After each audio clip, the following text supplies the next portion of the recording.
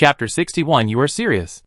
As Xianjin expected, within 10 days, Songji Paper Shop launched a copycat red tracing book. With the same grid, the same 4-foot rice paper cut and sewn together, and the same 8 4-foot rice paper to make a copycat red tracing book. The only difference is that Songji sells it for 45 won. 5 won less than Shinji. Manager Dong volunteered to change into a crimson straight-sleeved quilted coat that he would never wear on weekdays, and tied 2 bean green belts in front, looking like a bright and energetic ripe tomato with 2 vines. They definitely won't recognize me. Manager Dong said so. Xianjin nodded hesitantly. They definitely won't recognize me. But they should remember me from now on, and never forget me.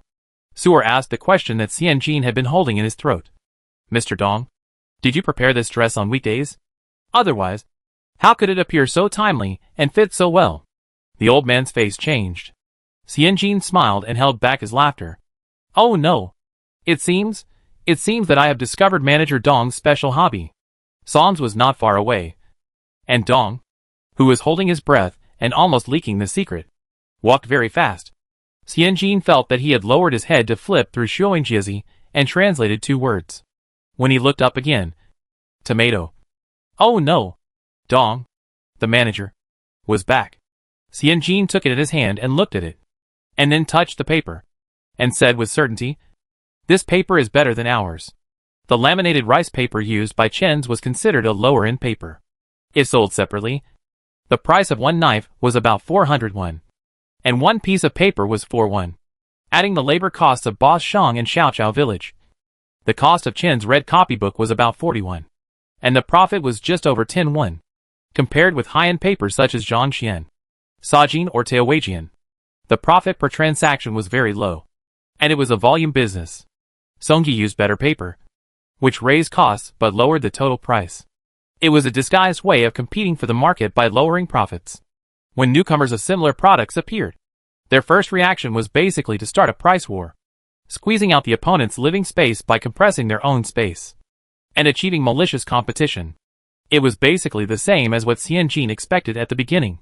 Xianjin closed Songji's red copybook, threw it carelessly on the counter, and opened Shuangjiazi again, trying to translate the last paragraph of that volume today.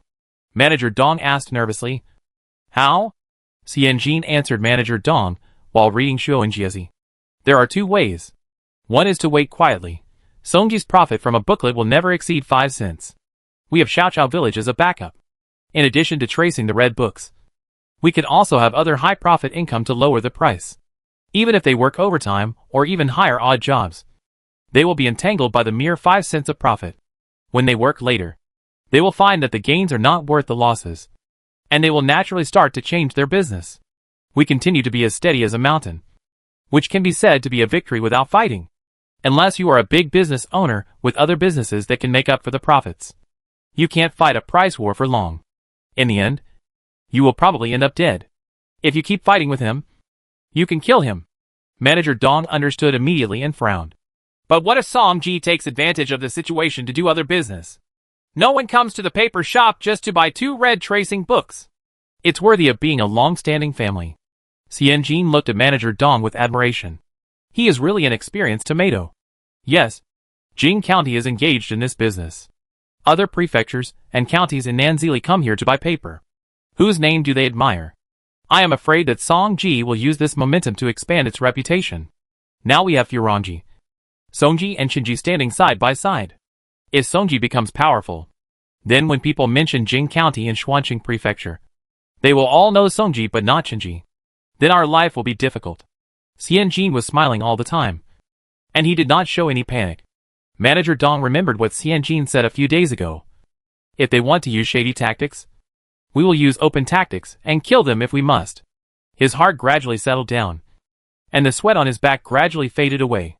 It seemed that under the influence of Xianjin's firm words, he felt from the bottom of his heart that this matter was not a big deal at all, and there would always be a way to solve it. He suddenly realized that the young girl in front of him had never complained since she came to Jing County, no matter what situation she faced. This is easy to say, but difficult to do.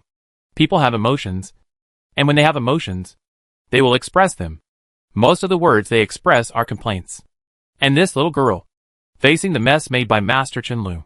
Has only one word: do it, facing the thin finances of Jing County. Has only one word: do it, facing the bad-tempered Li Sanshun, the impulsive and stubborn Zhou Ergu, and the idle Chen Fu.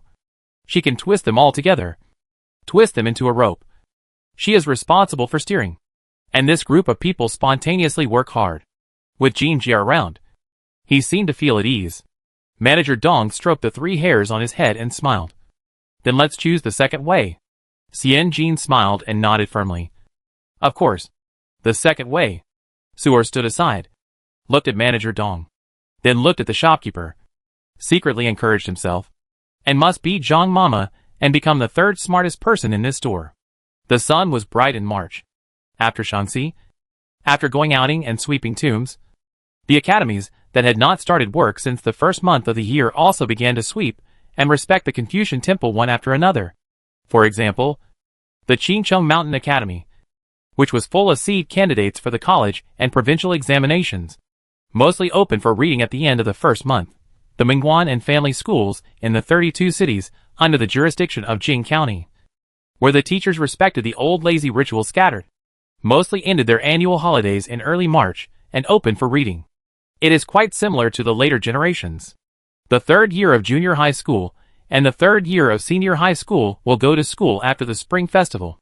Primary school students basically have to play for more than 40 days before they can put on their small school bags and reluctantly end their winter vacation. Qin Guangxing is the headmaster of a school in Yunling Town under the jurisdiction of Jing County. He set the start time of school on the 4th day of March, which happened to be the day after the Spring Festival. As soon as the roosters crowed in the morning, Qin Guangxing rubbed his joints that were sore from climbing the mountain yesterday, and went to unlock the door of the school with his cloth shoes dangling. After a while, more than 30 energetic little children filed in from the stone path at the gate. Hello, Master Qin. Hello, Zhou Zichuan. Hello, Master Qin. Hello, Xian Xiuwu.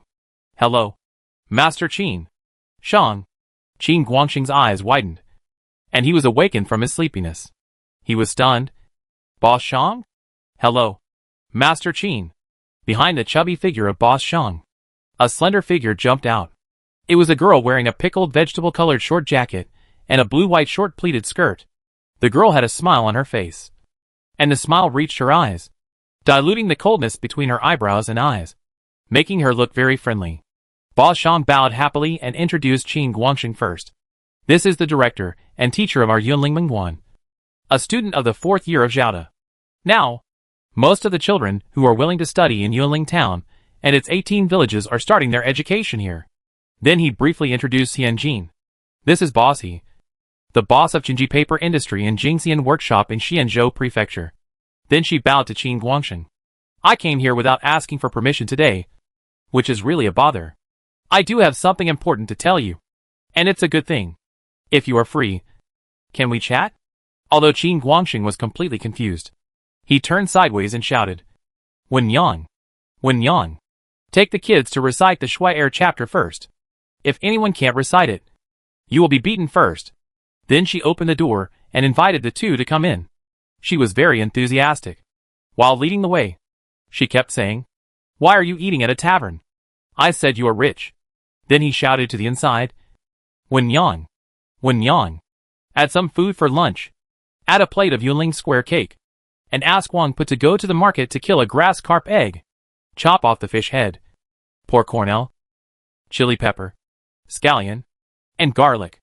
Perhaps the sleepiness had completely gone away. Qin Guangxing became more and more excited, and shouted again, Wen Yang! Wen Yang! Go get 2 more pots of good wine.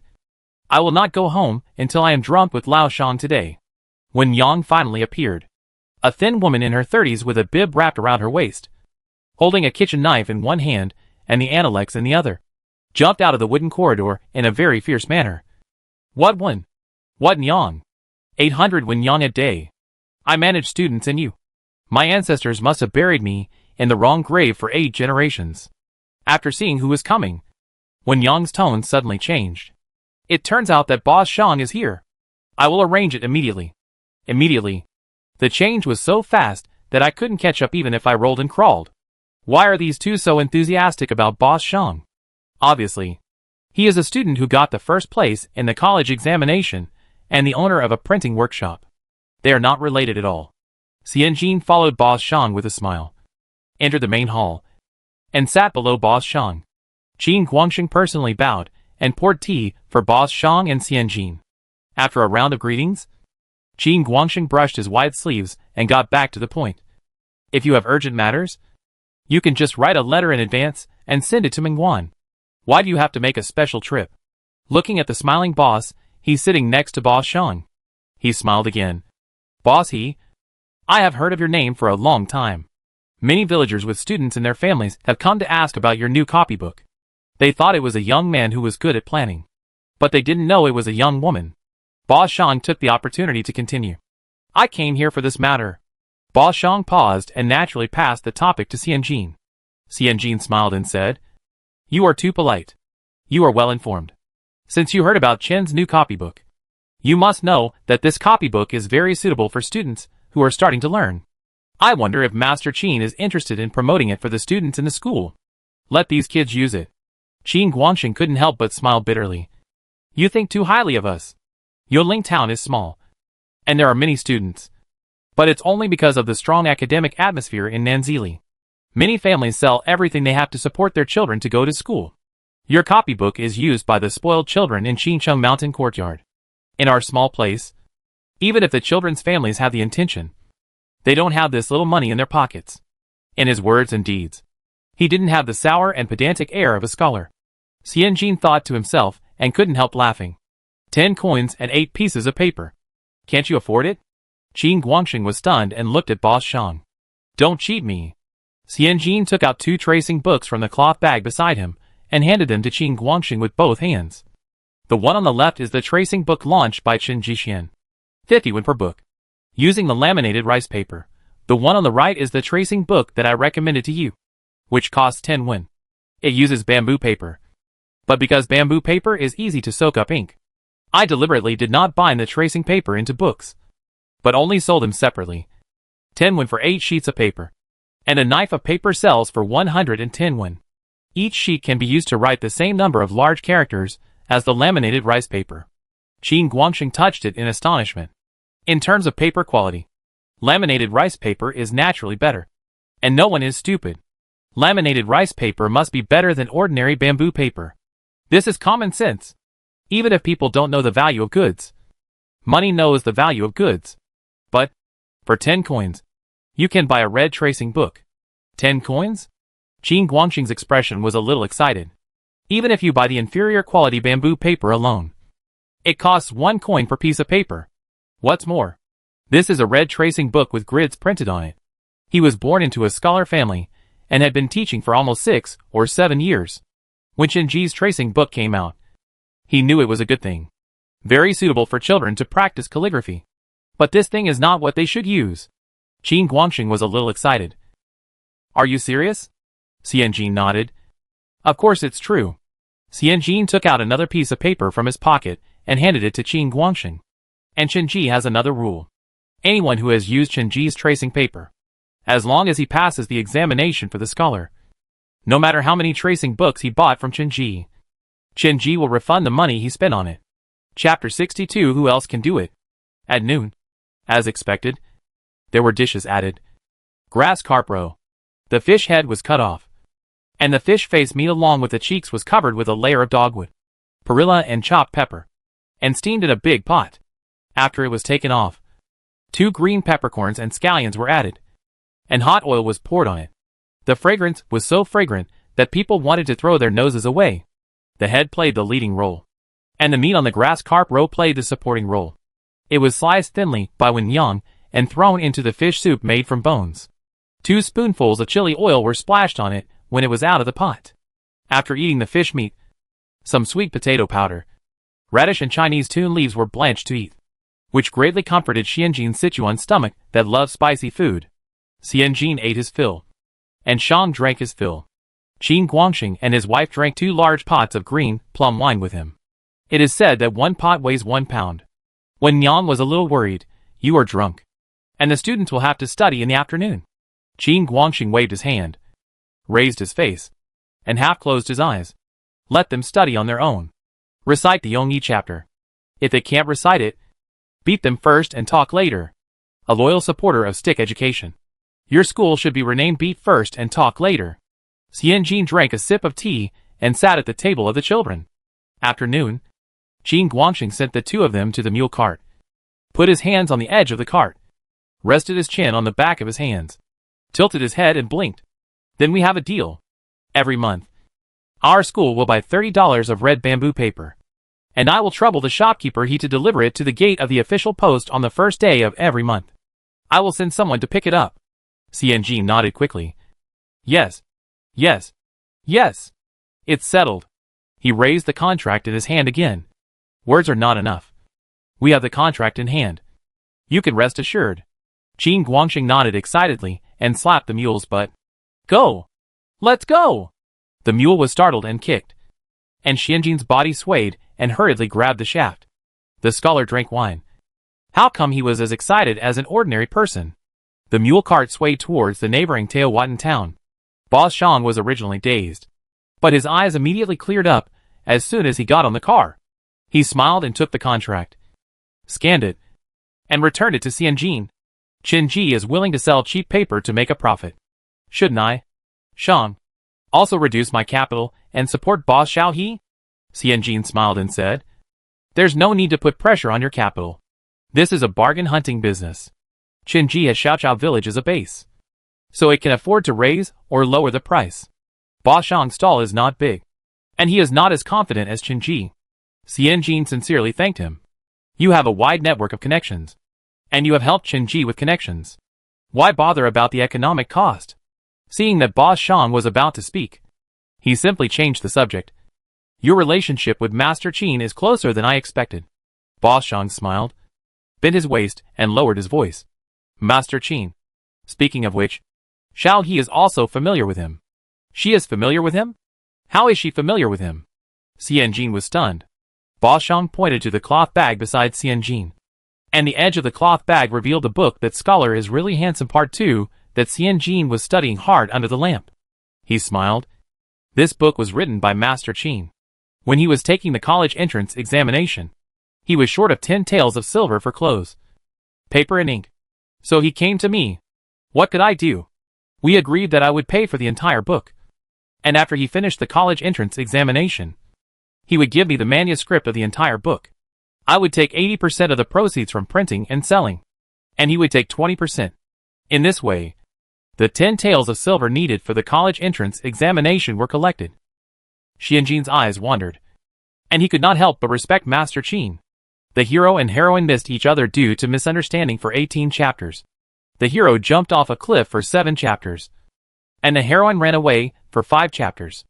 In the end, when they were about to be together, the heroine died, and the hero fell off the cliff. The heartbreaking story book was actually written by Master Qin.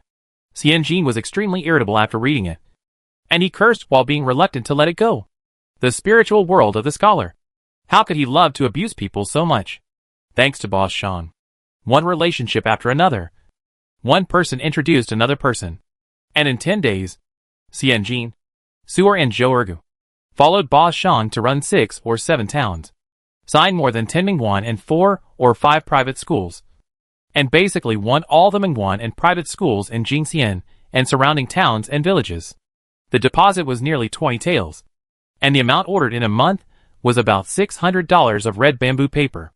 Qinji's warehouse currently has more than 3,000 bamboo papers.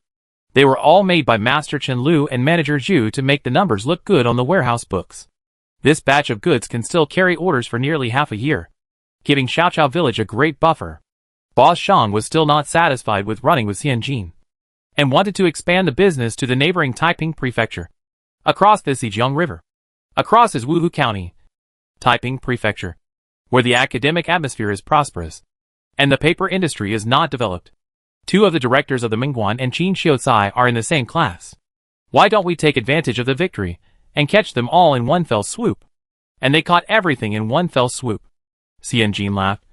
You can't chew too much. We should eat as much vinegar as we can. Don't be too greedy and take orders, but can't deliver the goods when the time comes. Xianjin looked at the Zhejiang River flowing eastward and said with emotion, After we sort out Jingxian County and integrate the existing manpower and raw materials, there will be business for us in Wuhu County, Taiping Prefecture, Nanzili. The little girl stood beside the broad river, with lush mountains and clear sky behind her. What she said was shocking and her ambition was ambitious. Boss Shang shook his head in his heart. His son and boss, he were like a toad and a white crane, a grasshopper and a peacock, or Wu Daolong and the seven fairies. It was pure marrying up. Boss Shang thought about it and brought up the old matter again. But this time his tone was quite firm. Boss I am willing to give you a discount and take over all the printing business of Qinji from now on. Xianjin was stunned. This? Boss Shang laughed. In my opinion, Boss He's business will only get bigger and bigger. It's better to use the familiar than the new. Although our workshop now has only 3 or 4 printing machines. To be modest, in the whole Jing County, our workshop is not the first, but it is the second. And this is a family business. If the business needs it, it is very convenient for me to buy more printing machines and hire more people. Xianjin hesitated a little. Jingxian's printing industry is not well developed. It is all contracted to Boss Shang. If he can't deliver, Qinji will be very passive. Boss Shang saw Xianjin's hesitation, and his fat face revealed a cunning that didn't match it. He asked Xianjin, "Can you swallow up Jingxian paper industry now?" Xianjin shook his head. Of course not. Although Farong Paper and Songji can't catch up with Qinji for the time being, they are both chasing closely. Boss Shang smiled. His cheeks lifted up his shrewd eyes. But I, Shang, can eat up all the printing houses. Xianjin raised his eyebrows. Boss Shang smiled and said, if Qinji gives Shangji full control of the printing business, I will sacrifice my life and capital to eat up all the printing houses in Jingxian. It means that as long as Qinji agrees, Shangji will expand its territory regardless of cost. In other words, Shangji takes the risk on itself. If there is any risk in this business, Shangji will lose all its money. Xianjin still hesitated. Boss Shang finally threw out the big news. Smiling cunningly, Manager Xiaohe, you are so smart. Think about it yourself. Is this another way to monopolize the business of tracing red books? After being stunned, Xianjin suddenly woke up. Tracing red books? Besides paper? What else do you need? Is it printing? Qinji is not capable enough now, and cannot monopolize the paper business. But if they change their thinking, they can monopolize the printing business. Who the hell can produce tracing red books on a large scale? Chapter 63 Walking Too Long. Xianjin looked as steady as a mountain, without even raising his eyebrows or eyes, which made Boss Shang praise him. Xianjin's heart was surging. Grandma's legs. The ancients were really amazing. Thinking may be limited and narrow at times, and knowledge may be one-sided and narrow at times. But once the mind is opened and he breaks into the field he is familiar with, it is not certain who will be able to suppress whom. She used modern business war thinking to carry out bottom-hunting differentiated competition, and Boss Shang was even more ruthless, directly cutting off the source of the firewood. If side A doesn't work, I'll try side B. If the large incision doesn't work, I'll try the small incision. His active thinking is amazing. But it makes sense. If Boss Shang was dull and inflexible, he wouldn't have so many acquaintances in these 8 towns and 14 villages. Xianjin pondered for a while, and when he looked up again, he smiled and said to Boss Shang decisively, then sign it. When we return to Jingxian, we will go to Xiade Oxiang to discuss the details. I will bring out the plum wine that Third Master has collected, and I will accompany you to have a good drink. Boss Shang breathed a sigh of relief, smiled so hard that his eyes narrowed into slits, sighed, and waved his hands repeatedly. Let's drink wolfberry and white fungus soup. You are a little girl. You can travel the world with a cup of tea, Shang. An old man was pushed to the front by you, and I drank 11 times in 10 days. I can't drink anymore. I really can't drink anymore. Xianjin smiled. The mule cart could not go fast. After running for 10 days, the mule was so tired that its hind legs could hardly move. It just entered Jingxian City on the eve of curfew. The mule was tired, and Xianjin was tired too. After sending Mr. Shang to Shangji workshop, he took a detour back to the old house. As soon as he got off the mule cart, he felt sore in his waist and back. As soon as he got off the cart, he saw Zhang Ma jump up from the low stool at the door. With one hand, she helped Suer to get things, And with the other hand, she helped Zhou Erge push the box. Her mouth was not idle either. She was noisy, and her voice went straight to the top of her head. Didn't you say you would be back in 5 or 6 days? How come you've been gone for 10 days? In my opinion, Dong Guancher should have gone. What's the matter with a young girl following the master of another family? Otherwise, you should take me with you. I'm a widowed woman, and no one dares to gossip if I follow you. He kept talking so much that I thought it was manager Dong chanting. Xianjin automatically translated what Zhang Ma said. I miss you. Xianjin walked in with a smile. Passing through the shadow wall, the inner room was steaming hot. Zhang Ma specially prepared a spicy tofu oil pot for Xianjin to eat as a welcome dinner. The family had not eaten yet, and had been waiting for Xianjin. Chen Fu leaned on the armchair, and the star of hope was as straight as ever. Very upright. Xianjin called out loudly. Third master. Chen Fu responded loudly. Jin Jie. Qin Jianfang lowered his head to hide his smile. If you don't know, you might think that he went to the west to seek Buddhist scriptures, and returned after going through 81 trials and tribulations. The Qin family has never had the rule of no talking while eating or sleeping. Chen Fu smiled and asked Xianjin about the interesting things along the way. Xianjin looked exaggerated, as if he had gone there just for sightseeing. The peach slices and fish in Yunling town are delicious. The bridge in Guantian Lake area is interesting. There is a lion bridge with 18 little lions standing on it. The carvings are excellent and lifelike. Later, the locals told me that because this river is called Hulun River, the undercurrent is surging and the water is quite dangerous. Several bridges were built before, but they were all washed away by the river during the flood season. Later, in order to build the bridge safely, the lion, the Mount of Manjusri Bodhisattva, was invited to be the guardian beast. Chen Fu picked up a piece of fir mushroom for Xianjin and asked curiously, Does it really work? Xianjin didn't like mushrooms, so he hid the fir mushroom at the bottom of the rice bowl and ate spicy tofu and chrysanthemum first, and said with a smile, It works. There really was no danger. He laughed heartily. But I think the collapse of the previous bridge was due to the poor materials and the lack of concentration of the workers. Later, this lion bridge was built by Kai Xian, a famous official in Guantian Lake District, Jing County. The people below didn't dare to fool around. The materials were solid, and the workers were serious, so the bridge didn't collapse. As for Manjusri Bodhisattva and the fight between lions and tigers, it's just a gimmick made by the local chief official to attract tourists. Chen Fu hurriedly hushed and said, It's better to believe it than not to believe it. He quickly knocked on the wooden table with chopsticks. Master Sanqing, William Tianzuan, I am ignorant and talk big. Please don't blame me. Xianjin wanted to remind him that Manjusri Bodhisattva is a Buddhist and Master Sanqing is a Taoist. How can you use the sword of the previous dynasty to kill the official of today? Chen Fu picked up a piece of fir mushroom for Xianjin and reminded him. You have to eat it. Vegetarians have few choices. If you are still picky, you won't be able to live for 3 years. Xianjin quietly turned out another piece of mushroom hidden in the rice.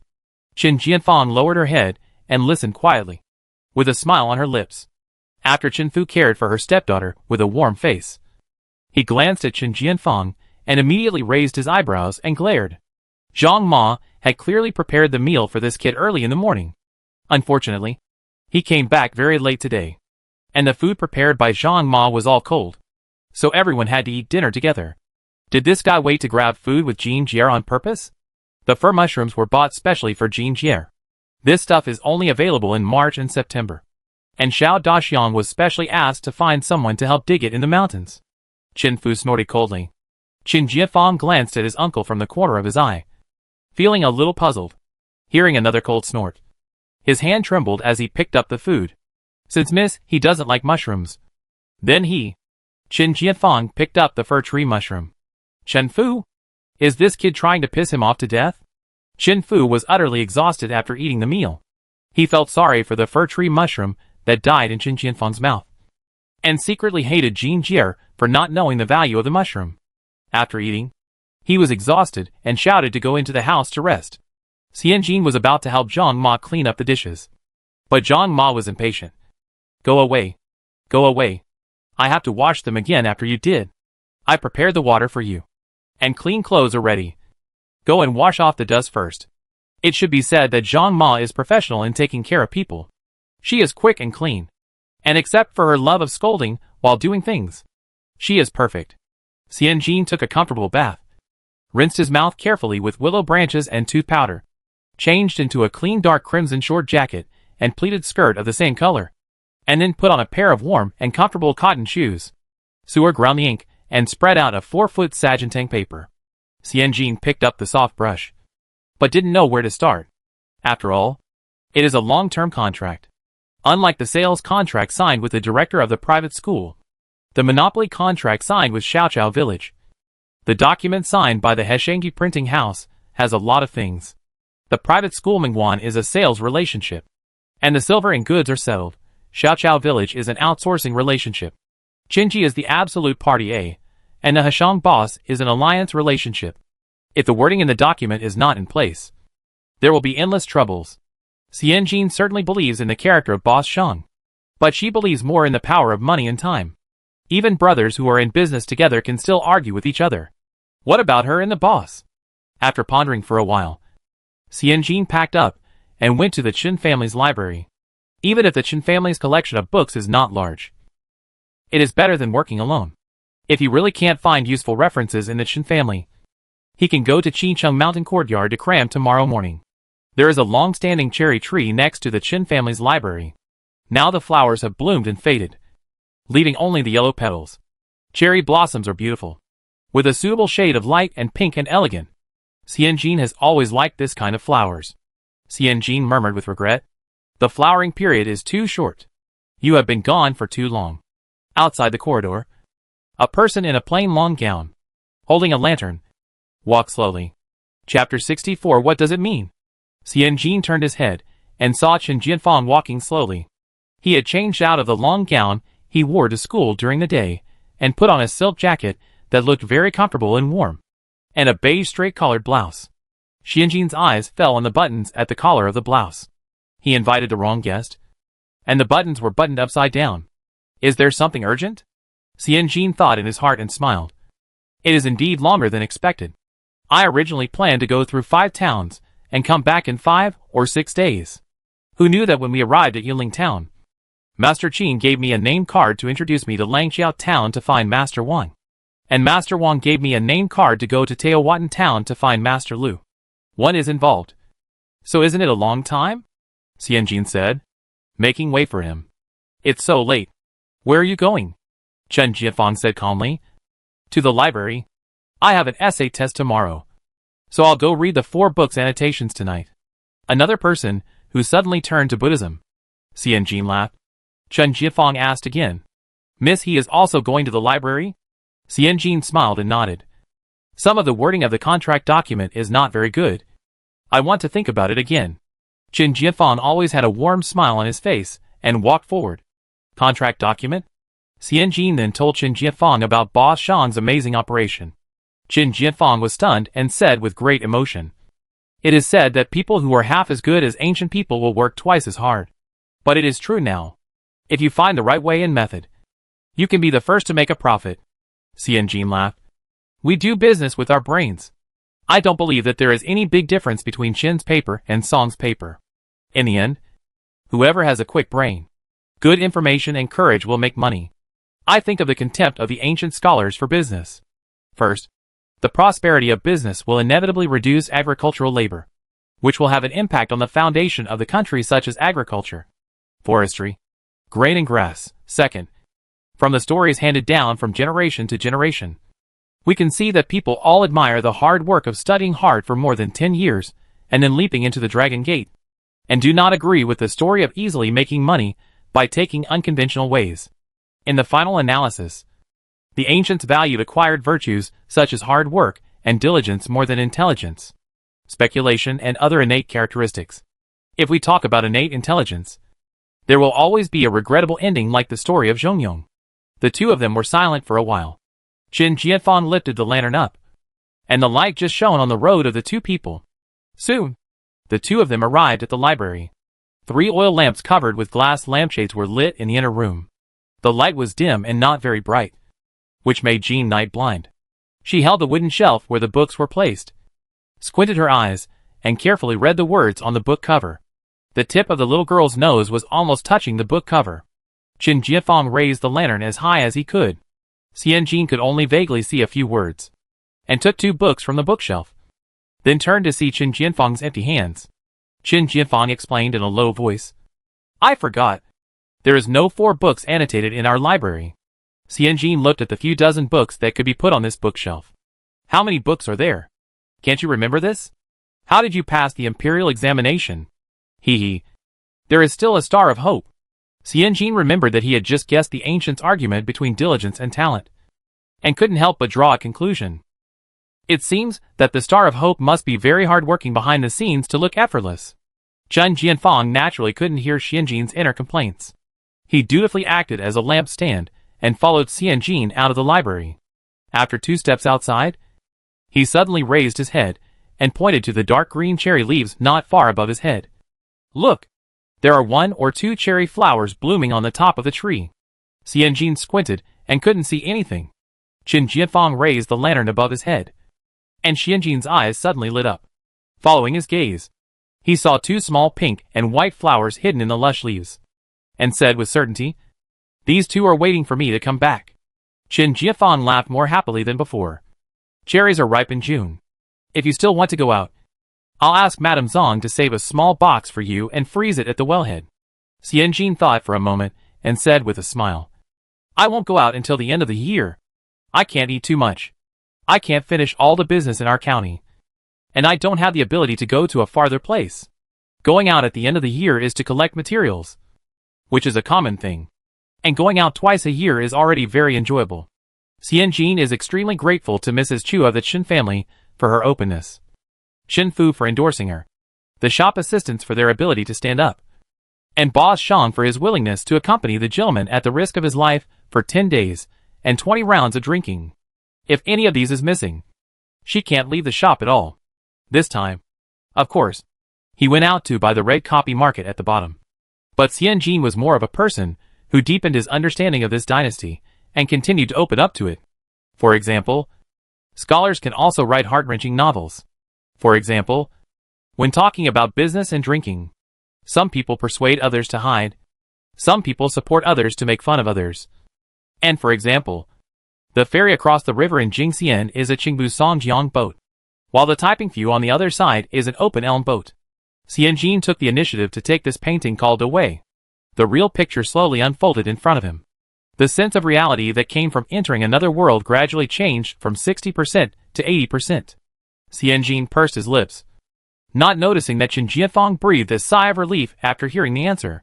For 3 consecutive days, he went to the shop to give lectures, but he didn't see Xianjin. He asked Zhang Ma indirectly, and Zhang Ma only said that Xianjin went out to do business. He asked Dong Guancher, and Dong Guancher looked at him with a sharp gaze and asked him directly with a smile. "As a shopkeeper, it is common to go out to do some errands. Do you have any urgent business with Jean Jier? He is the only son of the eldest son. She is from the 3rd son. He is studying. She is managing the shop. He will take the imperial examination to become an official. But she doesn't know where she will end up. The only thing they have in common now is that they live in the same house. Apart from this, there is no other intersection. He has no position to ask about Xianjin's whereabouts." Qin Jianfang seemed to feel that the 3 hairs on Dong's head had doubts about him. So he said a few perfunctory words and dared not ask about this matter in front of Dong. In the end, it was the 3rd Uncle Chen Fu who was the sieve. One day, at breakfast, Uncle Chen Fu was drinking bird's nest porridge in a very carefree manner, and was worried. "I wonder if Jean Zai is eating well. There are no post stations in many towns, and I wonder if they are smart enough to rent a village for a short period of time and have a good rest." He then realized that Xianjin had followed the printing shop owner at the east entrance of Shuishi Street to sell tracing books in the towns around Bianjing County. He finally breathed a sigh of relief. He originally thought that his grandmother had called Xianjin back to Xianzhou. Qin Jianfang took advantage of the darkness to look at Xianjin's face. The girl was still full of energy, but something was obviously different. She was more open-minded. She was more relaxed. She was more brighter. Qin Jianfang raised the corners of his lips in the darkness and whispered, "Reading 10,000 books is not as good as traveling 10,000 miles. Next time Missy goes on a long journey, You can bring more people with you. Xianjin nodded. That's what I meant. Next time I go out, I will bring Master Li and Mother Zhang with me. And the third master. He has a dog's nose. And he is the best at finding delicious food. Chen Jianfang. He actually lost to his uncle. Because of a nose.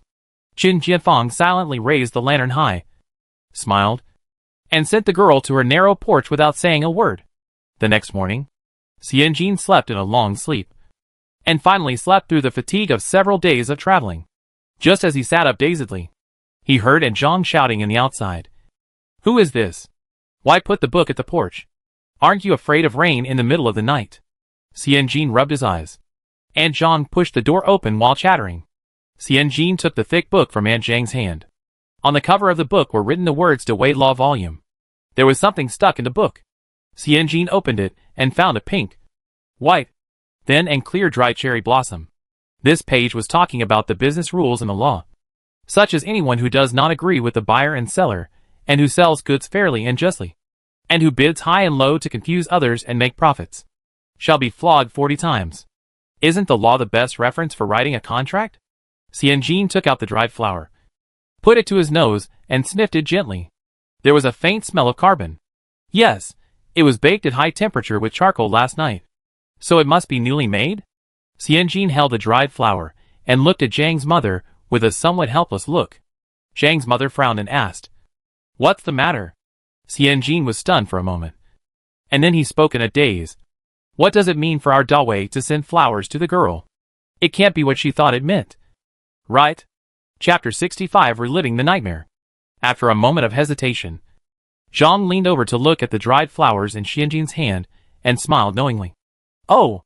The dried flowers made by Erling. He said it was a homework assignment for the mountain courtyard. Everyone in our courtyard has one. He gave me a winter jasmine flower. And Soar is a small peach blossom. Even the third master, Master Li, and Master Zhou have one. The small cherry blossoms lay quietly in the palm of Xianjin's well-defined hands. Xianjin was slightly stunned. And after a while, he breathed a sigh of relief and laughed. Fortunately, if this really got involved, Madame Chu would probably chew her up and swallow her with water.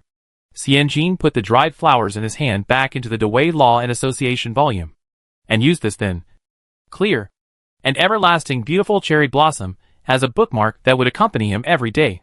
Dried flowers are useful, but the Dawei Law and Association volume is even more useful. Xianjin copied the laws involving merchants with a soft brush, and drafted a two-party agreement according to the provisions of the law. There were 28 rough items, which generally stipulated the rights and obligations of Chen Ji and Shang Ji, and the 67 sub-items below specifically explain the content. In fact, it is mainly to constrain both parties. For example, all the printing business required by Chenji Paper Shop must be handed over to Shangji Printing Shop for production, and the price should be charged at the market price. For another example, Shangji Printing Shop should expand to a few printing machines in a few years and months, and can undertake a certain amount of business, and promise not to undertake the printing business of paper shops other than Chenji Paper Shop in a few years. Xianjin drafted the deed with great enthusiasm. The first time he reviewed it, he felt that it was comprehensive. He did not study law, which was a great loss to the legal community. The second time he read it, he felt that there were bugs everywhere. He did not study law, which was a small step back for Xianjin and a big step forward for the judicial cause. Finally, Xianjin took the patched contract to Shangji Printing House in person.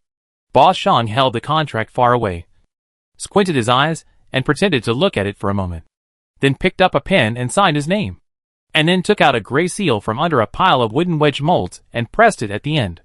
Xianjin, did you read it carefully? Xianjin didn't know whether to laugh or cry. Boss Shang smiled and asked, shall he cheat me? Xianjin laughed. I can't say for sure. Boss Shang laughed, patted his bulging belly, and said in a generous tone, In this world, people can still get along with each other if they cheat once. But they should be on guard if they cheat twice.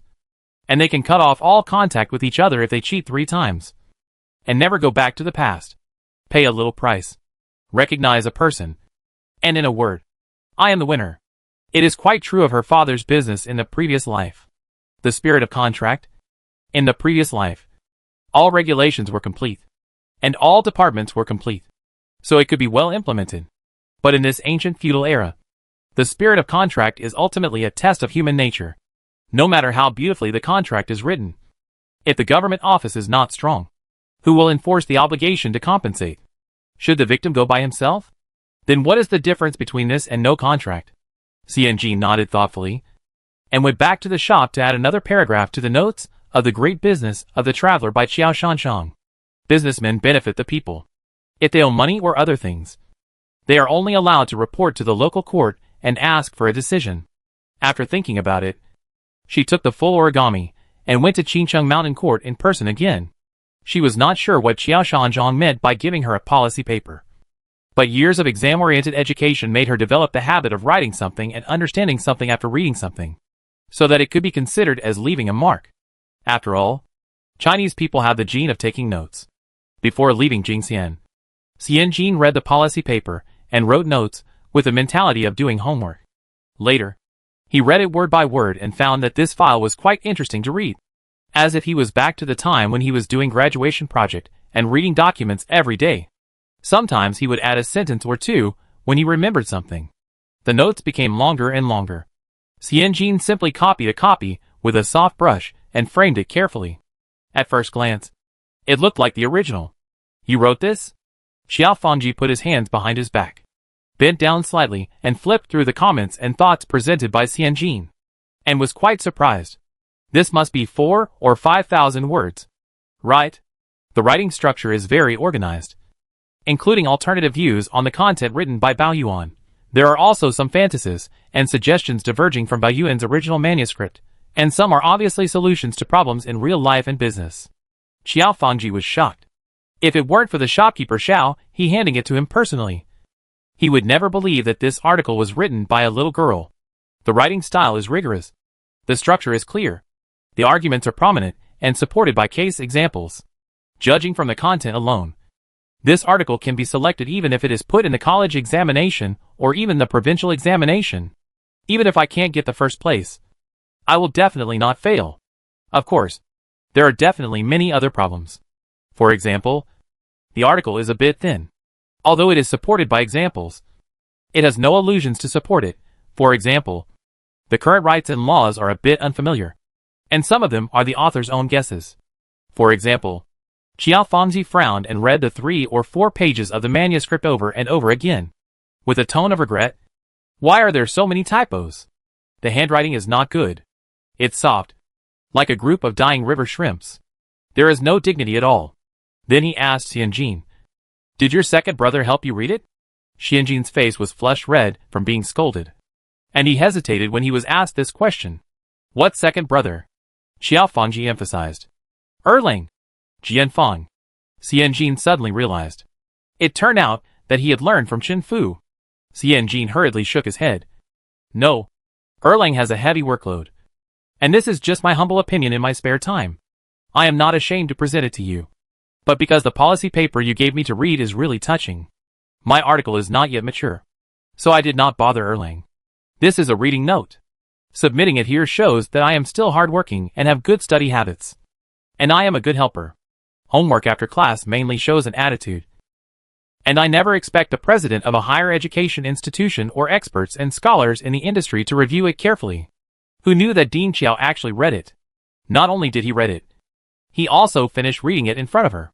It was like being executed immediately. Xianjin's face was almost red to the tip of his ears. Even more red than when he was in graduate school and was pulled by his ear by his supervisor and scolded. I have never seen such a bad paper. I want to revise it, but I don't know where to start. Even more ashamed. It's not that she made a mistake in writing. It's that the later generation simplified too much, resulting in the uncommon use of traditional Chinese characters. She has to bear this blame. It's too heavy. Seeing the little girl blushing and feeling guilty, Qiao Fangji was silent. His long beard swept across the table. And then he put Xianjin's homework back into the wooden drawer behind him, and gave him a way out with a faint expression. Pay attention to these problems next time. Pay attention next time? And next time? Xianjin was stunned, and completely understood Zhou Ergu's collapse.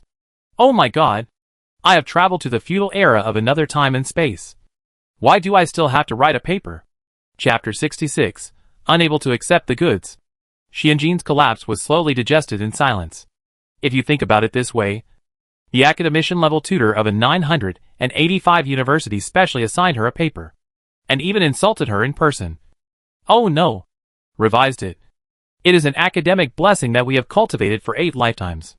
After Qiao Fangji put away the original manuscript and Xianjin's comments, he asked Xianjin another thing.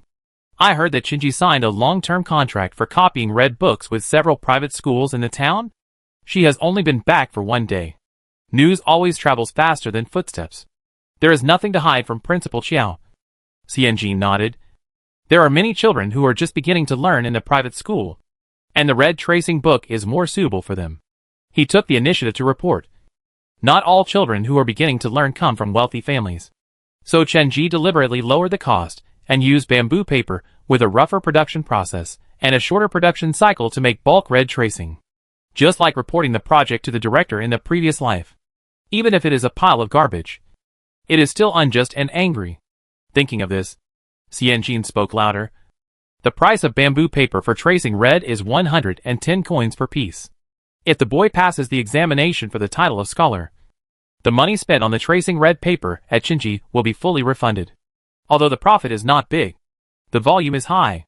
In just 10 days, more than 600 pieces of goods have been ordered. The profit is... Qiao Fangji raised his hand to stop Xianjin from talking. When this girl was a dishonest businessman, she was a role model in the industry. When she was honest, she was also honest. Is profit easy to talk about? Xianjin immediately shut up. The quality of a good student is that I will say what my leader wants me to hear. If my leader wants us to be quiet and united, I will be a mute who can't even use sign language. It's a good thing. Qiao Fangji made a conclusion first, propped his hands on the back of the chair, and after pondering for a while, he spoke in a deep voice. Reading should be something that everyone should know. Going back to the Warring States period and the Qin Emperor to the Wei and Jin dynasties, reading and learning were only required by the nobles. Not to mention the need to become an official. It was not until the Sui dynasty that the imperial examination was established, and it was gradually extended to the current scene of 100 schools of thought contending and flourishing. Even so, there are many people who cannot read, recognize words, understand reason, and receive education for various reasons. Qiao Fangji sighed softly. Just the 4 items of pen, ink, paper and inkstone are a huge burden for a small family that makes a living by farming. Not to mention the tuition fees of various schools and the travel expenses for exams. Qiao Fangji smiled bitterly and shook his head. I have devoted myself to learning for decades. I originally had the mind to accept talents from all over the world and benefit all living beings. But I gradually found that people are educated by books. But books come from money. Qiao Fangji smiled, as if talking to himself. His voice was as soft as a mosquito. Just the price of tracing paper has dropped. The world has not changed. The concepts have not changed. The rules have not changed. What's the point of doing these? Who will care? Xianjin lowered her head. Qiao Shanchang was the first scholar official she had come into contact with since she came to this world. He was born in an orthodox family, passed the orthodox imperial examination, and had a complete experience in officialdom. She indeed underestimated the spirit and righteousness of this group of people who were concerned about the worries of the world and governed the country with their families. She suddenly wanted to know why Qiao Shanchang had entered the officialdom twice and resigned. But when she looked up and saw Qiao Shanchang's lonely and emotional look, she seemed to guess something, but seemed to understand nothing. These thoughts flashed through Xianjin's mind, but gave her the courage to speak out. This little fish cares. Qiao Shanchang was stunned. What little fish? Xianjin pursed his lips tightly, and told the story in the textbooks of later generations in a very fast tone. Do not do good deeds because they are small, and do not do evil deeds because they are small. The sea gathers to form an abyss.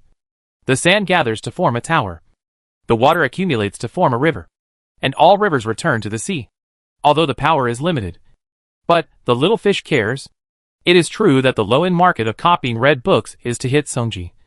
But as Qiao Dekaming said that day, for them, it is a great blessing to have a piece of paper to write on. Let's have a fair competition. It may not be another reason that prompted Xianjin to do this. Qiao Fangji looked at Xianjin for a long time without saying anything. After a long while, he lowered his head, as if to cover up something. He seemed to be looking for something. He looked through the books on the desks with uneven heights for a long time. He put his hands behind his back and raised his head. He whispered, "Go back and write an article on learning." The homework came unexpectedly. Xianjin knew there would be homework, but he didn't expect it to come so soon. Qiao Fangji said slowly, "Why study? What to study? How to apply what you have learned? The school system? Even the examination system. You can write whatever comes to your mind. It's just that the two of us are studying behind closed doors. You can write whatever you want. You don't need to worry about whether it can be realized or whether the score of the examination will be high.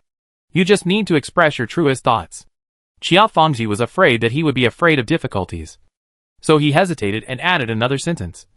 Although the article just now was written like shit, it was still tangible and spirited. And it was not without merit. Xianjin's eyes lit up. And then he nodded firmly, as if he had drunk a bowl of hot chicken soup. Academic trashy Xianjin put on his armor again and went to fight. Qiao Fangji gave a few more instructions, and mixed a little encouragement with the suppression, and then sent Xianjin to the thatched library to borrow books and replenish ammunition. The flower hall on the left side of the main hall, where Qiao Fangji was, with the window lattices lightly closed, was quiet and elegant. Qiao Hui crossed his legs, folded his hands behind his head, opened his eyes, and looked at the clean and tidy roof. That little fish cares. Qiao Hui swapped his left and right hands. He, a small fish, also cares. The discussion on learning arranged by Qiao director. The article has not been published yet. So Xianjin temporarily put this matter aside for the time being after soaking his feet every night. The most urgent task is to assist Boss Shang in completing the grand plan of unifying the printing industry in Jing County. Well, this grand plan involves a total of 6 small workshops, 2 of which are father-son soldiers, brothers fighting tigers together. In other words, the entire workshop has only 2 people and 1 printing machine. It is so small that it is not competitive at all. Mr. Shang's acquisition and merger plan went very smoothly.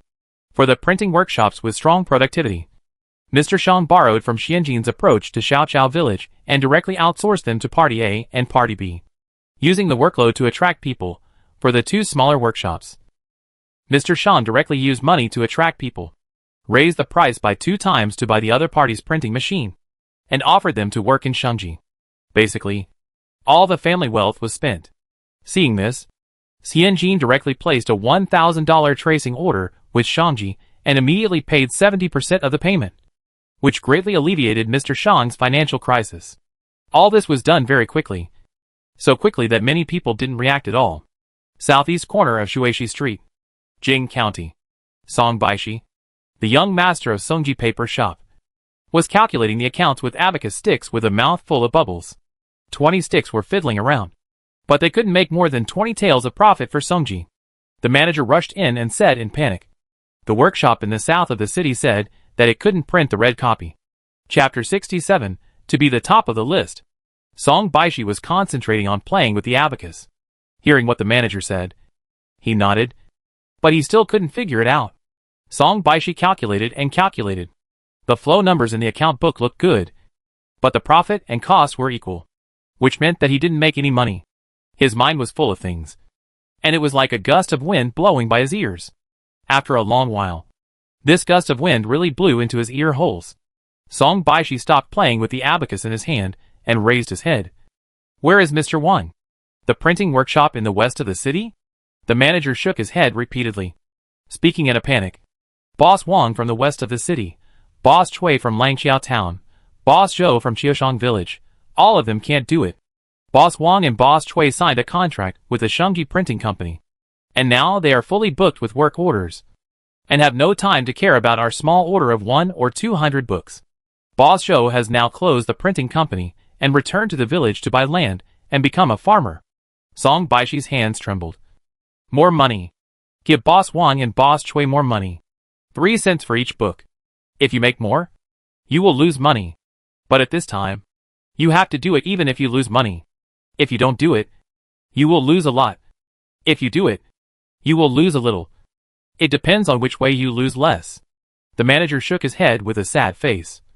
You won't do it even if you pay more. I increased the wages by 4 cents without authorization. and even promised to increase the next batch of goods by 5 cents if the work is good, but you won't do it. Boss Chui even laughed at me.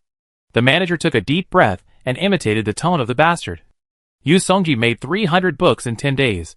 Guess how much money flowed out from Boss Shang's fingers? Hundreds of dollars of paper in 10 days. When Song Baishi heard the number, he blurted out, "Why are there so many?"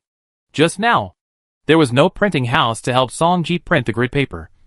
And the manager still had a bitter smile on his face. Now, when talking about the big things that Shinji Paper Shop did, the manager's face was ashen. And he had lost all his fighting spirit. The private schools in 8 of the 9 towns in Jing County have signed long-term agreements with Shinji to order red tracing books. 2 days ago, Shinji's shopkeeper Xiao He walked in and out casually with the sign of Qincheng Mountain Courtyard, and was seen by someone with ulterior motives.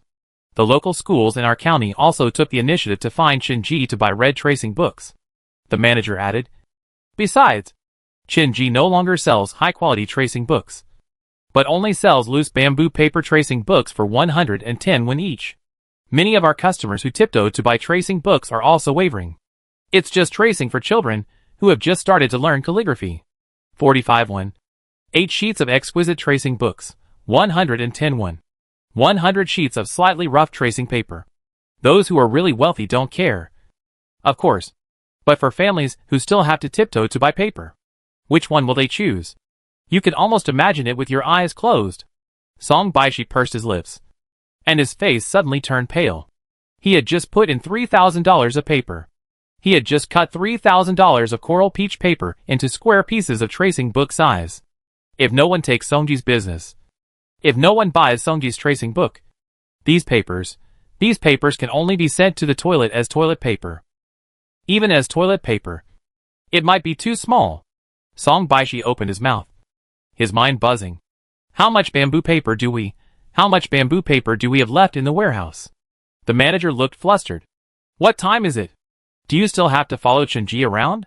Young master, the manager said loudly.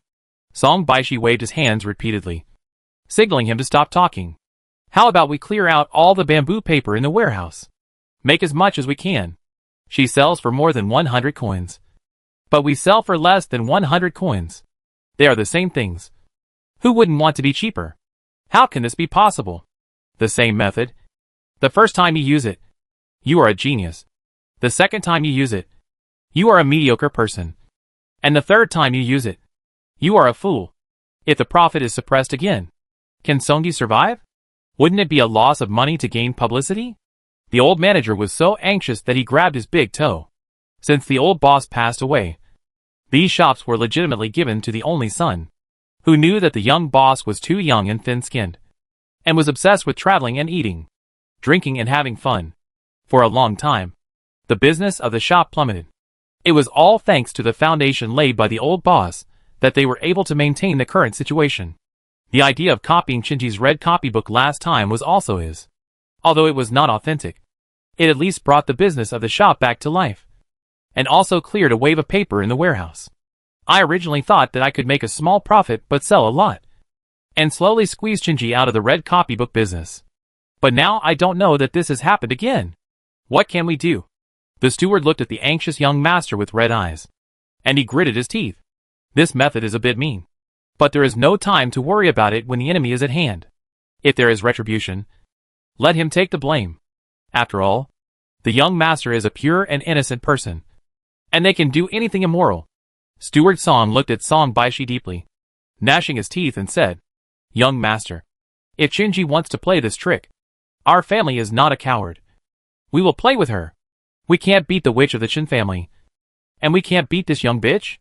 These women have no other skills, but they are good at making money from unconventional methods. In the end, what great things can women do? Manager Song said this and hurried out again. Song Baishi listened in a daze and was about to stop him, but he couldn't. 3 days later, Xianjin came back from borrowing books from Qincheng Mountain Courtyard and met the Star of Hope at the gate of the mountain courtyard. Xianjin smiled and nodded to Qin Jianfang. Why did you finish school so early? Qin Jianfang glanced at the mountain courtyard, pursed his lips, and said nothing.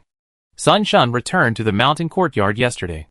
It is said that his left eye socket is still swollen. but his eyeball is fine. If it is, I am afraid that even Bao Yuan will not be able to resolve the matter. Even so, Master Chiao took Bao Yuan to Chuzhou Prefecture and drank 2 cups of orchid incense in Sun Shun's father's tea house. And the matter was finally resolved. Sun Shun did not dare to touch Bao Yuan. But it did not mean that he did not dare to put the account on Xianjin. Qin Jiefang did not say these words to Xianjin, but only smiled and said, "In a few days, the county government will requisition the land of the mountain courtyard for the college entrance examination. School will end early these days to make room for the county." Xianjin said, "Oh," picked up the bag and walked forward. Qin Jiefang looked at the heavy bag, which was as thick as several large books, and asked, "Is it heavy? Do you want to help me carry it?" Xianjin deliberately lifted the bag, exerting his strength with his arms. A small piece of muscle was hidden under his dung beetle-colored coat. He shook his head repeatedly. "Can you call this thing heavy? I finished practicing Ba Duan Jin in the morning, and I have to follow Manager Dong to practice a set of tiger fighting boxing." Chen Jianfang. She was originally a female Wusong who went up the mountain to fight tigers. I am sorry for being disrespectful. I blame him for talking too much. Xianjin talked about the essay that was assigned by Director Chiao. Looking through it, there are many books and articles on learning and history. First, the leap in thinking is attributed to ghosts and gods. Think about it. Think again. And if you can't understand it, the ghosts and gods will understand it. Then they praise the hard work and the hard work. Only when the skin is removed can the flesh be seen. And only when the flesh is removed can the bones be seen. And only when the bones are removed can the marrow be seen. Anyway, it has nothing to do with whether a person is smart or not. Xianjin kept talking all the way. Before he finished speaking, he just turned the corner and heard the bustling voices at the door of the shop. "Return the money. Return the money. Return the money. Return the money. Don't use paper made by the daughter of a lowly concubine. No one can pass the imperial examination if they use cheap paper made by the daughter of a lowly concubine." Ugh! Xianjin's face turned cold, and he stopped talking. He walked briskly and saw 7 or 8 men dressed as scholars gathered at the door of the shop, holding wooden signs that said "Return the money," "Refund," and "Making nonsense." Li San, along with Zhou Ergu and several leg pendants from the Zheng family, was so angry that his face turned red, and he stood at the door with his hands folded across his chest to block the way. Manager Dong blocked Suor behind him, and stood behind the counter with a serious face. Everyone was quite calm. Xianjin was relieved. The most feared thing about this kind of gathering to make trouble is that conflicts will be aroused. They are not afraid of causing trouble, but they are afraid of their own people bleeding. Wait. Xianjin narrowed his eyes slightly, and took a closer look.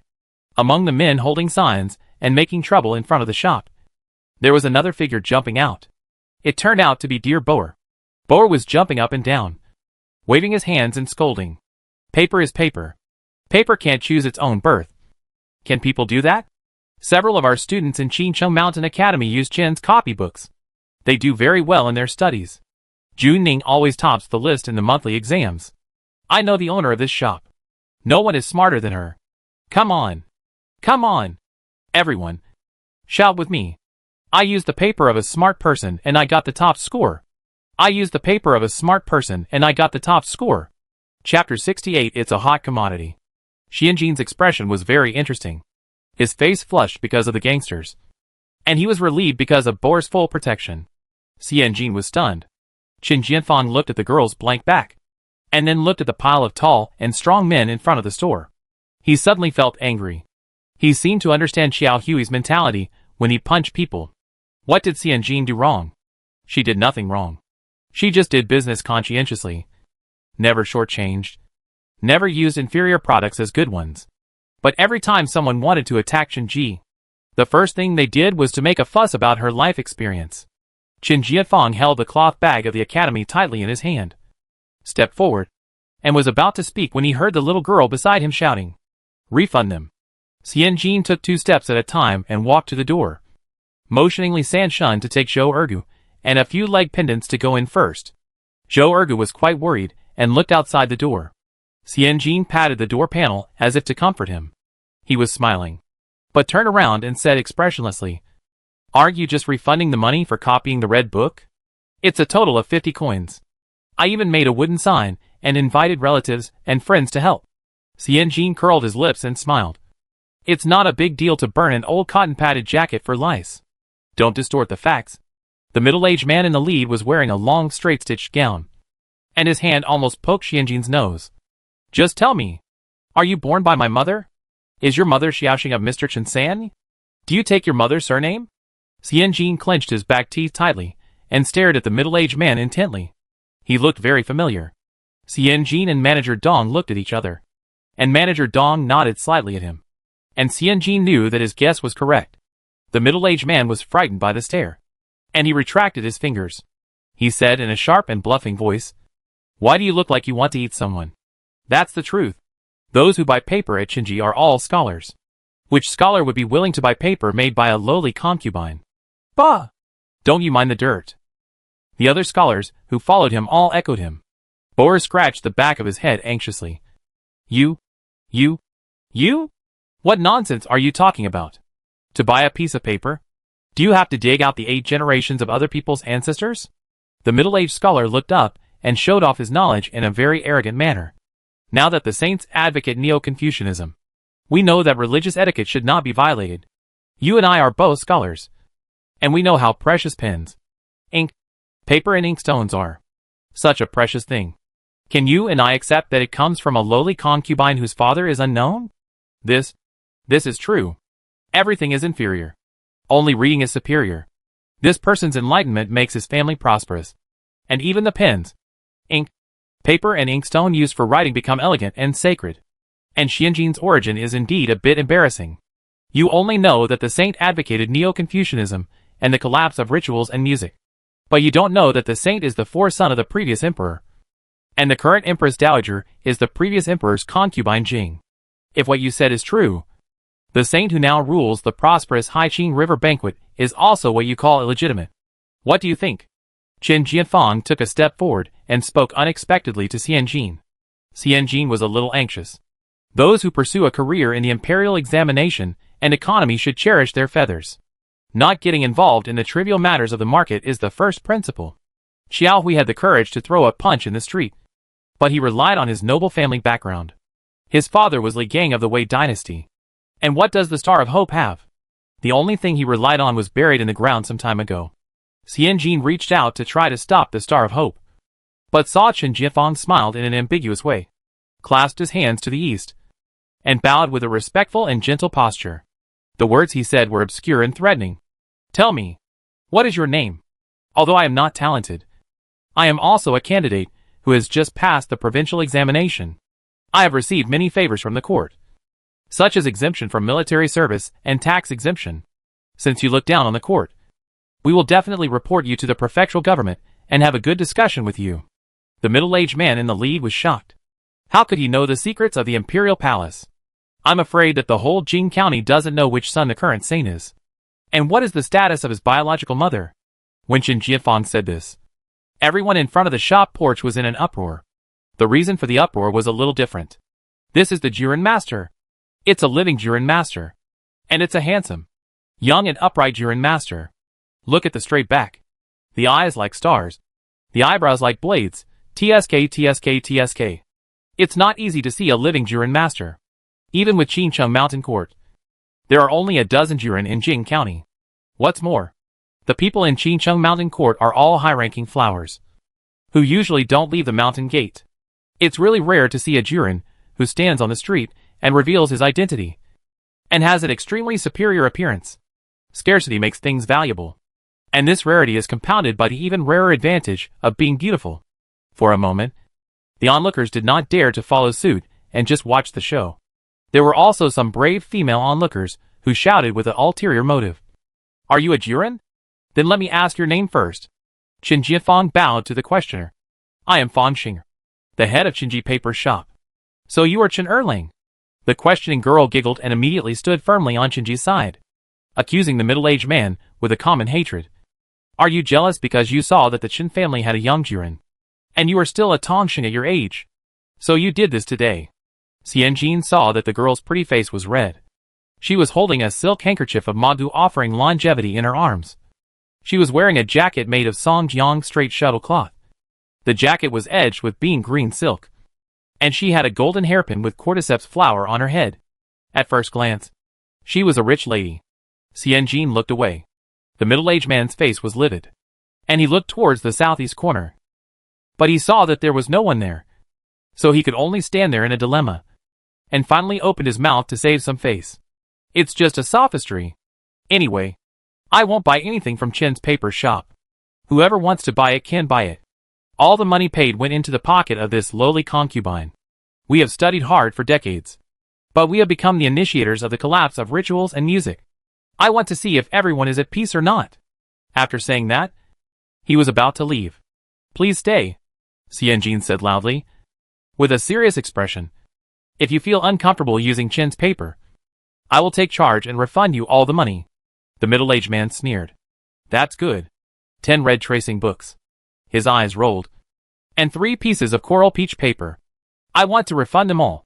The middle-aged man stood at the door, waiting for the money. Xianjin lowered his head to fiddle with the abacus, raised his head and smiled. A total of 9.5 taels of silver. He stretched out his hand in front of the middle-aged man. I'll refund the money. You return the goods. Where is the paper you want to return? The middle-aged man was stunned, and then said, You are at home. Who is running around with a few pieces of paper? Xianjin smiled and nodded, as if he understood. Master Go. Zhou Erge's face was as gloomy as water. He stepped forward, his hands folded across his chest. His biceps were extremely clear. Please accompany this gentleman to the mansion to get the remaining paper. Xianjin smiled and looked around. It's rare that everyone is here. It can be regarded as a witness. How ridiculous. When the scholar heard that he was going home with him, and then looked at this man with a big waist and a dark face, he couldn't help but panic and shouted, The paper has been used up. You asked me to find it. How can I find it? Xianjin's smile deepened. Finished? He paused, giving the onlookers time to react. Finished. What do you want to return? Only the money. Not the goods? Xianjin smiled harmlessly. Your idea is brilliant. After the things are used up, make 2 more wooden signs. Gather a few obedient classmates to go to the store door to make a scene. And you can get compensation money after making a scene for a while.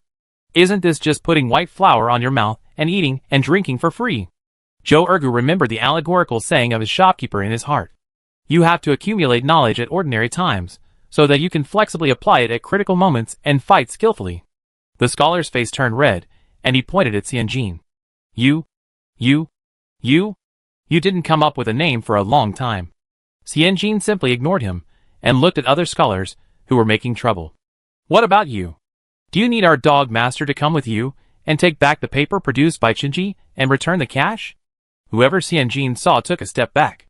Who the hell has really bought Qinji's paper? They are the old students in the east of the city who, in order to avoid working in the fields, stay at home and enjoy a good meal under the pretext of studying. They came out this time just because Songji came to them and asked them to come out and perform such a play. Songji really gave too much. The leading scholar had a distorted face and felt deeply regretful. If he had known this, Songji would not have taken this lousy job even if he had given him 8 ingots of silver. He was scolded for nothing. Humph. You will be punished for forcing scholars to do such a thing. The old student said this and fled. The crowd, especially the women, whispered in each other's ears in 2s and 3s, and their eyes fell on Chen Jianfang, naked, like a few hooks, trying to peel off the tightly wrapped Star of Hope. Chen Jianfang lowered his head and silently took a step back.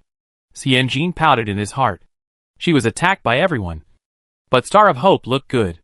With just a few words, she won the hearts of many people. How could it be so unfair?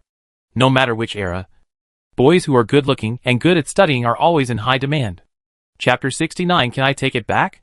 The old scholar was not very good at studying. Nor was he very good at blackmailing people. He was even more confused when he quarreled. And there was no logical loop. He did have one advantage, which was that he ran very fast. Fearing that Xianjin would send those big and strong house-guarding beasts to plunder his house and embarrass him, while the leader ran away. The other old rascals ran away without a trace. The crowd of onlookers gradually dispersed, to thank dear Boer for his righteous words. Xianjin invited Boer to have a simple meal at the old house in the evening. It was just a polite greeting, but Boer agreed without hesitation. and he was more familiar with the way to the old house than Xianjin. Xianjin, is it really okay for you to be so friendly? As we entered the Qin family's old house, and John came to ask for the menu. Third master heard that Jean Jier's friend came to our house, and said that she would definitely come back to eat in the evening. Asked Boer with a smile. Does Mr. Jean have any dietary restrictions? Boer shook his head quickly. Very obedient. I will eat whatever you cook. Aunt Zhang's eyes lit up. Horse trotters? Intestines? Pork skin jelly? Chicken offal? Chicken skin? Tripe? Spicy? Spicy and sour? Pickled cabbage? Pickled peppers? Stir-fried? Grilled? Spicy stew? Fried? Xianjin seemed to have figured out Zhang Ma's true taste. How should I put it? It's more Sichuan. Big meat. Big fish. Big oil. Big salt. Just listening to it will shorten your life by 5 or 6 years.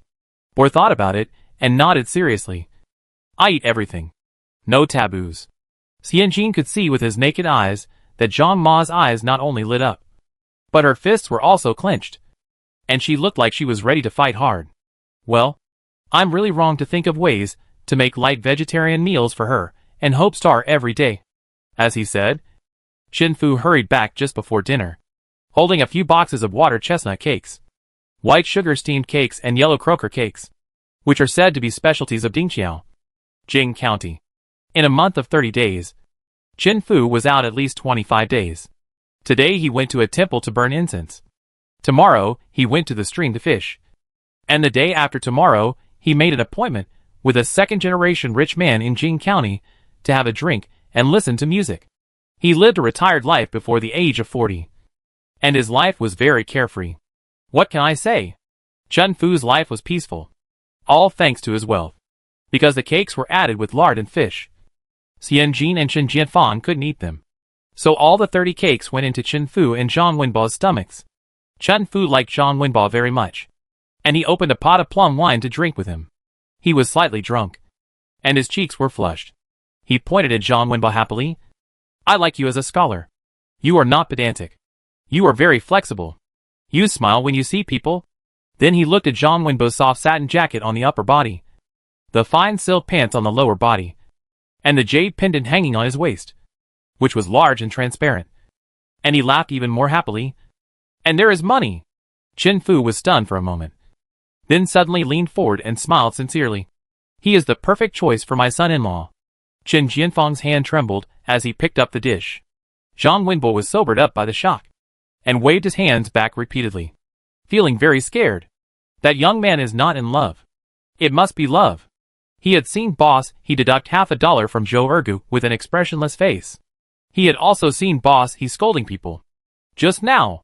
He didn't use any dirty words, but he scolded them so badly. He almost pointed at the person's nose and said that he was eating for free. The way he does business always reminds him of his father. He is in love. Not in love with his father.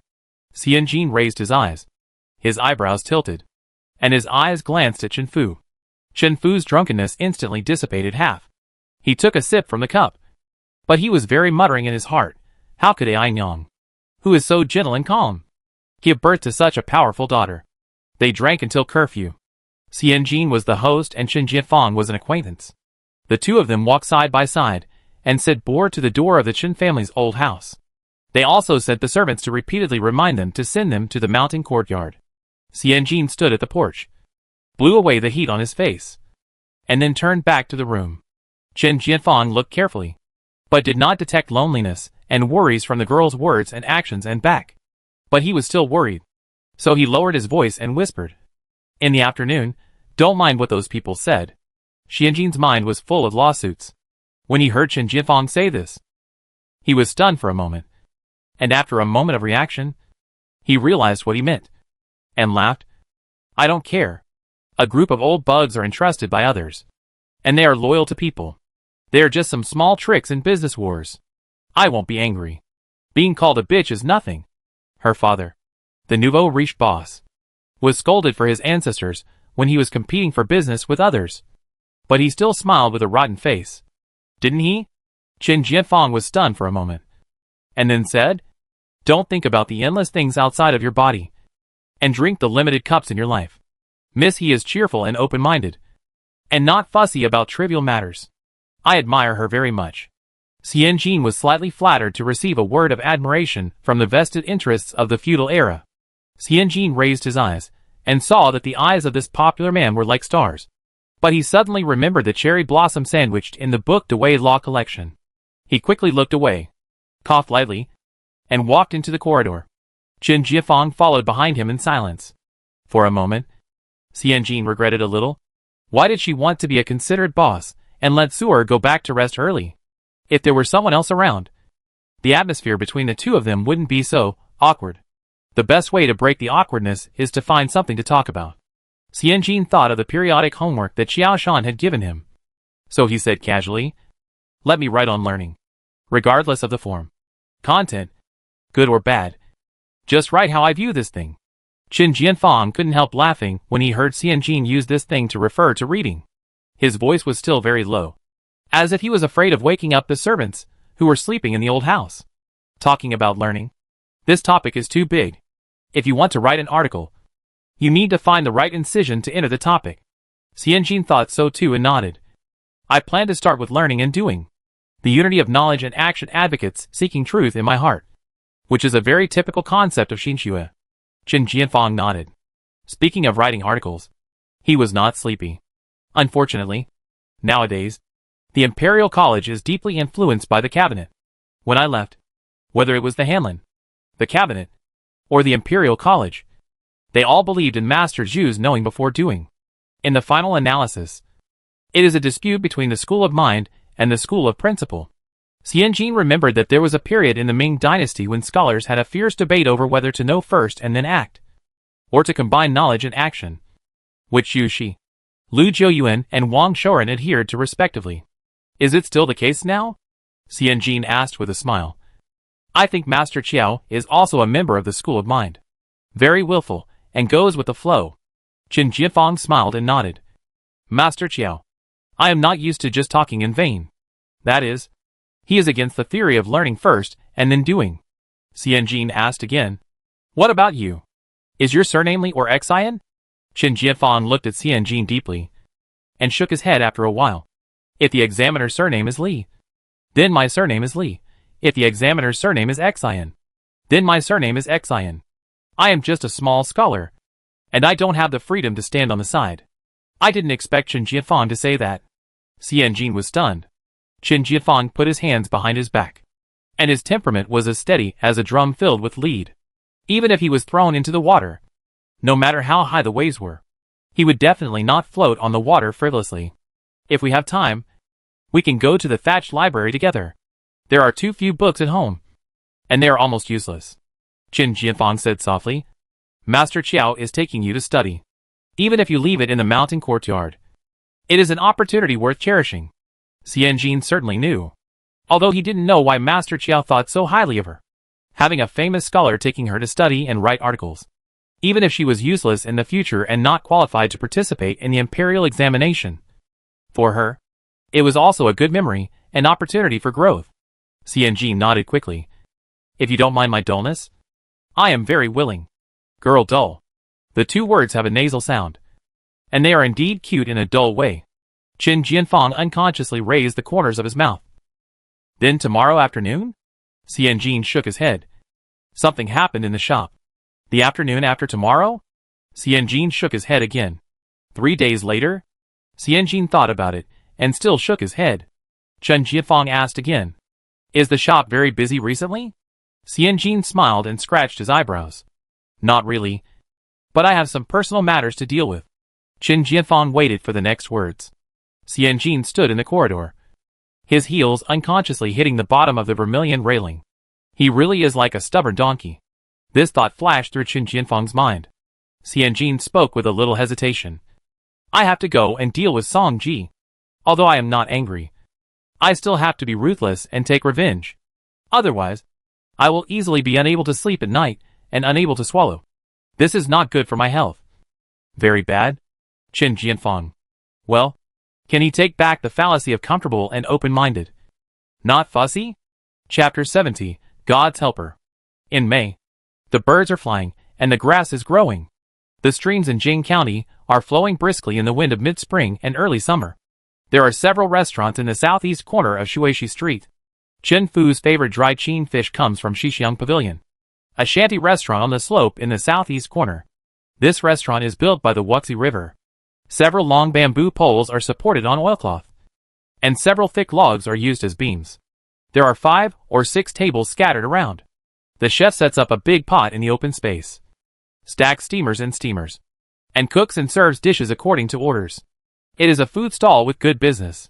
Many dishes in the restaurant are good, light and salty, and can be steamed, stewed, fried or braised to bring out the original flavor of the ingredients. Xianjin sat by the window in the lobby, picked up a strand of eggplant, dipped it in the special roasted pepper water, tasted it, and said to Chen Fu, "It's not as delicious as Zhang Ma's. A self-deceiving spicy taste. It looks fierce, but it's actually strong on the outside." Chen Fu didn't believe it, so he decided to try it himself. Frowned and said, "The craftsmanship is back." He called the waiter again. "Put some brown sugar." Xianjin, Huizhou in this era belonged to Nanzili, and everyone was influenced by the economically developed areas south of the Huaihe River. From the perspective of food, light food was the main food, and some dishes were even very sweet. Huizhou in later generations was much better. At least it developed a unique rule that everything can be thickened, braised, and colored. Xianjin thought aimlessly. After finishing this meal, Xianjin looked around and felt a little disappointed. It still didn't come. I have been waiting for 4 or 5 days, eating and drinking with Chen Fu in Xishiang Pavilion every day. I can't eat when I go home. I always receive Zhang Ma's resentful eyes complaining that I feel like eating wild food and shitting at home. People were leaving gradually, and the cooks were pouring water and sharpening their knives. Xianjin pursed his lips, raised his head, stood up and drank the tea on the table. He was about to call the waiter and pay the bill and leave, but he saw 5 or 6 men in linen clothes, who looked like laborers, walking into the restaurant with a sluggish step and looking tired, and found a table not far away and sat down with their arms around each other. Xianjin raised his eyebrows. Just then, the waiter came forward and said, "Sir, you?" Xianjin turned his palms outward, pretended to be silent, and sat down again. "Waiter, it's the same as before." The leading man knocked on the table weakly. As soon as he finished speaking, he took a breath and said, "Forget it. 1 bowl of plain noodles for each person, and I'll add a braised egg to my bowl." After that, he sighed a little irritably. Life wasn't so hard during the 1 or 2 years when the old boss left. Someone next to him advised, "Everyone has to endure life. Business has its ups and downs. We are not the boss. There is no point in getting anxious." Some people were equally angry. "It doesn't matter how much money we make. We make a living by our skills. Look at the shop. The young ones don't know anything and listen to the old one for everything. But the old one thinks he knows everything on earth and half of it in heaven. Look at the goods left in our warehouse. Whoever can sell them, I will count out to him 3 times." The table next to him was still complaining. When the noodles were served, only the sound of hoo-ha was heard. Xianjin and Chen Fu looked at each other, then went to the counter and handed over a small ingot of silver, about 1½ taels of silver, and said to the shopkeeper of Tongxixiang Pavilion with a smile, "Together with the money of the table next door, settle it together." The meal expenses of the 2 tables added up, and they were still much richer. Xianjin squinted at the menu on the wall and ordered a few hard dishes. Add a plate of pork head, braised pork knuckle, a plate of dried harp fish, and a fresh knife fish to the table next to us, and 2 jars of the wine that these guys like to drink. After a pause, he said, "Pack a box of lotus cakes and send it to Chen's paper shop on Shuishi Street." He nodded at Chen Fu, who was sitting in his seat and playing with the coarse porcelain bowls and plates in other people's shops out of boredom, and said with a smile, "Our third master likes to eat it." The shopkeeper's eyes turned left and right, and he smiled. "There's still 100 coins left." Xianjin smiled. "Then consider it as hard work fee for the shopkeeper." The shopkeeper smiled and stuffed the silver into his pocket, narrowing his eyes with a meaningful smile. "It's not hard. Not hard. I'm telling you." "What's the hard part?" After paying the bill, Chen Fu picked his teeth and walked on the street with Xianjin, looking back at the men who were snorting noodles under the shed. You've been waiting for these guys for these few days? Xian Jin was stunned. Chen Fu snorted. Though your third master is a man who loves to eat, drink and have fun. I have a bright eye. If his eyes were not bright, how could he poke wherever his mother felt pain? Chen Fu continued to hum. These guys look like papermakers. Xian Jin was curious. How did you tell? Chen Fu raised his right shoulder and glanced at Xian Jin proudly. Did you see it? When those guys walked in, their right shoulders were all higher than their left shoulders. Their right arms were thicker than their left arms. And their right sides were slightly leaning forward. This is a habit of papermakers, who have been scooping paper with bamboo curtains in their right hands for years. Xian Jin was greatly shocked. Chen Fu raised his head to the sky. Like a proud rooster. I told you long ago that although I am a playboy, I am not an unlearned playboy. To be honest, I am as good as your second uncle in papermaking. Xian Jin smiled and pursed his lips. Then the workshop is in your hands? The business of the workshop in Jing County today is very pure. And the only goal is to make perfect 6-zhong and 8-zhong xian as soon as possible. Other minor jobs are basically handed over to Xiaoqiao village. If Chen Fu is really willing to take charge, it would be a good thing. She can't wait to see old man Li Sanshun stubbornly say no. I won't in front of Chen Fu. One is a dandy fairy, and the other is a stubborn idiot. They can only defeat magic with magic. Unexpectedly, Chen Fu was shocked when she heard this. Don't even think about leaving. I still have 7 towns to eat. Xian Jin, I'm sorry to have delayed your passionate performance of Jing Xian on the tip of the tongue. The father and daughter chatted all the way to the shop. Chen Fu didn't ask Xian Jin and the other papermakers why they were there. Just like he silently accompanied Xian Jin to eat the eggplant with sauce from Shixiang Pavilion for 5 days without saying a word. Such a noisy, gossipy and impatient person. In these 5 days, he was neither curious nor complaining, but just accompanied him silently. Xian Jin looked at Chen Fu with a complicated and puzzled look. He handed him the lotus cake delivered to the shop and spoke a lot more softly. Eat less. It's all lard and brown sugar. Look at you. Your belly has grown 2 inches since you came to Jingxian. Chen Fu held the cake in his hand, turned his back, and waved at Xian Jin. When the sun set in the west, Xian Jin was counting the goods in the warehouse. Manager Dong came to report in confusion. Master Gao is waiting for you in the front hall, saying that he came to thank you for the 2 jars of clear water wine. Xian Jin smiled and clapped his hands. Please invite him to the yard. He hurried into the inner courtyard and changed into a clean and tidy dark gray short single coat. After thinking for a while, he returned to the warehouse and packed 2 bamboo paper tracing books and a few pieces of Xiaoqiao village's newly developed gold foil sandwiched rice paper. As soon as they left the yard, they saw the middle-aged man who sat next to them at Shixiang Pavilion at noon standing next to Manager Dong with his shoulders shrugged. Xian Jin walked a few steps quickly, smiled and pulled out a chair. Please sit down. The middle-aged man looked a little depressed, and looked behind Xian Jin. Third master is not here. Xian Jin smiled. Third master is out. If you have anything, you can find me. Xian Jin woke up as if from a dream, and smiled even more. Oh, I forgot to introduce myself. My name is Xian Jin, the general manager at Jinji Jingxian shop and workshop. You can call me manager He, or Jin Jier. The middle-aged man raised his droopy green eyes slightly. Xian Jin smiled and said, Uncle Dong, please make a cup of Luan Guapian for Master Gao. After drinking wine at noon, drinking some Guapian tea is the most refreshing. Manager Dong left in response. The middle-aged man looked at Manager Dong's back as he left respectfully, thinking about something. Xian Jin saw it, pulled the chair further away, and invited him again. Master Gao, please sit down. If you have something to say, let's sit down and talk leisurely. Manager Dong left and came back with Zhou Ergu and Zayas who were behind him, one holding a tea tray and the other holding a 6-color cake box. The 2 people's attitudes have never been so respectful. Never. It's obvious that they have been specially instructed and educated. Xian Jin glanced at Manager Dong, suppressed a smile on his face, and sighed in his heart. No wonder Manager Dong has 3 bars, and his monthly salary is higher than that of the county magistrate, just for his professional quality of observing words and expressions. General Assistant. Born to be a General Assistant. Chapter 71 Solving the School District Problem. Master Gao rubbed his trousers unconsciously with his palms, and looked up at the yard awkwardly. The yard behind Chen's shop was paved with blue bricks, and a large cherry tree was planted. Its branches extended to the blue tiles and white walls. There was a deep well under the branches.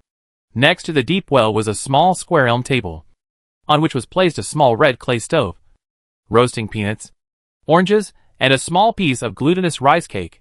It was just like what the little girl said. Peaceful and comfortable. Master Gao was quite at a loss, and even more, ashamed of himself after seeing the world. He was in Songji, not to mention having tea in the backyard. He couldn't even go to the front of the store easily. The young master had studied for a few years, and had a bit of scholar's sourness. He disliked the stench of sweating in the workshop, and the astringent taste of lime powder. Even for 3 meals, the hard workers in the workshop, and the managers who wrote and counted in the store ate separately. He had never seen the courtesy and leisure of drinking tea, cakes and fruits under the tree or by the well. Look at the Uncle Dong mentioned by the little girl, the other younger girl behind Uncle Dong, and Shou Ergu. He knew this guy. A young man brought by Li Sanshun. Jingxian was so small, and there were only a few people who made paper. These 3 people all wore uniform, clean, and neat clothes. What did they have? The ones in the workshop always wore a tattered vest, while those in the store wore neat clothes. Master Gao suddenly didn't know what to say. The brothers asked me to come and thank you for ordering a table of dishes for us at noon. Xianjin smiled and nodded, picked up the copper teapot, poured half a cup for Master Gao, and said calmly, "It's just a little effort. Not worth mentioning. Papermaking is a delicate job, and it's also a hard job. How can you just eat a bowl of plain noodles at noon? You have to eat some meat so that you have the strength to fish for the bamboo curtain in the afternoon." Master Gao smiled reluctantly. Who can eat meat every day these days? You are the shopkeeper. We are the workers. There are old and young in the family. The good things should be given to them first. Xianjin was obviously stunned, and said hesitantly, "We at Shinji provide lunch at noon. And if the work is not finished, and you can't leave at night, we also provide dinner. Fruit, tea and 4-color cakes every day."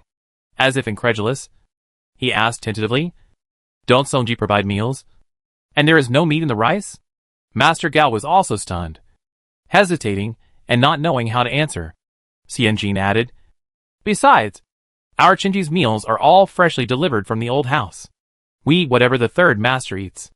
With a regretful smile, "I am in mourning now. Every time I see them chewing pork elbows seriously, I drool." Master Gao was drooling. What kind of store is this? 2 meals included. And fruits? Tea? Pastries? The meals were made in their own house and delivered. And there were even pork elbows in them. Sometimes the young master was greedy and prepared to go out for dinner. He felt embarrassed not to take them with him, so he ordered a main dish. Usually the sour soup fish or braised pork slices that he wanted to eat, and a few more vegetarian dishes such as green leaves, radish, and tofu. After the table was served, the young master would first push the main dish to his side and scoop the dry goods into his own bowl with a spoon. Then he would take the side dishes such as green vegetables, radish, and tofu and ask them to eat. Eat. Eat. Finally, he would shyly say, "Every time I invite you out for dinner, you only eat the green vegetables and side dishes. I am afraid of waste, so I can only focus on the meat dishes." As time went by, when the young master invited them out for lunch, no one went anymore. They were all skilled in their hands, and they would never starve to death no matter where they were. Who really needed a plate of radish and cabbage from him? Master Gao couldn't help but compare Songji and Shinji.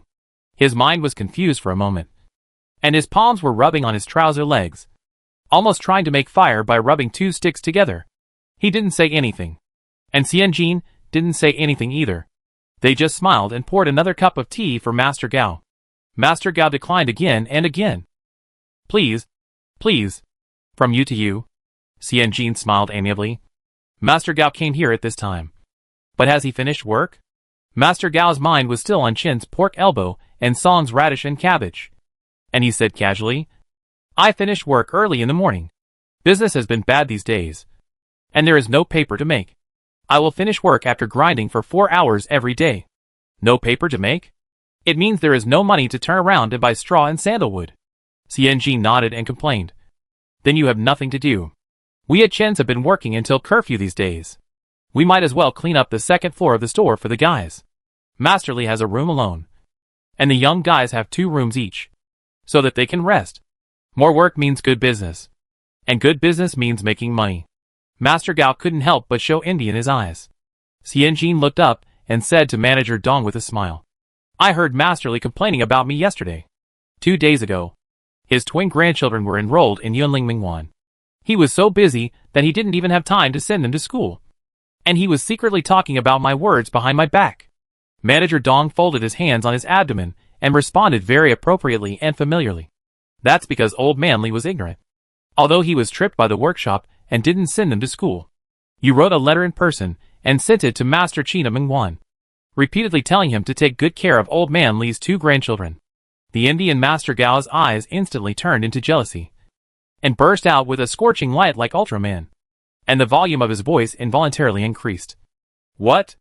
Old man Li's 2 rat-like grandsons were sent to the Mingwan to study seriously? Xianjin smiled but said nothing. Manager Dong took the opportunity to continue. Our Chenji has taken over the business of copying red books from almost all the Mingwan private schools in Jing County.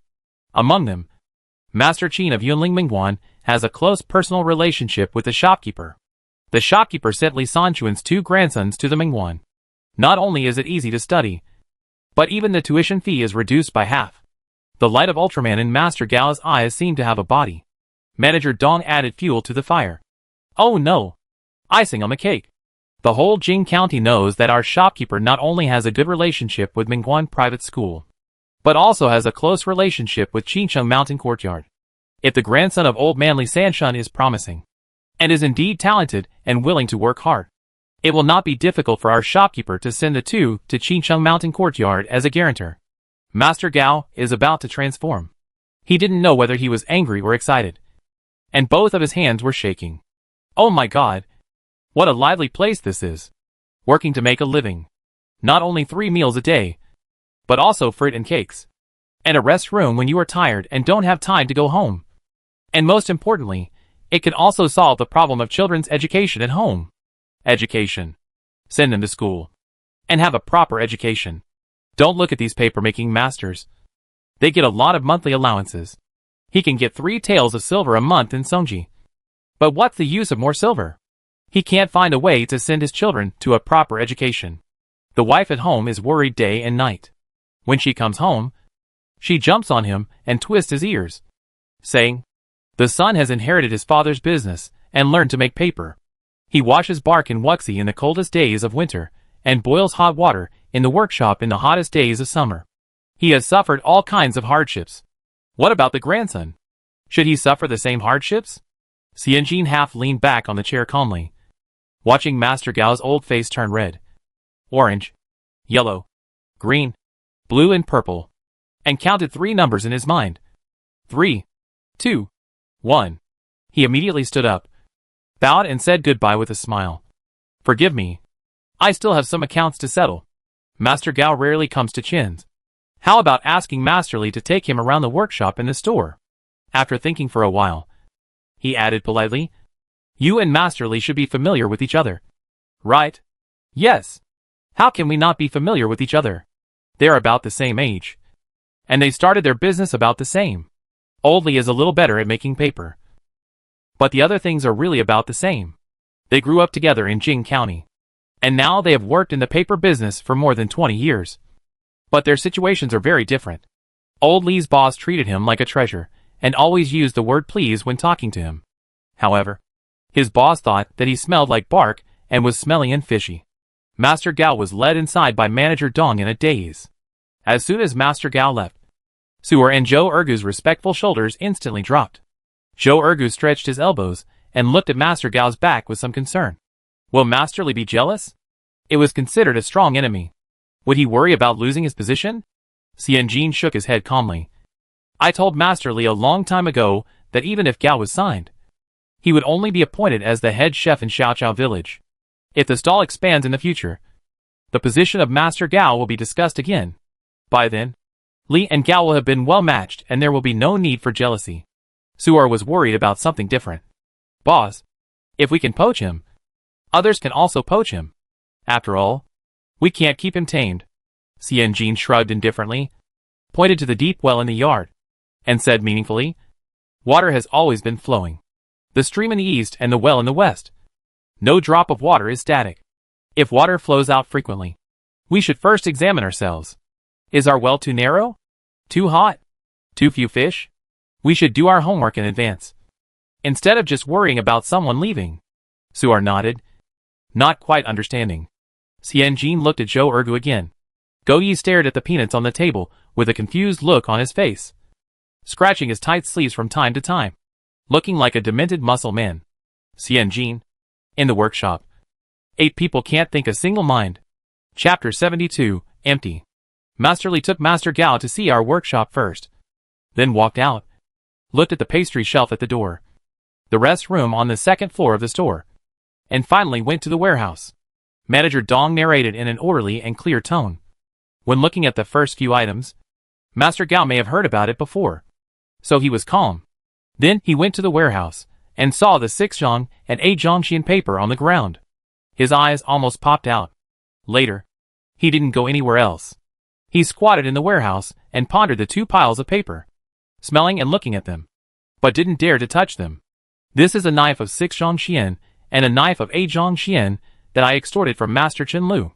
When I was selling blind bags before, I took a 6 zhangxian as a prize and swaggered it to my dear Boer. Now Chen's storehouse still has a whole knife of 8 zhangxian and 99 6 zhangxian. This is Chen's current killer weapon, which can kill the real peers who can't make 8 zhang and 6 zhangxian, and kill the old masters who are trying to change jobs and are wavering." Xianjin is sorting out the paper samples in her hand. She is going to summarize the types of paper currently produced and sold in the store into a booklet, just like the color card paper that customers hold in their hands when choosing paint colors in later generations. Hearing what Manager Dong said, Xianjin couldn't help but feel quite emotional. At this age, it is not easy to still have ideals. If you really come to Qinji just for the treatment, atmosphere, and welfare, it is also human nature. But Xianjin can't help but feel regretful. Craftsmen without faith and ideals always lack blood and passion in their works. Xianjin took out a white and smooth 4-foot rice paper and squinted his eyes. Manager Dong spoke in time. "This is clear water cooked rice paper, brushed on the clean skin or special raw rice paper. It is made by brushing a layer of alum water. It is the best paper for calligraphy and painting."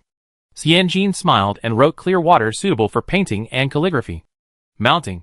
Often sold at 1 knife and 10 tails in small characters on a piece of cardboard with a soft brush.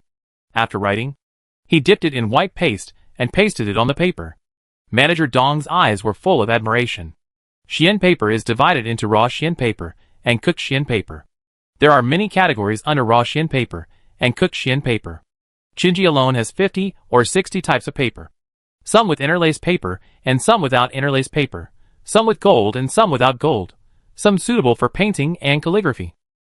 Some suitable for writing articles. Some without ink.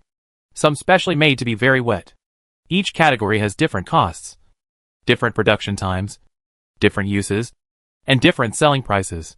If it is not exposed to it for a long time, it is difficult for an outsider to understand the difference in 4 or 5 months. On the table in front of Jean Gier, there were pieces of cardboard similar to clear water on the scattered papers. The name, use, and price of each type were all correct. Manager Dong thought of the lights that were often on in the store after curfew, and the small room on the second floor of the store full of dark brown, light gray, and dark blue clothes. If you want to be honored in front of others, you must suffer behind others. Manager Dong inexplicably remembered this sentence. He looked up at Jean Gier again, and the little girl was waiting for him to say something seriously. Manager Dong immediately cleared his throat and continued.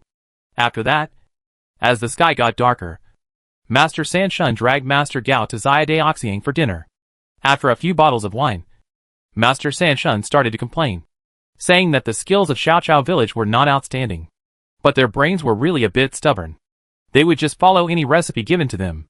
The weather was cold, and the sandalwood bark was still too hard to chew after soaking in water for a month. But they just stuck to the 3 ounces of lime powder in the recipe, and refused to add even 1 more spoonful. A bunch of stupid people. Absolutely hopeless. In order to pay the bill, Manager Dong also served as a guest at the table. After all, he was there, so he could imitate Li Sanjuan's words vividly.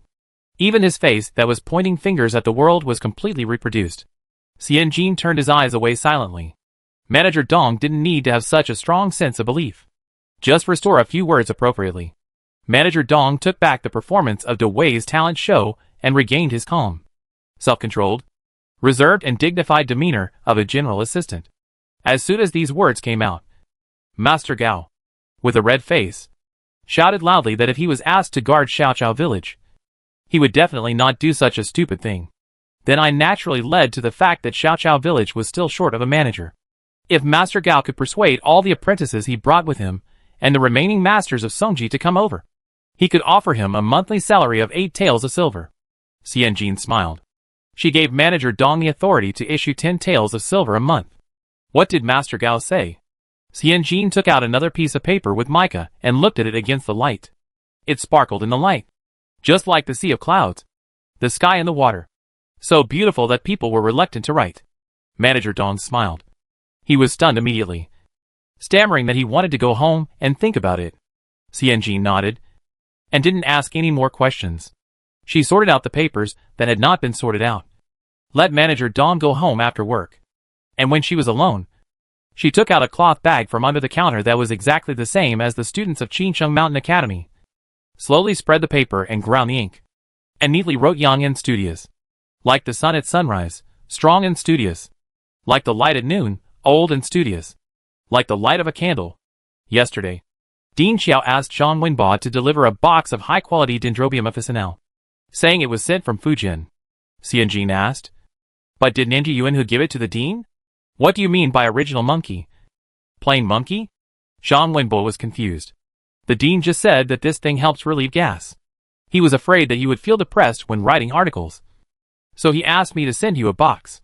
Xianjin, it seems like I have returned to my previous life when I was studying for a master's degree. My supervisor asked me about the progress of the project in different ways every day. I can't abandon my studies just because my supervisor didn't set a deadline. Xianjin resigned himself to his fate and started to do his homework. This is harder than studying for a master's degree. This is like studying while working. Xianjin was in tears while writing. Xianjin had never written a serious ancient policy paper. He often scratched his head and ears because of the expression of a word, and spent 10 days like constipation. Xianjin hadn't finished the article yet, but Master Gao's reply came first. In one word, do it. Master Gao found a noon and brought 4 or 5 guys over. Except for him. The others were not very old. The oldest was Master Gao's son, who was less than 20 years old. And the others were at most 12 or 13 years old. They are still in primary school. It's a bit like hiring child labor. Xianjin's modern soul began to feel uneasy, and he pursed his lips and hesitated. But Master Gao gritted his teeth and said, "You can take all my apprentices together, and I only need 5 taels of silver a month." He is a righteous man. Xianjin smiled and said, "However much Manager Dong talks about, I will give you. If Manager Dong agrees to accept all, we will accept all." He also asked Manager Dong to take out the contract prepared early in the morning, press fingerprints one by one, and asked Suor to take it to the tailor Chio next door to measure, and tailor clothes to make Chen's uniforms. He also asked Li Sanshun and a few others to choose beds on the 2nd floor and receive bedding. After going through a set of procedures, it was almost dark. Xianjin only emphasized one sentence. "Tomorrow, Manager Dong will drive a mule cart to take you to Xiaoqiao village. In Xiaoqiao village, I will not dismantle your team. Everyone will be responsible for what they do. Master Gao will take full responsibility. I only recognize 2 points. First, the paper produced in Xiaoqiao village must be good. Not only good, but also the best in Jing County. If there is a defective paper sold in Shinji, I will only find your fault. Second, Xiaoqiao village must produce a new type of paper every 3 months. No matter how new it is, or whether it can be mass-produced and sold. As long as it is new, it will be considered a completed task. It is considered an on-site inspection and innovation practice team." Master Gao was very proud of what he heard, and he led his men and said loudly, "Good." The next day, at dawn, a mule cart drove to Xiaoqiao village. Song Baishi from Songji Paper Shop came to the shop sleepily. As soon as he sat down behind the counter, he saw Manager Song coming over in a panic. With a sharp voice, There is no one in the workshop. No one is working. No one. Chapter 73 Falling Out and Fighting. No one. What does that mean? Song Baishi yawned and looked at the old steward with some dissatisfaction. This steward was left to him by his father. He has worked in Songji for nearly 30 years. He has been with Songji since his grandfather. It is said that he is loyal to Songji. His son and grandson were robbed and killed by bandits on the way to Jingda to buy raw materials in their early years. After that, he was alone and only had Songji in his mind. He had no way of knowing whether he was loyal to Songji or not. He only knew that this old steward was not very loyal to him. He often yelled at him, acting like an old hand, scolding him for what he did wrong and what he did not do well. He was right to be harsh and cruel to the shop assistants. And when he got angry, he would instigate the old steward to beat the shop assistants with a bamboo stick. But how could he be treated like this? How dare he? Not to mention that he was the boss's son. Just in terms of reading, he was the most promising person in the entire Songji. He had read many more books and knew many more words than the old steward. How could the old steward know something that he didn't? Thinking of this, Song Baishi's dissatisfaction was all over his face.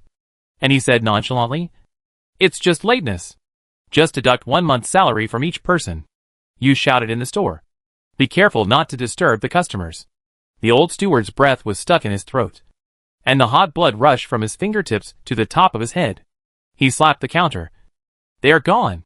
They are not coming."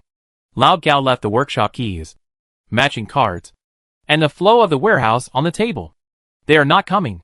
They have left Songs." Song Baishi was shocked and opened his mouth wide. "Then, who will make paper in the future?" "I can't do that." Quickly shook his head. "Where did they go?" "Find them back. If you can't find them, report them to the government. Say they ran away.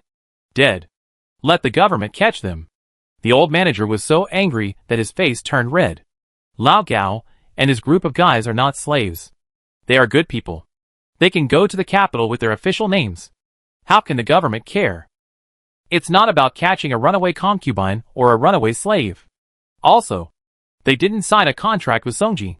After the old boss passed away a few years ago, he reminded Siusi that he must sign a contract after the beginning of the year.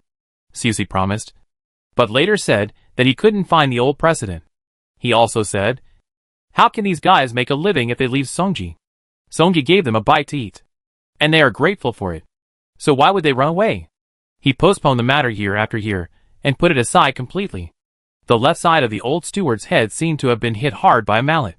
He held up his heavy head and patiently said to the young boss in a deep voice, "I'll go to Lao Gao's house first to check the situation. You go to the city gate wall in the east and south of the city to ask the officials if Lao Gao and his men have left the city in the past few days. If one person left, it would be a small matter. If all the people in the workshop left, they might have been robbed. But Furongji, no, no, no. The owner of Furongji still has the Huizhou pen business. Otherwise, why are they called a paper shop? And Furongji has a very broad name? What is the point of taking a bunch of papermakers to such a shop?" After thinking carefully, the old manager secretly said something bad, and gave Song Baishi a few concise instructions, then hurried out with a severe headache.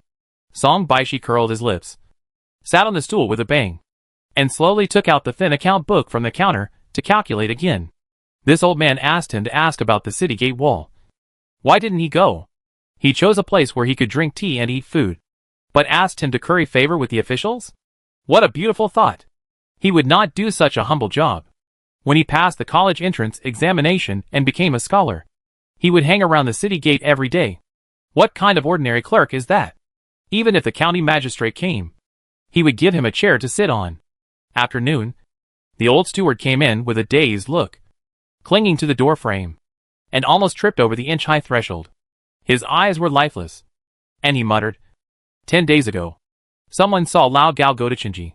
Yesterday, Dong Daizan of Qinji went to Lao Gao's house. This morning, neighbors saw Lao Gao and his son carrying a lot of things on a mule cart.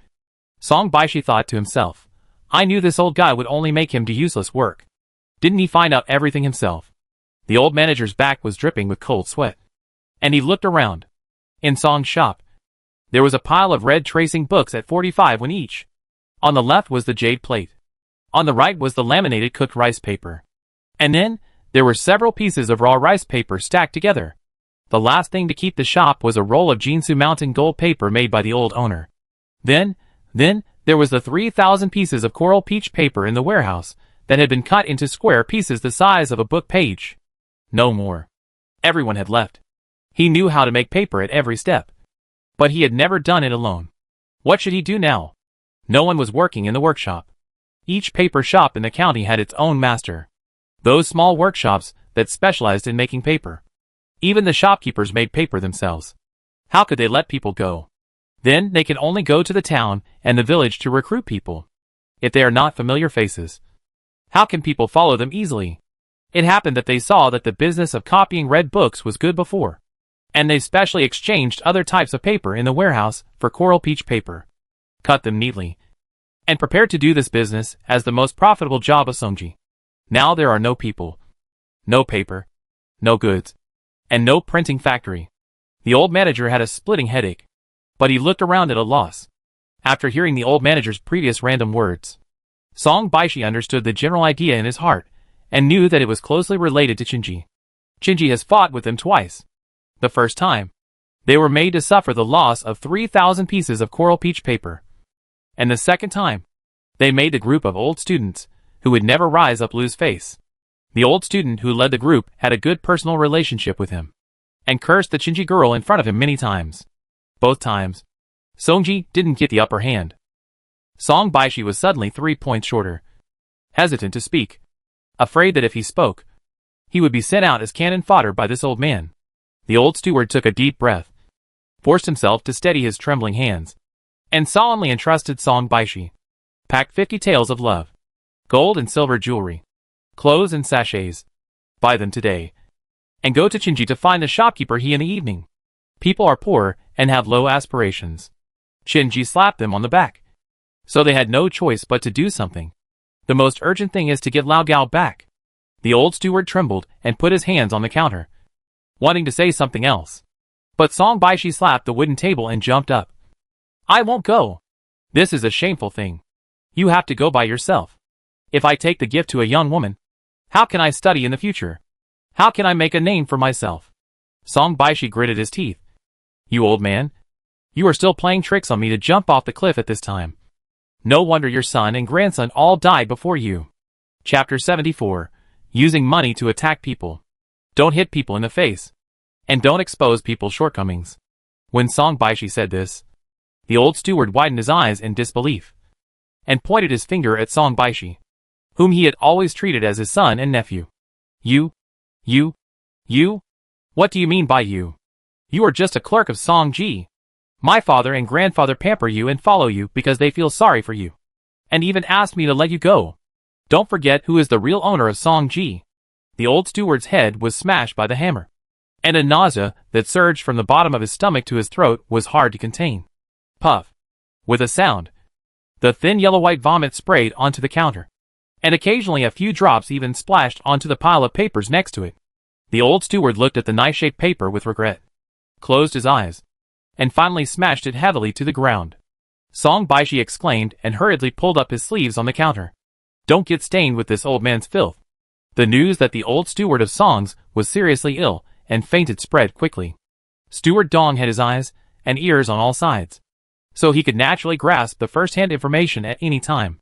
He crossed his hands on his abdomen and said with a little regret, although he behaves harshly, is stingy, short-sighted, and puts others before himself, he is truly loyal to Song's. Now he has survived, but he is lying in bed, unable to move his left side and unable to speak. Xian Jin Gang finished writing the 3rd chapter of Unlearning, washed his hands, and was just picking up chopsticks to eat a piece of garlic mushroom. When he heard the news, he was stunned for a moment, then lowered his head to eat the rice, which was chewing like wax. Get him a doctor. Xian Jin swallowed the rice without showing any emotion on his face. From this description, it seems like he had a stroke. Old people, after great sorrow and joy, are in poor physical condition, and those who already have cardiovascular and cerebrovascular diseases are very likely to suffer from hemiplegia after a stroke. The first stroke is the most important. Take good care of him. It's only a matter of time before he recovers. But the problem is that Song-ji doesn't care about him anymore. He has no children or grandchildren. He only has a week-old partner to take care of him. He is reluctant to spend money on medical treatment and medicine.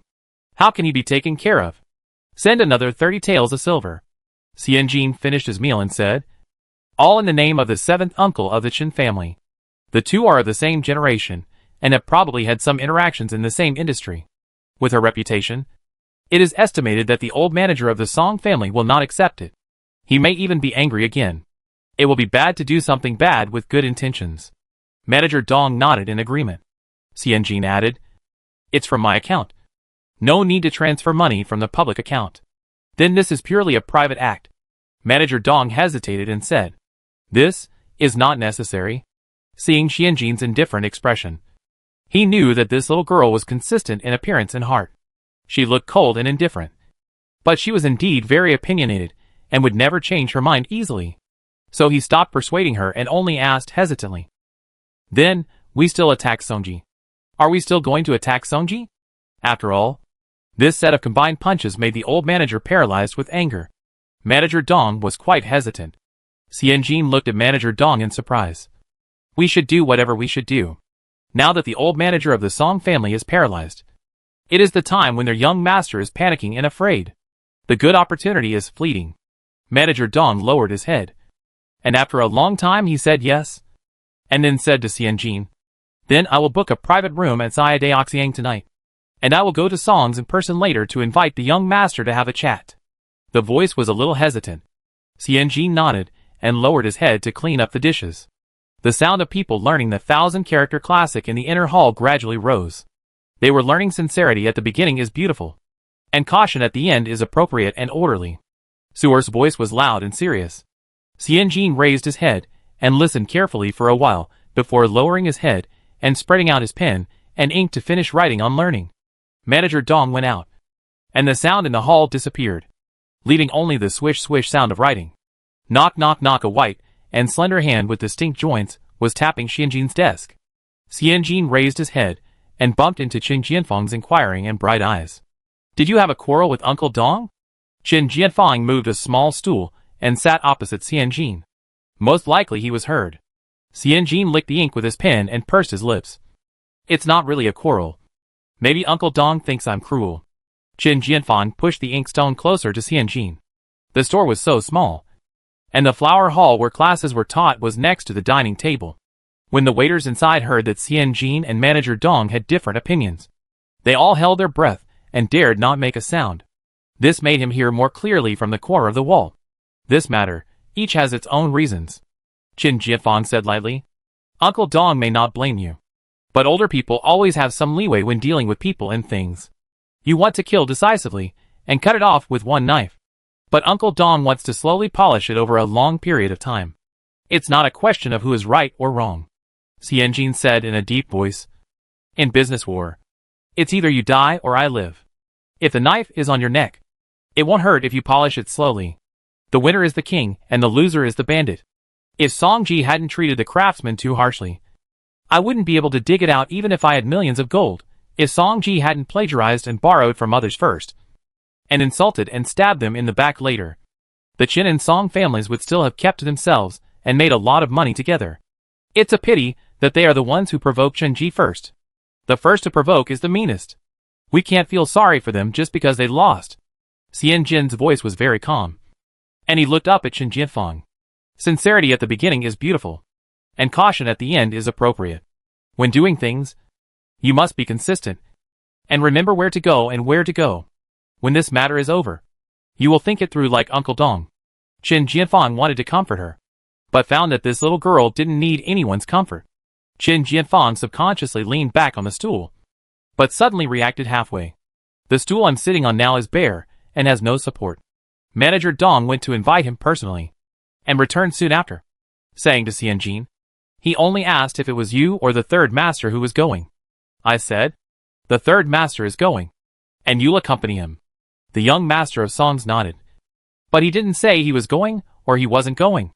Manager Dong took out 5 or 6 copper coins from his sleeve pocket, not knowing whether to laugh or cry. Later, when he saw that I was leaving, he gave me a few copper coins. Xianjin frowned. What kind of style is this? Manager Dong gets 10 taels of silver per month, and bonuses at the end of the year, and clothes and festival expenses for festivals and solar terms. He's still a good person. Why did he use the word reward? After all the money? Why are there only 5 or 6 worthless copper coins? Xianjin was embarrassed, and had a feeling that the wine tonight would be very bad. When the lights came on, Chen Fu was waiting in the private room early, and ordered 6 or 7 dishes very familiarly, accompanied by plum wine and Qingyu Lu, and ordered vegetarian chicken, tofu, and a cup of plum juice for Xianjin. Limping in and out, busying around, Xianjin frowned and asked, "Your foot?" Chen Fu was bitter and resentful. "It's been hurting since last night. The bone of my thumb hurts so much. Ouch. It hurts more when I move. I thought you were going to treat me today, so I waited until I had dinner and went to see a doctor tomorrow." Chapter 75. It sounds like gout. In his previous life, Xianjin was bedridden for many years, and he was in and out several times a year. He became a doctor after a long illness. Apart from difficult and complicated diseases, he could basically guess the basic diseases by listening to them roughly. Xianjin quickly put away the plum wine and Qingyu Du, frowned and said, "Then don't drink for now. Wait until tomorrow to see the doctor." Chen Fu said, "Ouch. It's not right for the host not to drink when you are treating guests. You want to drink it yourself." Xianjin was silent for a moment, and changed his mind. "This wine is not cheap. The young master of the Song family always makes trouble for Chen Ji. He not only scolded me for being born by a bitch, but also gave 5 copper coins to Uncle Dong as a reward. Are you sure you want to use this wine to treat him?" Chen Fu frowned, slammed his hand on the table. How can that little bastard be so hateful? He turned around and picked up the wine pot, limped to the door of the private room and asked the waiter to put it away, and puffed his cheeks and shouted, "Return the stir-fried tripe strips and cold rabbit cubes." He limped back mumbling, "These 2 dishes are the most delicious. Don't give them to that bastard." Xianjin. What a mature counterattack. As the sky got darker, the night market vendors set up lights and set up stalls one after another. Soon the streets were bustling with people, and the people of Jing County began a lively and safe nightlife. Xianjin looked at the 4 plates of cold dishes in front of him, his mind calm and stable. Wasn't it expected that Song Baishi would be late and show off? Chen Fu, on the other hand, was already very angry about the word bitch. In addition, his hooves hurt, and he was hungry. He was waiting for the meal and wanted to get angry. He just raised his upper body and prepared to curse, but saw the waiter leading Song Baishi to push the door in. This was the first time Xianjin had seen an opponent who had fought twice in the air. He was tall and thin, wearing a long gown, about 25 or 26 years old, with a hunched back and a long face. He squinted his eyes and looked around for someone. I guess he was nearsighted. Xianjin stood up with a smile. "You are Mr. Song, right? Please take a seat." The waiter pushed the chair away. Song Baishi squinted his eyes and looked over. He didn't see Chen Erlang, the famous Chen family, who passed the imperial examination at the age of 15. He felt a little disappointed and raised his chin. "No need. Since you invited me, I came here to give you face. Since I have given you face, there is no need for me to sit and eat with a little woman like you." "You?" Chen Fu tried to limp over and beat him. Xianjin raised his hand to stop Chen Fu, and his smile disappeared. But his tone was still cheerful. "You came here to give me face. The old manager is in poor health. You are the only one in charge of the entire Song family. You must be very busy with a lot of things every day." Song Baishi's face lightened up a little. He had read too much, and his eyesight was not very clear. He could only see the girl's outline. Even this outline was good enough. She had fair skin, a slim figure, a tall stature, red lips and white teeth. She must not be ugly. Song Baishi snorted lightly, pushed the chair away, sat down, and got closer to Xianjin. He could see Xianjin more clearly. He saw that the girl was wearing a plain light-colored single-piece dress with a dark brown edge on the collar. The corners of her lips seemed to be smiling. Her eyes were slightly raised, and her expression was cold and charming. Song Baishi swallowed his saliva gently. No one had told him that Chen Ji's shopkeeper he was a rare beauty. If he had known earlier, he would have asked the old man to show mercy and not to pursue Chen Ji. Xianjin poured Song Baishi a cup of shot ozi and said with a smile, I should have invited you to dinner earlier. There are at least 3 paper shops in Jing County that are doing well. If not 5. You are the only one who is well educated. You should have come to pay your respects long ago. It's a pity that I was delayed by miscellaneous matters. Later, the business of copying red books started, and I had no time to run around. Xianjin raised his head, drank the tea in front of him, and took the empty teacup to toast Song Baishi Shadaozi, smiling kindly. My son doesn't know how to drink, and the third master is ill, so I have to punish myself with a cup of tea instead of wine. You are a scholar, so you can understand, right? Chen Fu frowned. Scholar? Why should I understand that you use tea to toast?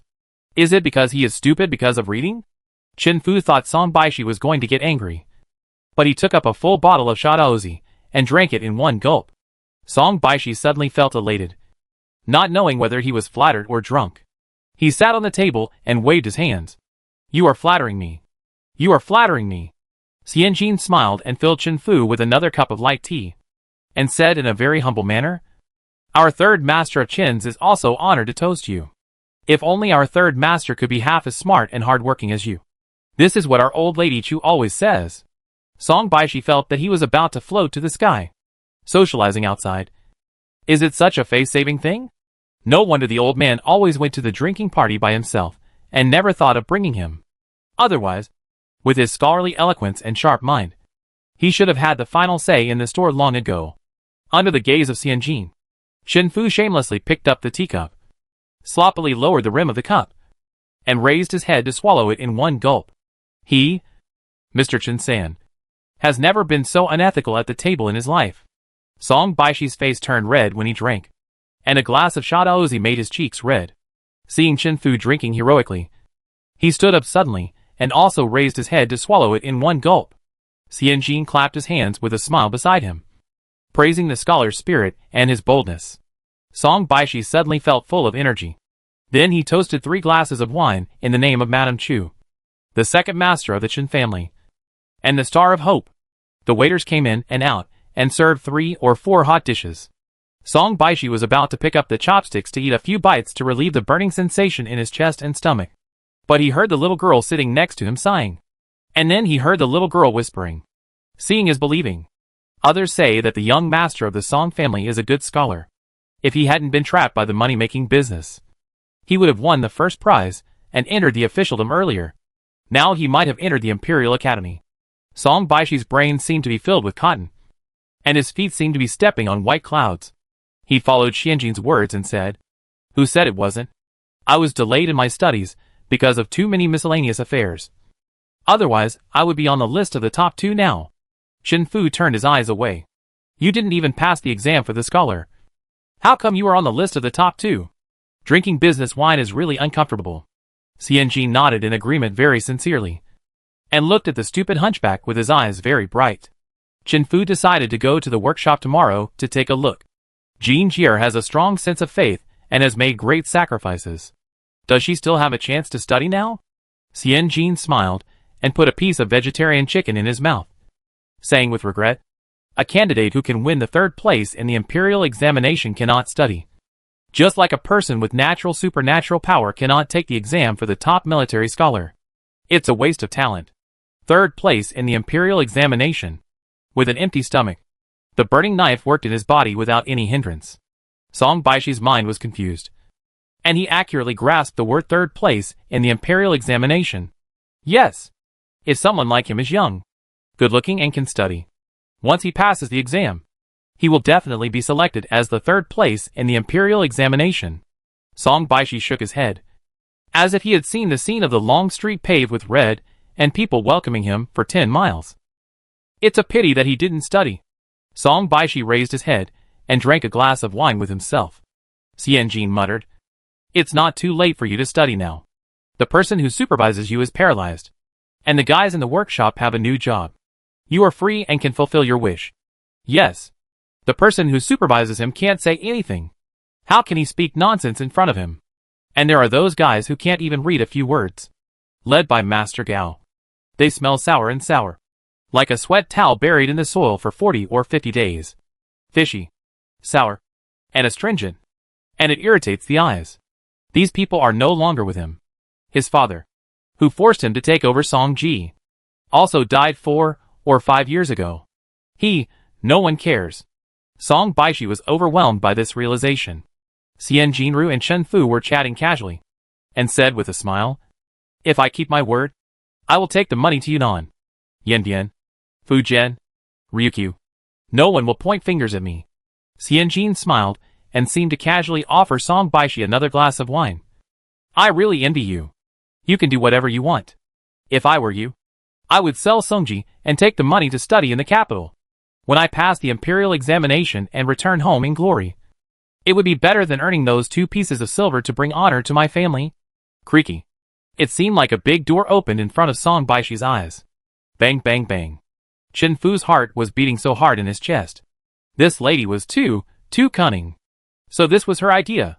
Song Baishi clenched his wine glass tightly, and the alcohol rushed to his head. "What did you say?" Xian Jin ate a piece of tofu carelessly and said loudly, "I say, if I were you, I would sell the shop and take the money to study at the Imperial College in Beijing. It's much easier to take the exam in Beijing than here." Song Baishi's ears were buzzing, as if he was stunned by the huge surprise in front of his eyes, which were already unable to see clearly. The scenes overlapped and lagged, as if there were afterimages left. "How can I buy?" Song Baishi said hesitantly. "The shop is rented." The clerk ran away. "Sure enough, everyone's shop is rented from the government office." Xian Jin laughed. "Where is your warehouse? How much inventory should there be in the warehouse? And your sign?"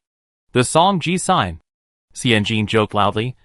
"Here, for the sake of our friendship, I will pay 1,000 taels to buy the paper in your warehouse, and take over the sublease of your shop." The girl seemed to be teasing. Her voice was careless, and it was not taken seriously at first glance. Song Baishi was serious. He really had nothing to lose. He had nothing in his store. He only had 3,000 pieces of coral peach paper cut into the size of a book page. One piece of coral peach paper could be sold for 2 or 3 taels, not counting the labor. The cost was about half a penny to 1 tael. But he couldn't stop cutting these 3,000 pieces of paper. The cut paper was worthless. Song Baishi looked at Xian Jin dazedly, and a malicious feeling suddenly rose in his heart. If 1,000 taels of silver could get rid of the 3,000 pieces of paper, he was really saved and had money in his hands, at least enough for him to comfortably worship a master in the capital and study hard for 4 or 5 years. If you miss this village, you will miss this shop. You can only take a gamble. This pretty little hoof doesn't know the miserable state of the 3,000 pieces of coral peach paper. Song Baishi grabbed the wine glass and tried to open his eyes wide. "You? Are you serious?" Xian Jin pursed his lips and tried to hide his smile.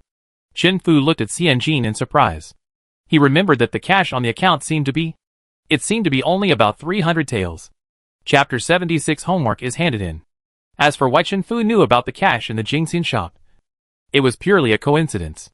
Last month, the old boss came to him with the account book, excited with tears in his eyes. The profit in spring came out. "We have 20 taels more than the mulberry paper workshop in the east of the city. Now there are more than half of the 300 on the books." At the beginning, his mother gave him a death order that if the profit of the Jingxian shop exceeded that of the mulberry paper workshop in the east of the city, he could end his exile and return to Shuanshan to live close to his parents. You don't know this until you know it. Once you know it, you will be shocked. The mulberry paper workshop is the trump card of the Chen family. Most of the Chen family's expenses in Shuanshan come from the profits of the mulberry paper workshop. The Jingxian workshop is at most a bonus in the Chen family's profit structure. His mother arranged it this way. Isn't it just to make him stay in his hometown for the rest of his life? Now this surprise came too quickly and caught him off guard. In theory, he can go back. Shuanshan is so good, with feasting and drinking, singing and dancing, and everyone is a dandy. If you shout at the street corner, the useless children of each family will yawn and snatch their parents' money together. Although Jing County is not poor, it is a little small, and there are not many dandies. He feels a little unappreciated. He has a lot of good ideas to cheat his mother, but he has no place to show them. But he decided not to go back. Chen Fu drank a sip of boiled water and smiled as he watched his stepdaughter cheating, coaxing and threatening with a pure face. How cute. If she returns to Shuanshan this time, won't she be a bird with broken wings? Forget it. It's obvious that this girl is happier here. Chen Fu smiled with his eyes like crescent moons, watching Xianjin's performance meticulously and carefully. Even his slightly trembling eyelashes expressed surprise. Chen Fu couldn't help but applaud in his heart. What a star! Xianjin's eyelashes trembled, as if he didn't understand. After a pause, he suddenly realized. You take it seriously? He laughed again. That won't work. You have more than 1,000 taels of silver in your warehouse. I can't take advantage of you just because you are drunk. If you sober up tomorrow and come to trouble me, it will really hurt my face. No. No. No. Song Baishi leaned forward. Although I drank, I am not drunk. I am very sober. Civil liability -1. Xianjin was obviously hesitant. If I want to sell the paper in the warehouse, I can't make the decision alone. He glanced at Chen Fu suggestively and explained to Song Baishi in detail. I need to inform the third master. Ask Manager Dong to check the accounts. And ask Master Li to open the warehouse door. Song Baishi shook his head hurriedly. I don't need it. Uncle Song is sick. And the elders of the clan are all in the village. I am the manager and accountant in charge. Clan power -1. Xianjin nodded with satisfaction and thoughtfulness. Song Baishi was very afraid that Xianjin would go back on his word, and the 1,000 taels of silver he had obtained would be gone. So he hurriedly said, just do me a favor. If he could really concentrate on studying, wouldn't he be as happy as the group of old students in the east of the village? Enjoying the family's support, but not doing any work. Having everything provided for him. What kind of life is he living now? He gets up before the cock crows in the morning. He smells lime powder, smells the stench of sweat, eats bran and vegetables, and listens to vulgar language every day. He reports every day, and has something to do every day. What's the difference between this and farming? How wonderful it is to study. Everyone is looking forward to his exams, never daring to speak harshly to him, and even more so daring not to disobey him. He eats the legs when eating chicken and the meat when drinking soup. Song Baishi was drunk. His eyes were red, and he raised the stakes.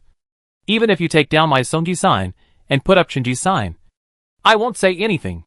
Xianjin looked at him and laughed after a while, and took out a roll of silver notes from his sleeve pocket. This is 500 taels, and the other 500 taels will be given to you after you accompany me to rent the shop tomorrow. Chen Fu's eyes widened. Where did this money come from? Song Baishi tried to reach out to grab it, but was stopped by Xianjin's eyes. Xianjin smiled and said, please be patient. Sign the contract first. Xianjin took out a stack of documents and a soft hair pin from the cloth bag he was carrying, stood up, and wanted to explain it to Song Baishi. Unexpectedly, Song Baishi snatched the documents and the pen, licked the tip of the pen on his tongue, and quickly signed his name on the paper. Then he looked up and asked Xianjin, do you want to press your fingerprint? Xianjin shook his head and said with a smile, a scholar should admit his mistakes and be reasonable. Song Baishi felt that this girl was both beautiful and sensible.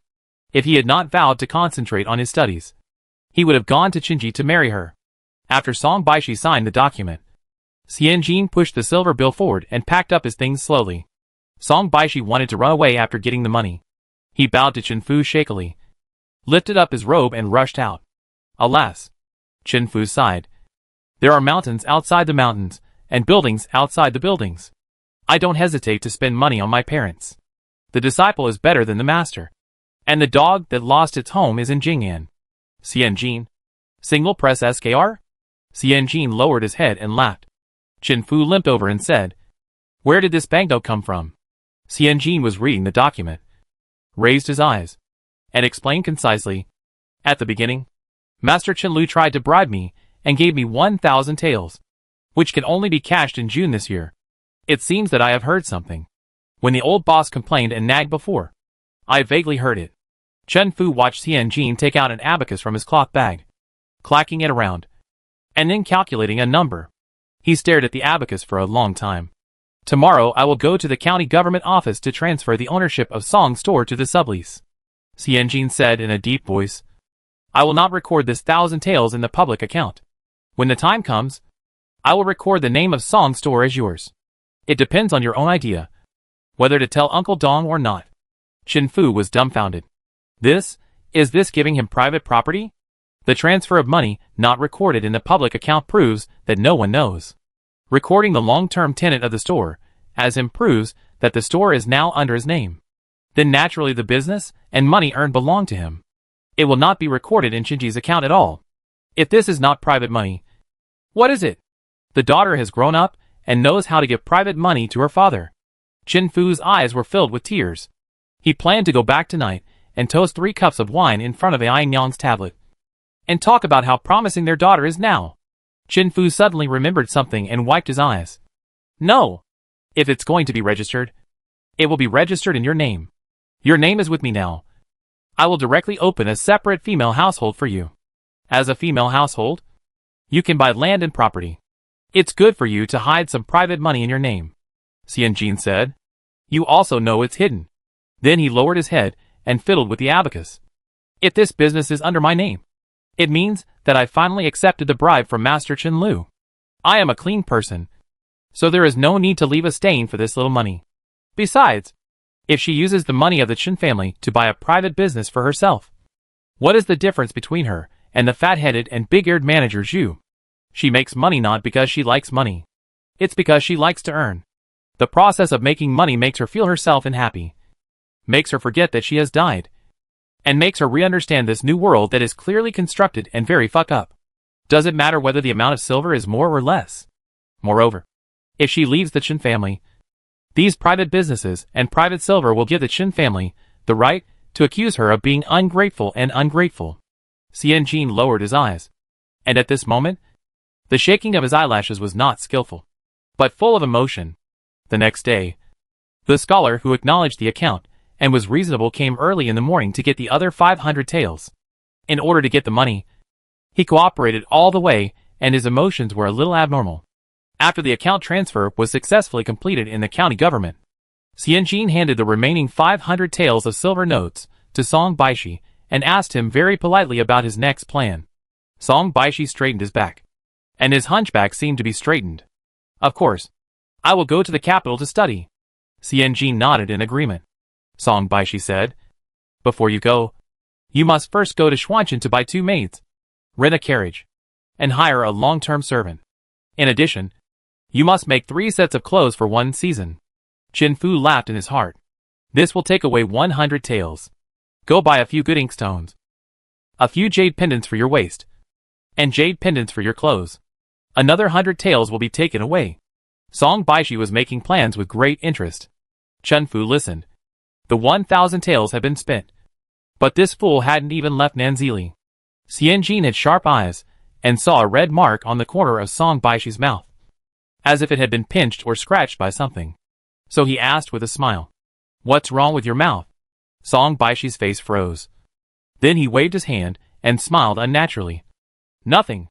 I was scratched by a cat." Then he quickly found an excuse to pack up and ran away. What an ugly scholar's face.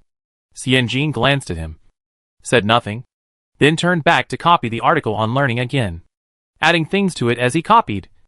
If scholars study for leisure and enjoyment, they will lose their original intention and become hateful. If they study for power, fame and gain, they will lose their original intention and hurt others and themselves. If they study for laziness and fear of things, they will achieve nothing and become ridiculous. If we should plan for danger, avoid harm, and escape hatred, we should reform the system, improve the system, and close the system, so that we can learn widely and weaken the profound, so that we can gain universal wisdom and establish capable officials. After finishing writing, she went to Qincheng Mountain Courtyard to hand in her homework. Xiao Fangji lowered his head, read 10 lines at a glance, and nodded. Some of them are more practical and complete than those students who work behind closed doors in the mountain courtyard. That's not it. She turned a theoretical question into a project practice. She personally tried it and persuaded them to learn it. Xianjin grinned. Xiao Fangji said. However, Xianjin's face fell. Chapter 77. I can't help it. Xiao Fangji saw all the changes on Xianjin's face. He had no choice but to take it in. After all, this girl's facial features were very thoughtful and expressive, each of which showed her joy, anger, sorrow and happiness. Xiao Fangji was amused by the girl's vigorous vitality, and his goatee curled up with a smile, and he softened his tone. However, The whole article is too realistic. Too realistic. Is it also a problem? Xianjin was stunned. In the previous life, when writing papers, I wanted to support every sentence with data. Their director's catchphrase was, "Where are the data? Where are the examples? Where are the research results? Bring them all to me." Qiao Fangji took out a paper from the side, handed it to Xianjin, and smiled. "Take a look at this one. It's barely passable. If you don't get into the first class in the imperial examination, you still have a chance to be in the top 20 of the second class. Top 20 of the second class. Barely passable." Xianjin twitched her lips. Just like what her high school teacher in her previous life said. If you don't study hard, you can only go to the next door. In fact, the next door is also a 985. The next door 985. Oh, the reputation is damaged. We have to sue. Xianjin looked down at this article, which should be written by the same person as the article How Dang Dang on Business she read last time. When she looked at the last page, it was indeed signed Qiao Baoyuan. Qiao Baoyuan? Isn't he Shanzhong? Xianjin looked up at Shanzhong Qiao with his arms crossed, waiting for her to finish reading and commenting. Then she remembered Shanzhong Qiao's comments on this article just now, and couldn't help but secretly smack her lips. Qiao Baoyuan. Isn't he Shanzhong Qiao? Then who is it? Xianjin reads slowly. Unlike Shanzhong Qiao, who reads 10 lines at a glance, so he can only hold the book with both hands and read it bit by bit. How to say it? The article is still gorgeous in rhetoric, accurate in allusions, and concise in summary. Compared with the article in Business Road, this article is obviously a field that the author is more familiar with. The arguments and evidence are both high-level and hot, both up-to-date and down-to-earth. It is a very good policy paper. Well, if this article can get 90 points, then her article can only get 60 points at most. And 40 points of it are for the hard work of writing more. Xianjin saw the last sentence. Scholars, the vastness of the sky, the vastness of the sea of stars, the brilliance of the scorching sun, the coldness of Cheongying, the coldness of Guanghan. All students are equal and stand in the world, bathing in the warm sun, sighing at the hidden heaven, feeling the auspicious white, and being alone and bright. The words are beautiful. Xianjin read on. The word learning has a fish in it, so we should make exceptions. Reform. Get rid of the old, and innovate, so as to achieve the beginning and the end. There is a fish in between. If this little fish cares, the system should be changed. Xianjin blinked his eyes, looked up at Qiao Shanzhong, and then looked down at the handwriting of the article again. Arrogant and arrogant. The pen tip is like a sword. Qiao Baoyuan. Qiao Hui. The koi flower is called Qiao Baozhu. So of course, he should have a flower name. Qiao Baoyuan. Xianjin's throat moved slightly, and he blinked his eyelashes. The long eyelashes were like a small fan, flickering and casting a circle of hidden shadows on the lower eyelids. It's well written. Xianjin opened his mouth and found his throat was a little dry. He cleared his throat and then straightened his words. It's well reasoned. With arguments, measures, prospects, and beautiful and gorgeous words, but also with attitude and style. Looking at his own. My article is too dry. Too dry means there is no water. Without water, it is not lubricated, and it is dry and difficult to read. Xianjin understood what Qiao Shanzhong meant. Qiao Shanzhong nodded with relief and pointed to his head. You have something here. He pointed again. But there is none here. Go and use the thatched library. No matter what you read, give me an article every 10 days about your thoughts after reading it. This is to train her, with the goal of cultivating a scholar in the liberal arts. Although academic trash, Xianjin doesn't know what the purpose is. But, being able to get a free private class from a national-level famous teacher is a huge bargain. You're a bastard if you don't take advantage of it. Xianjin chatted with Qiao Fangji about the story of the acquisition of Songji. Qiao Fangji didn't say a word, but only commented on Song Baishi. The young man? He has always been short-sighted, lenient to himself and strict to others. And he is greedy for pleasure and afraid of hardship. He is selfish and self-interested. And he calls himself a scholar. He has made scholars lose face. It's normal that the family business was ruined in his hands. Xianjin was about to leave when he thought of his cheap stepfather who was waiting for him at home. He licked his little face and smiled. You have always had many connections. My father's feet are in great pain. Do you know which famous doctor in the county is better? Xiao Fangji pondered. There is a reclusive doctor on Shuidong Street. He was originally Wang Yijing from the Imperial Hospital of the capital. After the Baidu Rebellion, he resigned and returned to his hometown in despair. However, he is old and has been reluctant to go out in recent years. Xiao Fangji looked up and saw the little girl looking at him expectantly with bright eyes. If there was a tail behind him, it would definitely shake the wind. He couldn't help but smile and said, "Take your Qincheng Mountain Courtyard B-class sign to invite him. And say that my beloved disciple has something wrong at home. And he should give him some face." Where is the beloved disciple? Xianjin's eyes shone like diamonds. Although the director scolded her and did not recognize her, saying that she was a dry academic trash, she was still a beloved disciple. Xiao Fangyu took a book and drove it away like a mosquito. "Go away. You write such a bad article. And you still have the nerve to ask people for help. You are so thick-skinned." Xianjin, immersed in the joy of beloved disciple, shook his tail and left immediately. First go to the Thatched Academy to borrow books. Then go to Shuidong Street to seek medical treatment. And finally go to Xinyanzi to open the blind box to see what good goods are left in Songji's warehouse. Xianjin rubbed his hands in a lewd manner, thinking that he managed his time very well. But he died before he could accomplish his goal. As soon as he left the Thatched Academy, he met a fierce koi fish named Fat Hua Hua who blocked his way. Xiao Baozu, with her hands on her waist, caught her at the fork in the road of Qincheng Mountain Courtyard. When she saw Xianjin, she angrily accused him like an abandoned woman. "You still remember me? It really sounds like the lines in that scholar is really handsome. You said you came to play with me? I waited and waited, but I couldn't see you. If Du Juning hadn't said that you often went to the Thatched Academy to borrow books, I wouldn't have known that you came often." "Du Juning? Oh, that little fish." Xianjin opened his mouth to argue. "Oh no. Explain." But he heard Jinli Huahua say again, "I wanted to go to your shop to find you, but my father restrained me, saying that you were very busy and I was not allowed to delay your work." Xianjin hurriedly took advantage of the opportunity to say, "I am indeed very busy these days." Jinli Huahua was even more angry. "Then do you have time to have tea with Xuanyang?" "It seems I have had twice." Xianjin's tongue was tied. Jinli Huahua took advantage of the victory to pursue. "Sure enough, you prefer women like Xuanyang, who are dignified, virtuous, thin and tall. Help.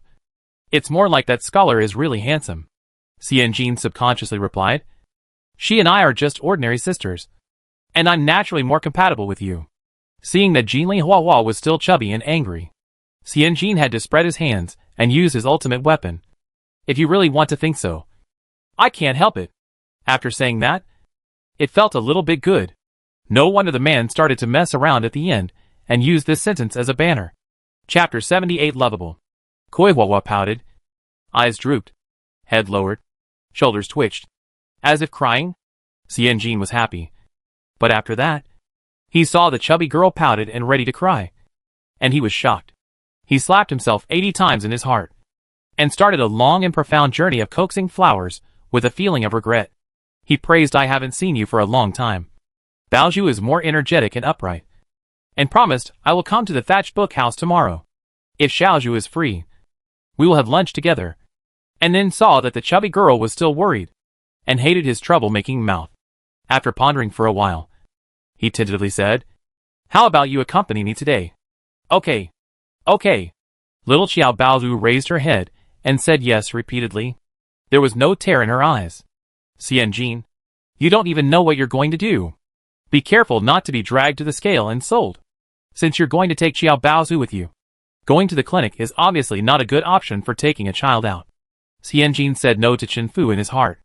After all, gout won't kill him, and it can't be cured easily.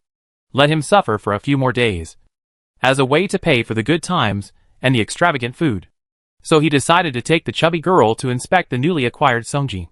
All the neighboring shops of Songji were open for business, but Songji was closed. Xianjin took out a long-handled copper key to open the door, and smelled a faint musty smell when he came in. Xianjin couldn't help but frown. A paper seller? Is there a musty smell in the shop? There are basically two reasons. One is that the shop is damp, and they are lazy and do not do daily dehumidification. Paper sellers, dry goods sellers, tea sellers, Textile manufacturers. These precious items are afraid of water and moisture. Every day, they need to take a hollow iron cylinder, load it with red-hot charcoal, and dry it in the shop to let the heat burn away all the moisture. This measure is not complicated, but it is very tedious to do it every day. In June, the weather is getting hot, and it is really uncomfortable to watch a burning charcoal tube. So some lazy guys just don't do it. The result of not doing it is that the goods get damp, either deteriorate or can't be sold. The second is that the cleaning is not done well, and some things are moldy. No matter which one, it is not right in a paper shop. It should be that after the old manager was so angry that he was paralyzed in bed. Song Baishi was happy to get by, so he ran the store like this. Based on this, Xianjin didn't want to look at Songji's account book at all. It's obvious that it must be messier than the hair in the sewer. Xianjin fumbled around under the counter with ease and touched a stack of sticky papers. The papers were sticky, like phlegm, and all yellowed. Xiao Baozhu was next to Xianjin, and a strange smell hit her nose. She rolled her eyes involuntarily and was about to vomit. Xianjin asked Suor to take her out for pancakes. Xiao Bao was stunned, then tightly held Xianjin's elbow. Don't even think about it, Xianjin. She never thought that one day her appeal would be greater than that of pancakes. Xianjin took the silk handkerchief handed over by Suor expressionlessly, wiped his hands, put the silk handkerchief on his hands, searched the drawers and cabinets, but found nothing. He stood there thinking and looking around, because Qinji's Shuishi Street location is better and more popular. The monthly rent of the two stores is similar, but Songji's store is larger than Qinji's. The shop had a row of window frames, and inside were several chests and bamboo drawers placed in an orderly manner. In the corner stood a tall shelf, on which was placed a pot of wilted cloud bamboo. Xianjin turned his head to look at the lock of the chest and the locked door inside, and he had an idea in his mind. Xianjin stepped neatly on the stool, raised his feet, and opened the base of the cloud bamboo pot with one hand, looking up, and slowly groped at the base of the flower pot with the other hand. After a while, he really touched a bunch of cold keys at the innermost part. Xianjin jumped off the stool and smoothly unlocked several chests of drawers. Xiao Bao exclaimed in admiration.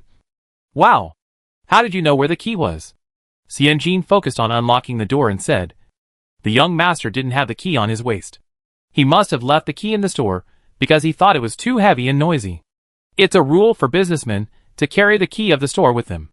In her father's previous life, besides the belt with a huge logo and a beer belly, there was a bunch of store keys on his waist. The ding-dong-dong sound of the keys was a sign of his status as a nouveau riche. In his words, I'm drunk. I can lose my body, but I can't lose my key. The keys to Chen's shop were respectively handed over to Dong Guancher and Li Sanshun. Dong Guancher was in charge of the shop. Li Sanshun was in charge of the workshop. And the two of them and Xianjin were required to be present at the same time to open the store. Each key had no backup, so if there was a problem, it would be convenient to hold someone accountable. Therefore, when Song Baishi showed up, dressed like a scholar, with a long gown and tied hair, and nothing else around his waist except a jade pendant for decoration, Xianjin knew that this guy must have hidden the key in the shop for convenience. People who are not serious and professional will fail in everything they do. Xianjin opened them one by one, and Suor took out the paper from the chest of drawers. Xianjin glanced around and saw that they were all common goods. Master Gao was right. Songji has been playing it safe for 4 or 5 years. They sell whatever is easy to sell, and whatever is not likely to fail. They are busy but mediocre. The only highlight is that they copied Qinji's red copybook a few months ago. As soon as it sold well, Song Baishi and the old manager asked several masters to make coral peach paper day and night, trying to make a big fortune. If it was really coral peach paper, it wouldn't be a waste. Xianjin lowered his head and picked the key with the brightest handle, pushed open the second door of the inner room, and went to the warehouse in the backyard of the store. The warehouse door creaked, opened, the light blocked by oil paper cloth, puffed, lit up. Xianjin was stunned on the spot. Suor twitched his mouth. Xiao Baozu took a breath. Why so much toilet paper? Xianjin moved his throat slightly. Master Gao did say that Song Baishi and the old steward cut the coral peach paper into a size suitable for making tracing books. Master Gao was excluded from the power center of Songji, and he was confused. Xianjin remembered and was mentally prepared. But she didn't expect that the two dragons and phoenixes were so agile. They cut all the paper into the size of the red tracing book. No, no, no. In order to save costs, they even cut the size smaller and narrower than the existing red tracing book. What can this do? Make 1,000 paper cranes? Fold stars? Or ask her to invent and make a sticky note? This difficult master and servant pair, when they make a foolish move, their actions are amazing. They even have a sense of discipline that orders must be followed and prohibitions must be stopped. Xianjin swallowed hard, wishing he could slap himself 80 times. She was too generous with the 1,000 taels she gave him back then. With this dog-like appearance, at least 200 taels can be killed. Xianjin regretted it. Suor blinked and moved the oil lamp to another place. The less you look, the less upset you will be. You don't know until you move it, and you'll be shocked when you move it. In Songji's warehouse, apart from these dozens of stacks of toilet paper, there are 7 or 8 pieces of paper scattered here and there. Mergers and acquisitions always have risks and opportunities. Think about those angel investments that went down the drain. Think about those developers who ran away. Think about those leaks who stood guard at high prices to buy houses. Xianjin took a deep breath and silently said in his heart that there is no unsaleable goods. Only people who don't know how to sell. Xianjin and Suor stood at the door, unable to let go for a long time. On the contrary, Xiao Baozu took the oil lamp from Suor, covered her nose carefully and walked in, lowered her head to pick up a few pieces of coral peach paper that were cut slightly smaller than the pages of the book, took the oil lamp and looked at it closely, raised her head, and smiled at Xianjin, shaking the paper in her hand. This paper is so beautiful, pink and shiny. The pink color is because of the juice of red orchid leaves, and the shiny color is because of the powder of mica. Xianjin was about to answer, but suddenly stopped talking. Good looking? Girls, of course, think that coral peach paper is good looking. First, the color is beautiful, pink and tender. Second, the luster is beautiful, bling bling. Although Xianjin himself likes the color of asexual dung beetles, he can also understand the madness of contemporary girls when they see the cute Stella Lu. Wait! Xianjin narrowed his eyes, and was suddenly shocked. If the target audience is girls hiding in the boudoir, girls who have just been engaged, grandmothers who have just become wives, they are delicate and emotional, hiding a rich emotion that cannot be told to others. Perhaps they will buy a notebook diary with fine workmanship, occasionally with a page of exquisite flowers and birds, or a sentence or two of chicken soup for the soul, or a cold poem. Chapter 79 falling to the ground. Xianjin's mind was spinning rapidly. He tightly grasped the coral peach paper left by Songji in his hand. Looking at this mountain of paper, it was like seeing a small golden mountain. Not only that, not only a notebook. There are many things that can be made. For example, paper fans. For example, the beauty lamp before. For example, paper used for fumigating and storing incense. For example, lip balm paper for girls. For example, bookmarks, illustrations, letter paper. The more I think about it, the farther I go. Xianjin shook his head, actively dispelling his piercing eyes, and decided to proceed from reality and hold on to what he could hold on to first. 3 cobblers? No. 3 little girls are better than Zhang's mother. Xianjin took the 2 little girls to slowly clean up this mountain of gold. Oh no! This mountain of peach paper. Xianjin benefited from a daily section of Ba Duanjin and Tai Chi. Looking lean but actually strong, holding a piece of paper and walking vigorously, Suor grew up in a rural farmer, and also had a lot of strength. Xianjin was a little surprised that Jinli Huahua was so agile and not afraid of getting dirty or tired. The weather in June was indeed a little hot.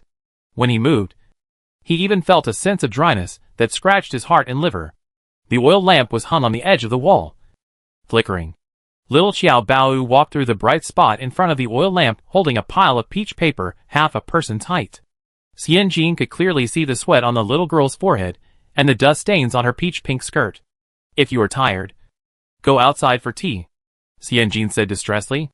This girl is white and tender without a neck. It is obvious that she is not someone who can do such rough work. Xianjin half opened the door of the warehouse, and saw the good ventilation of the yard thanks to the wooden window lattices that were open all over the store. The wall in the northeast corner was covered with dense green creepers. Under the creepers were several colorful scenes, with fiery red hydrangeas, verdant wild mountain orchids, and beige bellflowers in different heights, which looked very beautiful.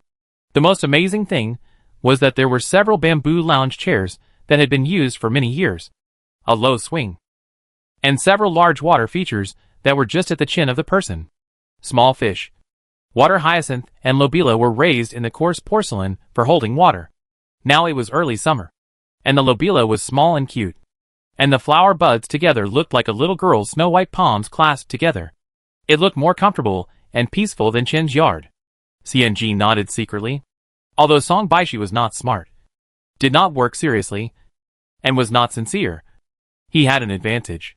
His aesthetics was still online, such as this bling-bling coral peach paper, such as this quiet and peaceful courtyard. CNG pouted. Go sit there, get some fresh air, and let off some heat.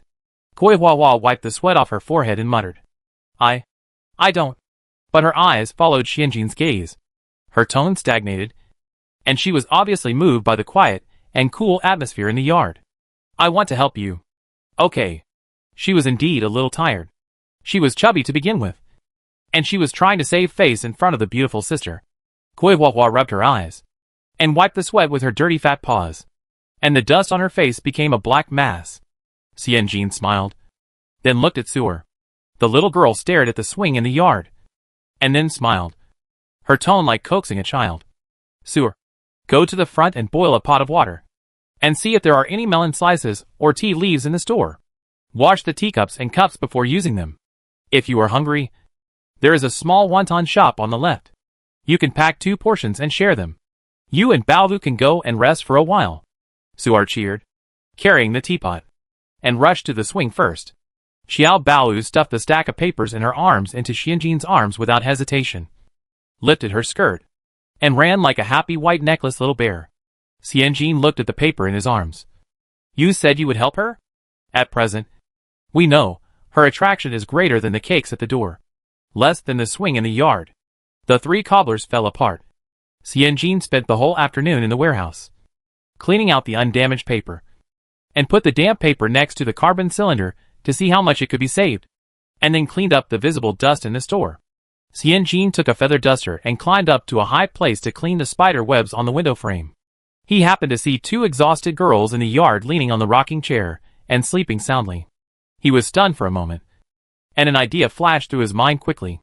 When Xiaohui was ordered by his father to catch the younger sister and bring her home, he saw this strange scene. The plump younger sister and another skinny little girl, each holding a bowl of food with a little soup left, were lying on the rocking chair with their eyes closed. One girl was grinding her teeth in her sleep, and the other girl was snoring. Squeak, squeak, squeak, puff, puff, puff. The sounds interweave and coordinate very well. Xiao Hui's face darkened. Looking inside, a long cockroach in dark brown jumped down from the stool flexibly, holding a feather duster in his left hand and a rag in his right hand. He was as energetic as if he couldn't sleep in the middle of the night and got up to fight ghosts. When he saw him, he stuck out half of his head and smiled with 6 teeth showing. Why are you here? Xiao Hui was startled and took a small step back. Damn. I thought the cockroach could speak. Take the girl back for dinner. Xiao Hui calmed down and spoke briefly. He looked at the girl who was sleeping soundly and could not help but be silent. Xianjin smiled and said, Then you have to wait a while. He leaned forward, found a teacup without a chip, rinsed it with boiling water 3 times, washed his hands, soaked melon slices, and handed them to Xiao Hui. Sit down. Drink it. This bag of melon slices is rare to be not damp. After we clean up this place, I will treat you to something good. Xiao Hui took a sip, frowned, and didn't open his brows for a long time. After swallowing the melon tea with great difficulty, he stretched out his hand and pushed the teacup away with lingering fear. Xianjin was happy. Isn't it said that scholars pursue simplicity and austerity? But he can't even drink cheap tea? Xiao Hui was also happy. How strange. Not enjoying the blessing but suffering? There are scholars who drill holes in the wall to steal light. And there are also bright windows and desks. There are those who reflect the snow with fireflies. And there are those who understand everything at a glance. Life is only once in a lifetime. Why should we set limits for ourselves? Xianjin smiled, put down his rolled-up sleeves, and sprinkled the melon tea left by Qiao Hui on the camellia background. How to say it? Ever since she knew Qiao Baoyuan was Qiao Hui, she seemed to have some kind of strange connection with this person. It was like meeting friends through books, or like pigeons flying in the air. Whenever Qiao Shanzhan showed her the article signed Qiao Baoyuan, she had the illusion of seeing through Qiao Hui's arrogant nature and seeing his compassionate and generous, delicate and open-minded thoughts. Xianjin poured him a glass of boiled water again. If you want to drink, drink the good ones. Otherwise don't drink. Xiao Dejiyuan will not compromise. Qiao Hui decided not to reveal his true preference for drinks. He raised his head and drank the water. He tilted his head to look around at Song's paper shop and raised his eyebrows. It's widely said in the market that Chen's female shopkeeper is cruel and ruthless. She first cut off the source of income for Song's employees, then forced the old manager to stay in bed, and finally coerced and bribed Song Tongsheng to abandon his wife and children and run away with the money. Qiao Hui paused. There are also senior brothers and junior brothers from the mountain courtyard, who came to ask me if the female shopkeeper of the Chen family is a spider spirit with 8 legs, who specializes in setting up webs and traps. Xianjin smiled. What do you say? Qiao Hui smiled. His eyebrows were sharp, and the young man was full of vigor and vitality. I say, if she is an 8-legged spider spirit, you are the ginseng fruit on the tree. It is rare to come to this world, but you will be buried in the ground as soon as you land. Isn't this cursing someone to die early? Xianjin was stunned for a moment, then reacted and laughed. This cultured person's curse is advanced, without the cultural background of Journey to the West. It is really incomprehensible.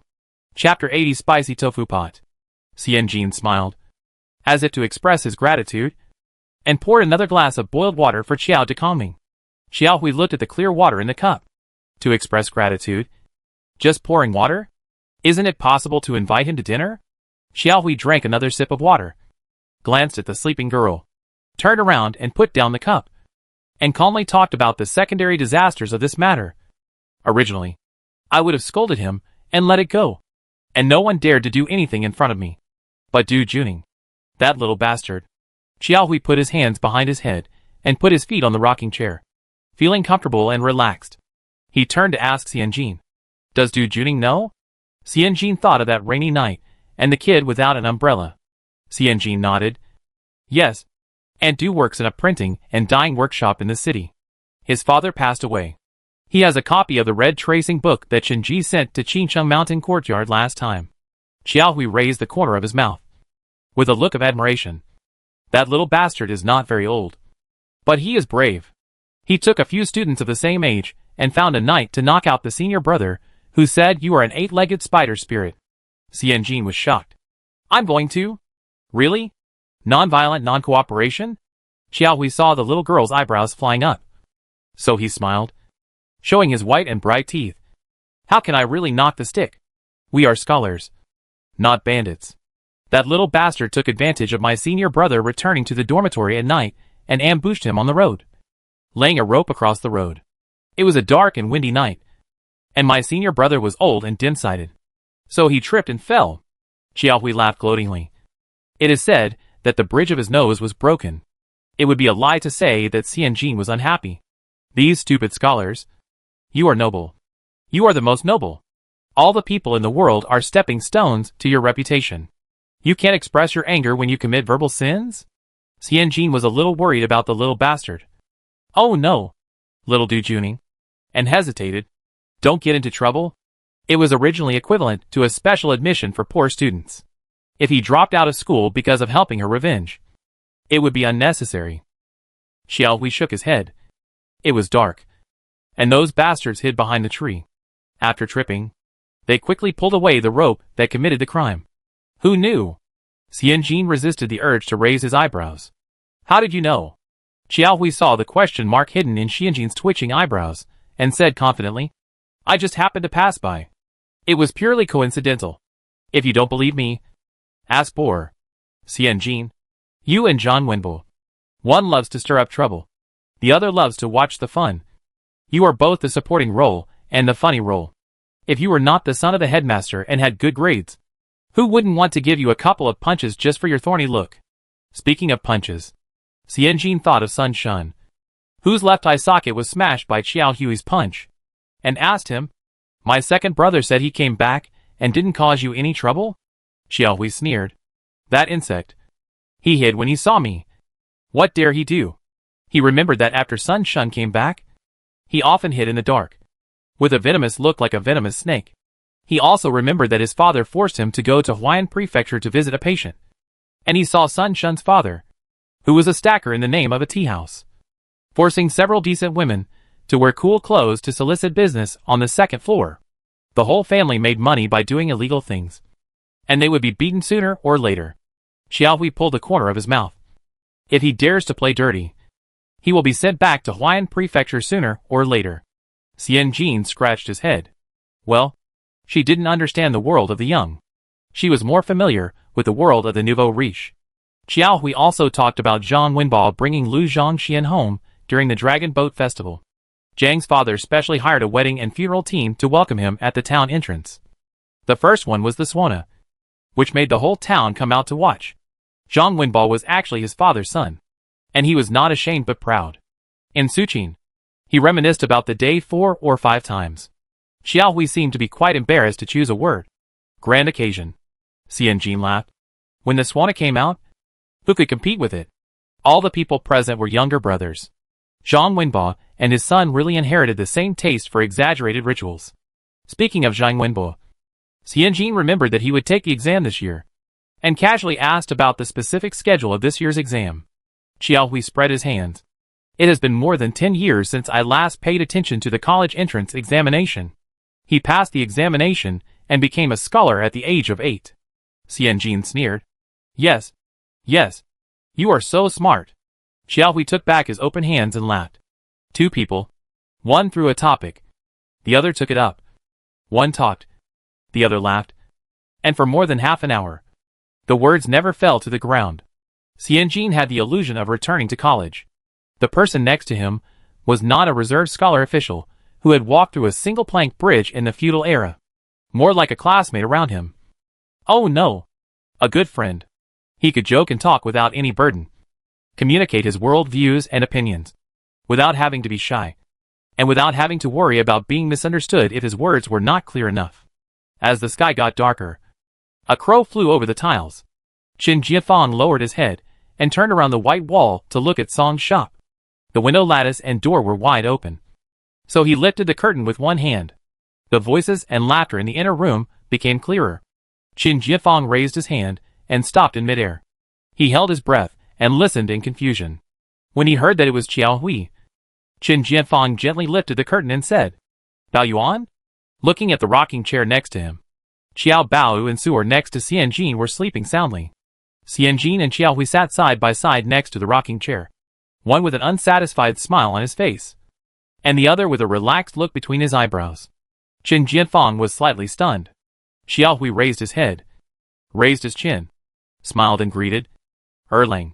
His attitude was very calm, quite like the bright moon in the sky. Qin Jianfang half lowered his eyes, pursed his lips, and did not answer for a long time. Xianjin looked at Qin Jianfang. The atmosphere seemed to become a little awkward. Qiao Bao rubbed her eyes in a daze, and said first, "It's dark." Seeing that there were more people around her, and then seeing that Su'er was still sleeping like a pig, she hurriedly woke him up. "You said you came to help, but you slept more soundly than anyone else." "Xianjin, you just woke up for 3 seconds." Qiao Hui stood up and patted Qin Jianfang on the shoulder with a smile. "Are you here to help too?" Qin Jianfang glanced at Qiao Hui, and after a while, she smiled. "Third uncle asked Aunt Jean to make spicy tofu soup today and fried 2 eggs. I waited for a long time at home, but Jean Jier didn't come, so he asked me to pick her up. Spicy tofu soup." The 3 girls looked up at the same time. Qiao Bao reacted very quickly, and immediately looked at Xianjin with a sharp gaze, saying in a sad tone, "I moved things all afternoon, and I'm tired and hungry." Oh, look at my hands." Xianjin lowered his head and looked expressionlessly at the white and tender pig's trotter stretched out in front of him. "Your hands are very good. As good as your sleep." Qiao Baozhu once again held Xianjin's elbow, How about we go back and have dinner? And then move together? Xianjin twitched his lips. Girl, please don't omit the subject without permission. Let's go back and have dinner. And she will move it by herself. This is more in line with the facts. Chapter 81. I thought he was angry. Xianjin looked at Chen Jianfang. Going to Chen's house for dinner was reasonable, and he should treat them. Who knew that Chen Jianfang lowered his eyes slightly, and returned to his usual taciturn state. This man, why is he so reserved even to his mentor's 2 children? Xianjin had no choice but to smile and invite Hua Hua and the newly appointed Dawei good friend. Or, you two could also go to Chen's old house for a simple meal? Xiao Bao answered loudly. Okay. Xiao Hui rubbed his nose, stood behind his sister, and silently expressed his agreement without saying a word. Chen Jianfang couldn't help but take a deep look at Xiao Hui. A child of an aristocratic family, he had a clear distinction between relatives and strangers. And the boundaries were clear. And it was rare for him to cross the line. What was rare was that Xiao Hui was neither arrogant nor deliberately flattering in the mountain courtyard. He would get along with people he liked, and would never associate with people he didn't like. Although he didn't hold himself in high esteem, he still had a sense of propriety in his interactions. It was difficult for him to get along with people. First because of his arrogance, and second because he was afraid of trouble. But such an arrogant and trouble-averse person agreed to go to the merchant's old house to eat a bowl of spicy tofu pot. If he didn't want to go, he would just use the excuse that his studies were too heavy, and that he would come back to pick up his sister after dinner. He didn't say anything, which only meant one thing. He wanted to go. And the reason he wanted to go was definitely not the spicy tofu pot. Chen Jianfang moved his throat, and it seemed as if he had a mouthful of river water under the ice in his throat, cold and bitter, and his mouth was full of needles. This meal was a great pleasure for both the host and the guests. The guests, mainly Xiao Baozu and Xia Wawa, were very happy. Xianjin and Chen Jianfang first picked out tofu, vegetables and fried eggs, and then put in fish balls made from knife fish, pork belly with fat and lean meat, freshly cut lamb legs, and some small clams, loaches and river crabs caught on the Wuxi River Dam. Spicy tofu pot is actually a variation of spicy black bean pot. It is mainly based on the spicy flavor of oily black bean, and is moderately salty and fresh, mainly catering to the taste of Huizhou people. When there are guests at home, Zhang Ma reluctantly gave up, and her tongue finally deviated from Xianjin's Sichuan stomach. Therefore, Xiao Bao was conquered by Zhang Ma's excellent housekeeping skills, and ate enthusiastically with a full belly. As for the main thing, Chen Fu was very happy. There are 3 reasons for being happy. First, he showed what is freshly cut lamb. When he was eating, he stood the plate full of mutton slices vertically, and the mutton slices stuck firmly to the plate without falling to the ground, winning warm applause from the people at the table and a wow from the koi flour. Second, Xiao Hui treated him respectfully, which greatly satisfied his vanity as a playboy. Xiao Hui respectfully called him Uncle Sure as soon as he entered the door, although he didn't know where this sure came from. Third, late at night, Xianjin sent the Qiao brothers and sisters to the door. When he returned to the flower hall, he saw Chen Jianfang walking straight up the corridor to the inner courtyard with a solemn look. Chen Fu limped over and whispered to Xianjin solemnly, Erlang seems to be in a bad mood. The voice was very excited. Do you know why? Tell me quickly, so that your father can feel happy. 3 black lines flashed between Xianjin's face. This emotion is worth a debt. And the son needs to pay the debt of the father? The star of hope is introverted, and it is difficult to tell whether he is happy or angry. When she was in Song's shop today, she noticed that he was in a bad mood. I think he must have encountered some obstacles that he couldn't overcome. Xianjin frowned disapprovingly, changed the subject, and glanced at Chen Fu's lame foot. Is your foot better? Chen Fu felt wronged. No. It hurts so much. I just endured the pain to accompany everyone for dinner. Xianjin, there is no patience on your face. Please be patient. The headmaster recommended a retired doctor from the Imperial Hospital. I will accompany you to see him tomorrow. After showing concern, Xianjin put on a stern face and taught his cheap father a lesson.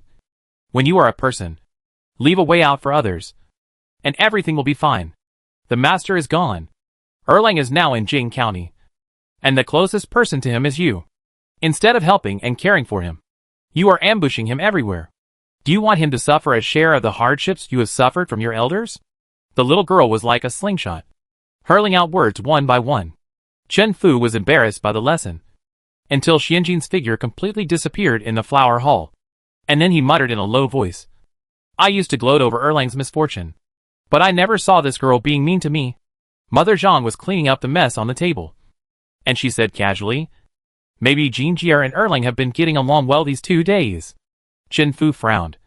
Ah? What's good? Mother Zhang told him about the calligraphy, eating, and resting in the store at noon, and concluded, don't mention Jinjier. I think Erlang is good. I thought he was pedantic and arrogant, but who would have thought he was so humble and gentle? Chen Fu glanced at the Chao Show gallery, then looked at Xianjin's figure walking into the room, with his hands behind his back, doing something he was not good at, thinking. Xianjin was also thinking about why the Star of Hope was unhappy. Mostly it's academics. Is it because of Qiao Hui? After all, today, she saw the Star of Hope looking at Qiao Hui a lot. Xianjin turned over and sighed.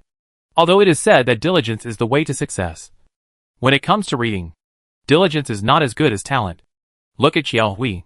With just 2 articles, he completely corrected the shortcomings of his superficial and overly gorgeous writing style. Moreover, the most frightening thing about reading is that people who are more diligent than you are not only more talented than you, but also more connected than you. Xianjin turned over again and whispered to Suar, who was sleeping in the compartment. Suar. Suar responded crisply. Ah! Xianjin said again. Go tell Zhang's mother that I want to eat water chestnut cake tomorrow morning, and ask her to put more sugar in it. Sweets can secrete dopamine. Dopamine can make people happier.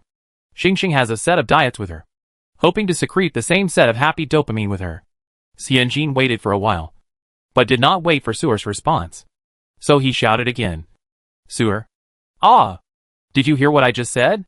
She was answered by a steady snoring. Xianjin was embarrassed. What kind of magical sleeping system is this? When the boss wants to call someone, he just answers here first. When the boss assigns a task, he falls asleep immediately. Xianjin put on his clothes and went to the kitchen by himself, updated the recipe requirements, and went to bed in the almost blind darkness. Before going to bed, Xianjin tried again without giving up. Suar. Ah! I'll give you a bar tomorrow, and treat you to Xiaodeoxiang's crispy cakes by the way. Ah, okay. The answer was neat and clear, without any hesitation. Xianjin was so angry that he sat up and walked to the compartment with his eyes narrowed in the candlelight by the window. Wang Sansua was sleeping in the compartment with his legs spread out and unconscious, smiling sweetly, and even licked the non-existent biscuit foam at the corner of his mouth with his tongue.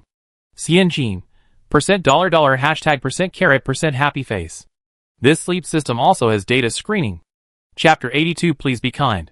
On the night of early summer in June, the temperature in Jing County, Xianzhou, had already started to rise. The cramped wing room was not ventilated, and a window controlled both air intake and air exhaust. The workload was seriously exceeded, resulting in low work efficiency and extremely stuffy heat in the house. Xianjin turned over, and when he closed his eyes, he saw Chen Jianfang's forbearing and silent face. After a while, it turned into a crowded thatched book house.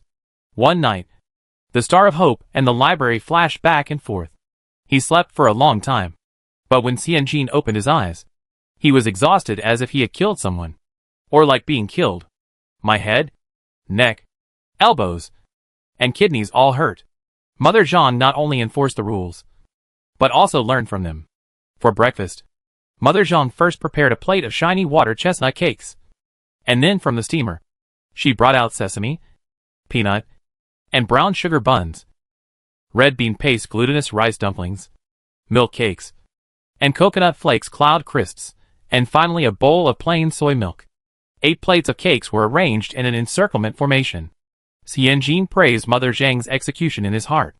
After eating a round of sweets, Chen Jianfang drank some soy milk silently. After a dull expression for a moment, he swallowed it with difficulty. Even the soy milk is sweet.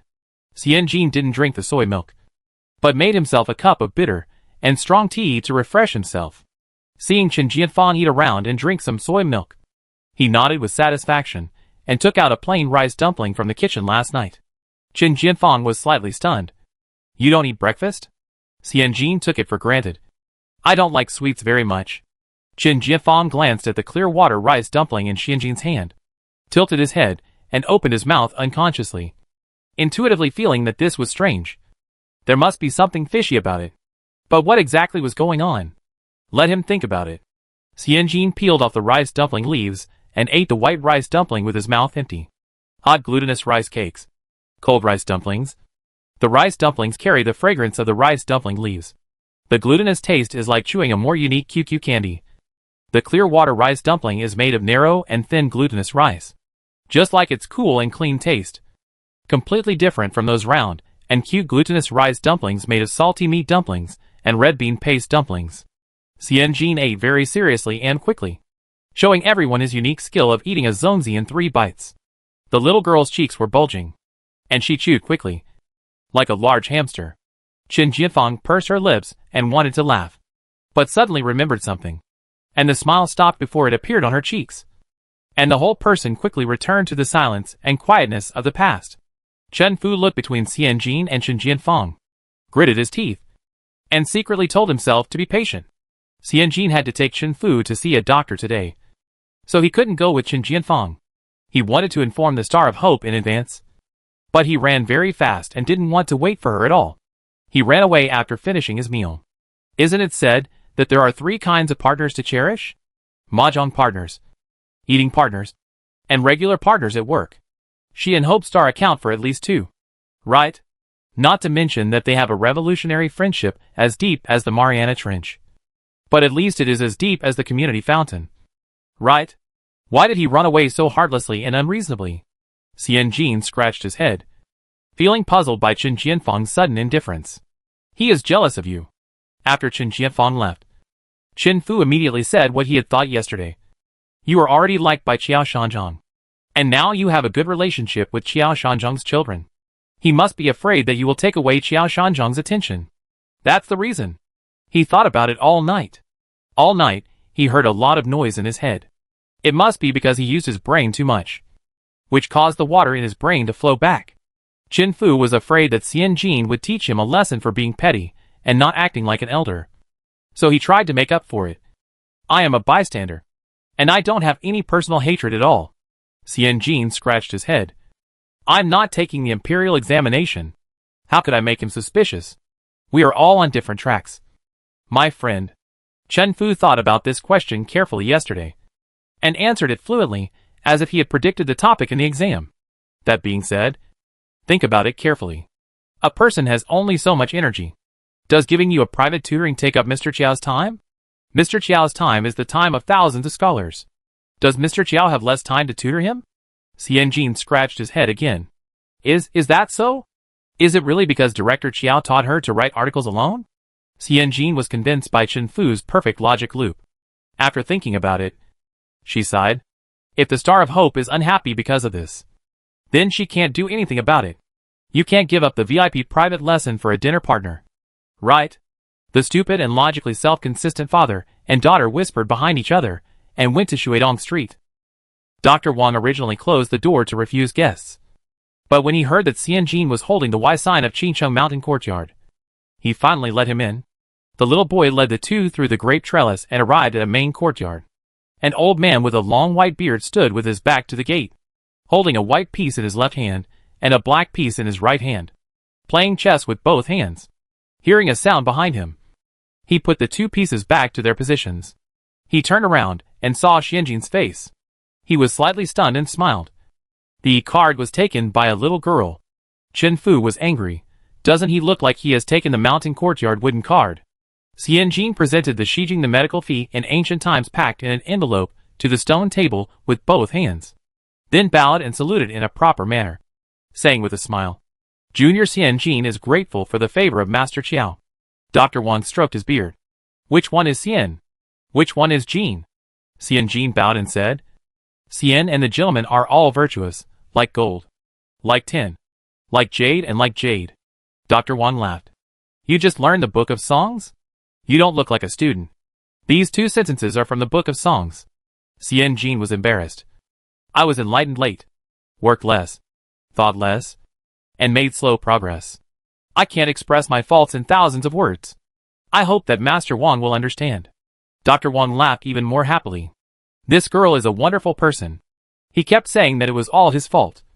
And he cleared Xiao Fangji of all blame. Dr. Wang was squinting his eyes and carefully examining Xianjin's facial features, as if he was trying to explore him. And then he casually asked, "What's wrong with you?" Xianjin hurriedly pulled Chen Fu over and bowed deeply to his love-minded mind. "My father is the third child of Qinji in Jing County. He has been suffering from severe pain in his feet for 3 days in a row. No matter how he changed his posture, applied ice or hot blisters, it was hard to go away day and night." He also explained the situation before and during the illness. Before the illness, my father ate out every day, all of which were oily and meaty. After the onset of the disease, the child stopped eating meat and drinking soup from my father, and drank water every day, and stayed in bed to recuperate. Although he is still in pain now, he is much better than the first 2 days. When Dr. Wang heard the word my father, he paused for a moment. Then his expression recovered, turned his eyes, and asked Chen Fu with a smile, "Is that so?" Chen Fu nodded repeatedly. "Yes, yes, yes. This pain seems to come from the bones. I lie down, press it with something, and curl my toes. The pain is still there. These days, I have been eating bland soup, which makes my stomach empty. I miss that elbow, but I can't eat because of the pain. No one in our family has had this problem for generations. Life is made up of pain, and no one knows which will come first, pain or tomorrow." Dr. Wang's smile retracted, and he stopped Chen Fu's self-expression expressionlessly. "Look, like that little girl. There is only one patient in 1,000 who can describe everything in an orderly manner, including before, during, and after the illness, the time of onset, symptoms, possible causes, treatment methods, and treatment results. There are more patients like this old dandy with a greasy face. I wish I could write an essay about my past and present lives, my ancestors, and my feelings, and enter the competition. Please be kind. He is treating patients, not listening to poetry recitation." Dr. Wang said concisely, "Put your left hand up." As he said that, he pushed a small cup containing chess pieces over. Chapter 83. He obviously has it. Seeing the middle-aged doctor's face was not in good spirits, Chen Fu muttered that anyone with the ability would be amazing. Then, he put his claws on the chess cup with lightning speed. The chess cup was hard, and the edge was very uncomfortable. The love-minded man looked at his white and tender hands and estimated that the back of his hands would be red in a while. Dr. Wang was covering his hands, and he stopped after 30 seconds. He asked Chen Fu to take off his shoes to look at the affected area. After carefully examining Chen Fu's red and swollen big toe joint, he asked him to stick out his tongue, roll his eyeballs, and breathe out. With his long beard and determined eyes, he really feels like a specialist. Dr. Wang stopped writing and turned to write a prescription. He finished it quickly and handed it to Xianjin, not giving Chen Fu any chance to relieve his emotions. He said quickly, "Your father has arthritis. He has an irregular diet, and the wind evil has entered the body, causing wind heat and dampness arthritis. It is also called white tiger legia in the folk. When it attacks, it hurts like a tiger bite. Tiger bites are spicy." Chen Fu hugged his legs. "Ouch, ouch." Dr. Wang blinked patiently. "When dampness and heat combine, there will be pain in the limbs. Sophora flavescens, Scutellaria bicalensis, Anamarina asphodaloides, and Artemisia capillaris are bitter to relieve it. I prescribe Danguin Yintong decoction, which is slightly bitter.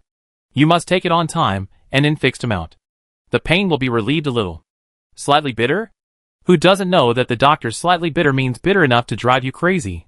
Slightly painful means painful enough to make you hang yourself. Xianjin looked at Chen Fu sympathetically. "Very good." This love-brained man stared at the prescription with burning eyes. He may have only understood the 6 words pain will be relieved. Xianjin nodded hurriedly and responded quickly. "I will go to the pharmacy to get the medicine when I go out. And I will boil it at noon." Dr. Wang was instructing again. Every drink and every food must be extremely restrained. Don't eat anything born from the river or the sea.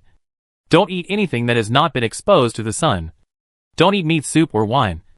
Don't eat honey, sugarcane milk, and don't eat anything baked or fried. Chen Fu understood the words don't eat clearly. Even if they were said in a foreign language, Chen Fu would understand them instantly. Chen Fu looked at Dr. Wang warily. What can you eat? Eat rotten vegetable leaves, husks, and fish bones. Dr. Wang rolled his eyes without disguising, turned his head and changed his face, and said to Xianjin in a friendly manner, strictly avoid food during the onset period. If you don't have an attack for a long time, you can eat a little bit, and eat at long intervals. Xianjin looked at Chen Fu with compassion and nodded. I will supervise and strictly control it. As he said that, he was ready to leave. Dr. Wang took out a satin hand pillow from his pocket and put it on the table, and said to Xianjin with a smile, how about Miss Chen? Let me check your pulse too. Xianjin had been ill for 20 years, and what he feared most was doctors, so he wanted to refuse reflexively.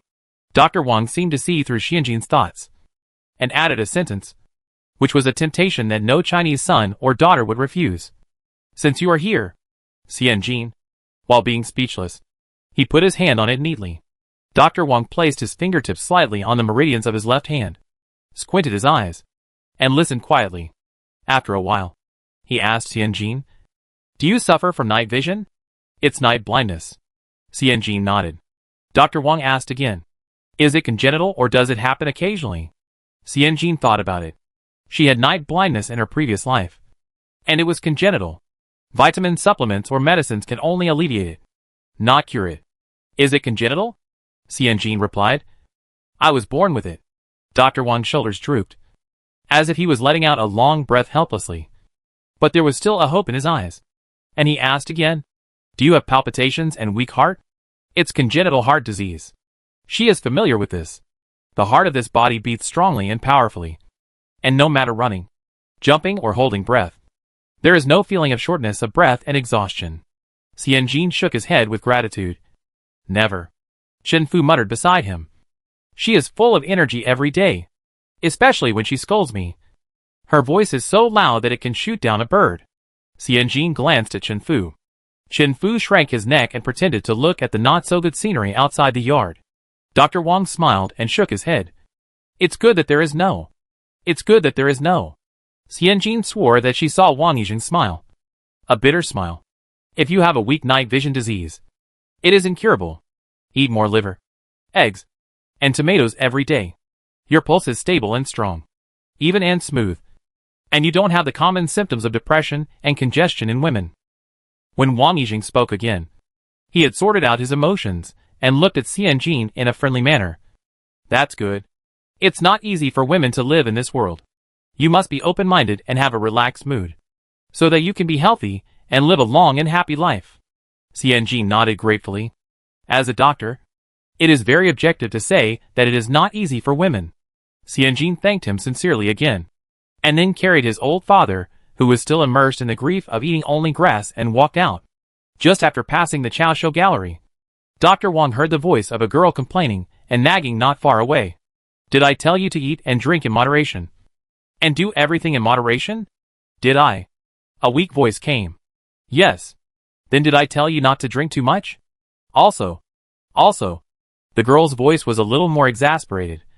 You eat 9 meals a day, and you eat out every meal. After eating Xiaodaoxiang, you go to Xixiang Pavilion, and when you come back, you have to patronize Liuji Cake's shop. You have 4 stomachs like a cow, 1 for wine, 1 for meat, 1 for rice, and 1 for soup. You eat so much. Now it's better. My feet hurt. What did the doctor say? You don't eat properly. How old are you? The store doesn't need you to talk business, nor does it need you to drink to save face. You really ate yourself up and got this rich disease. The voice gradually weakened.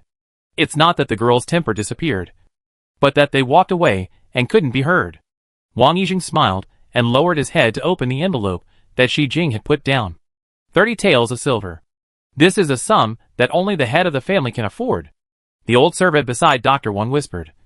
This girl seems to be the head of Chen's family in Jing County. The old servant glanced at Dr. Wang. She looks quite like. Dr. Wang glanced at her. There are thousands of things in the world, like a mirror containing the world, and like a forest hiding birds. It is normal for 2 people to look alike. What's more, they are not very similar.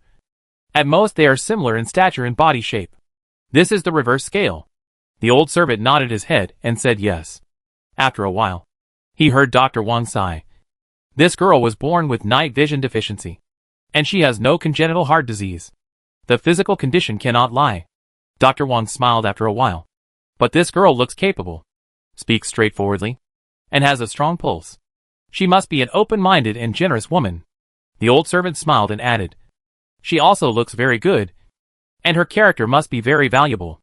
Otherwise she would not have been recommended by Master Chiao to take care of her. Dr. Wang was suddenly moved. That night, after finishing a cup of bitter medicine, Chun Fu, who was crying bitterly, had already crossed his legs and lay down on the bed to sleep. Unexpectedly, something suddenly occurred to him, and he turned over and slapped the bed. He clearly has a hand pillow with him, but he still uses a chest cup for me. Chapter 84 Envy in my heart. When the chief doctor level special needs speak, no one dares to disobey. Chin Fu's diet changed from a bowl of salty soy milk from Shixiang Pavilion in the morning, a table of 4 cold dishes, and 4 large dishes at noon, and Zhang Mama's loving home-cooked dishes at night. 2. I eat this? Chin Fu looked at a white steamed bun, a pot of boiled cabbage, a small dish of soaked radish, and a small piece of braised chicken in front of him, and then looked up at the 8 large bowls on the table, including egg custard, cabbage vermicelli buns, and fried radish cakes. Even the pickled vegetables for porridge were made up of 4 small dishes. Chen Fu looked up in disbelief, looked around, and asked, Sun came to Jing County? Sun Baopi used such a vicious trick to deal with Xian Jin. Xian Jin took a cabbage vermicelli bun and took a bite. It was really delicious. The vermicelli was chewy, and the cabbage was blanched with coarse salt, so it tasted crispy. Xian Jin happily swallowed it, and said to his father earnestly, be patient for a while. Holding a bowl full of vegetable porridge, Xian Jin knocked on the edge of the bowl with chopsticks. You see, the amount of rice a person eats in his life is fixed. Whoever finishes first will leave first. Chin Fu's sobs were blocked in his throat. A bowl of rice. Whoever finishes first will go first. Before that, he had 9 meals a day, which was equivalent to shortening his life by 3 days. Nonsense. Isn't that a curse? Chin Fu slammed the table. Who? Who said that? Xian Jin remained calm. My mother said that. Chin Fu nodded immediately, without any pause, and said, that makes a lot of sense. It can be said to be a combination of psychology, rationalism, and metaphysics. Take a bite of the white steamed bun, and then say, come, tell your father what otherwise sayings your mother has said. Xian Jin, love-brain people are easy to kill. Xian Jin rolled his eyes, turned around, and stuffed the remaining buns into his mouth in 2 or 3 bites. While chewing, he took out a thick book made of coral peach paper from his cloth bag and handed it to Chin Fu. This is a new book from the store. Take it and play with it. It's been half a year. Although you haven't eaten all the restaurants in the 9 towns and 24 villages in Jing County, you have eaten most of them. Didn't you want to write a restaurant record before? I have contacted Boss Shang. As long as you write it, he will print it for you. The minimum print is 300 copies. I will take it to the store to give it away. Oh no! To sell it. Chin Fu was so shocked that his jaw dropped. His writings can be printed into books? And they can be sold. How can I keep my child quiet and not make trouble? Find him something to do. It would be best if he always wanted to do it but never succeeded. For example, in the previous life, the mother of the kid in the bed next to her had been using Baalala little magic fairies for 5 days in order to let the kid have N4 quietly. When the kid was discharged from the hospital, Xian Jin felt that he had been colored by colored eyeshadow. After Xian Jin settled his cheap father, he prepared to go to the store. Before leaving, Xian Jin glanced at the empty stool next to him. After taking over Songji, there were many things to do. The empty chair did cause a little ripple in Xian Jin's heart, and after a small splash of water, it was swallowed up by the overwhelming work. The time left for the office animal to feel sad and depressed ended before punching in for work.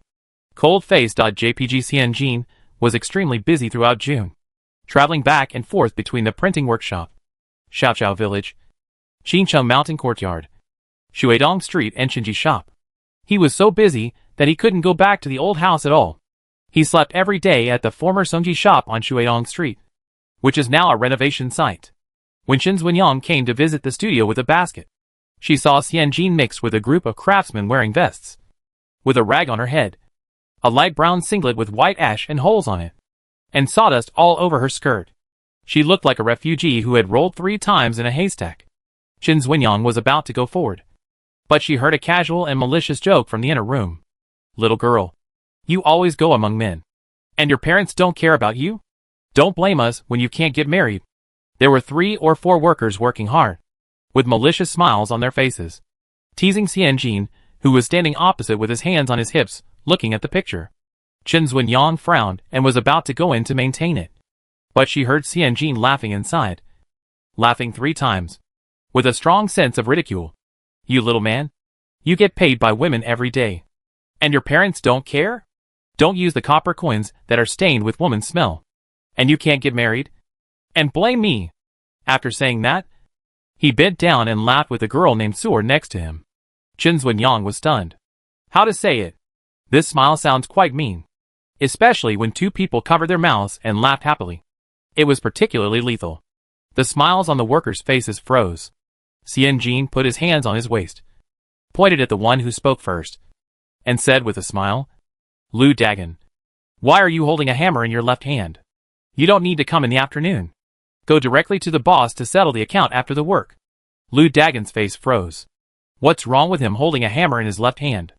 Who doesn't allow him to be left-handed? He was fired after only 3 days? It's too bad. It was not easy to get this job. The copper coins were generous, and meals were included. There was a big piece of meat every noon. Just like that. Lu Dagan tried to explain. Unexpectedly, Xianjin didn't give him a chance to speak. Chen Xuanyang looked at the little girl with her head tilted, smiling and pointing at the remaining craftsmen one by one. Her voice was doting and gentle. "Come, let me see. Which brother still holds the hammer with his left hand?" In a room, 3 or 4 burly men changed their hammers to the other hand. After changing, they all changed back. None of them is left-handed. They were holding hammers with their right hands. Chen Xuanyang saw Xianjin nodded with satisfaction, and her eyes almost became 2 crescent moons. Very good. Very good. Everyone is on the same page with me," Xianjin said. "Everyone. Work hard, regardless of whether you are male or female, old or young, black or white. Those who give you money are good people. Right? After we finish this job, you run west and I run east. If we are destined to be together, we will see each other next time. If we are not destined to be together, we will never see each other again in this life. Why should we be unhappy?" The 2 crescent moons narrowed into a slit. Xianjin said sweetly, "Everyone, tell me, is it true or not?" "Yes," the workers answered in unison. Chen Xuanyang looked at Xianjin with some admiration. Xianjin looked up and saw Chen Xuanyang. He smiled and invited her to the small house where she usually stayed. He poured a pot of tea for Chen Xuanyang and said with a smile, "Third master said you were coming to see me. I thought you were coming at noon." Chen Xuanyang took the teacup and saw a pile of documents on the table. The top page was densely written with words. Chen Xuanyang tilted her head and glanced at it. There were a few words on it that were particularly large. Positioning, atmosphere, cultural and creative integration. She didn't understand what it meant, but Chen Xuanyang was a little envious of Xianjin's busy appearance. Chapter 85 Anti-Fraud Center. Chen Xuanyang drank a sip of tea. The tea was warm, not hot, and only equal to body temperature. I guess the owner of the tea was too busy to drink it. Look at this small house with only 2 bricks in front and back. It is full of various papers and notebooks. There are even a dozen square books hanging diagonally on the wall, with a hole in the corner tied with a thin hemp rope. Chen Xuanyang smiled. "Uncle San said that you only have half an hour to rest and eat at noon. He asked me to come in the morning, and he can also drag you to sit for a while and rest for a while." Xianjin finally had time to drink some water. He gulped down a large cup of tea and said with a smile, "He would rather I stay idle all day and play cards and watch plays with him at home. Not only does he enjoy his company, but Uncle San is also afraid that you will be tired." Chen Xuanyang smiled gently and looked out. Song's son went to the capital to study. "So this shop is a bargain for our family. We all make paper. So why do you have to go to so much trouble to renovate it? Just follow the old rules to clear the accounts and give the clerks a beating. And then you can have ready-made paper. Right? As for the business plan, Xianjin doesn't like to say that he is working on it. before the work is done. It is known to the whole city and is full of flowers. New people. New atmosphere. The things of the Song family are not the best. Xianjin laughed and chatted with Chen Xuanyang for a few words. But she seemed to be hiding something. There are a lot of processes to be done outside. And we have to go to the printing workshop to pick up goods. Xianjin really doesn't have so much time to play tricks. So he hits a straight ball. If you have nothing to do, wait for me in the hut. I will take you to eat cucumber noodles at Shixiang Pavilion at noon. Chen Xuanyang stood up and waved her hands. Nothing. Nothing. I just came to see you on the way. Didn't I ask Chen Fu before coming? How come it's on the way again? Xianjin frowned. Really? Chen Xuanyang nodded quickly, afraid that Xianjin would ask in detail. So she took the initiative to help clean up the cabinets in the inner room, wipe the dusty square table in the inner room, and help sort out the account books for 3 years. When Zhang Ma brought the meal at noon, Chen Xuanyang refused to stay to eat, and found an excuse to leave. Su'er praised. What a righteous man. He only works and doesn't eat. If our shop has all such guys, we will be rich. After that, he ate half of a chicken leg in one bite. Xianjin? She wanted to call the police, but she didn't know what to say to the police. Xianjin glanced at Chen's was hurriedly leaving back, and took note of this matter in his heart. He deliberately finished work early in the evening, and returned to the old house before it was dark. He talked about this with Chen Fu. It seems that there is something wrong, but he refuses to say it. Chen Fu snorted, slightly mocking. The face of our 7th great uncle is more valuable than the face of a grown-up girl. The mother of the county magistrate in the county government sent a message to our family, saying that their new house on the farm has just been built. It is a good house with 3 entrances and 3 exits. It just lacks a set of high-quality redwood. When can we come to measure the size and make furniture? Xianjin was stunned and asked. Finally came to propose to Xuanyang? Chen Fu shook his head. They also said that their family now only has 50 acres of forest, and can only eat oranges and plums every year. If our Chen family can plant rice in 500 mu of paddy fields, we will have no worries about corn, and will have enough food in the future.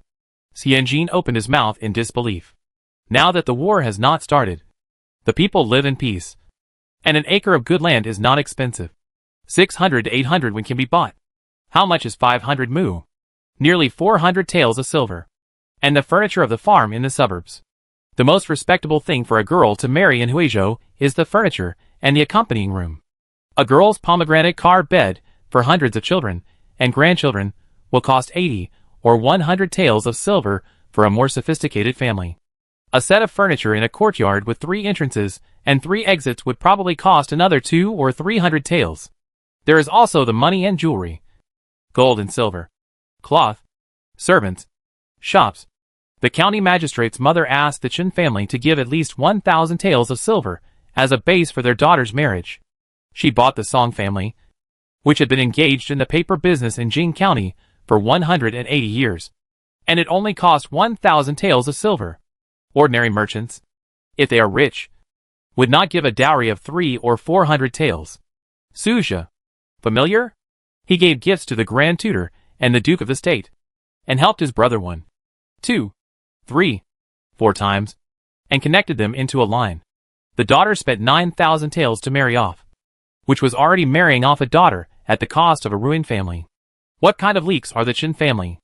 If Su Che is a beautiful wave blooming on the top of the vast sea of history, then the Chen family is a water molecule, a grain of H2O.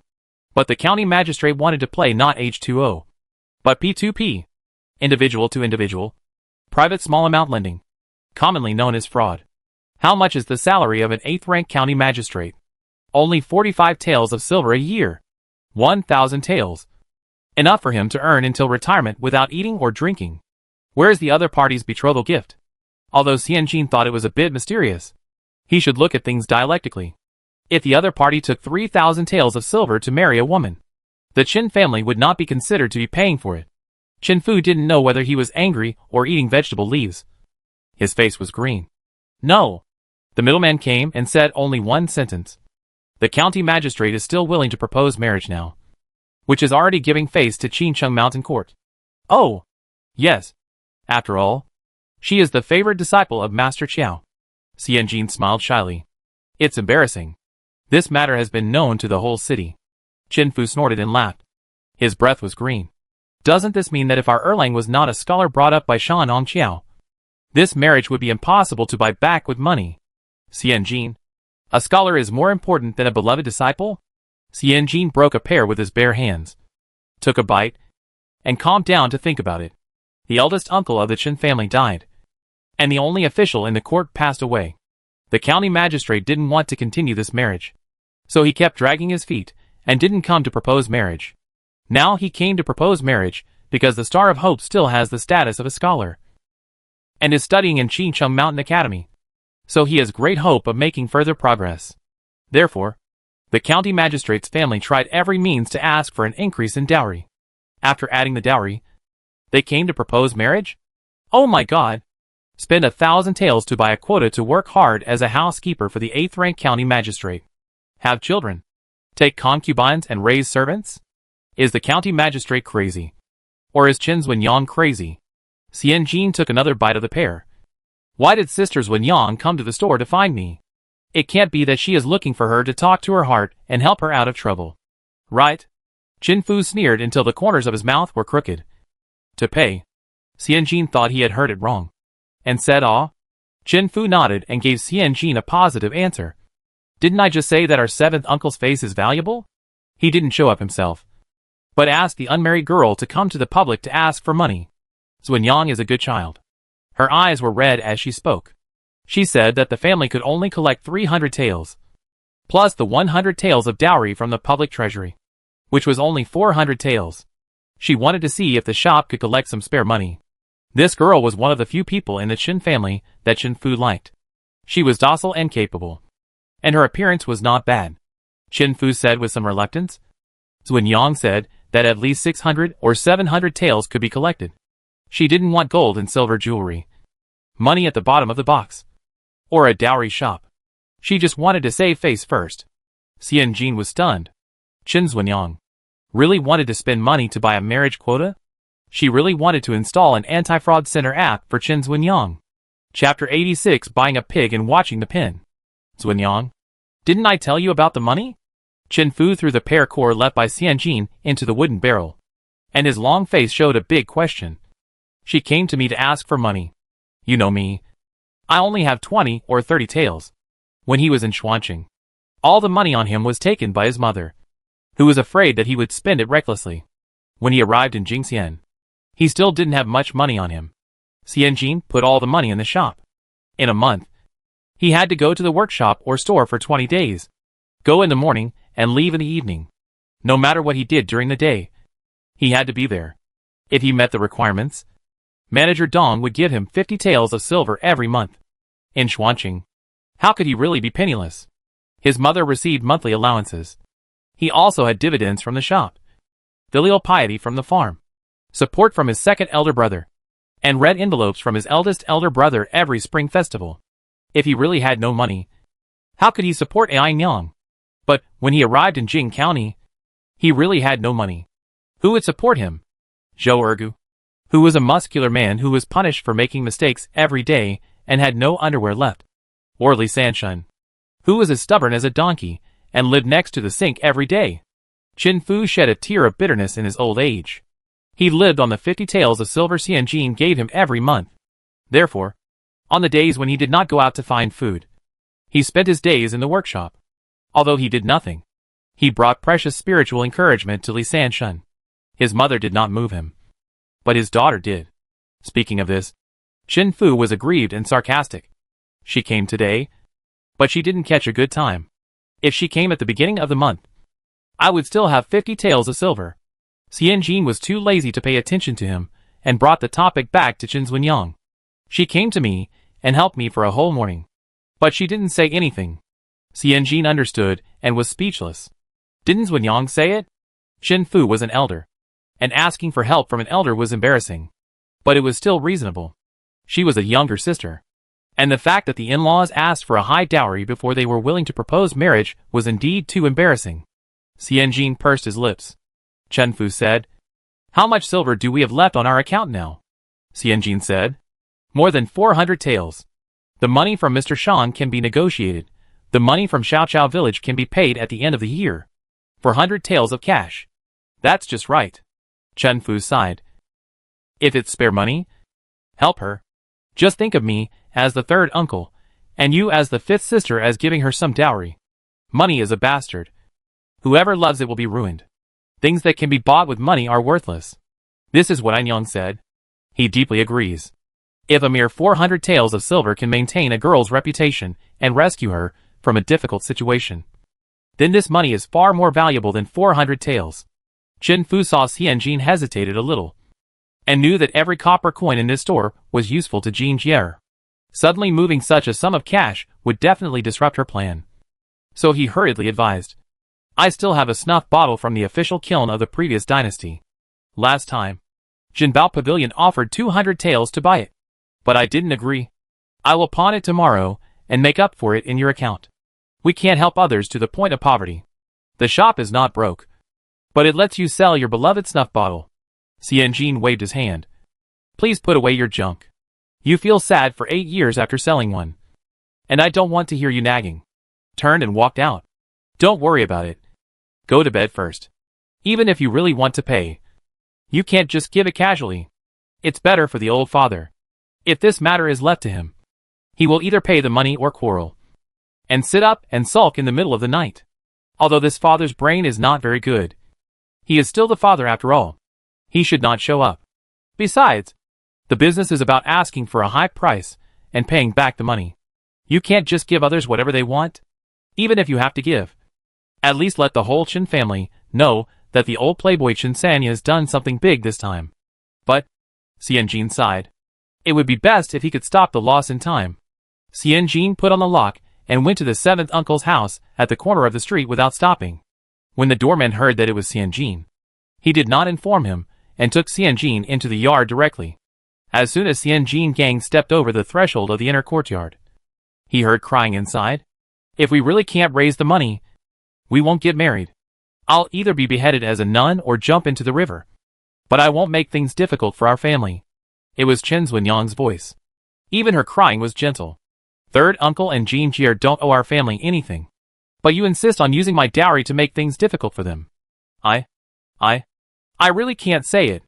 Chen Zunyang's crying sounded like an ant in the soil that could not resist the heavy rain and waterlogging. Xianjin stood at the door, listening openly without hiding or avoiding. The doorman stood aside. Hey, just because you look righteous, it doesn't mean you are not eavesdropping.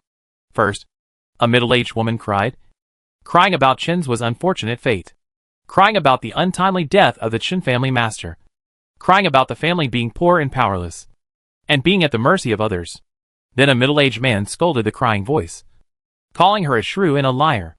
Then an old and deep voice sounded. But Chen Fu's child doesn't agree to withdraw money? Chen Zunyang cried in embarrassment and distress. What does this have to do with him?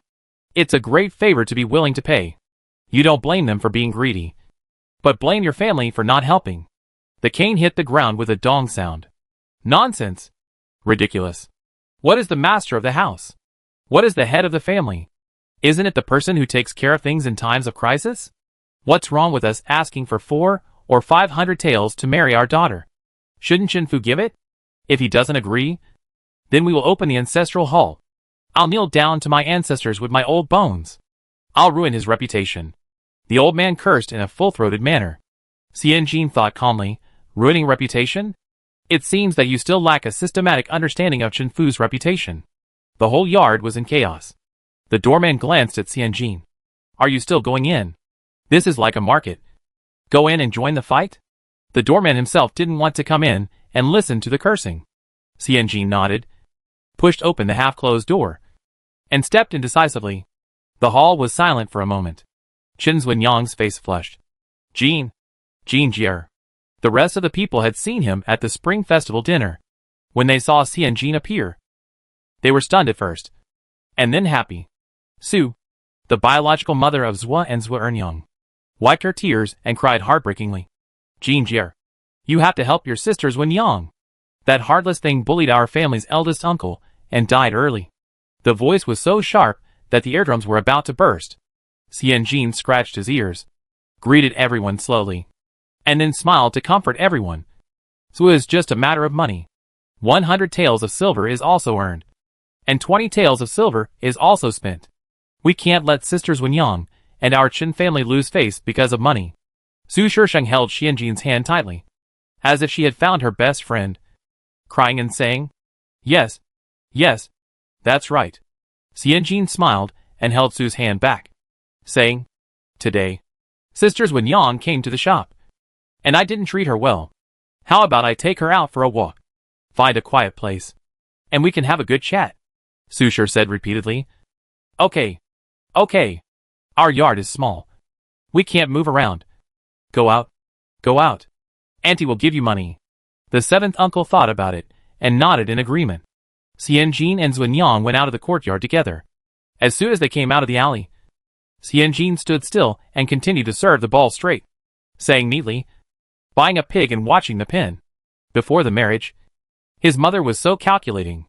So after the marriage, this family and this marriage must have calculated your bones and pound clearly. Xianjin did not wait for Chen Zuanyang to respond, and said, logically, "I shouldn't take the lead. But now after all the calculations, it seems that there is no one in the Chen family who can take the lead. Don't despise me. Take the lead?" Chen Jianfang's voice came from behind. "What lead?"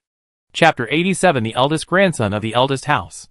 The moonlit night in midsummer was quiet, and the shadows of the two girls were stretched out by the dim oil lamplight in the alley. Chen Jianfang, holding the cloth bag of the mountain courtyard in his hand, heard Xianjin's words clearly from 10 steps away. He took 2 steps at a time and walked to the two of them with a sullen face. His eyes first fell on Chen's red and swollen eyes, and then turned to Xianjin's face. The little girl frowned, a little anxious. Xianjin was an extrovert and open-minded person, and rarely let his anxiety and worry show on his face. Even if she was misunderstood and humiliated in public, she responded calmly without any shame or anger. "What happened?" Chen Jianfang couldn't help but feel nervous and asked in a deep voice. "What happened?" Chen Zuanyang subconsciously grabbed Xianjin's hand and didn't know whether she should say it out loud. She was afraid of Chen Jianfang. To be precise, the entire Chen family respected and feared the eldest branch of the family. They had a natural awe of scholars, especially Chen Jianfang. He was young and proud, and taciturn. He was a brilliant young man and a child of destiny in his family. There was a natural barrier between him and ordinary people like them. This matter was too embarrassing. Even her grandfather was unwilling to show up in person, and she had no hope for Chen Jianfang. Chen Zuanyang lowered her head. Her eyes dimmed. Xianjin saw Chen Jianfang, but his eyes lit up. Yes. There is no one in the Chen family. Isn't this a person? In terms of status, Chen Jianfang is also a jurin, on par with the county magistrate. Not to mention that Chen Jianfang is still studying and has a good chance of getting promoted. The plaintiff in this lawsuit may not be able to speak up.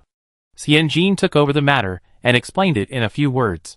He asked Chen Jianfang in detail.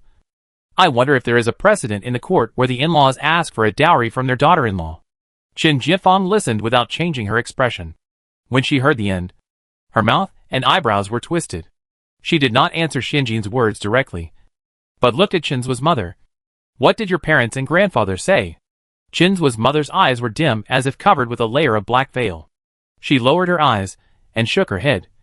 "Tell me to ask my third uncle to raise money, to settle this marriage as soon as possible." Chen Jianfang frowned even more. "Ridiculous.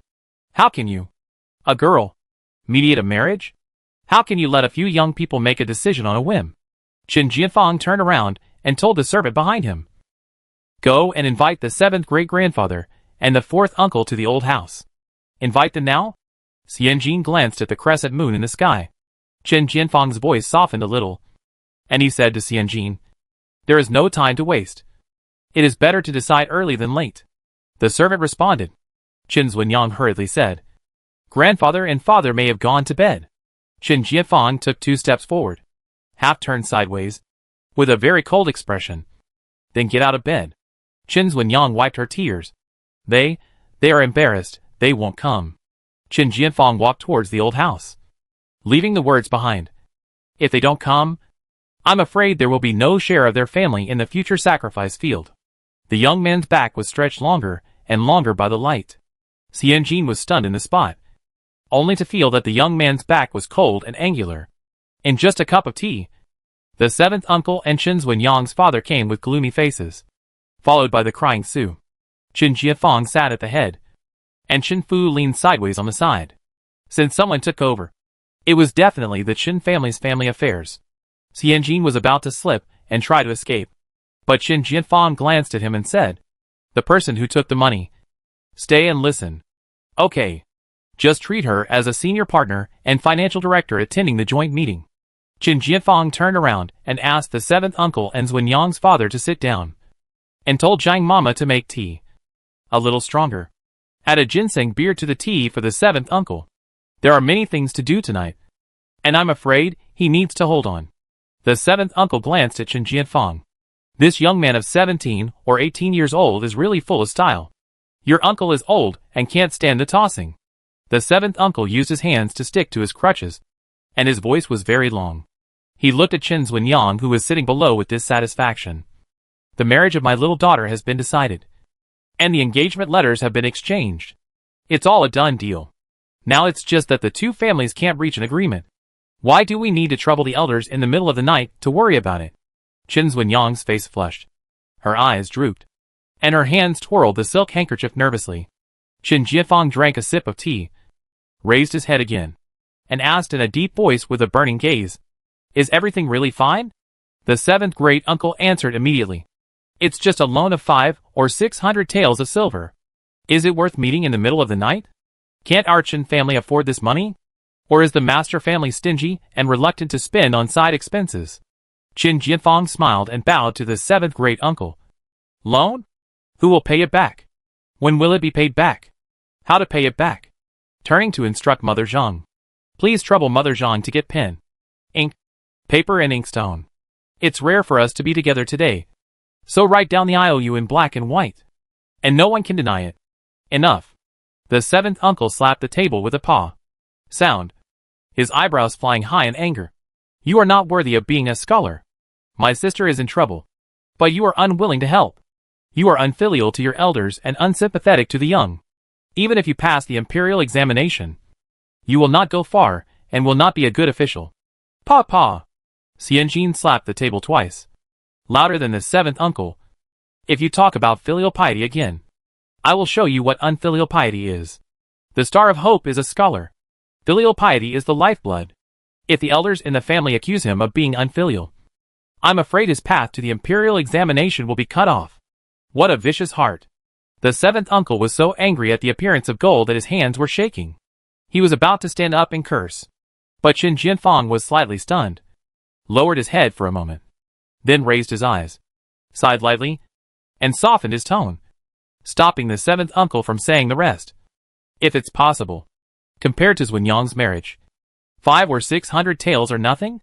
Xuanyang's mother Su stopped crying, covered her face with a handkerchief, and secretly looked at Chen Jianfang. Chen Jianfang continued, "Although our Chen family is not talented, we have been doing business for decades, and it is not difficult to collect 1,000 taels. If after Xuanyang gets married, he asks her to go back to her parents' home to get 2,000 taels or 3,000 taels, otherwise he will divorce her and marry another, then what will the Chen family become? The money bag of his Chui family? Or the henchman who helps Chui Hung to accumulate wealth and treasure? Chui Hung is the 8th-ranked county magistrate." Chen Jianfang knocked on the table with his knuckles. "It's not about money. It's the Chui family who took advantage of the situation and robbed people. If we do this, the Chen family will always be inferior to the Chui family. Then, what should we do?" Su cried. "The engagement has been completed, and the engagement letter has been changed. Are we really going to ask Xuanyang to cancel the engagement?" Xuanyang's father hurriedly said. "No. No. Mr. Chui is now the boss of Jing County. The county magistrate is better off in charge. Let's not talk about whether Xuanyang can find a good in-law family if the marriage is cancelled. If Mr. Chui holds a grudge against us because of this, it will be a loss. Such a good in-law family." Xianjin rolled his eyes silently. "What a good in-law family. This in-law family is just like a juicer. How much juice do you have? He will squeeze as much juice as you have, and he still thinks your juice is not sweet enough or not clear enough." Chen Jianfang frowned and said, "Marriage is not an enmity. If fourth uncle has this concern, Then this matter must be handled better. Then what do you say we should do? Seventh uncle put down the ginseng tea bowl impatiently. You say? This is not okay. That is not okay. You tell me a rule. Qin Jianfang raised his head slightly. First, the Qin family will never accept the unreasonable request of the Cui family. Second, this request was made by Cui Heng's mother, and we don't know what Cui Heng himself thinks. Third, we must be prepared to cancel the engagement and find another one. Su was frightened by the third one and cried out in surprise. Qin Zunyang slowly straightened her back. The seventh uncle looked at Qin Jianfang with a dull look. Under what circumstances do you cancel the engagement? Under what circumstances do you not cancel the engagement? Qin Jianfang replied calmly.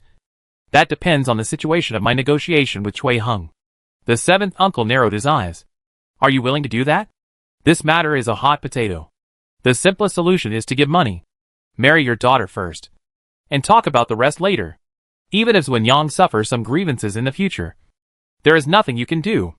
Which woman doesn't suffer grievances when she gets married?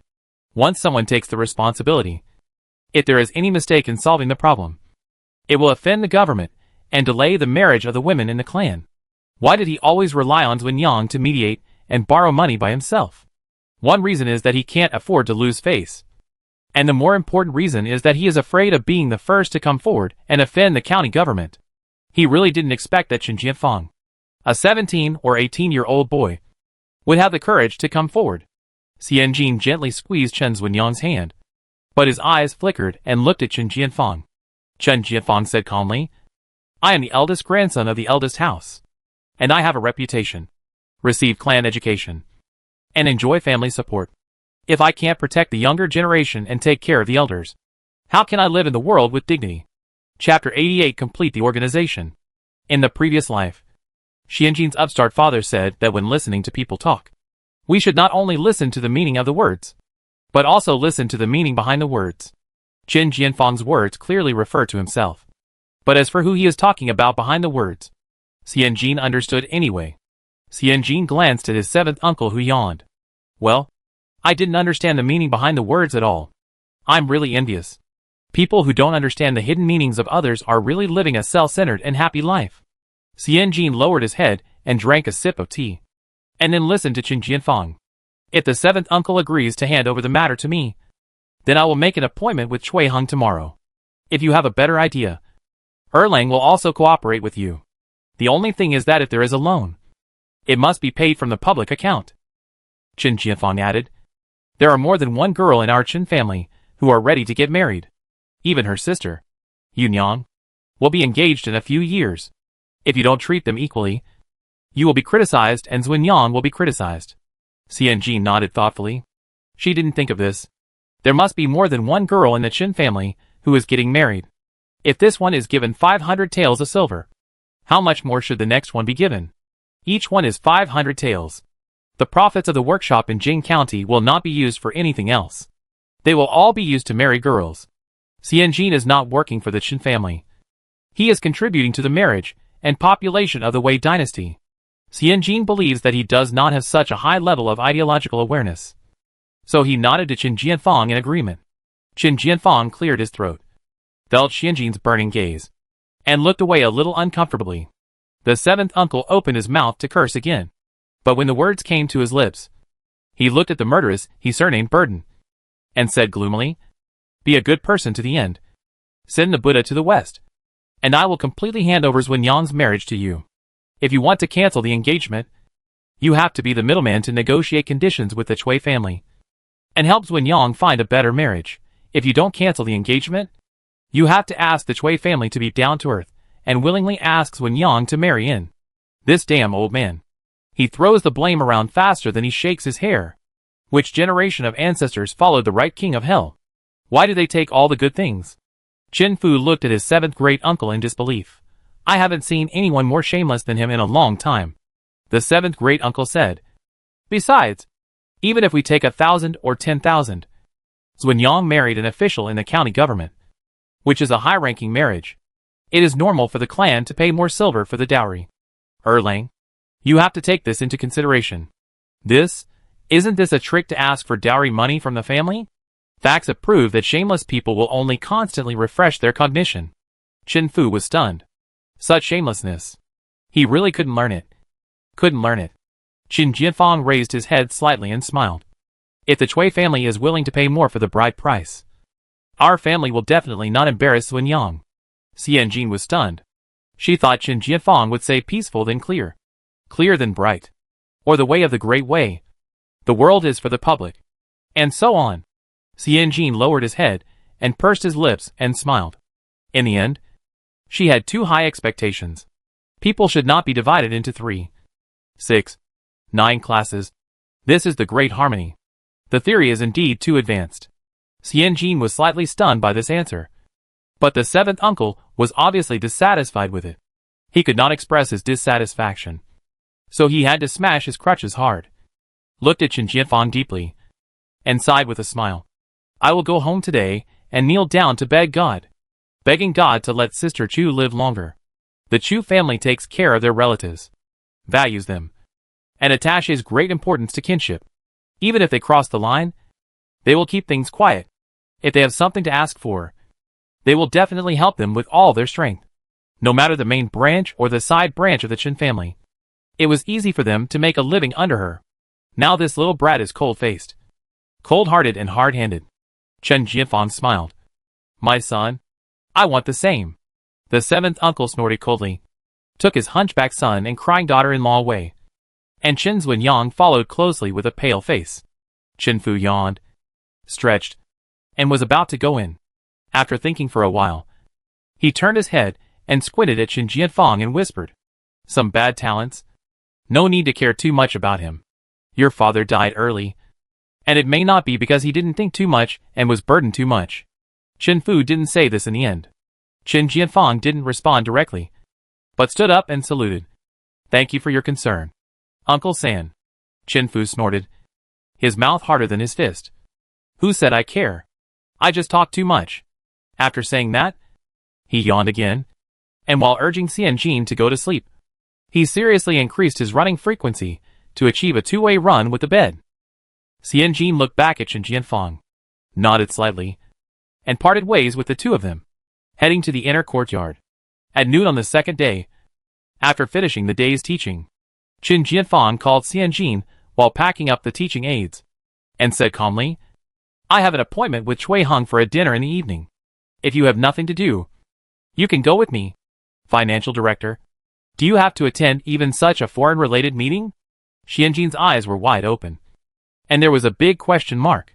Qin Jianfang patiently explained, I have booked a private room with 2 tables. I asked the store to separate the middle with a screen and a wooden gate. You can sit at another table with Zunyang. No matter how Chui Hung and I negotiate, whether to marry or not, and how to marry, Zunyang should have the final consent. Oh, to be an eavesdropping guest.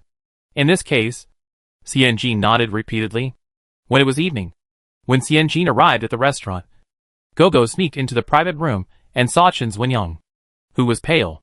As soon as he entered, Are you here? Qin Zunyang shook her head repeatedly. Xian Jin was about to speak, but heard a creaking sound of the door being pushed open, followed by a man's cold and calm voice. I haven't seen Mr. Chui for several years. I hope you are well. It was Qin Jianfang. Xian Jin hurriedly grabbed Qin Zunyang's hand and made a hushing sound.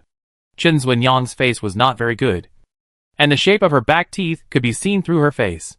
When Qin Jianfang called him Brother Chui, Chui Heng's voice sounded more mature and rich, with a hint of laughter.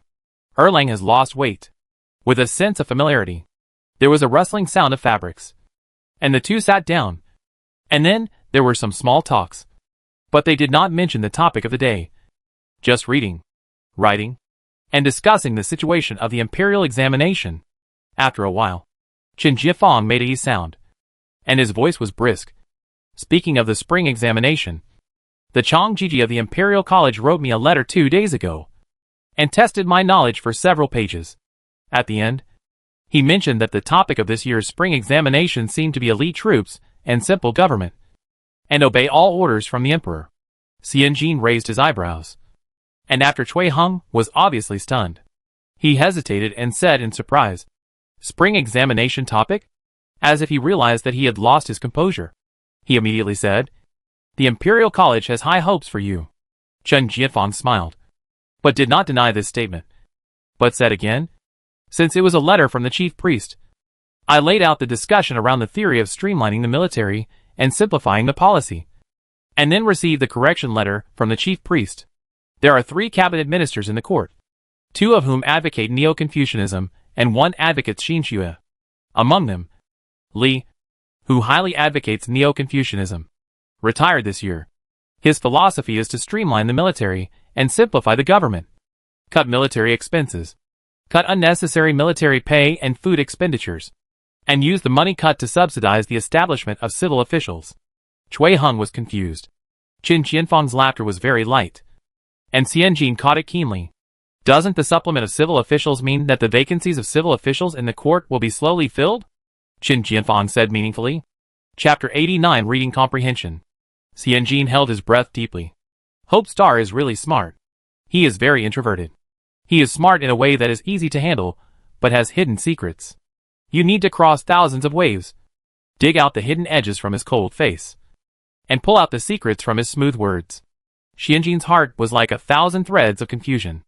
As soon as he raised his head, he bumped into Chen Zunyang's confused eyes. Xianjin lowered his head and explained in a low voice. The spring examination is usually in March, and the palace examination is at the end of May. Now it is early July. The land transportation from Beizili to Jingxian River is carried out. If you ride a horse for official business, you will change a new horse at a post station. It usually takes about 40 days. If it is not an urgent official business, the postman will walk slowly, and it is common to walk for 1 or 2 months. This was beyond Chen Zunyang's cognition, and her eyes were still confused. Xianjin pursed his lips and said directly, that is to say, as soon as the palace examination was over, the Imperial College received the questions and sent out the letter with the questions. Chen Zunyang still didn't understand. Xianjin was a little helpless. Well, a virtuous girl must sacrifice some of her brain to be able to follow the 3 obediences and 4 virtues. Xianjin explained a little more.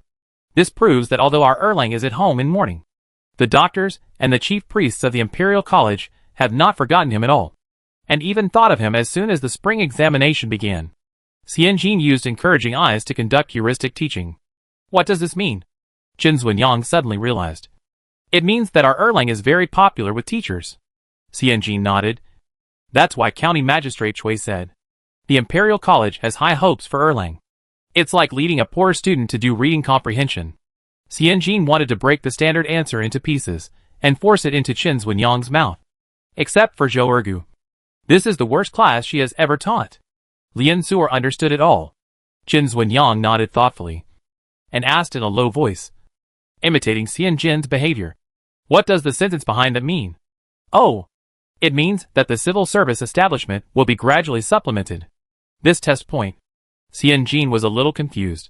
Erlang, what does this mean? A dry laugh came from the next box, but with obvious interest and the desire to continue this topic. The civil service establishment will be supplemented by the Jinshi who passed the imperial examination this spring, or by the Shijishi who are waiting to be sent out from the capital. If our county has a county magistrate who is both virtuous and talented, diligent and thoughtful, it will be a blessing for the whole county. Qin Jianfang coughed lightly. His tone was quite disappointed. Only 138 people passed the imperial examination this spring, but the Ministry of Personnel cleared 360 vacancies, including small positions in the capital such as the 6 ministries, and real positions such as prefects and magistrates in various places. How can the vacancies be filled with only 138 people? Cui Heng leaned forward visibly, waiting for Qin Jianfang's next words. Qin Jianfang paused deliberately, stood up, and filled Cui Heng's cup of tea. The tea was twisted into a thick round column. Cui Heng waited for a long time, but Qin Jianfang didn't speak again. So he frowned and said, the candidates who entered the Imperial Academy can fill the vacancies. The candidates of the Wei dynasty had 2 paths. One was to enter the Imperial Academy and continue to take the Imperial examination as a student. That is, to obtain the title of Jinshi. The second was to obtain the qualification of selecting officials through studying in the Imperial Academy and being selected for official positions. The candidates who were listed as deputy candidates, the candidates who had good results in the Imperial examination but were not officially admitted due to the quota limit and were listed as deputy candidates, had the opportunity to serve as teachers. The famous honest official Hai Rui was a candidate who entered the officialdom and rose from Nanping teacher to Nanjing right censor-in-chief. Cui Hong entered the government through the second route, and his starting point was higher than Hai Rui's. Hai Rui was equivalent to the head of the county education committee, and he was equivalent to the deputy county magistrate. But whether it was the teacher or the county magistrate, they were all of the 8th or 9th rank. To put it nicely, they entered the government, but in fact, they were not officials, but only clerks. Well, Jurin students entering the government are a bit like college students in the modern workplace. They may have good abilities, but whether they are evaluated for titles or promoted, there is a sense of workplace discrimination. Haven't you seen that in Lingrong, who played the 101 talent show training system in the palace in the future, was collectively bullied because her father was only the county magistrate of Songyang County, and her personality was distorted and blackened. Xianjin praised himself for his knowledge of history and culture. Therefore, from the position of county magistrate to county magistrate, although it was only a deputy position to a full-time position, it broke through the gap between officials and clerks. The county magistrate may be a county magistrate for his whole life, and if the county magistrate does a good job, he can be transferred to the prefect after 3 years of evaluation, and then he can climb to the governor step by step after another 3 years of evaluation, and then climb to the capital to join the 6 ministries. But that gap is hard to cross. Cui Hong only felt sweat on his back. If Qin Jiafang hadn't told him these secret officialdom affairs, he would have no way of knowing. That's why he decided to marry the daughter of the Qin family's side branch. Although Qin Zuanyang was born from a side branch of a merchant family, the Qin family actually had a prefectural official in Chengdu. Apart from him, no one in his family was an official in the court. He knew nothing about many inside information, conventions, nepotism, etc. Having someone in the court, no matter how big or small the official position is always a big tree, which can save a lot of troubles. Cui Hong sighed in his heart. It's a pity that the prefect Qin died early. If he hadn't died early, when Qin Jianfang passed the imperial examination, both father and son would have served as officials in the court, and the Qin family's help to him would have been unimaginable. How could he die so early, leaving behind this mess? Cui Hong frowned, looked up at Qin Jianfang's calm expression and his mouth that no longer spoke, and forced a deliberate smile. So what if it's not enough? There are hundreds of thousands of students who have entered the government. Our Jing County has always been a prosperous place for learning, because of the popularity of Xin paper and hui brushes. The silver and money economy has always been strong. In addition, it is located in Nanzili, adjacent to the land of fish and rice in the south of the Yangtze River. I'm afraid that even if it's just a small county magistrate, people will fight over it. He laughed awkwardly. The county magistrate, can finally hand over the heavy responsibility of managing the affairs of the whole county. There was a hint of regret and sigh in his tone. Education is really a stepping stone. The first education is even more so. Being a Jurin, he is naturally inferior to the 2 Jinshi. Even if Cui Hong wanted to compete, he might not have the courage to do so. Qin Jianfang sighed and disagreed. Brother Cui, how can you belittle yourself? A hero does not ask where he came from. You have been in charge of Jing County, and have been evaluated for excellence every year. You have always worked hard and devoted yourself to the work until your death. I told you this because I hope you can make further progress. But you are discouraged and decadent with me. Cui Hong's eyes moved, and he was about to speak. Qin Jianfang said again, I asked Master Qiao about this matter. Cui Hong held the cup in his hand, and his eyes suddenly lit up. If Qin Jianfang persuaded Qiao Fangji to endorse him, then his chances of adjustment would be very high. Qin Jianfang lowered his head and avoided Cui Hong's gaze. Master Qiao said, the filling of vacancies in the court has always been controlled by the Ministry of Personnel. But the promotion and demotion of students and candidates are reported by the local chief officials. When the Ministry of Personnel draws up the list, the opinions of the chief officials account for a large proportion. This list is drafted by the prefect, presented to the governor or the governor, and then to the Ministry of Personnel. Qin Jianfang smiled. How can the governor and the provincial governor, these second-rank officials, care about the personnel transfer of the 400 or 500 counties and towns under their jurisdiction? Naturally, if the prefect says it's good, it's good. Xianjin curled his lips. Isn't this the principle of territorial management? Cui Hong smiled bitterly. Xuanqing Prefecture. I really don't have any connections. Qin Jianfang still looked indifferent. If there is no connection, climb the window. If there is no window, climb the wall. Those who have the will can achieve their goals. Brother Cui, you also know that the court is peaceful now. And such opportunities are very rare. Peace in the court means that personnel changes will be made according to the routine. Following the routine is very disadvantageous to the candidates, who have a natural disadvantage in academic qualifications. Cui Hung lowered his head in a dilemma. Qin Jianfang smiled again. I heard that the Governor Xiong of Xuanqing Prefecture is quite obsessed with Xin paper. And he has set up a small room in his home to store and collect precious paper. Cui Hung slowly raised his head and looked at Qin Jianfang with an unclear look. Qin Jianfang smiled lightly. We still have 10 out of print 6 Zhongxian made by Master Li in our warehouse. If Brother Cui needs it, I will send it to you tomorrow. Cui Hang's mind flashed to Qin Zunyang's vague face. Is it because of Qin Zunyang? That's why Qin Jianfang is so considerate to him. Cui Hang was about to speak, but he heard Qin Jianfang say again. The other prefect Xiong has no biological daughter. Only a niece whose parents have both passed away and is being raised by her. She is 18 years old this year, and the mourning period has just passed. She is a little older, and she has no father or mother, so she has some difficulties in getting married. Xianjin pressed tightly against the door frame. Qin Zunyang's hands curled into a fist unconsciously. Qin Jianfang's voice came from the box again. I heard that this little bear girl likes landscape painting very much. And she also collected a lot of cotton-padded rice paper. Our family just produced a few pieces of mica-sprinkled gold 4-layer cotton-padded rice paper. The color is warm and bright. And it has always been very popular with the little girl. Cui Hung looked at Qin Jianfang with an ambiguous look. After a long time, he spoke in an obscure voice. Then, when Erlang delivers the 6-foot rice paper tomorrow, please also send 5 pieces of mica-sprinkled gold rice paper. Qin Zunyang loosened her fist, revealing her white fingertips. Xianjin looked at her with a soft but pitying look. Zunyang understood this reading comprehension. Chapter 90 Refusing to be Plan B. The sound of men talking could be heard intermittently in the next room. Mostly talking about career and economy. Mostly Cui Hung. Qin Jianfang dragged out the words to respond.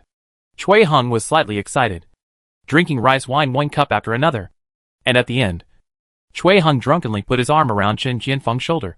Qin Jianfang could not avoid him, so he had to let him hook up. Hearing Cui Hung muttering drunkenly about the mistakes in the imperial examination, Qin Jianfang chuckled and responded. Hey, I heard that the girl from our 7th uncle's family and Brother Cui were matching their horoscopes. Cui Hung pulled the corner of his mouth, smiled and waved his hand. It happened 3 or 4 years ago. Let's not talk about it. Let's not talk about it. Qin Jianfang smiled and put Cui Hang's hand on his shoulder down. That's the truth. It's old news. It's just a joke between the 2 elders. Your family didn't give a betrothal gift. My family didn't give a dowry. And we didn't have any official seals or documents. It was just a joke between the 2 families.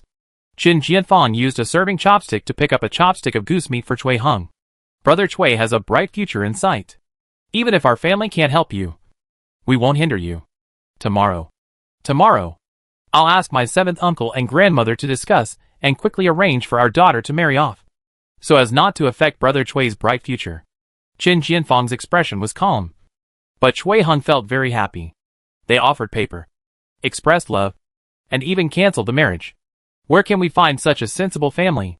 Cui Hung ate the goose meat and patted Qin Jianfang on the back. As long as I, Cui Hung, am in Jing County, I will do my best to take care of the Qin family. Every word did not mention canceling the engagement, but every word meant this. Xianjin believed that if the Qin family wanted to cancel the engagement with Cui County Magistrate, they would have to sacrifice a lot of money. Officials are officials, and people are people. Even if the Star of Hope has a reputation as a Jurin, the Qin family is just a merchant in Jing County, and is still constrained by the Cui family. This is why the Cui family dragged the Qin family for so long without proposing marriage. And the 7th uncle dared not say a word. People have to bow their heads under the eaves. The relationship between officials and people, and between officials and merchants, is more clearly divided than Xianjin imagined.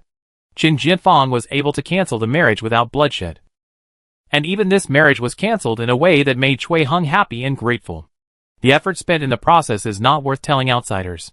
the news of the Imperial College, the arrangement of positions, and even the preferences of the prefect of Xuanqing Prefecture, and the composition of the female family members in the family. If any one of them is missing, today's incident will probably not end well. The two were still drinking. Qin Jianfang drank tea. Cui Heng drank wine. Then, Xian Jin and Chen Zunyang. Both boots had fallen off. Xian Jin looked at Chen Zunyang and whispered, "How about we go back first?" Chen Zunyang was stunned for a moment, then shook her head, and said gently but firmly, "I want to finish this meal." Chen Zunyang looked at the dishes on the table that had not been touched, lowered her eyes, and whispered, "Grandpa loves money. Father loves fishing.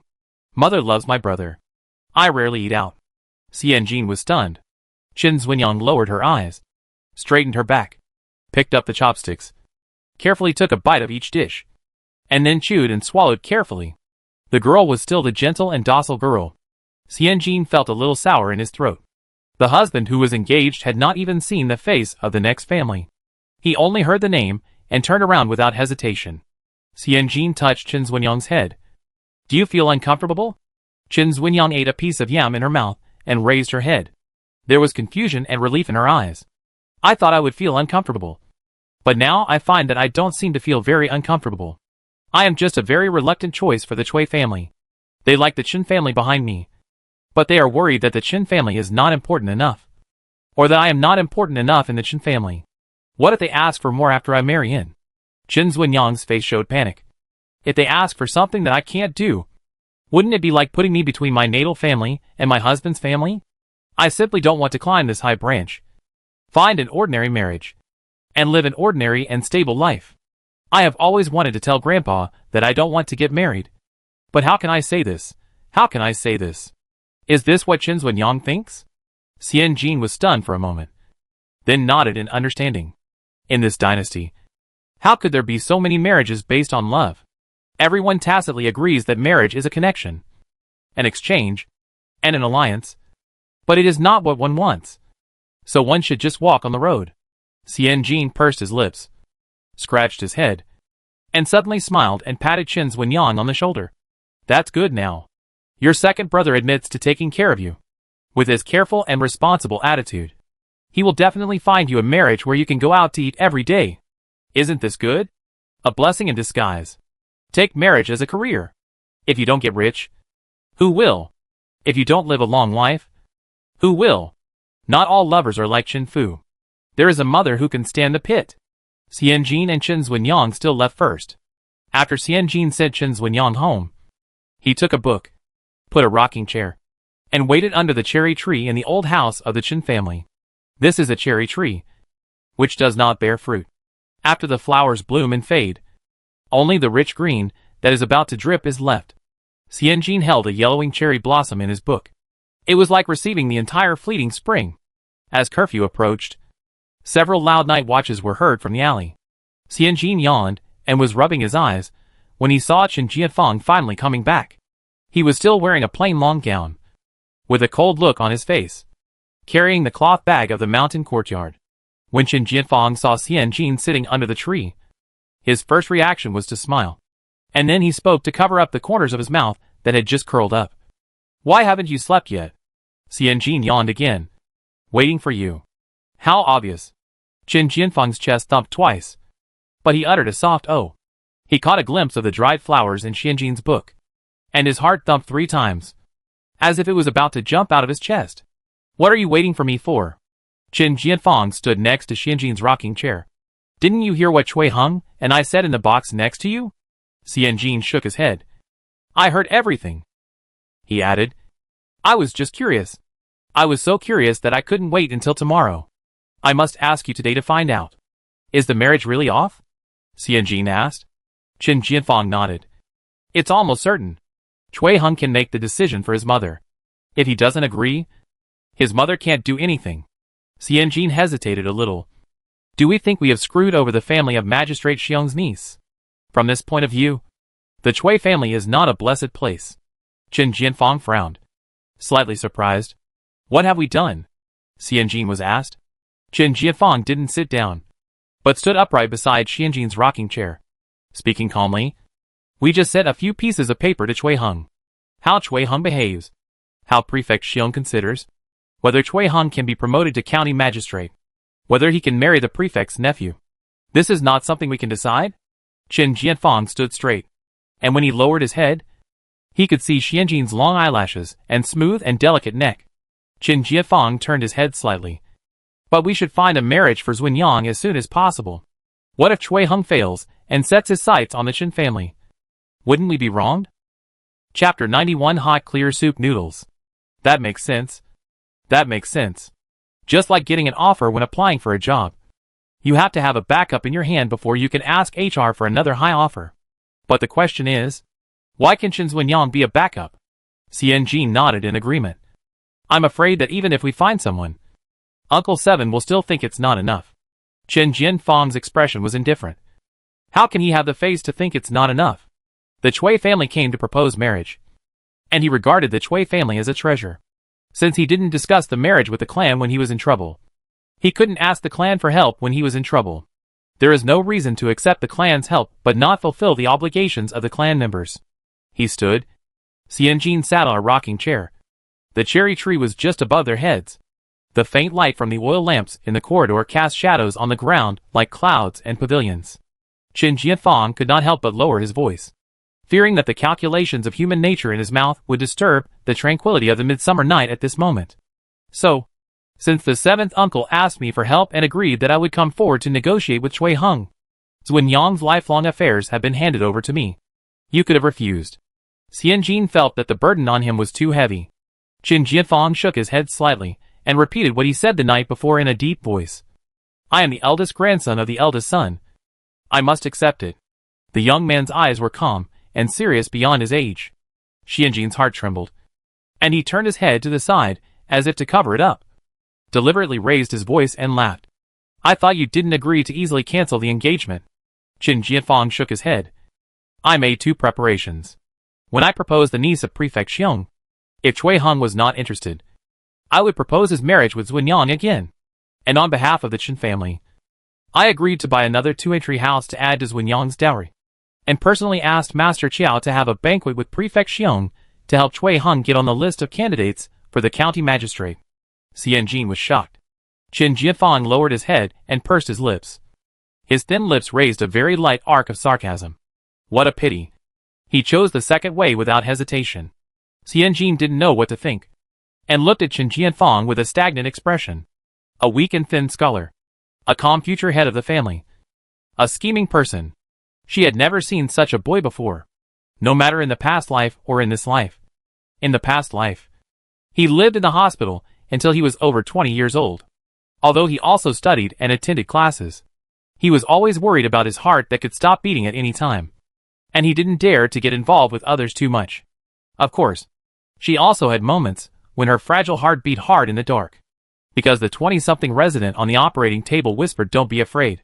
Because when she pulled out a book in the library, she saw the straight nose of the boy on the bookshelf opposite her through the gap. Because the patient in the next bed handed her an apple with his bony fingers. There were many heartbeat moments, but none of them could compare to this moment. The cold and introverted scholar, shouldering the prosperity of the family and the trivialities of the clan, was calculating and counterattacking with a scheming mind. Xianjin sat in the rocking chair. The rocking chair stopped rocking. Xianjin's heart was rocking.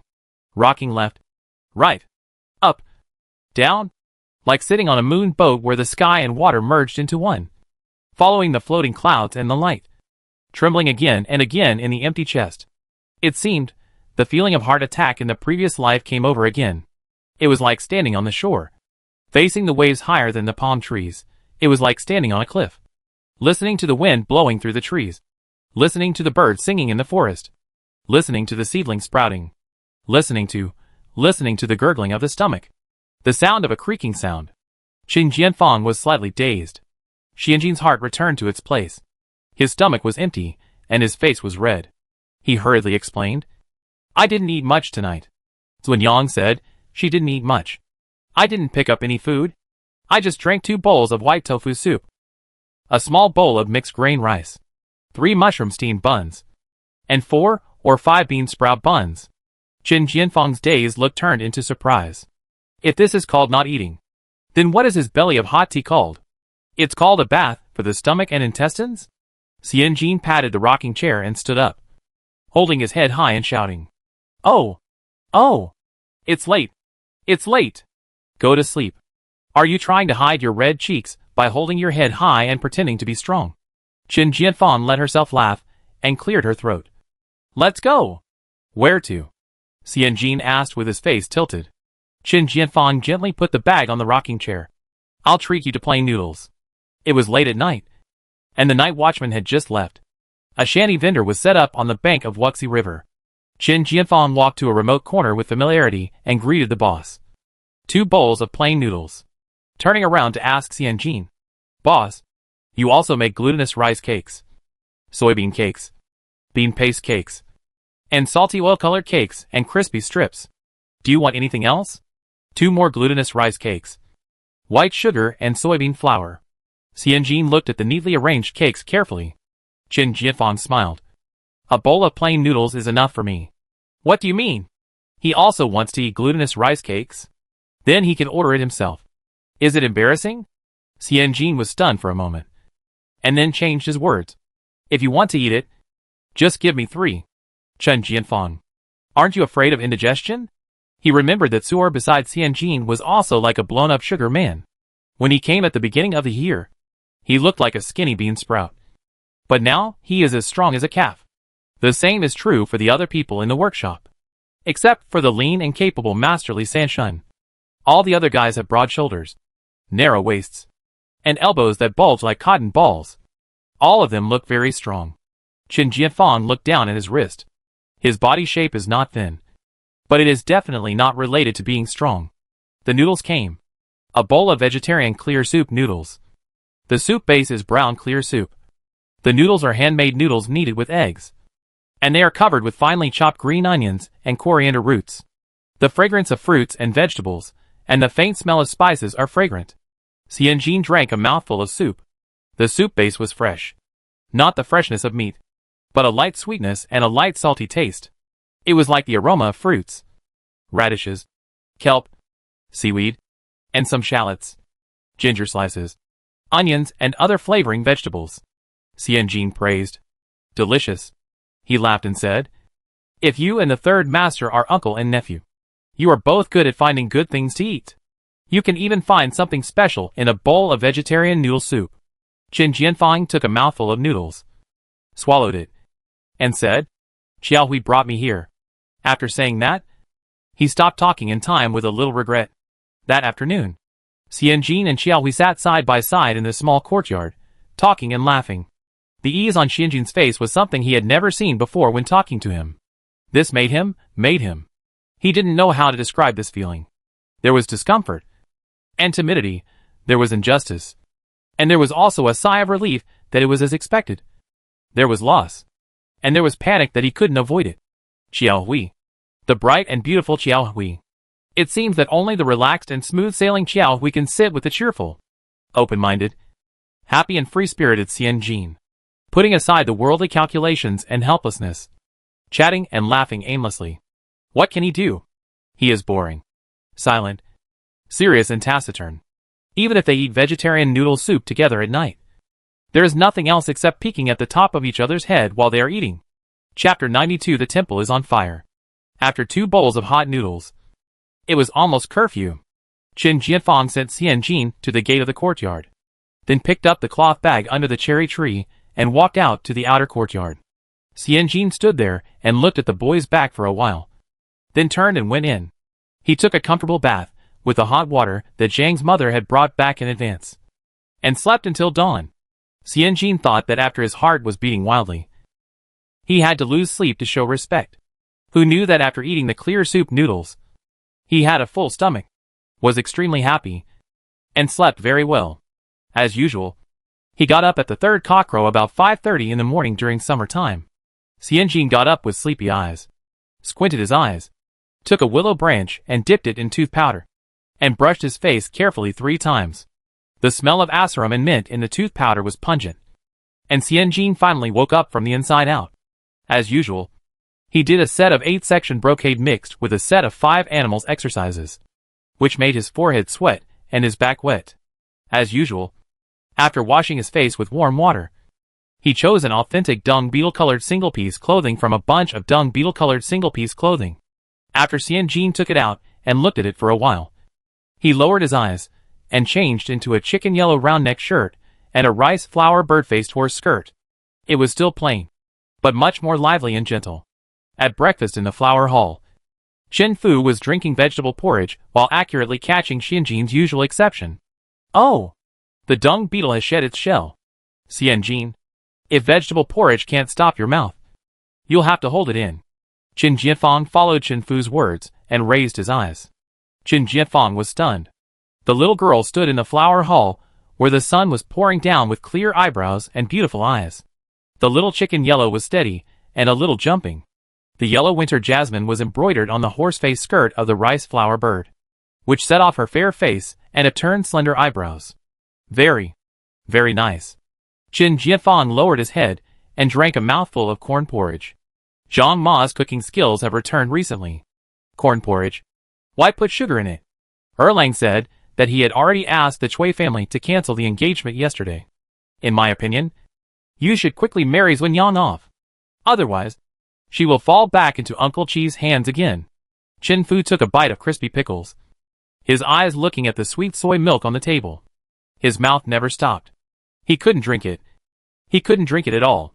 Whatever tasted good, he couldn't eat. Xianjin nodded. That's the truth.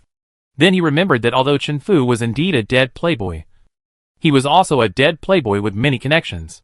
He ate and drank outside every day, so he must know some people. Right? Xianjin said. If you have candidates, I can recommend one or two. I really do. Chen Fu sat up straight. You know the young master of Xiaodaoxiang, right? He has red lips and white teeth, a small nose and small eyes. His family relationship is simple, with only a widowed mother. Although his restaurant is not big now, he has solid skills and a bright future. Xianjin seemed to be thinking. He is indeed good-looking, tall and fair. He looks a bit like a male idol who can sing and dance. Qin Jianfang, is this what you and your father require when choosing a son-in-law? Others require their son-in-law to be the top of the high school list or the richest man in the world. You require your son-in-law to have red lips and white teeth, a small nose and small eyes. Qin Jianfang was silent for a moment, then asked Chen Fu, does third uncle have any other candidates? Chen Fu said repeatedly, yes. There is also the one from Shixiang Pavilion, who is also a good one. But his appearance is far inferior to that of Xiaodaoxiang's young master. Another cook? No. He still has to be good-looking. Xianjin shook his head and righteously passed this up. Chen Fu echoed his daughter. Right. Right. When looking for a husband, you have to find one who is good-looking, healthy, has a good temper, and has enough food and drink at home. You guys are still chatting. Qin Jianfang felt a few strands of sweat on his forehead. Forget it. Don't count on my uncle. Chen Fu is reliable. Without climbing a tree. Qin Jianfang cleared his throat and interrupted Chen Fu's selection from red lips. It doesn't have to be that they all come from a restaurant family. Although our family is also a merchant family. We have shops in Xuanqing and Jingxian. We also have nearly 1,000 acres of public land at home. So we are not disadvantaged. Although Xuanyang is a side branch. We can't just look at her appearance. You have to choose between family background and talent. How can the marriage that the main family helps to find only look at the face? In the eyes of those who are interested, it means that the main branch of the Chen family is not doing things properly, and is harsh and neglectful of the clan girls. Qin Jianfang bowed his hands and thanked Chen Fu. Jean Jie is busy with the shop, and I am busy with my studies and the mountain courtyard. I hope Uncle Sam will take care of this matter. Xianjin glanced at Qin Jianfang and finished his porridge. After breakfast, Xianjin and Qin Jianfang went out together. They passed by the shop but did not go in. Instead, they walked towards Qincheng Mountain Courtyard with Qin Jianfang. Qin Jianfang looked at the cloth bag Xianjin was carrying and said with a smile, Go to the thatched library? Xianjin shook his head and replied with a smile, I'm submitting an article to Principal Qiao. It's my impression of the Zhuozhuan assigned by him. It's been assigned for a month. If I don't submit it, I'm afraid that Principal Qiao will beat me. Qin Jianfang smiled. Why do I let you read history books? Xianjin asked back. Girls can't read history books? Qin Jianfang was slightly stunned. That's not what I meant.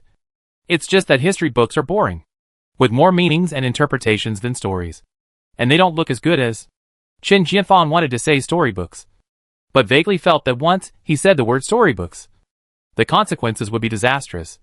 So he stopped in time and changed it to, it doesn't look as elegant as poetry or prose collections. Oh! It turned out that he was worried about her acceptance. Xianjin's momentum was exhausted, and he retracted his iron fist halfway, nodded and said, "It's not bad." His commentary is more like a book of fighting or a story travelogue than a history book. From the rise and fall of the Zhou dynasty, to the local customs, folk stories, etiquette, social customs, Xianjin said as he walked. Especially the war. The description is so vivid that it gives people goosebumps. Qin Jianfang looked at Xianjin in surprise. Last time, this girl was still reading Xuanjiezi. This time, she can talk about Zhuan. Is it that Master Qiao's teaching skills are really good? Or is Xianjin very smart? The two of them exchanged a few words from time to time along the way, and the rest was tacit silence. After Qin Jianfang sent Xianjin to the gate of Qiaofangji's special academy, he hurried to the teaching building. Qin Jianfang's hurried back in the daytime overlapped with the back of sending her back to the small courtyard at night. Xianjin really wanted to say to him, there is no need to do anything to send her to the door. She is 16 years old in physical age and 24 in mental age. She can't get lost anywhere. There is no need for someone to send her hand in hand and foot for 18 miles. The room was bright, and Xianjin was in a state of panic. The reason was simple. It was because Qiaofangji was holding her paper. And the more he looked at it, the more his brows furrowed, and the flatter his mouth became. Half an instant's stick of time had passed. Qiaofangji put her paper down, frowned, rubbed the root of his nose with his hand, and his tone was very vicissitudes. I can't understand your paper. And I guess you can't understand it either. Take it to the temple and burn it later. And let the gods and bodhisattvas see if they can understand it. Chapter 93 Reserve Fish Pond. Xianjin was holding a small notebook in her left hand and a reed pen in her right hand, listening carefully to her teacher's instructions. Her teacher told her to find a temple to burn the papers. Xianjin nodded seriously and subconsciously raised her head to ask which temple and which bodhisattva would be the best. When she looked up, she saw Mr. Qiao slumped in the armchair with a look of despair on his face. It seems that her teacher was deeply hurt by her article. Xianjin silently put down her small notebook and reed pen, and listened to the instructions with her head down like a quail. Seeing Xianjin lower his head and look obedient, without any retort or struggle, Qiaofangji could tell that he was mentally and behaviorally prepared for the lecture. He took a deep breath and said, "Let's not talk about your weak and limp handwriting, empty and dry opinions, or weird and empty layouts. What to talk about then?" Xianjin lowered his head and scratched his ears. There is a kind of bravery that a dead pig is not afraid of boiling water. Anyone who has been tortured by the director for 3 years should have the trait of not changing his face even if Taishan scolds you to death. This thick skin is not born with. It is purely honed by time. However, Xianjin didn't expect that the one who enjoyed her hard-working and thick-skinned results was actually Qiao Dower from another time and space thousands of years ago. Qiaofangji tapped the table with his knuckles. "I taught you to read Zhuan. What did you read?" Qiaofangji squinted his eyes, held Xianjin's paper far away, and read it. "My opinion on the Zhou dynasty's custom of using cauldrons to stew food. The secret of the continuation of the 6 rituals of Zhou dynasty marriage. What else? A brief discussion of war and peace?" Qiaofangji felt that his mouth was burning just reading it. Letting you read history is to teach you to see the big picture from the small. To see the economy, political views, and the secret art of the rise and fall of dynasties from history books. What does your paper say? Food cooked in a tripod is easier to retain its original flavor, but it will become tasteless after long-term consumption. Lack of oil and meat. Qiaofangji chose the most brain-twisting sentence and read it out while holding back the consequences of his dirty mouth. Oh my God! Who would write a policy paper like this? Who would use tasteless in a policy paper? Such words. Xianjin blinked in confusion. Didn't he teach her to write these? I didn't take the imperial examination. Xianjin answered subconsciously. I am a woman and cannot take the imperial examination. Political views? Prosperity of the dynasty. Economy? People? Water conservancy repairs. These were far from her. Xianjin was a little at a loss. I thought you were teaching me. But just? It was just a matter of convenience. Qiao Fangji put the paper on the table, squinted his eyes, and looked at Xianjin, and whispered, during the reign of Emperor Wenzong, the princess of Guan County led 3,000 cavalrymen to pacify the Northwest Army, and made great contributions to Emperor Xiaozong's enthronement. Even after marrying the head of the Chao gang for the second time, she still led the cavalry camp. The current Princess Bian rose from the Northwest garrison, led 800 cavalrymen to relieve the siege of Baiduo, and supported her half-brother to continue to firmly control the Wei dynasty after the emperor abdicated. The current chieftain of Miajiang is also a woman. She is only 27 years old now, and has gradually taken control of the Southwest E. The 13 female officials under her command are capable of politics, economics, learning, foundation, etiquette, military, and civil service. They are all women. Qiao Fangji glanced at the paper. Think about it yourself. After readings with Xuan, will these people's feelings be about weddings, funerals, sacrifices, and food? Xianjin was stunned. Qiao Fangji sighed lightly. You may not have the opportunity, but you must know how to do it. If you don't know how to do it, how will you deal with it once the opportunity comes? Xianjin followed Qiao Fangji's gaze with a complicated expression, looking at his own paper on the table. His throat moved slightly. Guilt, gratitude, fear. Qiao Fangji said again. Let's change our thinking. Governing a big country is like cooking a small fish. Everything is connected. Governing a country, being the chief official of one of the 6 ministries, and managing 3 shops and 2 workshops. Think about it carefully. Isn't it the same thing?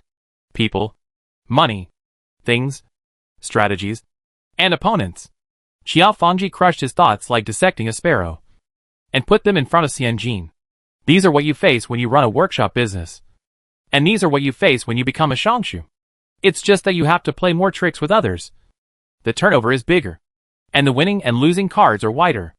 Xianjin picked up the small notebook again and wrote it down honestly. Qiao Fangji nodded with satisfaction. Although the closed female disciple had a poor foundation and poor manuscripts, she still had the advantage of being diligent and studious. Qiao Fangji said a few more words about the similarities and contradictions between business and politics, and then took out a paper folded into 4 pieces from behind and handed it to Xianjin. Oh, an old song. Exchanged answers with Qiao Hui, mainly to make her feel inferior to Qiao Dekongming's wisdom. I'll show yours to Baoyuan as well. There must be a teacher among 3 people. Although it is dregs, it still has some advantages in terms of words and sentences that are not vulgar. Qiao Fangji lowered his head and drank a sip of fooding white tea, pursed his lips, and said, in October, I will go to Yingtian Prefecture. When I come back, I want to see your notes on reading being political. Yingtian Prefecture is the capital of Nanzili. Xianjin said yes. As a disciple with poor academic ability, and who mainly relies on his interpersonal skills to please his teacher, Xianjin expressed his sincere concern for his teacher at the right time. Why are you going to Yingtian Prefecture? Qiao Fangji said indifferently. I don't know. The prefect has issued an edict. How dare I disobey it? Weird. It's obvious that he has a problem with the court. No wonder he resigned 3 times. Xianjin waved his non-existent tail and smiled. Look at what you said. Before you retired, you were appointed as the right counselor of the Tongxingxi. Even now, you have many students all over the world. If we count according to the number of imperial examinations, the prefect may have to respectfully call you a senior brother. The right counselor of the Ministry of Public Administration is a high-ranking official. The Yin of Yingtian Prefecture is similar to the prefect, and is considered a city-level leader. However, he is the capital of Nanzili, so he is on par with the Ministry of Public Administration. Xianjin's flattery has made up for his lack of academic level. Qiao Fangji laughed. What senior brother? His senior brother is Li Galao. A teacher of Xinxue. Can't afford it. He waved his hand and put the matter aside. He casually asked Xianjin about the recent store. When Xianjin talked about the friction between the Cui family and the Chen family in the marriage, he said without frowning, although Cui Hong is utilitarian, he would not do such a dirty thing. Most likely, it is his mother who relies on the title of her son as the county magistrate to do whatever he wants. Qiao Fangji added, Since you and Erling have taken over this matter, you must find a marriage for my sister that is compatible with her and suitable for her. And you must not give up halfway or end it halfway. A good mentor. He even takes care of his disciples' constipation. Xianjin replied solemnly, holding Xiao Huiqiu's smart test paper in his hand, and went out of the mentor's office and headed for the thatched study. Along the way, through the pine forest and cypress bushes, there were scholars in long gowns and plain clothes everywhere. Perhaps the food in the mountain courtyard is good, and all the young people are tall and handsome. Xianjin walked all the way there, as if he had entered a boys' school overflowing with hormones. Wait. Boys' school. Scholar. Tall and handsome scholar. This is not the Qincheng Mountain Courtyard. This is clearly the Chen Zuanyang's reserve husband fish pond. Ah! Xianjin's eyes suddenly lit up. And just as he was about to roll up his sleeves to get to work, he heard a familiar clear and stupid voice coming from behind him. Jeaner! Jeaner! Chapter 94. The dude is scolded. Xianjin turned his head. Zhang Wenbo was trotting forward excitedly. His expression was as happy as a mouse that stole honey, and his expression was as relaxed as a male college student who had never worked. He had the innocence of a non-working social animal, and the honesty of a white and tender face. Xianjin narrowed his eyes. Your own no. Boa. Xianjin smiled with his eyes curved. Long time no see you. The last time we saw each other was when Song Ji asked a few old scholars to cause trouble, and Boer helped to rescue the crowd at the door. Counting it up, more than 3 months have passed. It's really abnormal that I haven't come to the store to eat, drink and take a nap for such a long time. Zhang Wenbo scratched his head and said embarrassedly, I went back to my hometown in Huayan during the Dragon Boat Festival and took the 6 Zhongxian back to frame it. After returning to Jingxian, I was preparing for the Dao test 2 days ago. Oh, that is, the academy test. Wow. Boer has made progress. It's already the end. Xianjin laughed. Can you become a scholar? If you pass the academy test, you will be a scholar. If you have a real reputation, you can meet the county magistrate without kneeling. Not to mention meeting the county magistrate. Don't be fooled by the Qincheng Mountain Academy where many academic masters gather, thinking that it is not uncommon to be a Jinshi or a Jiren. And you can review for 2 or 3 days and go to the battle naked equals test. That's because the learning environment is too crazy. In one county, the number of scholars and Jiren equals the number of 2 or 3 provincial governors. In the Ming dynasty, Emperor Taizong stipulated that the number of scholars in a county should not exceed 20. It's just that there are many students from other places in Qincheng Mountain Academy. They have the reputation of other prefectures or counties and join Xiaoshi's title of Tanhua. This makes the top students look like white radishes in the market. They can pick whatever they want. Zhang Wenbo scratched his head again and muttered, Before I listened to Chen Erlang's analysis of the questions, I think I answered them well. Xianjin smiled. What do you think after listening to the analysis? I feel like I will never get better. Zhang Wenbo's fair and tender face turned sad. I just felt that the test paper talked about the city gate tower, and I was talking about the hip axis. If I can pass the exam, it all depends on the help of my classmates. Zhang Wenbo sincerely clasped his hands together, closed his eyes, and made a wish. I hope that the students who are in the same exam with me will answer worse than me. A child who weighs 150 kilograms seriously. Xianjin. What a simple and true wish. Then she also made a wish. I hope there will be no more Qiao Dejiyuan in the world who will do the same set of papers as her. Xianjin walked towards the thatched book house, trying to speak naturally. Boer, how old are you this year? 17. Zhang Wenbo also went to the thatched book house and answered questions. Then are you a pig? Zhang Wenbo nodded proudly. A pig born at the beginning of the year is fat and doesn't need to be slaughtered for food? Xianjin. What is there to be proud of? Chen Zuanyang is 18 this year. Born in the year of the dog. Would it be not good to put a pig and a dog together? Xianjin looked away, trying to make himself look like a professional matchmaker without leaving any traces. 17 is not young. I haven't heard that you are married. Zhang Wenbo shook his head. No. My parents said that when I pass the imperial examination, they will give me 2 tea houses as a dowry and send me off with gongs and drums. Xianjin. These in-laws sound quite festive. It slightly makes up for the disadvantage of being worse than pigs and dogs. Have you ever been in love? Zhang Wenbo blinked. His fair and tender face was adorned with a pair of eyes that sparkled with wisdom. I have been in love 2 or 3 times. But each time it failed. Either the engagement letter caught fire for no reason, or the cake sent over broke into pieces when opened. Oh! It's so suspenseful that it can be approached by science. John Winbo spread his hands. Once or twice is just a coincidence. But I have gone wrong 3 times.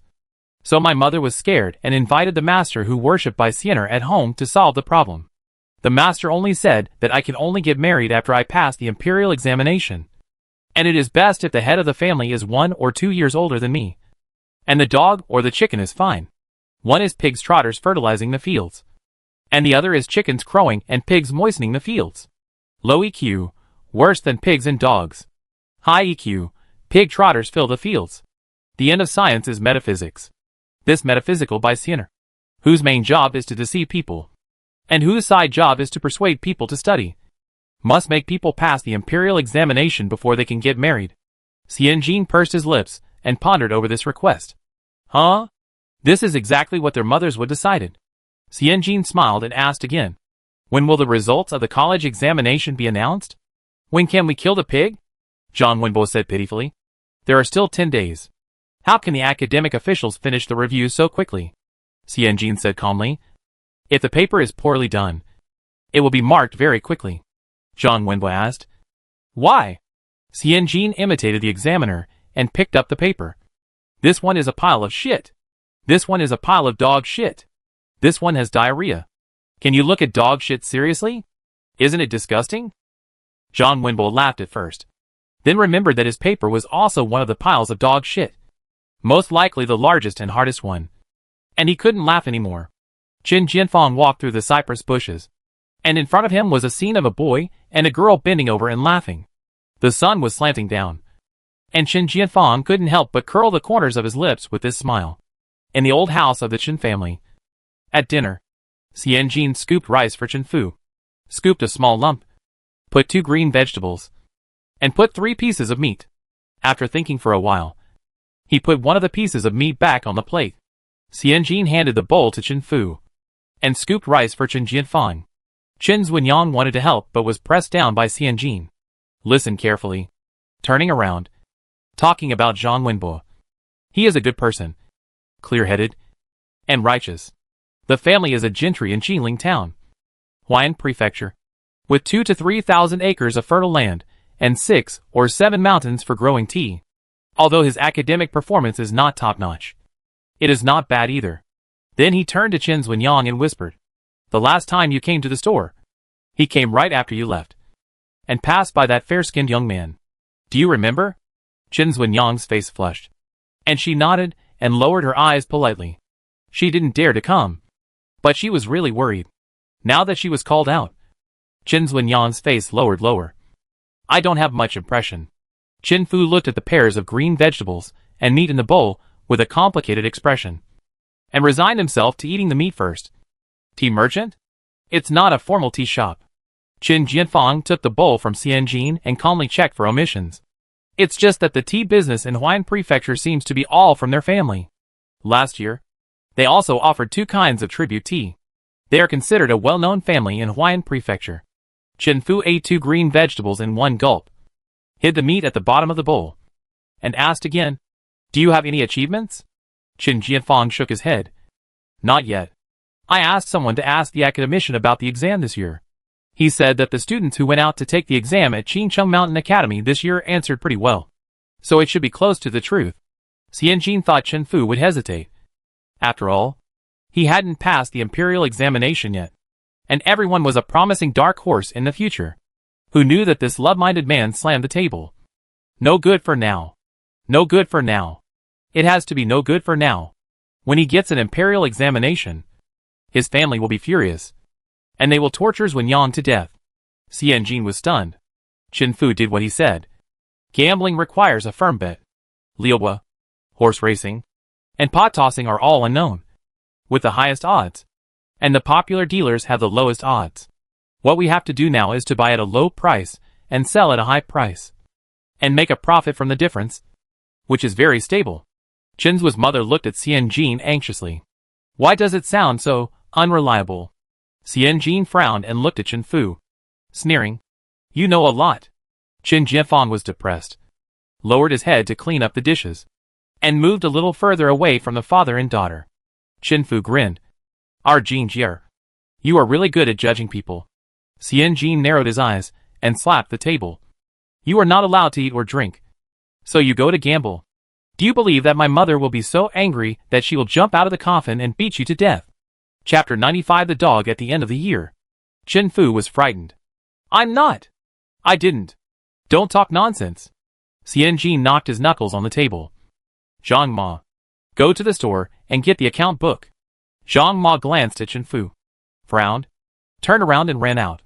Chen Fu tilted his head in disbelief. Hey! Zhang Ma, why did I listen to you? Xianjin crossed his arms and looked at Chen Fu with a serious expression. Without saying a word. I really didn't. Chen Fu was so anxious that he almost pointed his finger to the sky and swore. When I was young, I was indeed coaxed into playing a few games. Now I just like to eat and drink. You have to believe your old father. Besides, your father. How could he have the brain to gamble? This is true. Xianjin pursed his lips. His expression relaxed a little. If she really fell in love and really went to the gambling table, she would have to be ruthless to turn Chen Fu over, risking the reputation of being unfilial and the great disapproval of the world. Businessmen are most afraid of those three things. The ones with color are still better, but the latter two are a dragon's den and a tiger's den. Her nouveau riche father. Many of his self-made brothers were coaxed and deceived, and were tricked into these two ships, and finally lost everything. And his kidneys were almost choked. Gamblers and drug addicts are hopeless. Don't believe a single word these two people say. Xianjin didn't say anything. He waited until Zhang Mama brought the account book and flipped through a few pages before closing it. He felt relieved. Third master, you can be as happy as you want, Xianjin said solemnly. As a girl, I don't care. There are only 3 things you have to remember. You have to go to the shop, and you will get your monthly salary if you go there. You have to go home, and if you don't go back, you must send someone to tell the old mansion. You must not touch the last one. If you have any signs, I will report you to the old lady. If the old lady wants to chop off your hand, I will pass the knife to her, Xianjin said calmly. Chen Fu trembled again, and said yes in a muffled voice, and then leaned on the table weakly to eat the meat slices under the rice. Chen Zunyang stared at it in amazement, and after a while, she lowered her head and whispered to Chen Jianfang. Jin Jie, at home, has always been. Has it always been this status? Do you want to scold your stepfather? Do you want to control him? Do you want to confront him? Chen Jianfang paused, thought seriously for a moment, nodded, and lowered his voice to continue. Yes, Jin Jie has always been open-minded and generous, and knows how to be polite. Chen Zunyang, an old man on the subway looking at his phone.jpg. It seems that something is wrong. Right? Chen Zunyang didn't have time to think about it, and was called out again.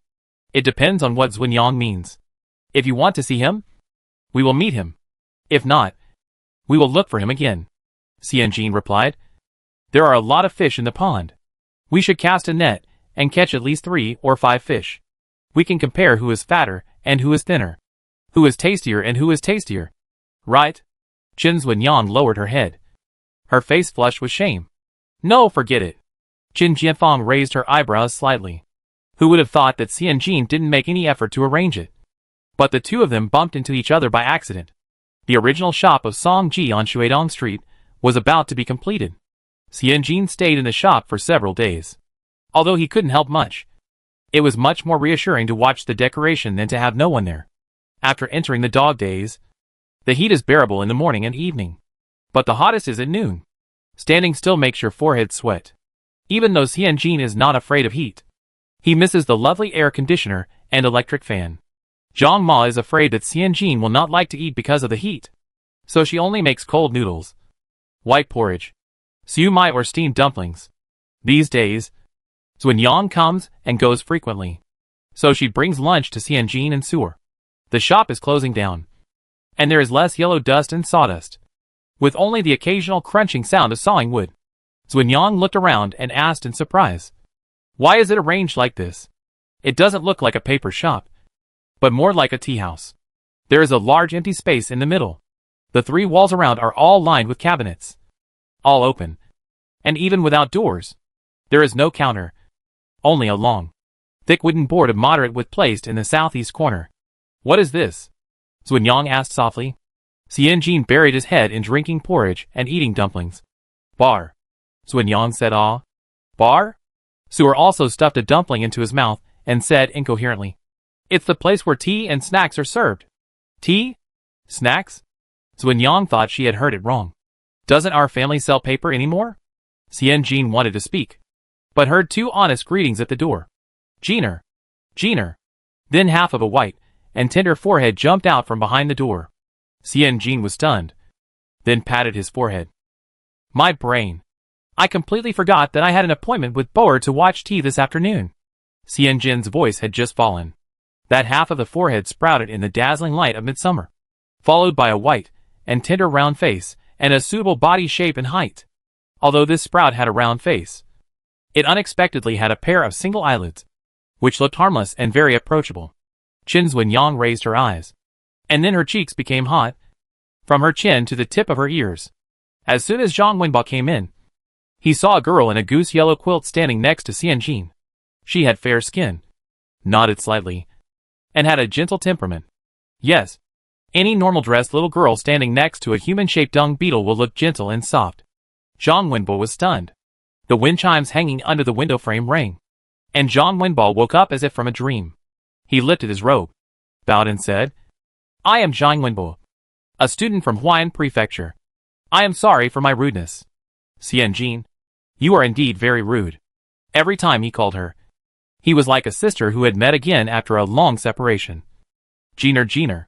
He was afraid that if he called her softly, she would be abducted by human traffickers. Now I know how to be disrespectful. Zhang Wenbo? The kind and righteous man who studied in Qincheng Mountain Courtyard. Bo? Chinzua's mother felt her hair was about to burn, and she lowered her head and took a step behind Xianjin. Xianjin introduced with a smile. Our eldest daughter. This year's scholar. Zhang Wenbo scratched his head rather embarrassedly. Scholar is a little early. A little early? While scratching his head embarrassedly, he pretended to be nonchalant and poked his eyes at the ceiling. But after listening to your Langjin's analysis, I feel that I answered well. Xianjin? The day before yesterday. Just the day before yesterday. Who was the person who begged with her in front of the Buddha for 500 years? Begging other candidates to score worse than him? Xuanyang tilted her head slightly, took a quick and careful look at Zhang Wenbo, and then tilted her head back, lowering her head lower and lower, and her face became more and more vivid. Xianjin saw that Xuanyang was about to get mature, and saw that Zhang Wenbo was timid and showy, and he was a little afraid that Zhang Wenbo would shoot a basketball in the air out of thin air. Bo, you have to call me sister. Xianjin smiled meaningfully. Our eldest daughter is exactly 1 year older than you, and she was born in the year of the dog, and she is a dog at the end of the year. She has guarded the house for a year, and her merits and hard work are counted together.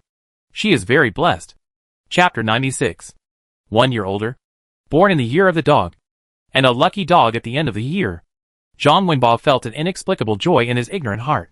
He didn't know what he was happy about, but he felt it inexplicable, pleasing to the eye when he saw the girl next to Xianjin. They were very beautiful. Jinjier looked like a thin and long mantis spirit, while this Miss Chen looked like a very smooth and round jadeite. Although her temperament could not be seen now, if Jinjier could get along well, her character should be beyond doubt. Are you kidding? It is spreading like wildfire in their Qincheng Mountain Court that Jinjier is the closed-door female disciple of Shanzhong Qiao. There are even crazier ones. And it is still being spread that Chief Qiao is trying to get Jinjier and her daughter to dress up as men to win the title of #1 scholar. He almost wanted to roll his eyes. Jinjier is indeed a thin and long mantis spirit, and her appearance is more heroic and bright. So it can be said that there is no pressure for a woman to dress up as a man. But what is the purpose of Chief Qiao doing this? It's just a heartbeat. It's just a thrill. It's just a test of jumping back and forth on the edge of danger, and then being found out and having your entire clan executed? This is obviously unreasonable. Zhang Wenbo has his own opinion on Qiao Shancheng's personal guidance of Jinjier. The opinion is immature, even a little unrealistic, but absolutely original and well-founded. Qiao Shancheng wants to hire Jinjier as his daughter-in-law. Qiao Baoyuan is not a fool.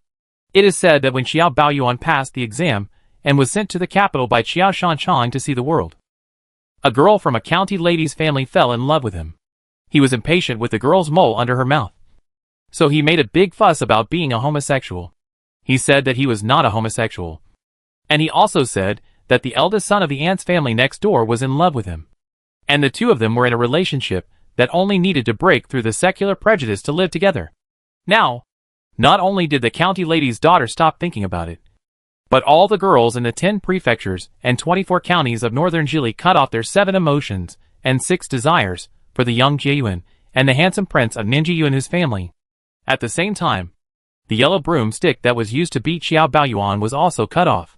After Qiao Baoyuan returned to Jingxian, he was personally beaten by Qiao Shanzhong. This story is well known in Qincheng Mountain Courtyard. Zhang Wenbo laughed hee-hee when he thought of it. Xian Jin raised his eyes and saw Zhang Wenbo's young face with a mentally retarded smile. He couldn't help but feel relieved. The landlord's little superstitious child was quite discerning. He smiled when he saw their Xuanyang. Xian Jin glanced at Xuanyang, who lowered her eyes and decided to be a matchmaker. He squinted his eyes and pointed out Zhang Wenbo's stupidity. "Bo, why are you grinning like a fool?" Zhang Wenbo, hee. I remembered the story of Qiao Hui being beaten to a pulp by the headmaster. Xian Jin. Look, girl, you are obsessed with men being beaten. Your marriage is in crisis. And it has nothing to do with metaphysics. It all depends on your own efforts. Xian Jin took a deep breath and was about to speak, but heard Xuanyang curiously speaking. Is Qiao Hui the youngest champion of Qincheng Mountain Academy? Why did his father beat him so hard? Zhang Wenbo was in high spirits, his eyes sparkling, and he told the story of Qiao Hui and the son of Ning Yuan Ho's family forming a beautiful couple with great emotion, and commented with relish. These two can be considered brothers in distress. One is now staying in Jingxian County and being watched by his father to study, and the other is staying in Fujian to catch hairtail. The two old bachelors are suffering in their own way. Xian Jin smacked his lips. Qiao Hui is really a tiger. Xuanyang exclaimed wow, straightened her back and asked, so these two have never been engaged? Is the girl from the county owner's family engaged? What if they don't get engaged? Are they really going to live together? How can they live like this? Oh my! Xian Jin's mind was full of the word engagement. When he heard the last word, he was afraid that Xuanyang would ask such a slightly stupid gossip as have the hairtails in the sea of Fujian been engaged? While Zhang Wenbo and Xuanyang were gossiping together, Xian Jin quickly slipped into the backyard to nail the cabinet and left the lock on to prevent the rumors of unmarried men and women being in the same room. When it was almost dark, Xian Jin cleared the goods that were to be put on the shelves the day before the opening. When he lifted the wooden bamboo curtain and came out of the backyard, he could still hear the gossip of Zhang Wenbo and Chen Xuanyang. One asked, did the concubine really elope with the monk? One answered, who says it's not true? The rich family thought the concubine had secretly returned to her parents' home, so they took a few servants to catch her. But they found the couple in the courtyard next to the temple. The concubine had yellow mud on her face, and the monk had a wig on his head, and they were preparing to flee from the east to the west of the mountain. Xian Jin could hear the mist in the clouds. In the afternoon, the point of gossip was rotted from a straight man's clothing to the mountain east to escape the history of the gorgeousness. This span of time and space is too big. Xian Jin completely opened the bamboo curtain and saw Zhang Wenbo leaning on the bar with his butt hunched over, and Xuanyang holding a cup of tea with a smile. And the two of them had a heated discussion about what to do with the escaped concubine. It was hard to tell that these two people were meeting for the first time today. Xian Jin looked at Su'er. Su'er drooped his eyelids tiredly and helplessly, and made a mouth shape. Always chatting. Xian Jin realized belatedly that suffering brings people together. And so does gossip. How could they have different values if they could gossip together? Xian Jin silently took 2 steps back, leaving a wide space for gossip for the 2 Mandarin ducks. After this afternoon, Zhang Wenbo appeared around the Chen family's old house more and more frequently. At noon, he even came to the workshop with Chen Jiafang to have lunch. After lunch, he dozed off on the rocking chair in the yard. Zhou Ergu was secretly resentful and complained to Xian Jin with his neck stiff. Why can he sleep after eating? Why can't we learn 1,000 characters together? Xian Jin looked up in disbelief. He will take the exam this year. Zhou Ergu was immediately horrified, trying to find a hint of literature on Zhang Wenbo's white and smooth face. After searching for a long time, Joe Erga shook his head dejectedly. No. Not a trace. Nothing except pure stupidity. When Joe Erga deeply understood the saying don't judge a person by his appearance, Zhang Wenbo began to make in-depth inquiries about Xuanyang, asking about her birthday today, her birthplace tomorrow, and her growth process the day after tomorrow. After finding out all of Xuanyang's 4 treasures of metaphysics, on an afternoon when the sweat was almost flowing, Zhang Wenbo finally stood in front of Xianjin, begging and hesitating, and handed over a square gilded hollow enamel treasure top box, saying in a voice as soft as a mosquito, "The best pre-rain Longjing. A tribute. The value is not less than Lia Zhengshuan." Xianjin took it without hesitation, and happily divided the spoils in his mind, 1/4 for Master Chiao, 1/4 for Chen Fu, 1/4 for Chen Jianfang, and 1/4 for Xuanyang to taste, and finally leave some for the shop assistants to open their eyes. "Tell me, what do you want to do?" Xianjin smiled. Zhang Wenbo leaned over. I just want to ask, our Xuanyang." Xianjin smiled. "Our Xuanyang is the daughter of the 7th uncle of the Chen family. She has a younger sister and a younger brother. She can read and write, and can also embroider and do housework. As for her personality, she is a very gentle and honest person. She doesn't try to be the best in everything. Everything is good. But there is one flaw." Xianjin paused deliberately. "This matter cannot be concealed. If you really want to find out, you don't even need to leave Shuishi Street to listen to it. The only shortcoming is that I met someone before. But I didn't go any further than the engagement letter. You know the person I met? Mr. Cui, the county magistrate of Jing County." Xianjin carefully observed Zhang Wenbo's expression. Zhang Wenbo was stunned. And then he slammed the table and stood up. "What's the big deal about meeting? I met 2 more people than her.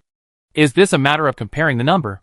Xianjin was silent, sorted out his feelings, and then said, "Lord Cui wants to move forward, and our family can't help nor hinder him. So we took the initiative to retreat, although we didn't have a quarrel with Lord Cui. You know that men always care about girls who have almost had some contact with them. If Lord Cui makes things difficult for your family in the future, will you blame Xuanyang?" Xianjin asked very directly. She was mainly afraid that Zhang Wenbo didn't understand. Zhang Wenbo frowned and concentrated, and didn't speak for a long time. Xianjin's heart dropped bit by bit. After 3 or 4 breaths, Zhang Wenbo raised his head in confusion. "Our family is in Huayan Prefecture, and Lord Cui is working in Jing County under Shuanqing Prefecture. Why is he making things difficult for us?" Xianjin was also stunned. Oops. It seems that his IQ was crushed by Zhang Wenbo. This idea is indeed true. Whether the Chen family is going around in circles to cancel the engagement or helping Cui Hung to pack up the gift letter to express love, it is just because they are afraid of offending the local snakes in Jing County and preventing the government from making things difficult for the Chen family. The Zhang family is not afraid of anything. It is not even a territory. Even Zhang Wenbo took the college entrance examination in Huayan. He took the Jiangsu paper, not the Anhui paper. Can officials from Anhui control private enterprises in Jiangsu? Xianjin's eyes lit up. But he was afraid that he was too enthusiastic as a family member. So he clenched his hands tightly, barely restrained the expression on his face, coughed lightly, and said in a steady voice, "So according to you, you have some interest in our Xuanyang? What do your parents mean? Do you know what you mean? Like doing semantic analysis, excuse me. How many meanings does the above expression express?" Zhang Wenbo was almost confused by Xianjin, but he firmly grasped the key sentence. "I know." Xianjin asked, "What do you know?" "My parents know what I mean. And what they mean is mainly asking about the Chen family?" "Okay." The semantic analysis paper was thrown back when Chen Jianfang entered the store. What caught his eye was Zhang Wenbo sticking his butt out like a greedy pug. Their Jean Jier was sitting on the counter, beaming with joy. He listened to the 2 people's meanings. Seeing that Xianjin was about to express his opinion, Chen Jianfang put his hands behind his back and walked steadily into the store. He frowned disapprovingly, first glanced at Xianjin, then looked at Zhang Wenbo's face, and said in a heavy tone, "Marriage is a big deal. A covenant between 2 families. A lifelong oath. If your parents are interested, they can come to Jing County in person. We can each find a matchmaker to talk and discuss. How can we let 2 young people make your own opinions?" Chen Jianfang was Zhang Wenbo's teacher, and he was confident when he showed up. Zhang Wenbo shrank his shoulders and said in a muffled voice, "They are here. And they are now in the official post. One of the packages contains 3,000 taels of silver notes, and the other contains the deed of 1,000 acres of land. They are afraid that the Qin family will think that our Zhang family is reckless. They are not afraid of you being reckless, but they think you are showing off." Xianjin was almost numb. Is the tea business so profitable? 3,000 taels at a time? There are so many rich people in the world. Why can't there be one more for her? He's Xianjin? Chapter 97. Live your own life. Qin Jianfang was also shocked. But this person has a good point. He never shows anything on his face. To put it nicely, he never shows his emotions. To put it simply, this person's facial features and emotions are all different, and they have been separated for a long time. Therefore, Xianjin saw Qin Jianfang raised his eyebrows, and then he naturally reached out and patted Zhang Wenbo on the back. I should have said it in advance. Leaving the two elders alone in the official post is really rude to my Qin family. The attitude was very intimate. Zhang Wenbo shuddered all over, and his back felt like it was branded by iron. After listening to Qin Jianfang's words, Zhang Wenbo couldn't help but widen his eyes and leaned on the bar excitedly. Did you agree? Did you agree? The two were equals, and they were so excited that they called each other respectfully. Qin Jianfang raised his lips and smiled. What did I agree to? Boer laughed and scratched his head. Xianjin put down the account book, reached out and patted Boer on the shoulder. Go back quickly. Mr. Shan of the Chengdong printing workshop is a good person, and his son is also a scholar, and he has a good relationship with the Qin family. What does it mean? Boer was stunned. His mind turned, and he didn't know where the road was going. Don't panic. Although I am not a scholar now, I will always be a scholar. I know Boss Shang's son, although he is taller, stronger, and more angular than me. But he mumbled for a long time. And Boer uttered, but he is not as white as me. Xianjin. Suddenly, I have the urge to ask Boss Shang's son out to see him. Tall, strong, and angular. Qin Jianfang was silent for a moment, took a deep breath, and said in a deep voice, you need a matchmaker to get married.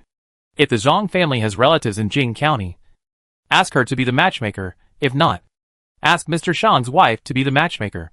Zhang Wenbo just understood what he meant and said quickly, yes, yes. My parents specially caught one from Huayan Prefecture. Oh no. They found a Jiren's wife to come with her. In the Wei dynasty, marriages must be done by a matchmaker. Otherwise the runner will be a concubine. Most ordinary people can hire a matchmaker for a fee. For big merchants like the Chen and Zhang families, they usually ask married women of equal or higher status to propose marriages and act as matchmakers, which is decent. The fact that the Zhang family could catch a lady from a Jiren and come all the way to act as a matchmaker was beyond Xianjin's expectation. Xianjin was very satisfied with the sincerity of the Zhang family, seeing that Qin Jianfang was still calm and composed. He nodded silently in his heart. The star of hope is different. It is stable. Qin Jianfang was as shocked as Xianjin. The Zhang family did come with full sincerity. In addition to bringing money, they also kidnapped someone. It would be hard for anyone not to be happy that their daughter was valued. Qin Jianfang finally smiled and said in a gentle tone, go back and talk to my parents first. Tell them everything about our family and Zunyang.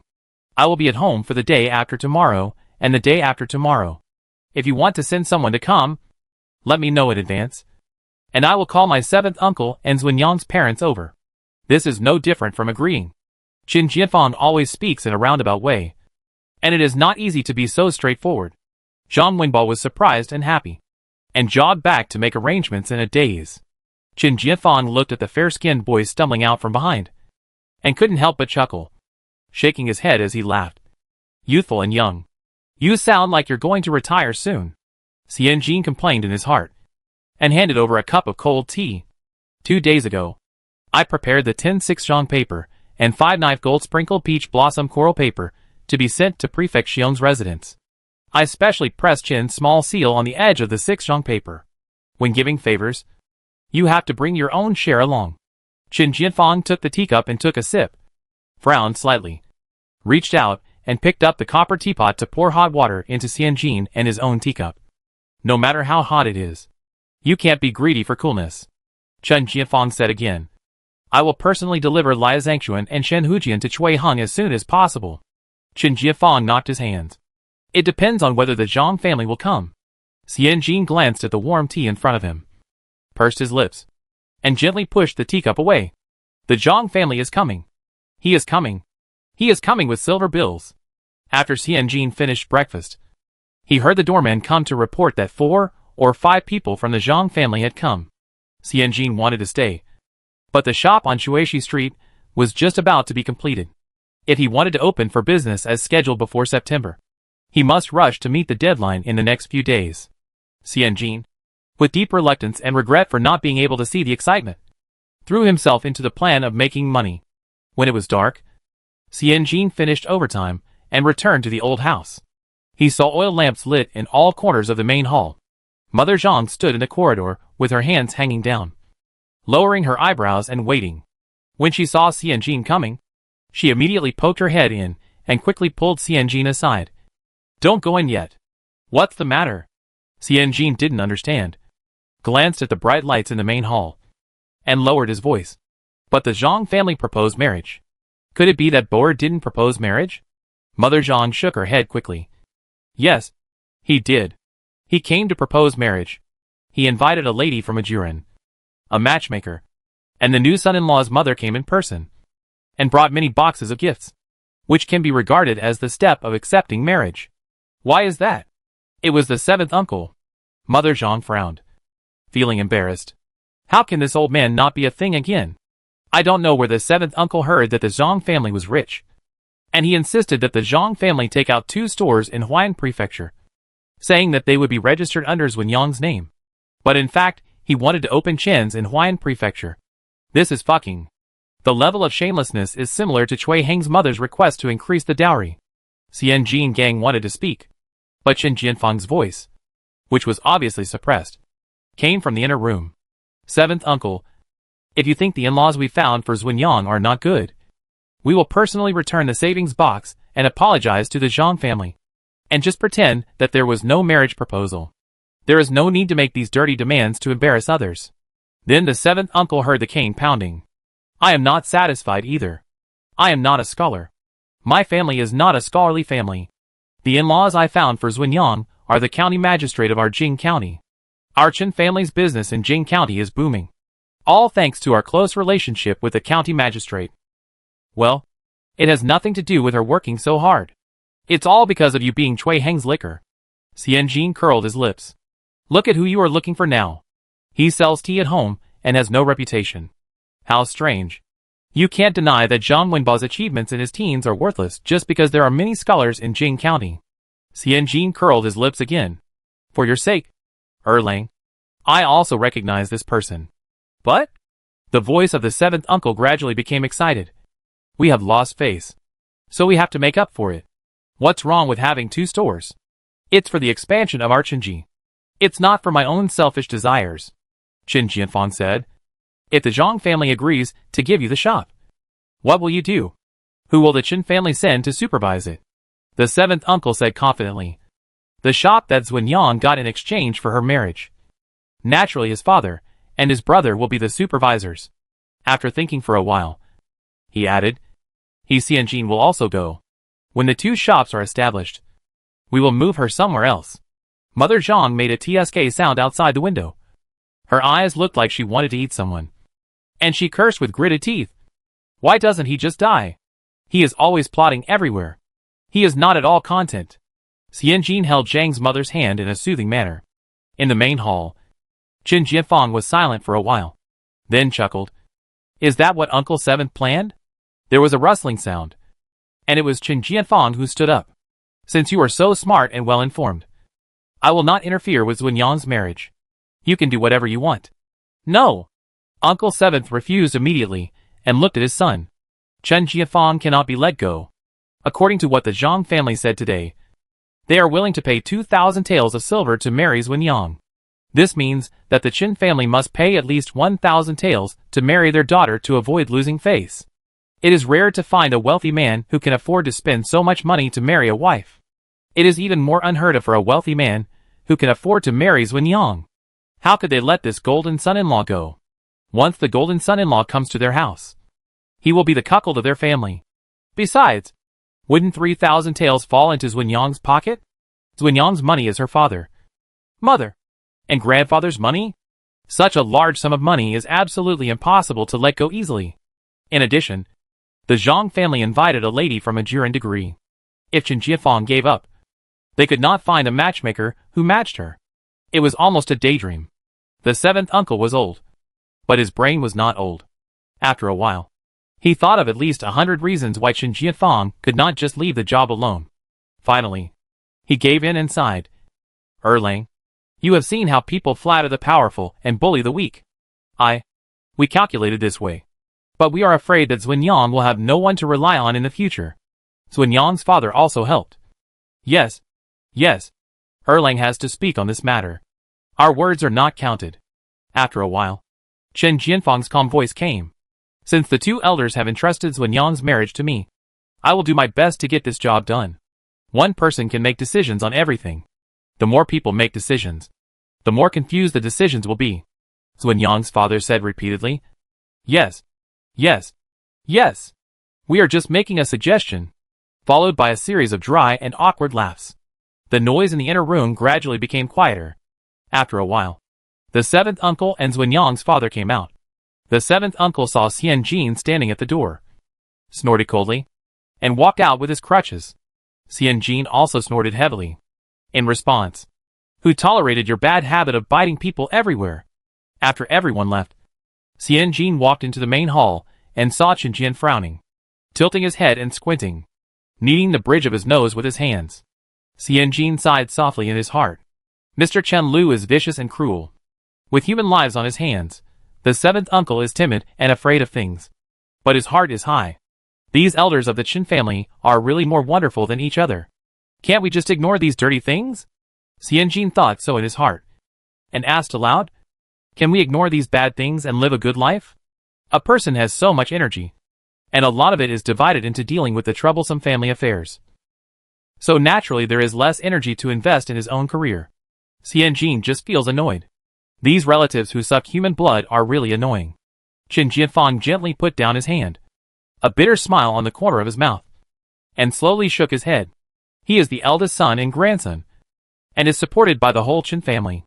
How could he do such a thing as crossing the river and demolishing the bridge? Climbing a tree and pulling up the ladder? Chapter 98. Honey is as sweet as sugar. Xianjin comes from the modern era, and he doesn't have a strong sense of belief in clans. Even for those relatives who repeatedly mocked her nouveau riche father for raising a daughter with tuberculosis who can't even run. At the dinner table in her previous life, her father always believed in the 3 no principles. Don't pay attention. Don't give in. Don't tolerate.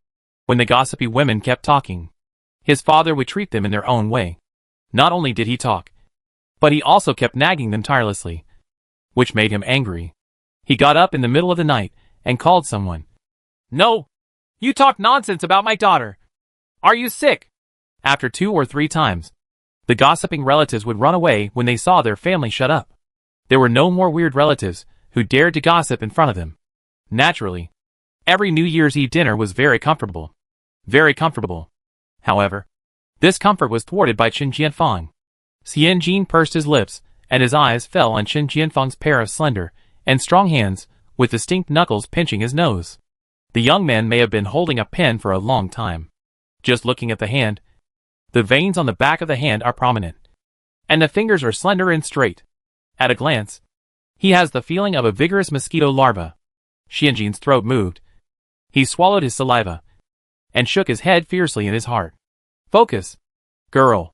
The clan today is different from the modern concept of relatives who would overturn the table at a disagreement and never have any contact with weird relatives.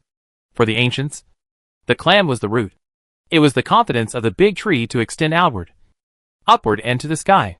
People without a clan are like duckweed on the water, which will drift with the current and never reach the shore. Especially Chen Jianfang. He, and even his father, went to school since childhood, paid tuition, the teacher's filial piety, even a pen, a piece of ink, were all paid by the Chen family. It's not Madame Chu. It's not his father. It's the entire Chen family. The entire Chen family tacitly agreed to allocate all resources, money, and strength to the eldest house as much as possible, and to transfer as much as possible to the eldest house during sacrifices, property division, and profit division. Similarly, the eldest house descendants who receive support will lead the entire family to achieve a leap with the most hard-working attitude. Shen Fu's brother, the father of the Star of Hope, achieved it, but he fell halfway. He has to start flying again. Xin Jiafang is the wings. Wings cannot choose which feathers to discard. Xianjin swallowed what he wanted to say, shrunk his shoulders dejectedly, and waved his hands randomly. This is his responsibility, and it is better for him to shoulder it than to push it away without responsibility. Xianjin wanted to speak, but heard Chen Jiafang say, "The Zhang family is going to take 2,000 silver to marry a daughter-in-law. And our family will definitely take 1,000 silver as a dowry.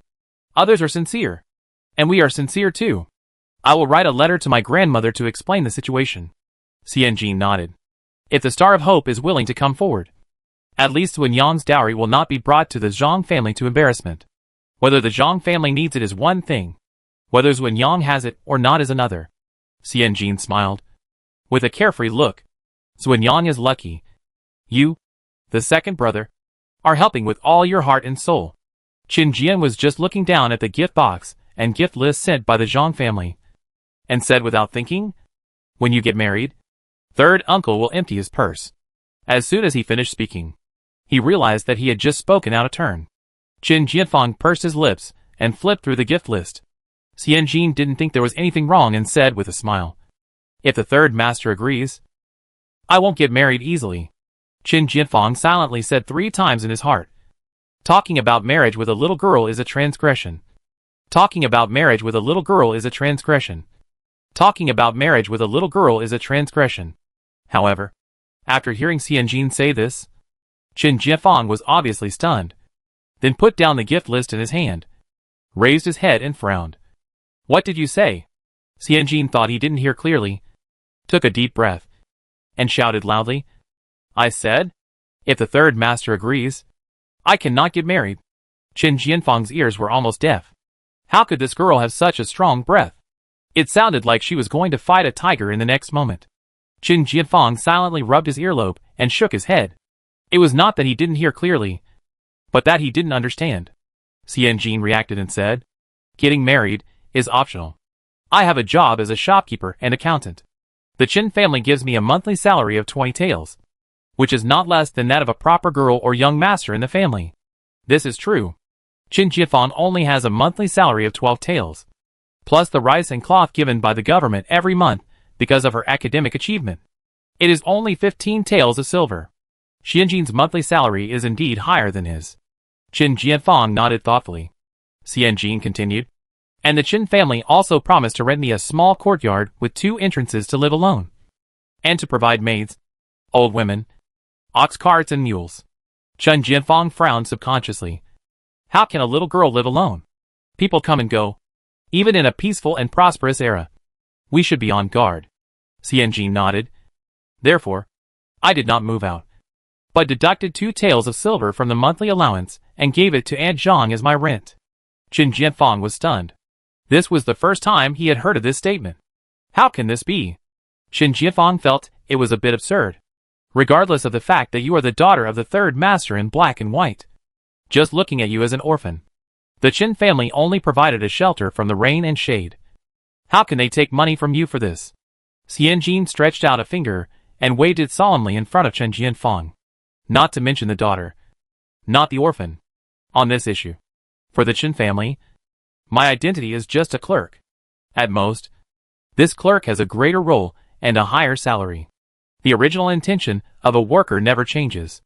Once it changes, it is easy to lose balance.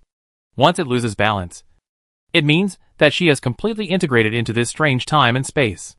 Although her surname is still He Xianjin, she is no longer her own He Xianjin, but He Xianjin of the Qin family. That means that her personality is not as equal as she insists. Qin Jianfang seemed to understand, frowned tightly, and said after a long time, "What does everything you said have to do with your marriage?" It was as if she was using all her strength to say the word marriage. Xianjin smiled and said, "I have money. a house, clothes and food. She thought of the face of Qiao Shanshang who scolded her bitterly. I even have books to read. Then she thought of Qiao Hui, Zuanyang, Zhang Wenbo, Suer, Zhang Mama's rice cakes, and a group of relatives and friends who are like-minded.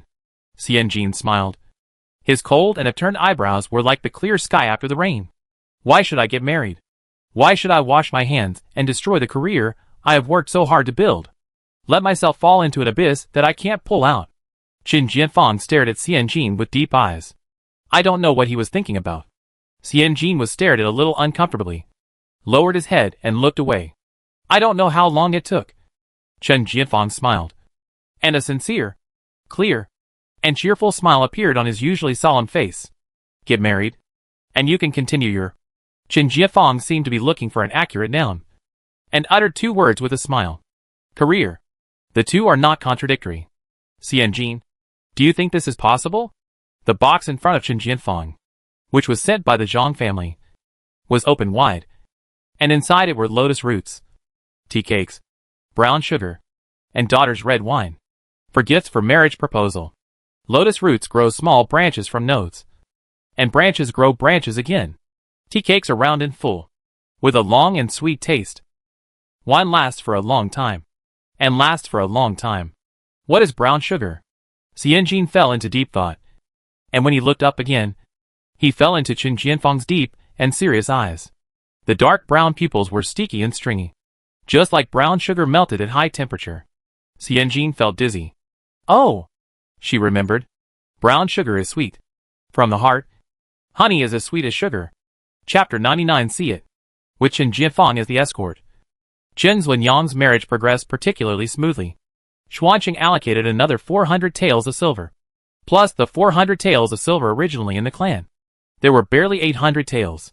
Xianjin allocated more than 200 taels from the shop, and collected more than 1,000 taels for Zuanyang as a dowry. According to Zhang Ma's on-site investigation, the seventh uncle and his son were very satisfied with Zuanyang's dowry. Not only did they write a special letter to thank Madame Chu's ancestors for 18 generations, they also showed off everywhere. For example, when drinking tea, the seventh uncle forced himself into the conversation at the next table. Hey, how did you know that our girl has a dowry of 1,000 taels? And Zhang made a summary speech. I suggest that the seventh uncle write a sign that says my daughter's dowry is 1,000 taels and hang it around his neck wherever he goes. Xianjin was speechless. The seventh uncle's arrogance naturally caused fierce dissatisfaction among other married girls in the Chen family. Even the distant branch of the Chen family went to the old lady Chu in Xuanqing Prefecture to complain about the injustice. The old lady Chu was also very quick and said directly, in the future, when the family gets married, we will follow a rule. When a man marries, the dowry is an even number of his wife's dowry. When a woman marries, the dowry is half of the dowry of her husband's family. For any girl who marries a scholar or above, the store in the county government where she lives will pay an additional 200 taels of silver as dowry. For any girl who marries a Juren, the store in the county government where she lives will pay an additional 200 taels of silver as dowry. This is very clear. And by the way, it determines the marriage orientation of the children of the Chen family. The ultimate orientation is to marry a scholar, and the basic orientation is to marry a family of equal status. Basically, the class dislocation in the marriage of the children of the Chen family is eliminated. Xianjin pondered for a while, and looked at Qin Jianfang, who was sitting opposite her with his eyes downcast and eating quietly. His future wife must also come from a family with a stable property and a father who was an official. Right? Moreover, Qin Jianfang's appearance and character are indeed worthy of the saying that a gentleman is modest and knows how to act. Xianjin lowered his head and drank a mouthful of soy milk. Frowning. Today's soy milk is not tasty. Aunt Zhang put some peanuts in it, so it tastes a bit bitter. What's wrong? Qin Jianfang asked softly. Xianjin shook his head, and after a while he smiled. The soy milk is not tasty. Qin Jianfang was stunned, lowered his head and took a sip, frowning slightly in confusion. It tastes quite good. It is not sweet or light, with the fragrance of grains, the oil of beans, and even the unique aroma of peanuts, walnuts, sesame, after being crushed, mixed together. Very full and satisfying. It was in line with Zhang's mother's usual cooking skills. But Xianjin said it was not delicious. Qin Jianfang hesitated. How about you eat 2 more flour rolls? The sweet and salty combination is more refreshing. Qin Jianfang advised very seriously, with a serious expression like a big brother pasting film under the overpass. Xianjin picked up the flour roll and took a bite. Then saw Qin Jianfang staring at her with burning eyes, quietly waiting for her evaluation of flour roll with soy milk. Like a gentle and pitiful golden retriever. Xianjin's mood improved, and he nodded with a smile. It tastes better. Qin Jianfang also laughed. Chun Fu, who was sitting on the diagonal, finished a bowl of preserved egg and lean meat porridge with a sip of air, and then stretched his claws to the nearby bean paste buns. When he looked up, he saw 2 young men smiling at each other, one warm and moist, the other open and cheerful. Both of them looked very happy. Qin Fu was unhappy, and immediately lost the mood to eat bean paste buns. After Qin Jianfang went to school, he buried his head and talked behind Xianjin's back. He didn't pay a penny, and we paid silver and paper. But others praised him for his responsibility. Just like his father, he got the most money, did the least work, and still got everyone's praise. Qin Fu snorted coldly. He was so gentle to you, just to coax you into paying for him. TSK. TSK. TSK. You still smiled at him. You still had the mind to smile at him when you were setting up the ladder for him. Xianjin turned around and seemed to see an old lady sitting on a long bench at the entrance of the village gossiping. Xianjin wiped his sweaty forehead and stuffed a handful of crispy melon seeds into Qin Fu's hand. Dad, keep making as much as you can. Eating can't stop your mouth. At the end of August and the beginning of September, the flood season has begun, and the Wuxi River in Jing County has also rushed wildly. There have been several major events in Jing County in the past few days. One is that the 7th uncle of the Chen family previewed. The marriage was a long time coming. The Zhang family of the tea shop in Huayan Prefecture invited several wives of successful candidates with both sons and daughters to propose marriage. The betrothal gift stretched from Shuishi Street to Shuidong Street. Before the beginning or the end. The first one seemed to be a statue of Guanyin with a green body, followed by 2 energetic fat geese, which was almost reaching the ceiling for merchants to marry. The second thing was about Cui Heng, the county magistrate. It was said that Cui Heng had been very close to Xiong, the prefect of Xuanqing Prefecture. In recent days, they even went to Xiaodaoxiang to drink plum wine several times. Xiaodaoxiang's idol, the young master, used this as a gimmick, and the slogan was still thought up by Xianjin. 50 cents. Let you have the taste of the prefect. The plum wine of Xiaodaoxiang was sold out instantly by using a homophonic pun. The third item was related to Xianjin. The sub-brand of Qinji on Shuishi Street was opened. Xianjin covered the signboard and courtyard of Qinji on Shuishi Street with oil-soaked cloth 10 days in advance. From the outside, nothing could be seen except a piece of black oilcloth. On the 9th day before the opening, early in the morning, someone with a sharp eye saw that on the oilcloth, several large characters were written in white ink mixed with silver powder and gold foil. Guess, what kind of store am I? Someone laughed.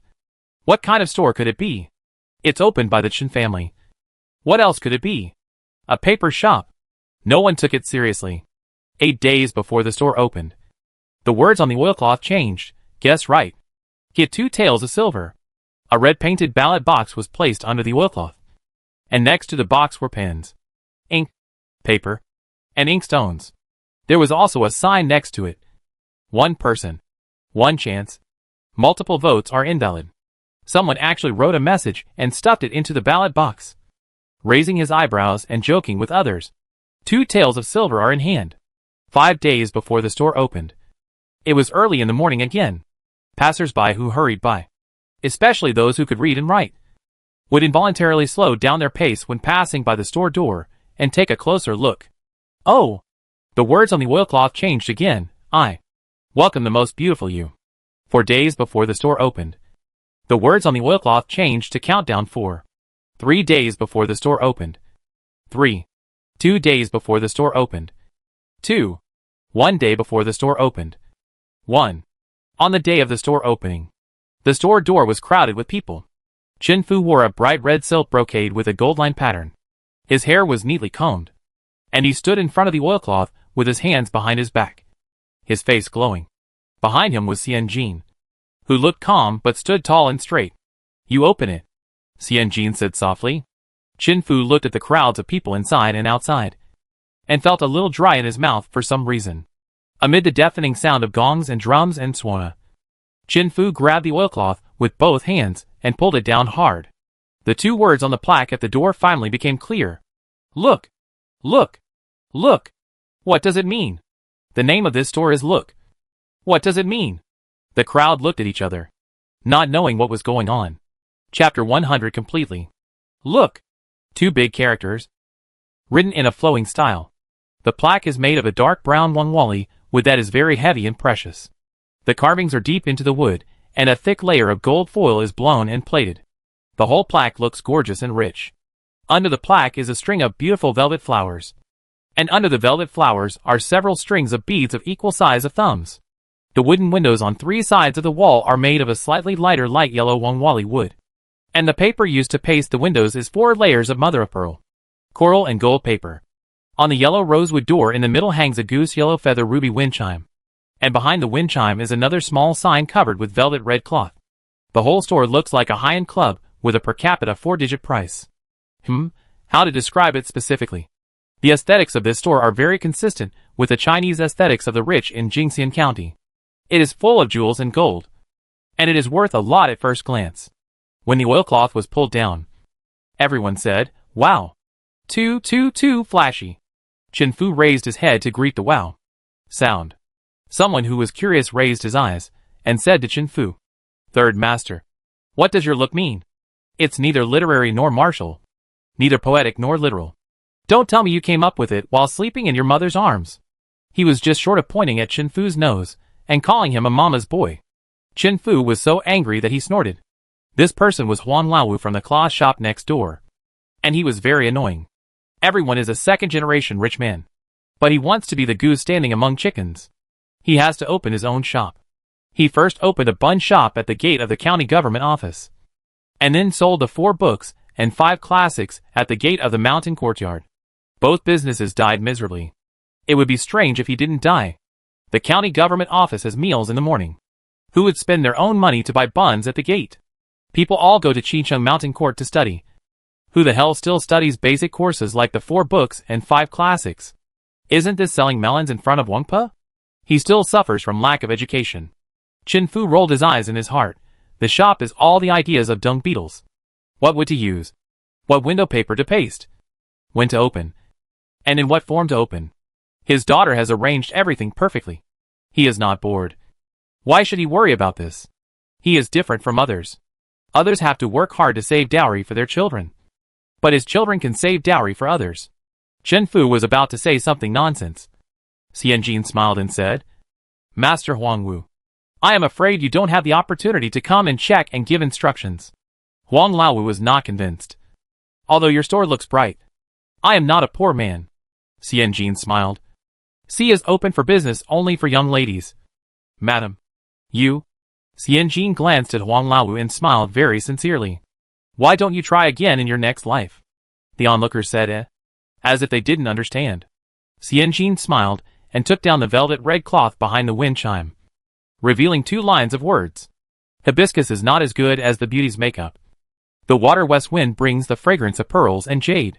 Department stores are popular, and the finances are prosperous, and the market is full of joy." Xianjin raised his voice. "C is only open for women. Whether it is a girl hidden in the boudoir, a married grandmother, or even a wife with children and grandchildren around her knees, she can come to C to have some fun. From the shopkeeper who collects money to the waiter and the clerk in the backyard, all of them are women. Girls, grandmas, and ladies can rest assured that you can enjoy a pleasant time here safely, securely, and happily." Everyone was in an uproar, but Qin Fu looked at Xianjin with burning eyes. These thoughts, Ai Nong told him. Ai Nong said, "Nowadays, the streets and markets are mostly filled with restaurants, tea houses, and brothels for men. What about women? Where do women go? To embroidery shops? To banknote shops? To cloth shops?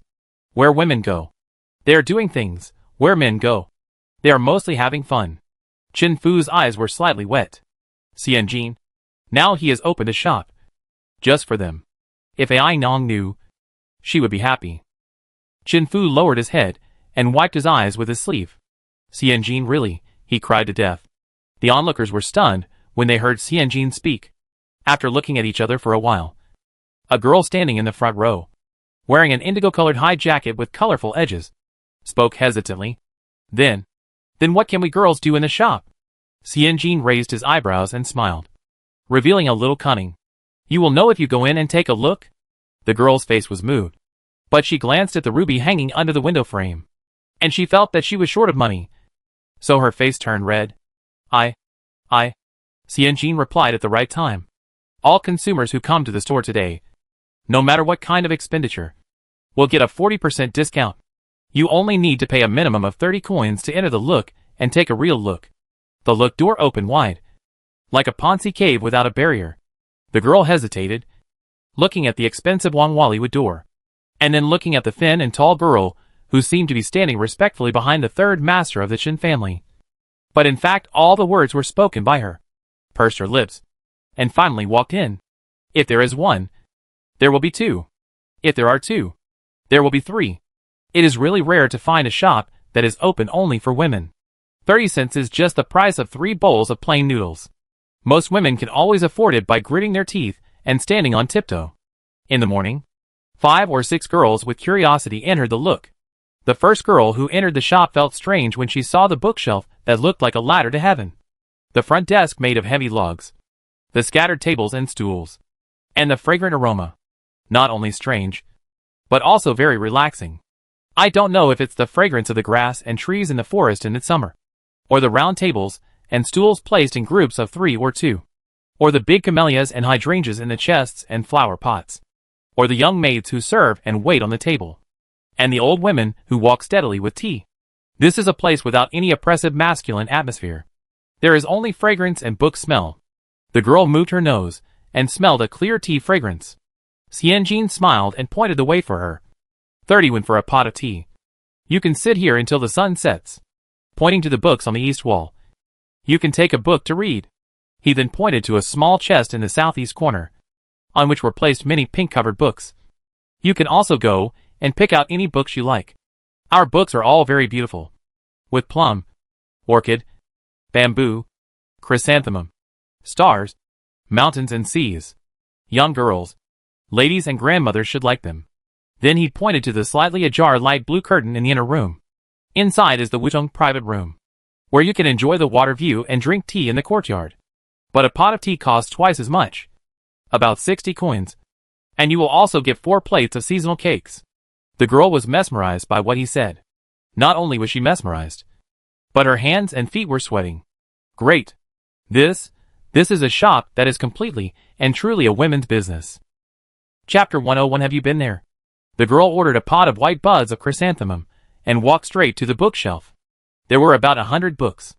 Most of them were travel notes, miscellaneous notes, and strange stories, with a small number of historical books, classics and legends mixed in, and some light-hearted prints, fu pictures and poetry collections.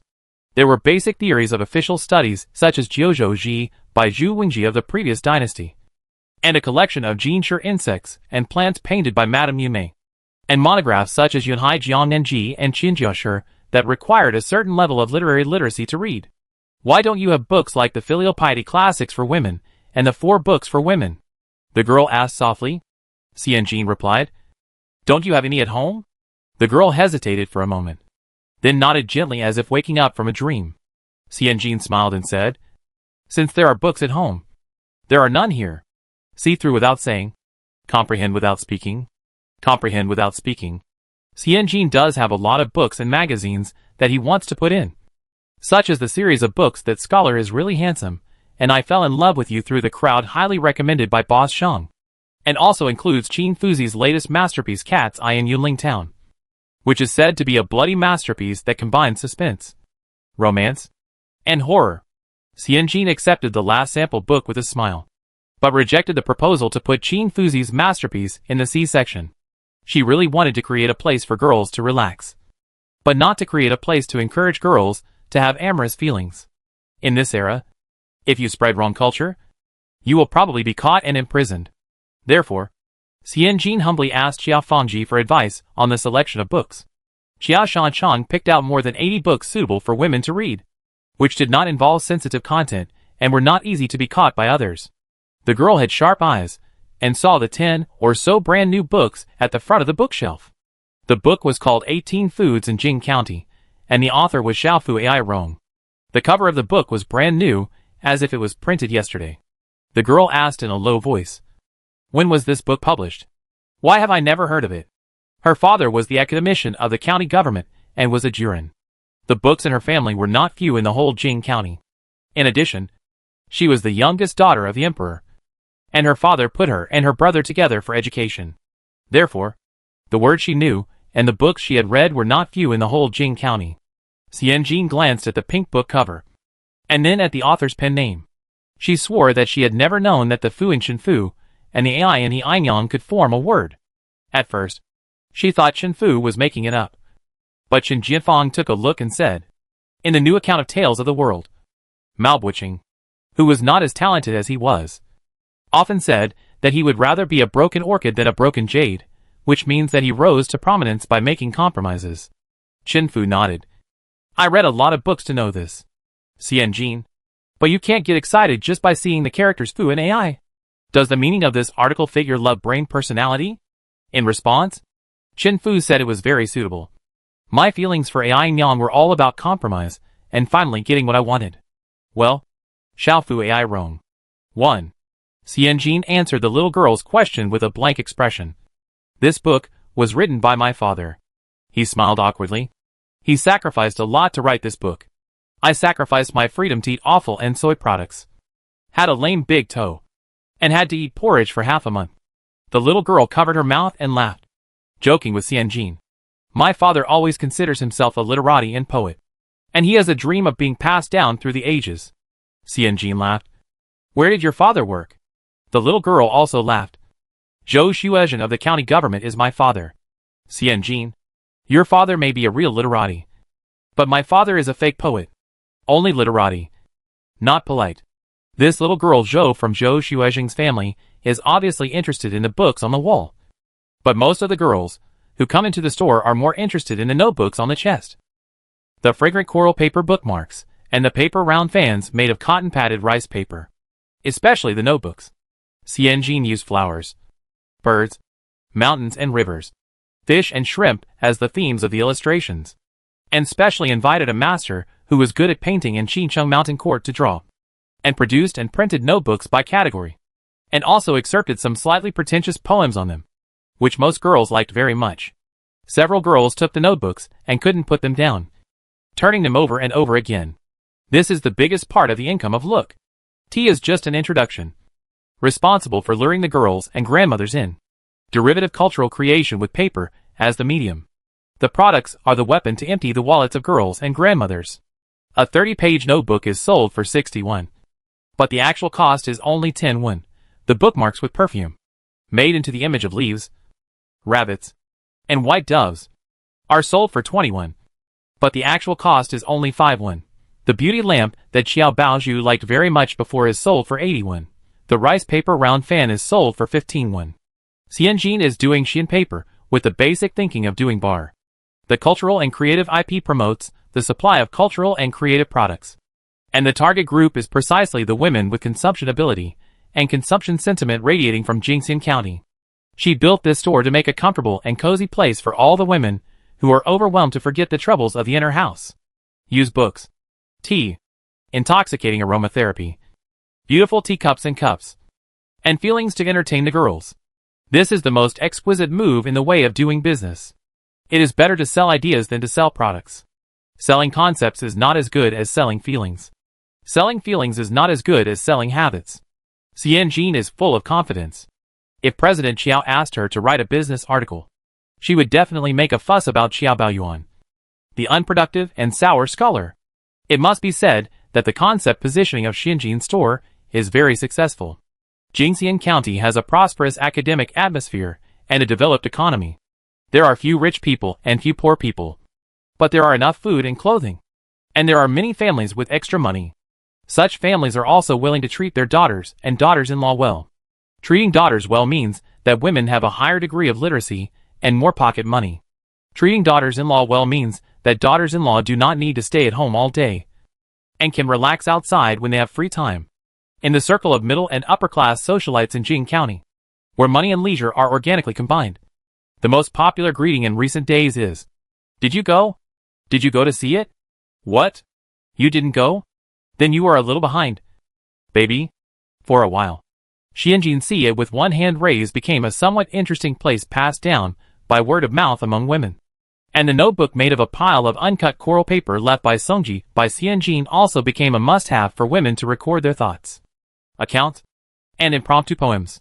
In modern times, it takes 7 days for a trend to spread in a medium-sized or large city with a permanent population of 30 million. In ancient times, due to the highly gregarious and centralized clan management model, in a county like Jingxian, which is of moderate size and prosperous in economy and trade, it took about 20 days for a trend to spread. By mid-September, the threshold to see it had been lowered by 2 points. Chapter 102 Catching Chickens in the Field. In September, the branches of the sycamore trees swayed, and scattered halos of light fell on the open space in the courtyard and the round table through the trees and branches. Next to the round table was a wooden ice jar, on which were 2 peeled pomegranates. The purple-red pomegranate seeds, like a few crystal-clear agates, lay on the dark crimson wooden grid plate. Xiao Bao crossed her legs and leaned on the back of the rocking chair, like a juicer, stuffing purple-red pomegranates into her mouth, and spitting them out turned into white pomegranate cores. She held a book 18 Foods in Jing County in her hand and read it with relish. Flour, mushroom, and frog. The frog leg meat is like garlic cloves, thin starch base, dark soy sauce for coloring. This dish has smooth and tender mushrooms, and the frog meat is crispy and tough. Xuanqing by Whiting is the best. Rated A for color, B for aroma, A for taste, and the best recommendation. Xiao Baoju's saliva is about to flow out. The little fat girl tilted her head and yelled to Xianjin, who was serving tea to the next table. "I want to eat flour, mushroom, and frog.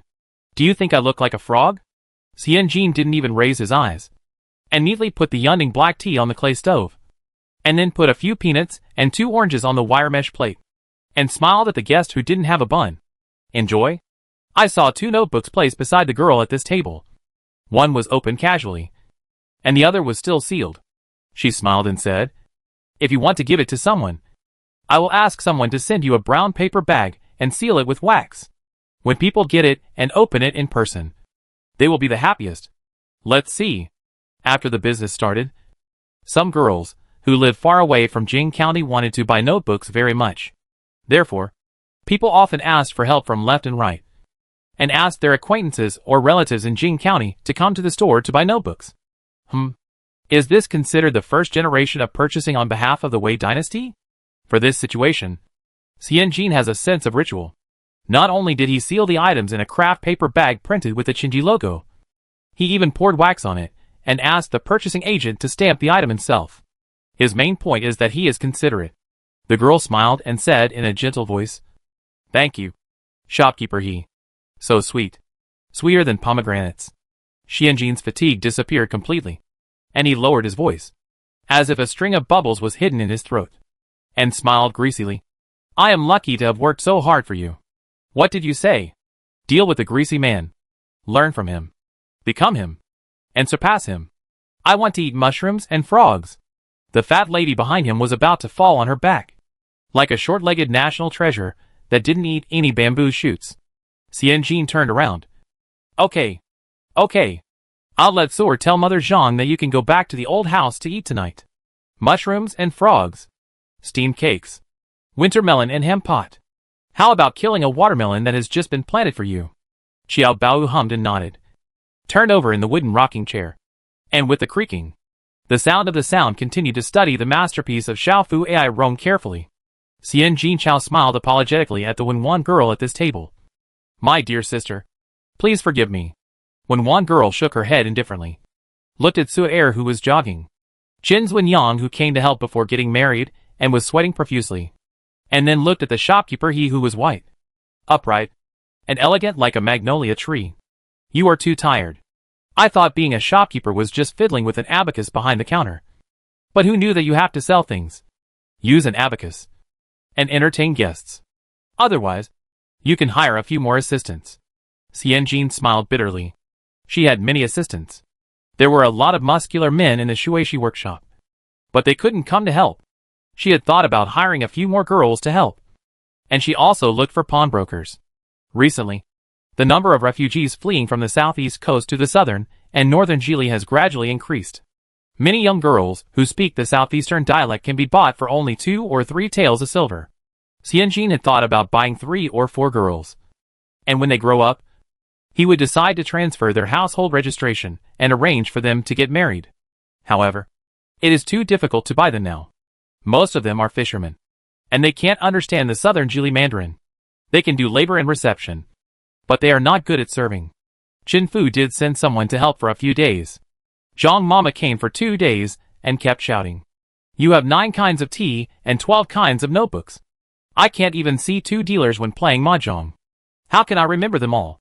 The housekeeping expert would rather go back to the old house to make rice cakes for half a month than come to see it.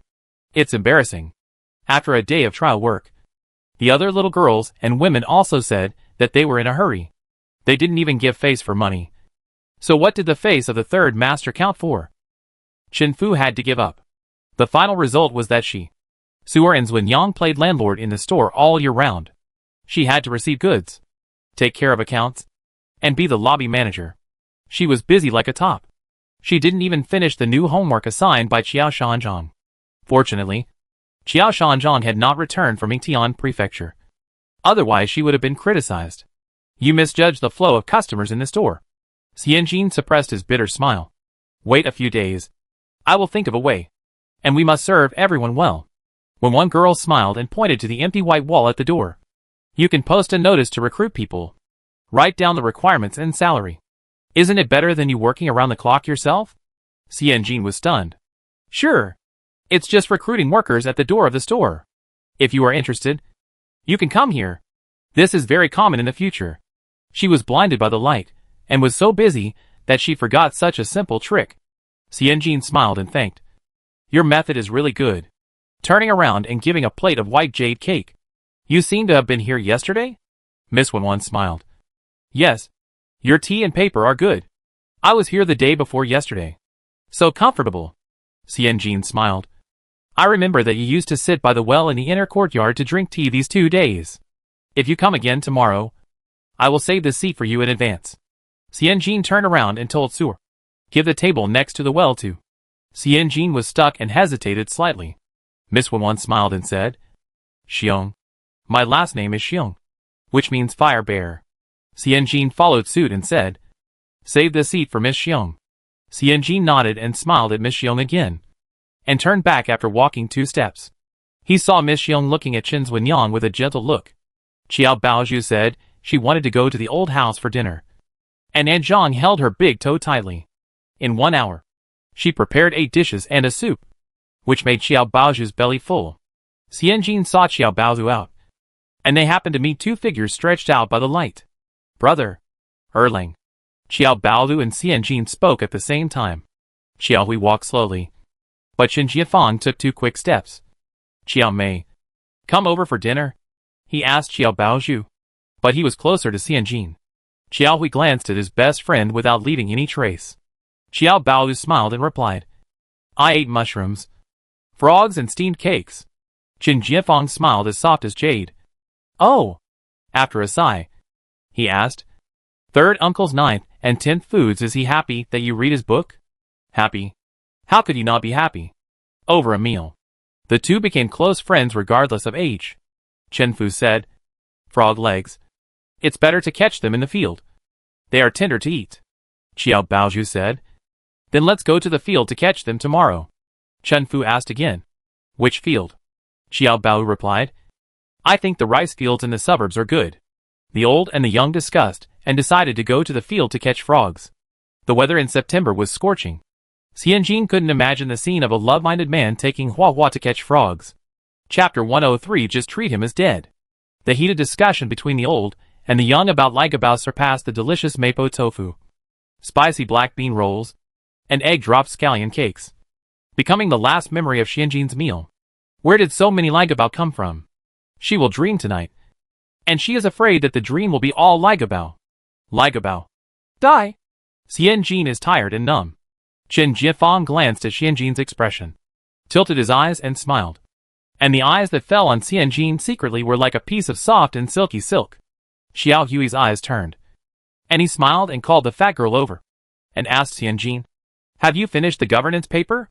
The voice cut off Chen Jianfang's silky gaze. Speaking of homework, Xianjin was not sleepy. "No!" Xianjin quickly wailed. "I can't understand it. I really can't understand it. When will the headmaster come back?" "When the headmaster comes back, it will be the deadline. It's better to say it's the death date than the deadline." She couldn't help but wonder, what kind of strange words will the director use after further study to diss her fragile soul? "I'm really looking forward to it," Xianjin shouted to the sky. "No." Xiao Hui spread his hands. "He said he would come back in July or August. But now it's September, and there's no news. I did the test paper. And I'll ask Baozhu to bring it to you tomorrow?"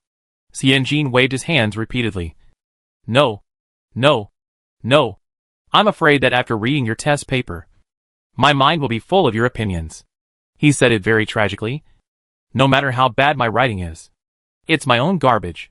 Xiao Hui hum, laughed like a pig. The smile on Chen Jianfang's mouth was gradually wiped away, and he turned his head away gently. For some reason, he always felt that Xianjin and Bao Yuan were very similar. This is very strange. Two people who are very different. One is born in a good family and has a smooth life. The other is in an awkward position and has many ups and downs. But the impression they give people is very consistent. They both have compassion for the world, a strong and vigorous ambition, and arrogance hidden in their bones. Yes, everyone thinks that the one who smiles when talking is amiable, but he often finds that the arrogance of the girl is hidden deep under that smiling face. When this girl doesn't smile, her eyebrows are very light and slightly raised, which looks very cold. As it happens, Xiao Hui's arrogance is well known and known to everyone. Chen Jianfang smiled bitterly in his heart. He seemed to be easily attracted to such people. He was good at standing in the position of an observer, seeing such people enjoying themselves. He seemed to enjoy such a life. Just like fleas under gorgeous clothes and leeches under grand occasions, they secretly hid in the cracks and breathed heavily. He and she exuded the smell of freedom. Chen Jianfang felt a slight pain in his heart, and he turned his eyes away gently. According to the advice of the bear girl, Xianjin posted a big recruitment notice at the door. 4 or 5 women came to apply for the job. Xianjin moved a set of tables and stools to sit in the inner room. It was a good time to interview them at noon when there were few people. 2 of them were not bad. One of them was a sister-in-law whose husband managed the farm in the suburbs. She was good. She moved quickly, spoke fluently, and even knew how to write. Xianjin had high hopes for her. He asked a few routine questions, then used a soft brush to tick her name and asked, "Will your family allow you to work outside? Our shop opens in the morning and closes in the evening. Although the salary is high, the working hours are long. So it is inevitable that you can't take care of your family." The sister-in-law was stunned and asked, "How early in the morning? How late in the evening? Open at SI. Close at U." It is basically 976. Compared with later generations, it is certainly a younger brother, but compared horizontally at present, this working time is already a roll among rolls. Therefore, Xianjin pays enough salary. I don't ask employees to treat the company as their home, but I just ask employees not to stab her behind her back and call her a black-hearted capitalist. The sister-in-law hesitated a little. That won't work. I have to go home to cook for my man at night. It's okay to get up early in the morning. I can get up at the end of the hour to make soup for my husband and steam buns for my children. But if I go back late at night, my husband, 3 children and my parents-in-law will have no food to eat. Get up at 5:30 to make soup for my husband? If you go back late, my parents-in-law, my husband and children will have no food to eat. Then when you were not married, this family didn't eat? So, this is a group of elves who survive by drinking dew and eating sunlight. Xianjin is a little numb. The little sister-in-law is not finished yet. She glanced at the girls and grandmothers who were drinking tea in the inner hall in a dignified and elegant manner, and lowered her voice. It's noon. These women don't go home to serve their husbands and parents-in-law, but drink tea here and be lazy. No matter if their family is rich or not, they will be beaten when they go back. Xianjin didn't understand. but was shocked. The little sister-in-law was talking excitedly, and her voice was lowered even lower. I just saw that these women had to take 6 steps to drink tea. You said there were no men here. Who are they performing for? Xianjin lowered his head silently, and made a cross next to the little sister-in-law's name. How does the saying go? Others can ride on your back, because you bent down first. It's not wrong for you to feel sorry for men, as long as you let go of the desire to help others. The world will be full of respect and blessings. But you shouldn't make conclusions, and make the worst guesses about people or things you don't know. That's not good. It wasn't until closing time that the store welcomed the last 2 job seekers of the day. One of them was an acquaintance. Aunt Du. Xianjin stood behind the counter, and saw a figure peeking out from the porch. After hearing Xianjin's accurate call, the figure walked out with a shy face, and stood in the light. There was also a young woman with her head shrunk, following Aunt Du closely. Du Juning's mother. She had brought her son to Qinji to express her gratitude. Xianjin had a very good impression of her. Xianjin hurried around to the counter, and was very surprised. He poured her a cup of tea, and also poured tea for the young woman next to her. The young woman had a fair complexion and a slender figure, although she looked a little tired. She had clean teeth, smooth skin, and black hair. She didn't look like she came from a poor family. Xianjin looked at her for a while, and then retracted his gaze, and said with a smile, Aunt Du, why are you here? Aunt Du smiled, showing 6 teeth. My son said your new shop is hiring. I can work anywhere. The printing and dyeing workshop needs clothes. Every time I go home, I wash my clothes with my son's clothes. And his school uniform is dyed red, orange, yellow and green. He has changed 2 or 3 sets of school uniforms. It's better here. I heard that you have books here. Xianjin was very satisfied. But he was afraid that Aunt Du would have to go back to cook for the son at night. So he said the difficulty in advance. The shop is closed at twilight in the evening, which is a bit late. But our salary is not low. You just came in without a belt on your sleeve. And you can get 1.5 taels of silver a month.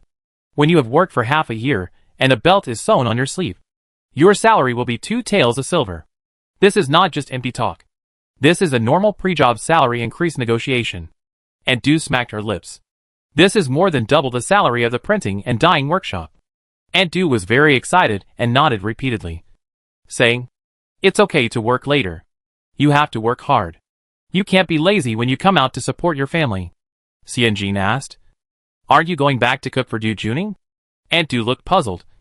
It's not easy for me to make money. It's easy for him to not have to serve me after school. If I still have strength, I will chop wood and make a few things. If I am too tired, he can eat whatever is in the field. Yesterday, the kid ate dried onions and salted cabbage. There were only a few dried onions left in the field, but there were a lot of salted cabbage in the jar. It was clean and hygienic. It had no disadvantages except that it tasted a little bad. Why did the kid have to eat so well? Isn't it enough if it doesn't get bad? Seeing Aunt Du's incredible expression, Xianjin ticked her name. He turned his eyes to the young woman who came with her. What about you? Do you have any requirements for working hours? The young woman stood in front of the solid wood counter, frowned slightly in confusion, then reacted and shook her head quickly. No requirements. No requirements.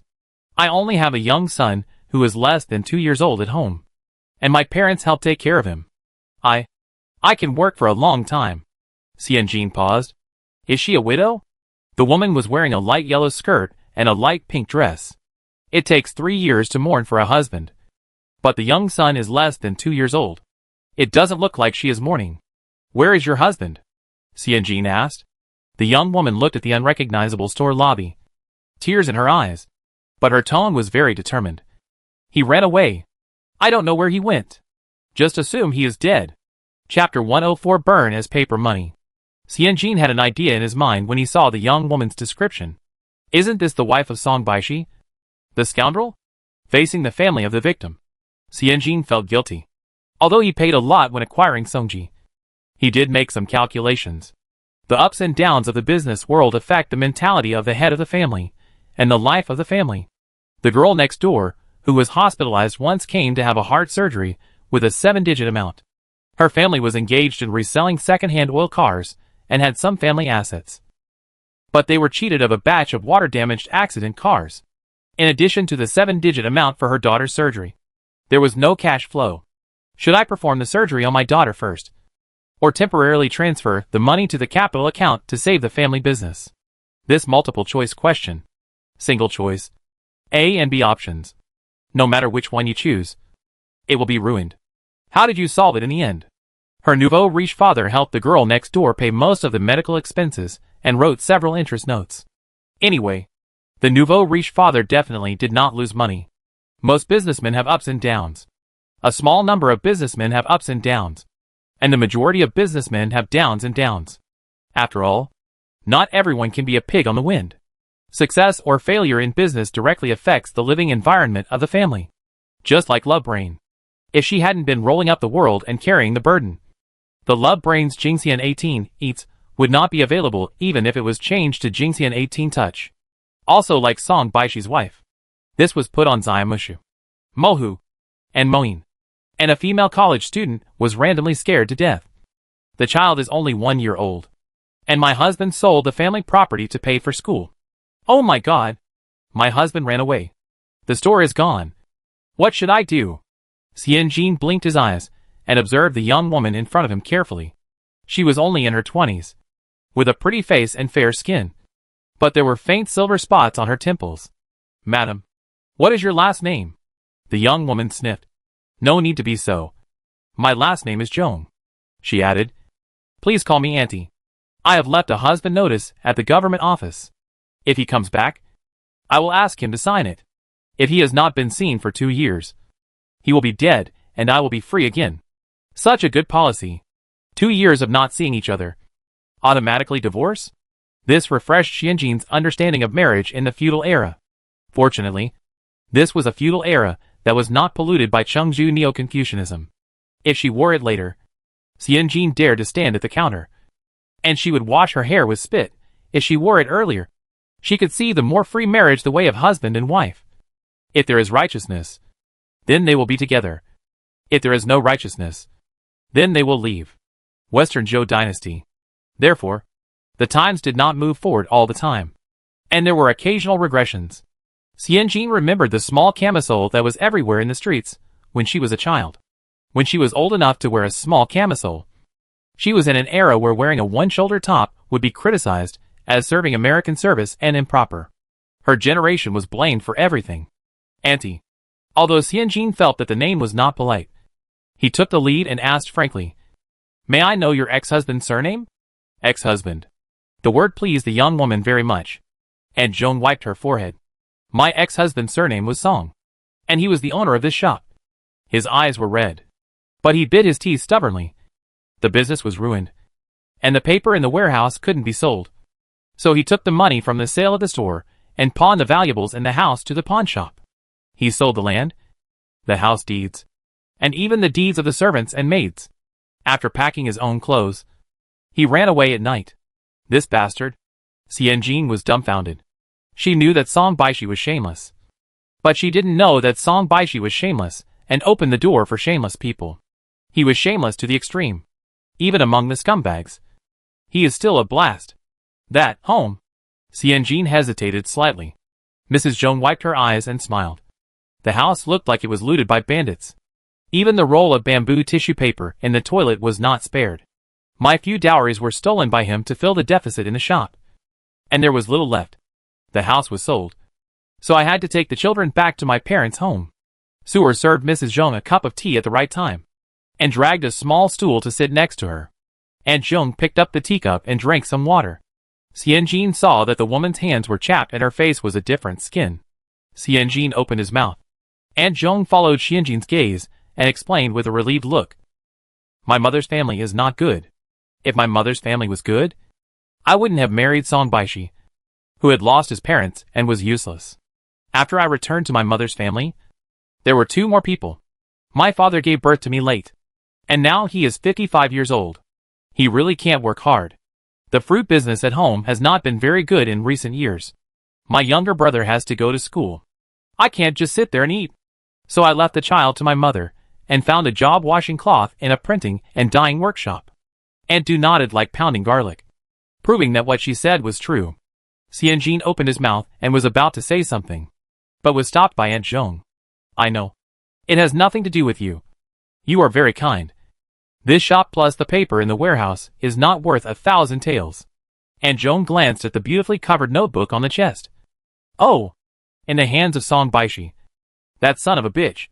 It is not worth 1,000 taels of silver. But in your hands, 1,000 taels, 2,000 taels, is just ordinary. Xianjin has the characteristics of most nouveau riche. He likes to listen to flattery very much. Aunt Zhong's words made her feel comfortable. Aunt Zhong said, if it weren't for you, there would be others. He is not interested in this, and can't run this store well. Another plan laughed. He is too ambitious. He dreams of becoming a prime minister and bringing honor to his family. He can't even pass the exam to become a scholar. But he secretly hates that his talent is not appreciated and is determined to go to the capital to find a mentor. He said that according to his talent and appearance, once he goes to the capital, a third-rank official will recognize his talent and marry his eldest daughter to him, and then give him money to send him to the Imperial College to study. He will pass the exam to become a scholar in 1 year, the exam to become a Jiren in 3 years, and the top scholar in 5 years. Xianjin was stunned. He had suffered all the shocks in his life. Talent and beauty, eldest daughter.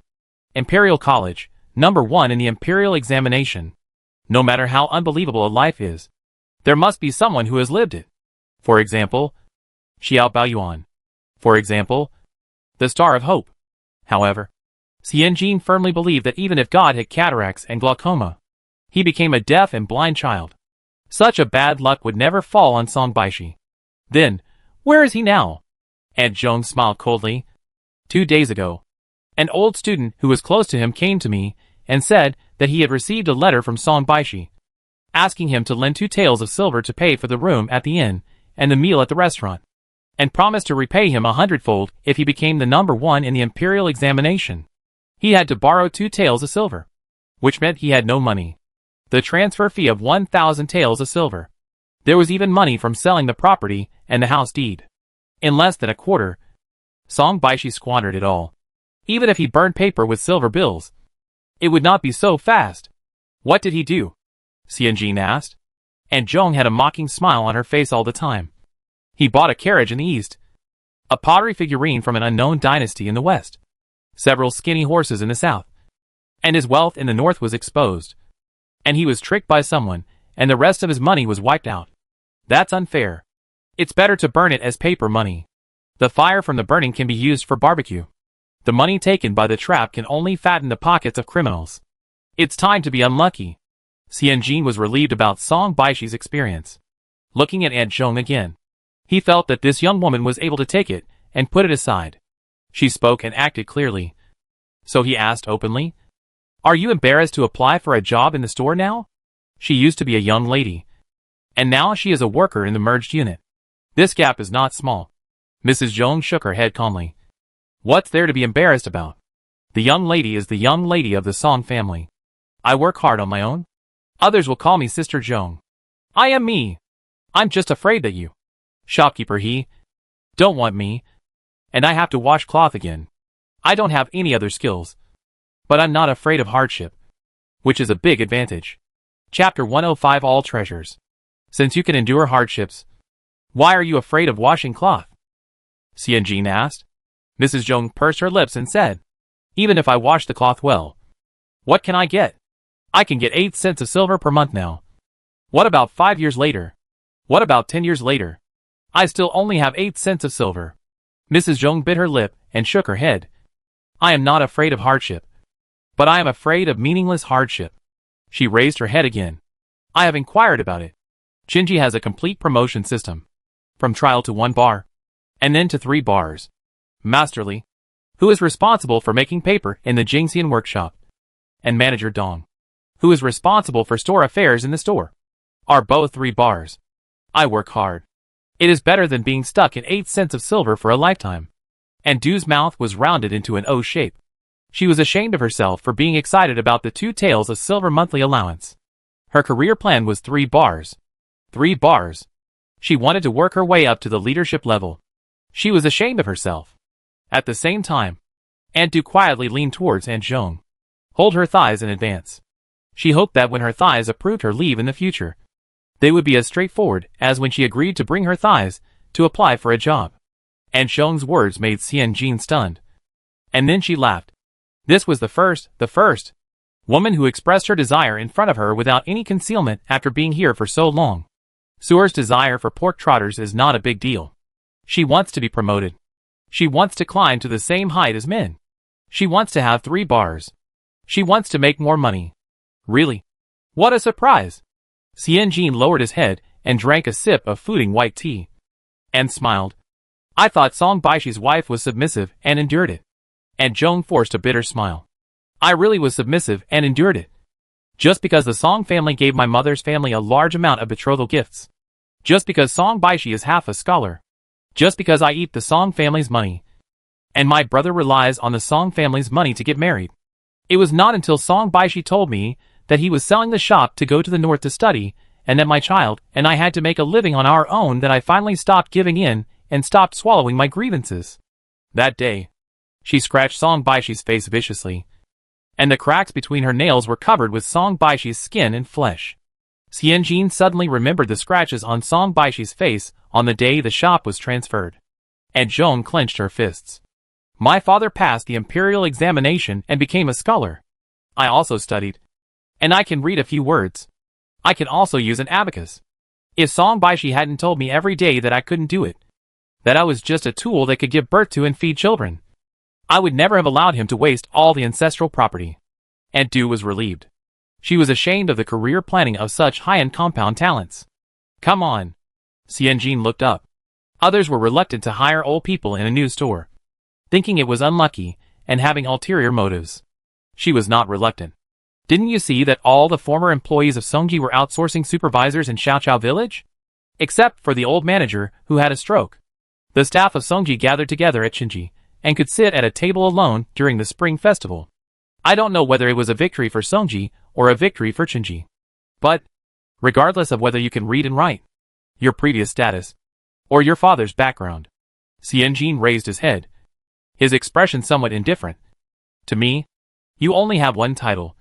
Clerk. If a clerk does not do a good job, his salary will be deducted. Xianjin pursed his lips at Suer.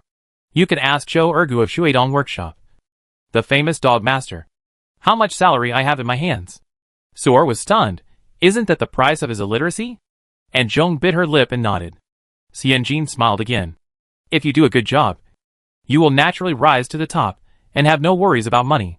You can also ask how many rooms and walls Dong, the manager of our Shuishi shop, has built, and how much betrothal gifts his son gave to marry his wife. Got it. Suer nodded in his heart. Zhou Ergu and manager Dong became a clear contrast. This is what Master Dong said. You have to show your power before joining the company. Some stores organize employees to run exercises and shout slogans in the name of cohesion, while some stores fiercely belittle the strength of employees to temper the team's thick-skinned style. As for their boss, he can be said to be a military genius. He first used a trick to kill the chicken to scare the monkey, and then gave a sweet date and a bright future prospect.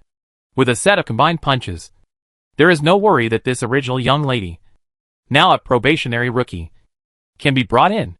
Wait. Trial period. Suer's back trembled. She is no longer the least experienced person in Qin's now. Suer, take the two of you to find manager Dong to sign the contract first, and then go to Aunt Zhang to get 2 sets of clothes, Xianjin reminded Suer. Suer touched the bar on her sleeve with care, and walked out with the 2 of them with her head held high. The arrival of the 2 of them is like adding wings to a tiger. Although Aunt Zhang is a full-time housewife who has returned to the world, she has a heart that can conquer the world. In less than 2 days, she has made C. He memorized 7 or 8 kinds of tea and 12 types of handbooks by heart, and even expanded his business by himself.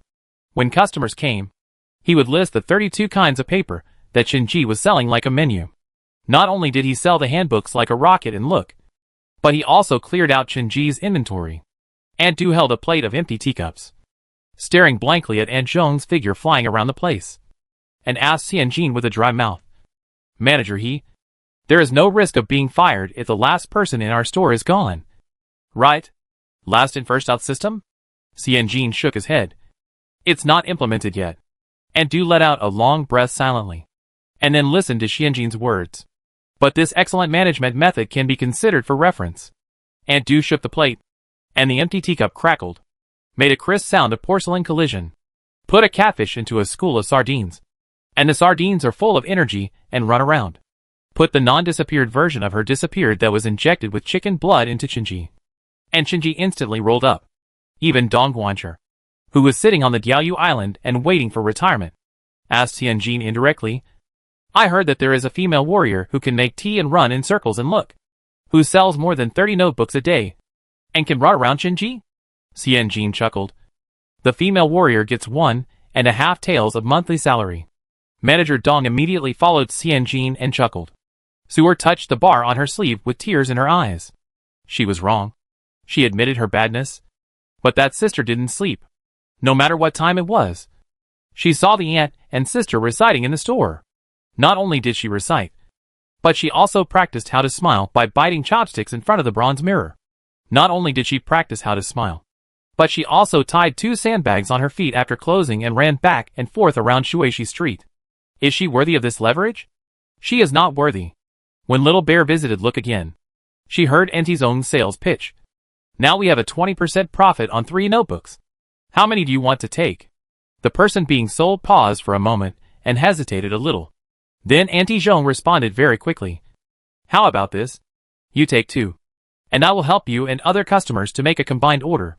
The person being sold breathed a sigh of relief and nodded, not realizing that she didn't want any at first. At Xianjin's invitation, Little Bear sat down at the Ruishua table and said with a smile, Your store is full of treasures. Chapter 106 Not a supporting role. Little Bear Miss hadn't been here for a few days. When she came, she heard people cheating in the store. Xianjin is doing business well, so it's hard for him to feel guilty now. When you have no morals, others can't blackmail you morally. Xianjin smiled. If there weren't so many treasures, you, a girl who is used to seeing good things, wouldn't be a repeat customer.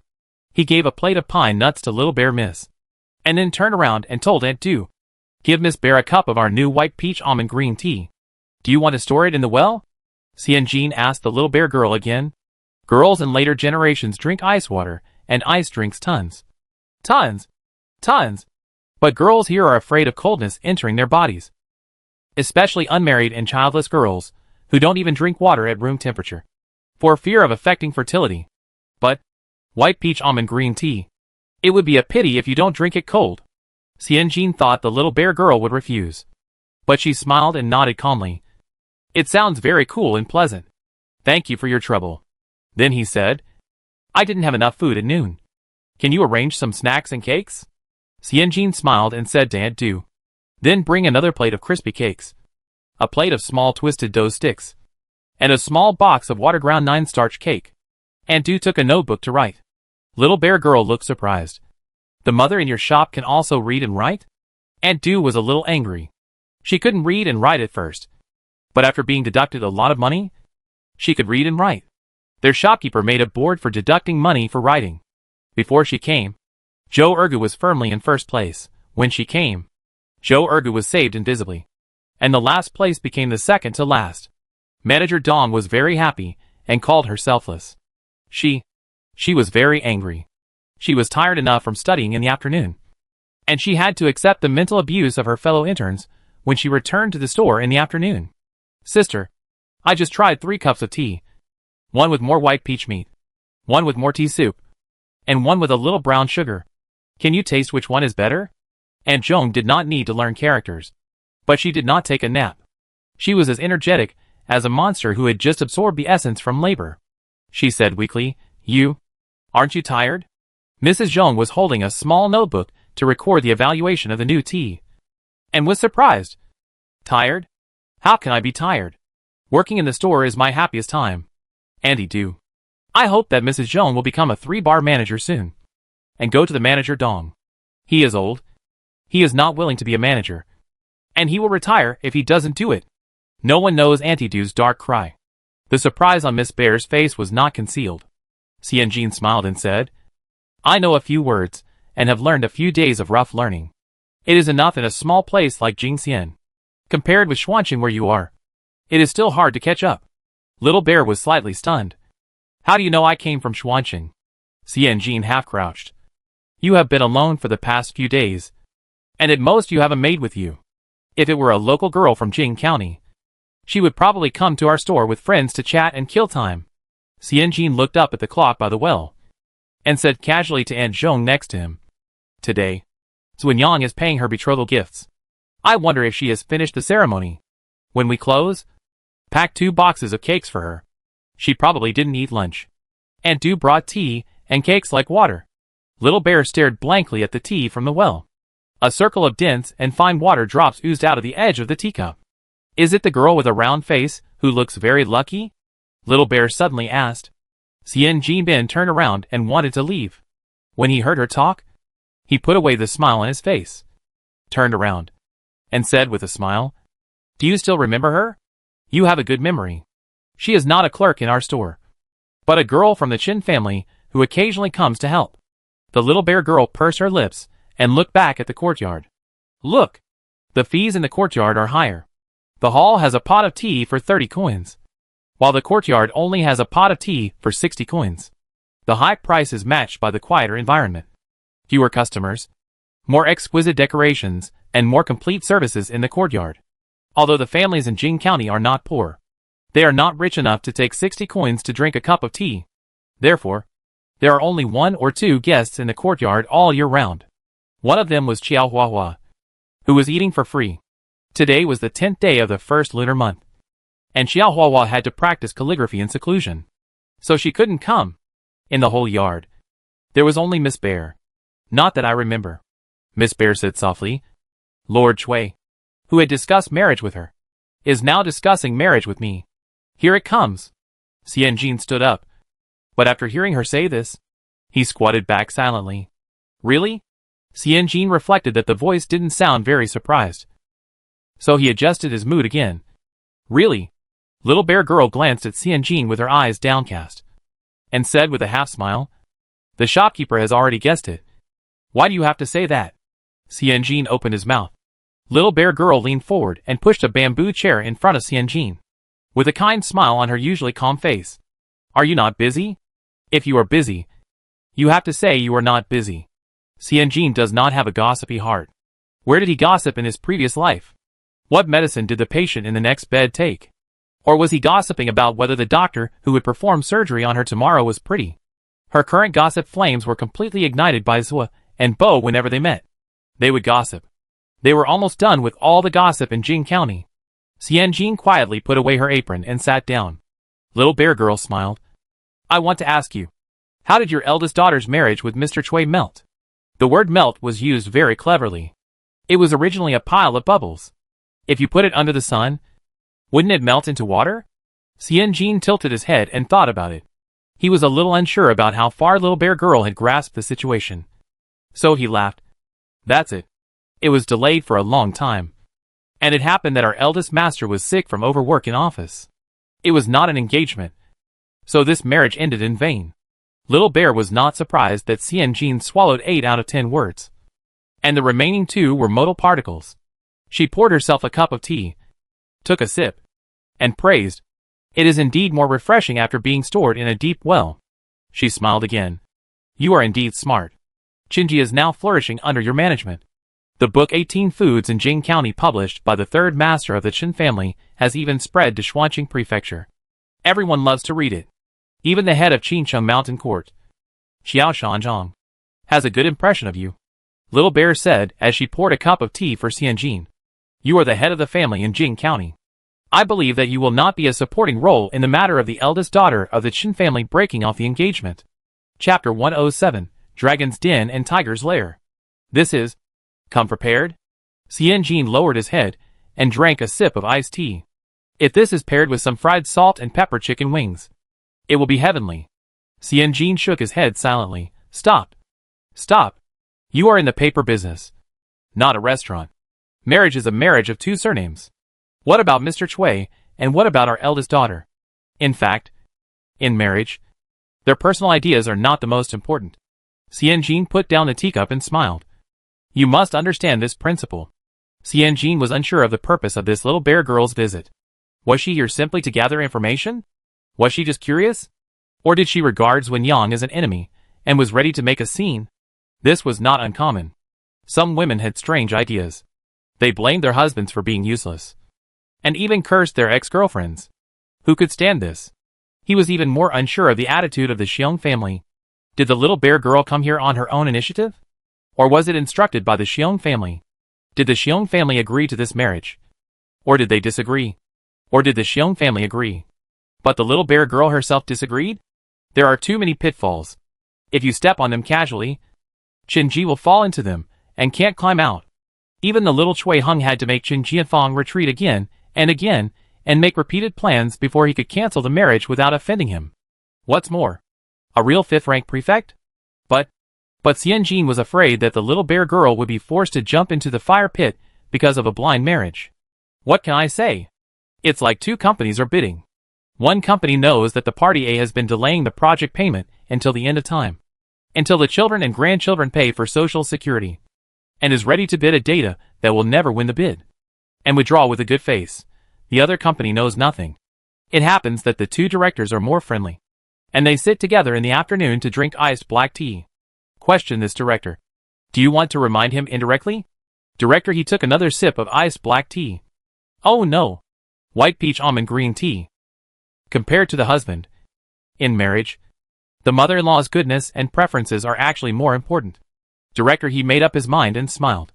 Our family is in business, and we have money, but not a lot. If our eldest daughter marries, we can support her with our feet on tiptoe and grit our teeth, which is not impossible. But how can we save face for both families?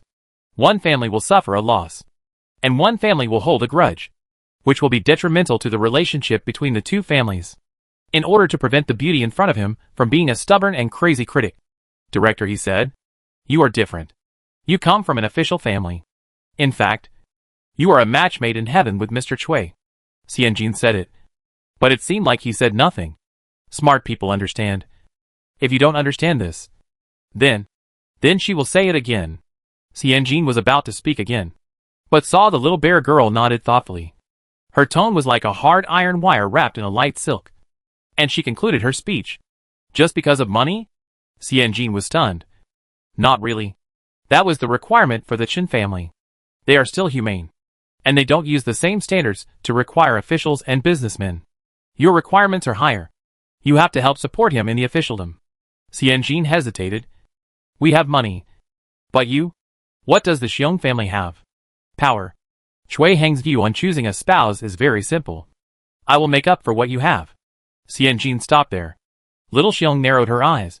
Does Chui Heng have the bad habits of eating, drinking, whoring and gambling? Xianjin hesitated for a moment and shook his head. I haven't heard of that.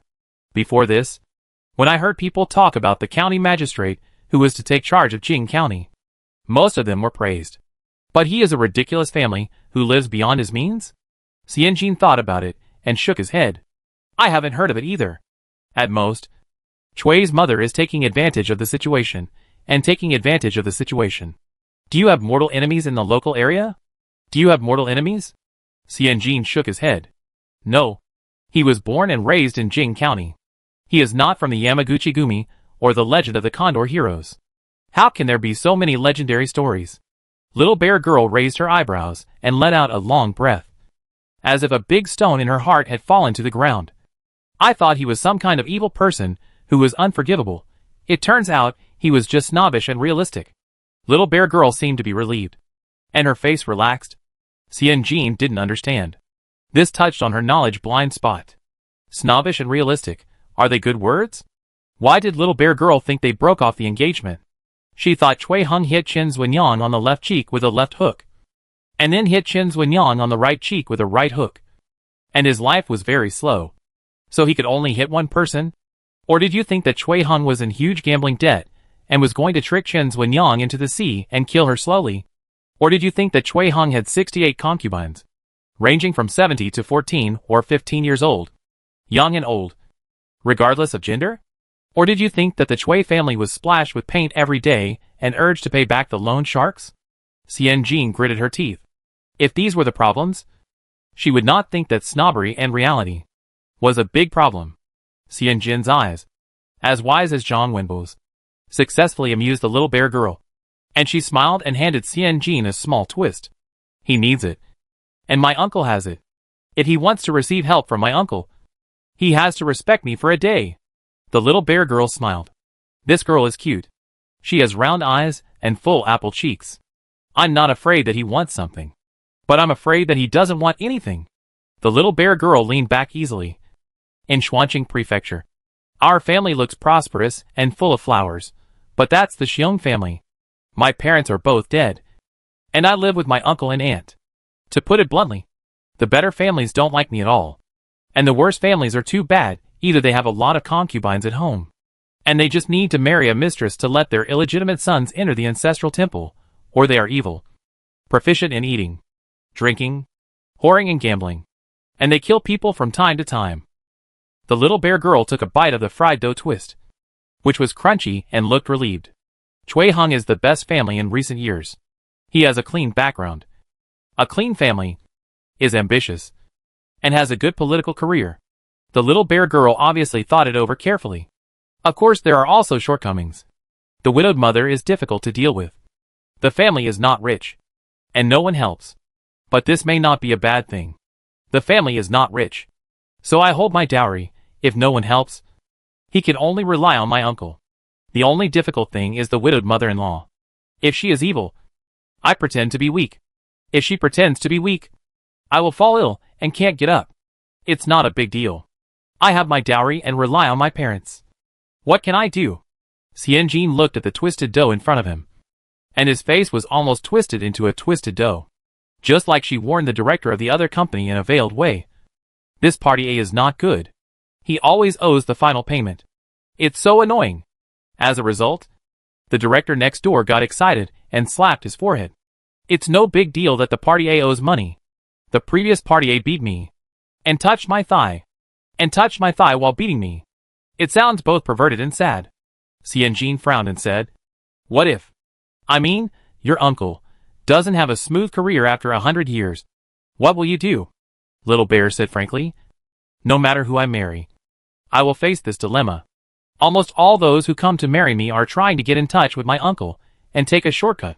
This is the market she faces. Little Bear is very open-minded about this.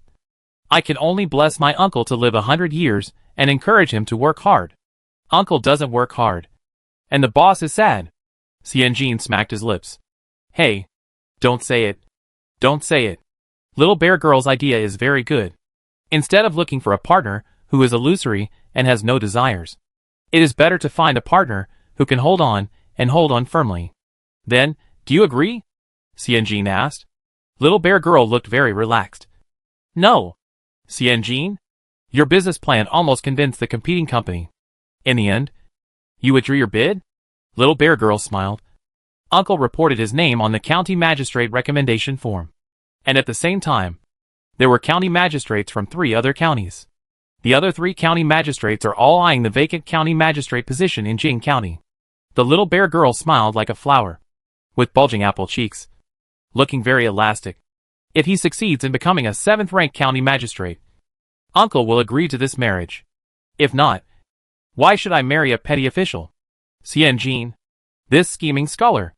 Isn't this the same as Chui's mother? I will marry you only if you increase your dowry. I will marry you only if you are promoted from an official.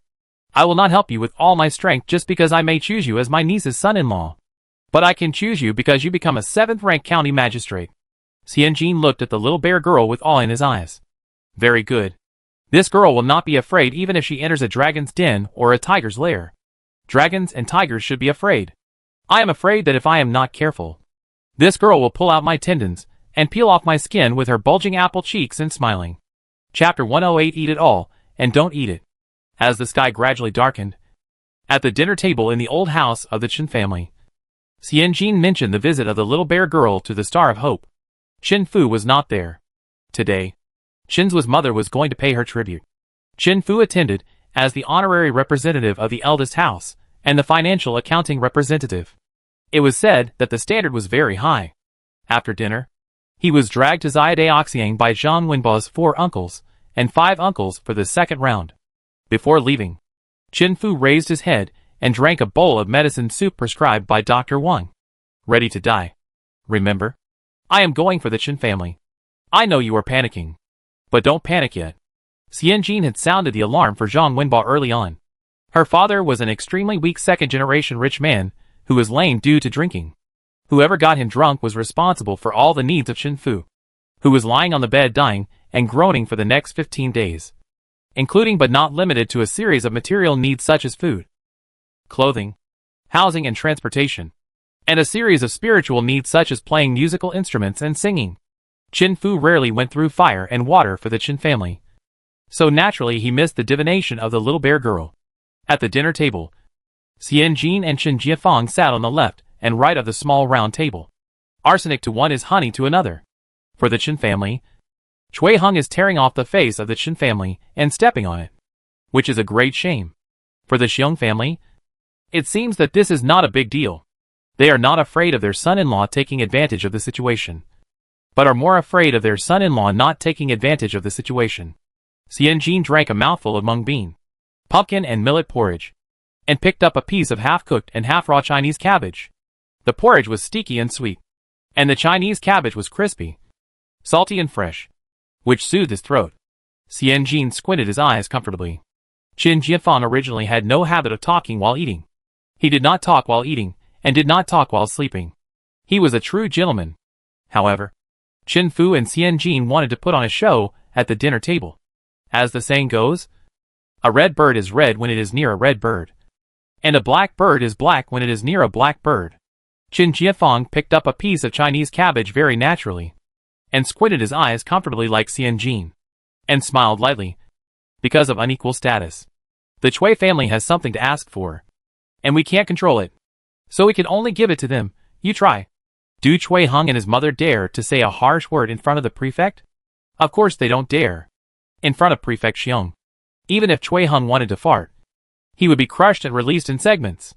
Xian Jin was depressed, lowered his head to finish the millet porridge, and raised his head to ask, under what circumstances can merchants be favored by the government? Qin Jiafang did not hesitate. One of them is when someone in the family is an official in the court. The other is the imperial merchant. Xian Jin knew the latter. The 8 imperial merchants of the Qin dynasty, appointed by the emperor. They were responsible for the royal business. For example, copper, iron, salt, tea and horses, silk, fur, and silver casting, which were related to major tasks. The court was confident to hand them over to others? Of course not. These businesses must be firmly controlled by the court. Furthermore, they also need to manage the royal assets, such as shops and land in various places, ginseng planting in Wesley in the northeast during the Qin dynasty, etc., or produce and supply various materials for the palace. For example, Chao Shuichen and Xiaoqin's ancestral Jiangnan weaving business is doing this business. If the emperor has an order, the imperial merchants need to transport military rations and armaments for the court. In general, the imperial merchants are the workers of the saints, the hub of the court, and the second-hand setter for the royal family to make money. If necessary, they have to contribute money and effort to be a qualified blood supplement. Shen Wansen helped Zhu Yuanzhan to replenish his blood and helped Taizu Teacher to build the Great Wall with all his heart. Taizu Teacher said that we should use grey bricks to build the Great Wall, which would be presentable. However, Shen Wansen refused to do so. He felt sorry for his boss and wanted to save his boss's face. So he replaced the grey bricks with marble. When the Great Wall was completed, Taizu Teacher thought, "You little bastard. You can use marble to build the Great Wall. I'm afraid all the hose in your home are made of gold," and found a reason to confiscate all the 1.5 billion taels of silver that Shen Wansen had accumulated. What does this teach future generations? Don't pity your boss just because he is a delicate flower. If you pity a man, you will be unlucky for half your life. If you pity your boss, you will be unlucky for 8 lifetimes. This is too far off topic. Xian Jin cleared his throat and pulled his thoughts back. Then the Qin family. Do you think the Qin family still has a chance? Although being an imperial merchant is a high-risk profession, it has high investment, high risk and high return. The 8 imperial merchants of the Qin dynasty would come to Beijing to report on their work at the end of each year, and they would be personally invited to a banquet by Xuanji. All the civil and military officials in the court respected these 8 people as sirs. If you can be the top, why not work hard? Today it is Cui Hung. Tomorrow it is Chui Wai. As long as the Chen family is humble, countless people will stop them on the road, collecting protection fees, collecting bribes, and anyone who dislikes the Chen family can hit the Chen family while touching the Chen family's thighs. Xianjin also wants to have the confidence of the little bear girl. She also wants the people around her to bully others and act arrogantly. Chen Jiafang paused with his chopsticks and looked up in confusion. I have 2 years to take the imperial examination, and I will be on the 2nd place. If I rank high, I can enter the Hanlin Academy. After 3 to 5 years of editing books in the Hanlin Academy, I can enter the 6 ministries. After more than 10 years of rotation in the 6 ministries, it is not a dream to enter the cabinet and become a prime minister. This is a very clear path. Why take a different path? A dangerous path that no one has ever taken before and no experience to follow? Xianjin didn't know how to explain. So he lowered his head and poured himself a cup of white peach almond green tea that little bear girl had drunk in the afternoon. This tea can't be drunk hot. Drinking this tea hot is like eating barbecue with ice, which is not only strange but also uncomfortable. Chen Jianfang frowned again. Why drink cold tea again?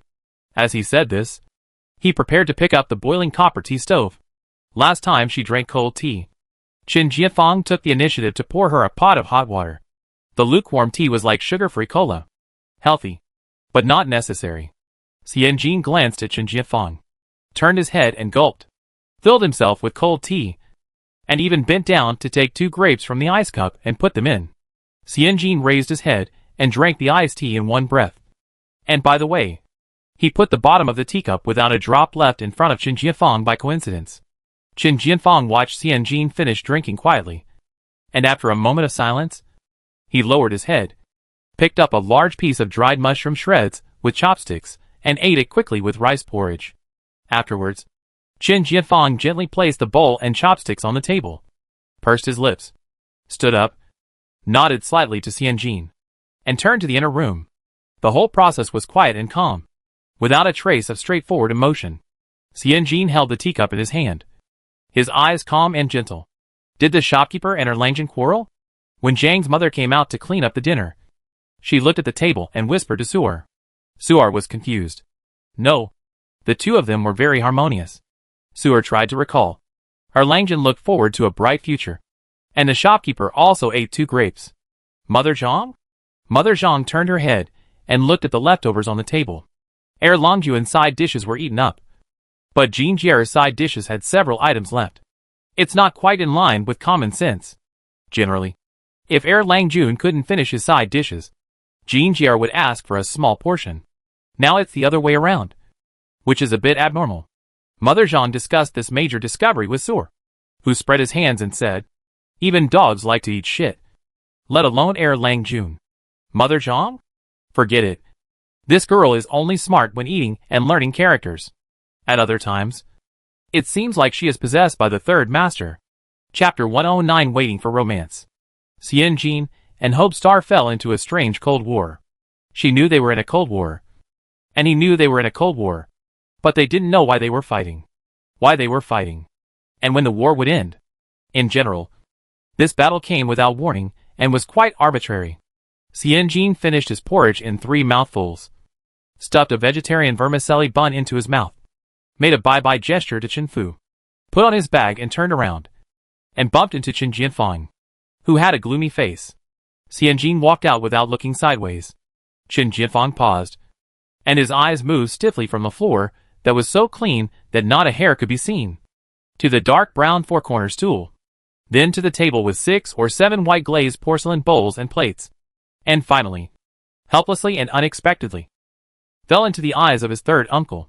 The two looked at each other, deeply and attentively. Chen Fu forgot to stuff the dumplings into his mouth for a moment. A little awkward. To ease the embarrassment, Chen Jianfang stiffly pulled the corners of his lips apart, and for the first time in the morning, he began to greet his 3rd uncle Chen Fu. Uncle San, did you sleep well last night? The steamed bun that was about to fall off the chopsticks of Chen Fu finally fell. Well, not bad. Chen Topic Starter never constipated when chatting Fu. The more he talked, the smoother he became, and he started complaining. Even though it's late autumn, why are there still so many mosquitoes? I'm going to hang up the mosquito net with fine gauze today, and let Aunt Zhang remember to fumigate with moxa. Were you bitten by mosquitoes yesterday? Qin Jianfang lowered his head and dragged the stool, and was caught off guard. Ah? What mosquitoes? No mosquitoes bit me. Maybe they bit my uncle. So he didn't give much. But I didn't sleep well. I tossed and turned in the first half of the night, and just closed my eyes in the second half of the night, but heard the rooster crowing. Chen Fu didn't expect this iron nephew to give him any warm feedback, so he waved his hand and concentrated on eating his dumplings. After a while, Chen Fu spoke again. This dumpling is not as delicious as the well-water sauce meat dumpling I ate in Xiaolin town. Chen Fu rolled his eyes. Well-water sauce meat dumpling. I wrote it in the first Jingxian 18 foods. The tone was drawn out, and the love brain was waiting for the nephew to fill in the blanks. The nephew was oblivious to the outside world, and only counted the rice in the bowl. Chen Fu. It's a pity that he just shared last night's mosquitoes with this person. Qin Jianfang was indeed oblivious to the outside world. His mind, including his 2 ears that had no thinking function, were working at a high speed.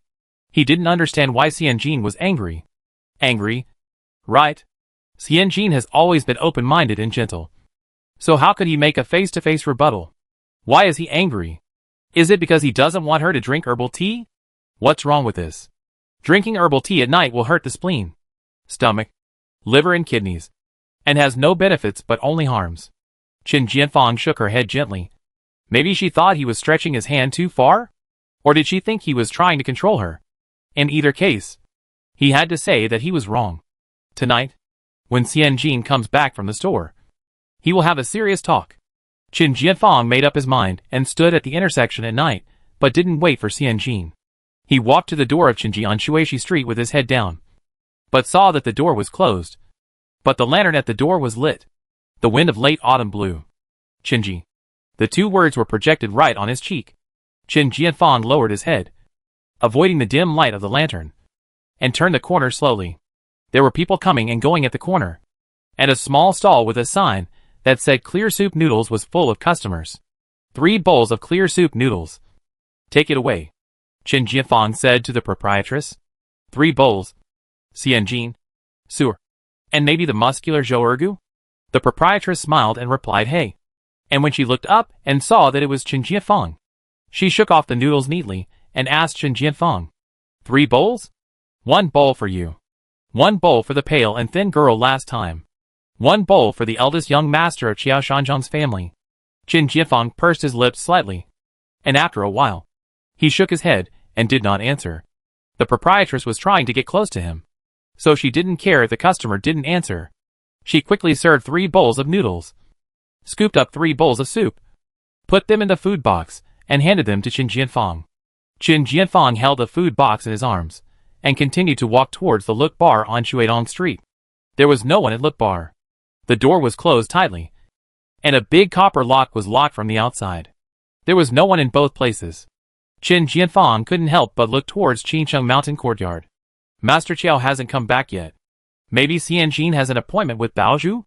Qin Jianfang pursed her lips lightly, hugged the food box tightly in her arms, and waited for a long time at the door of Look before turning around. Where did Xianjin go when she didn't return home at night? She was in Xiaoqiao village in the middle of the night. The steaming workshop.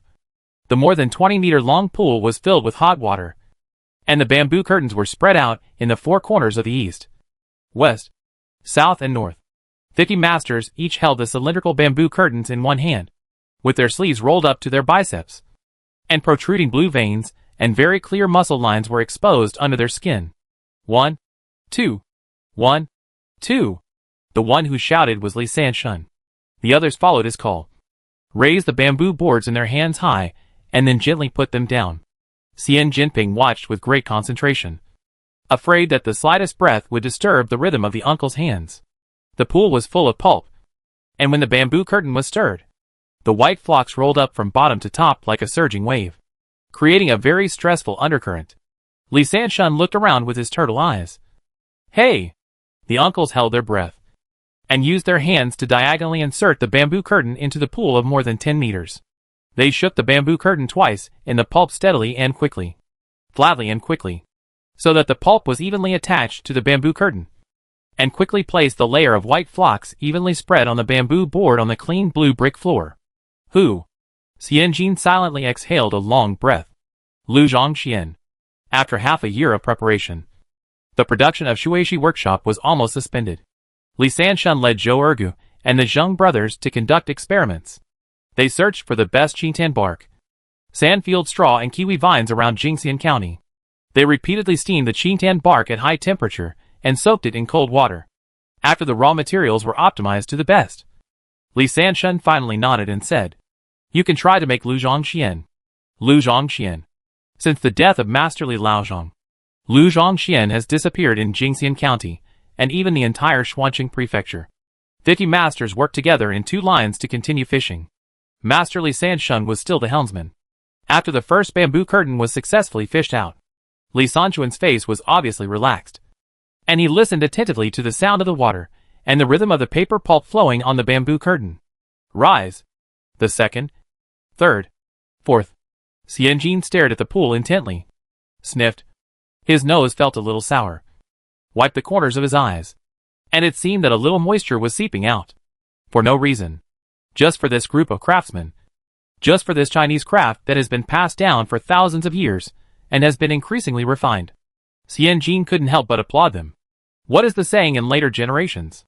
It's not that China doesn't have luxury goods, but Chinese luxury goods can't just be bought with money. The romance of waiting in China is not only flowers are bright and willows are dark, and the sky is sad. Go up to the top of the city and up the building. Nor is it just no one outside the door asks about the falling flowers, and the green shade spreads all over the world, but also willing to wait for the straw and bark to dry in 4 seasons. Willing to spend 5 years waiting for a Qingtan tree to grow up. Willing to spend decades waiting for a young boy to grow up to be a helmsman who listens to the rhythm of the water. Willing to spend time, make a piece of paper, draw a picture, and wait for someone. Xianjin lowered his eyebrows and eyes, holding back a tear. This is the romance of China. Chapter 110, Rub Hands and Wait. As daybreak approaches, the paper with moisture and humidity overlaps into 2 thick piles. Li Sanshun holds a hookah pipe in his mouth, leaning against the door frame, looking at the work that has just been produced and has not yet been completed with a satisfied and comfortable look. Zhou Ergu spreads a bamboo mat on the ground, holds his head with both hands, and half closes his eyes to look at the beams of the roof. The Zheng brothers sit on the bamboo stools in front of the house with their arms around each other. The carefully selected masters from Xiaoqiao village also find a place to relax comfortably in 2s and 3s. Xianjin and Suor poured tea for the masters one by one. Li Sanshun took the tea and put it aside. Xianjin smiled and said, "You said that there should be no open flames in the paper room." The old man turned over the hookah pipe, knocked it on the floor, twice, and then curled his lips. "Little girl, you can't hold your grandfather. It was not lit at all, let alone an open flame. So you are posing with your pipe?" Xianjin smiled and apologized, sitting cross-legged on the ground beside Li Sanshun. "Are you happy?" Li Sanshun pulled the corner of his mouth, turned his head away, and went through the sadness of the first half of his life before he could barely suppress his smile. "Why are you happy?" "I'm only halfway done." Old Man Li took out his hands and pointed his thumbs.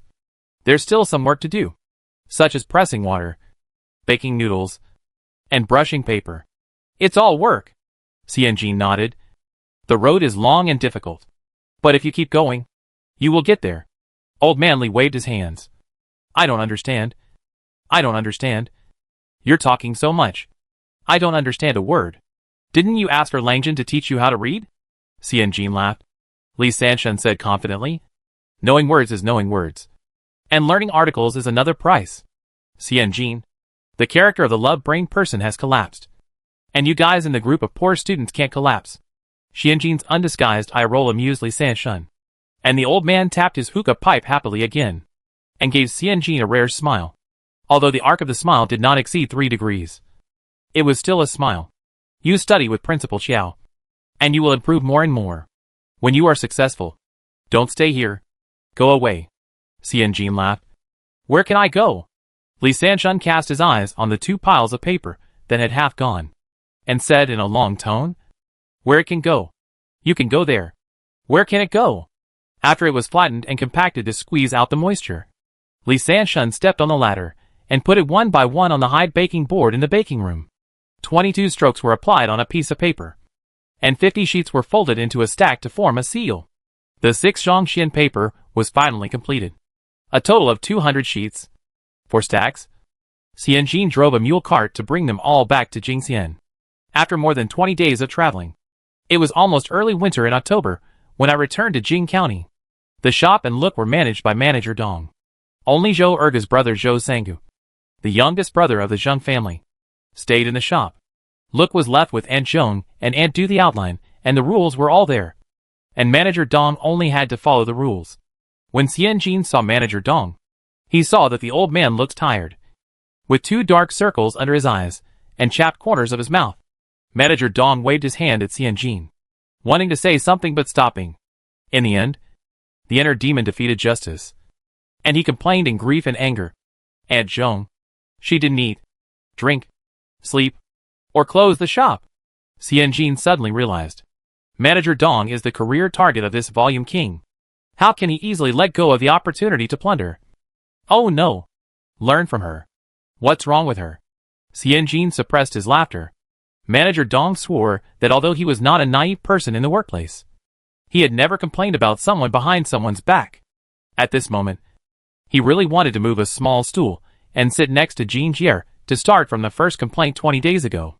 Follow me during meals, lunch breaks, and after closing time, asking me questions, asking me how I stood out from the many employees of the Chen family.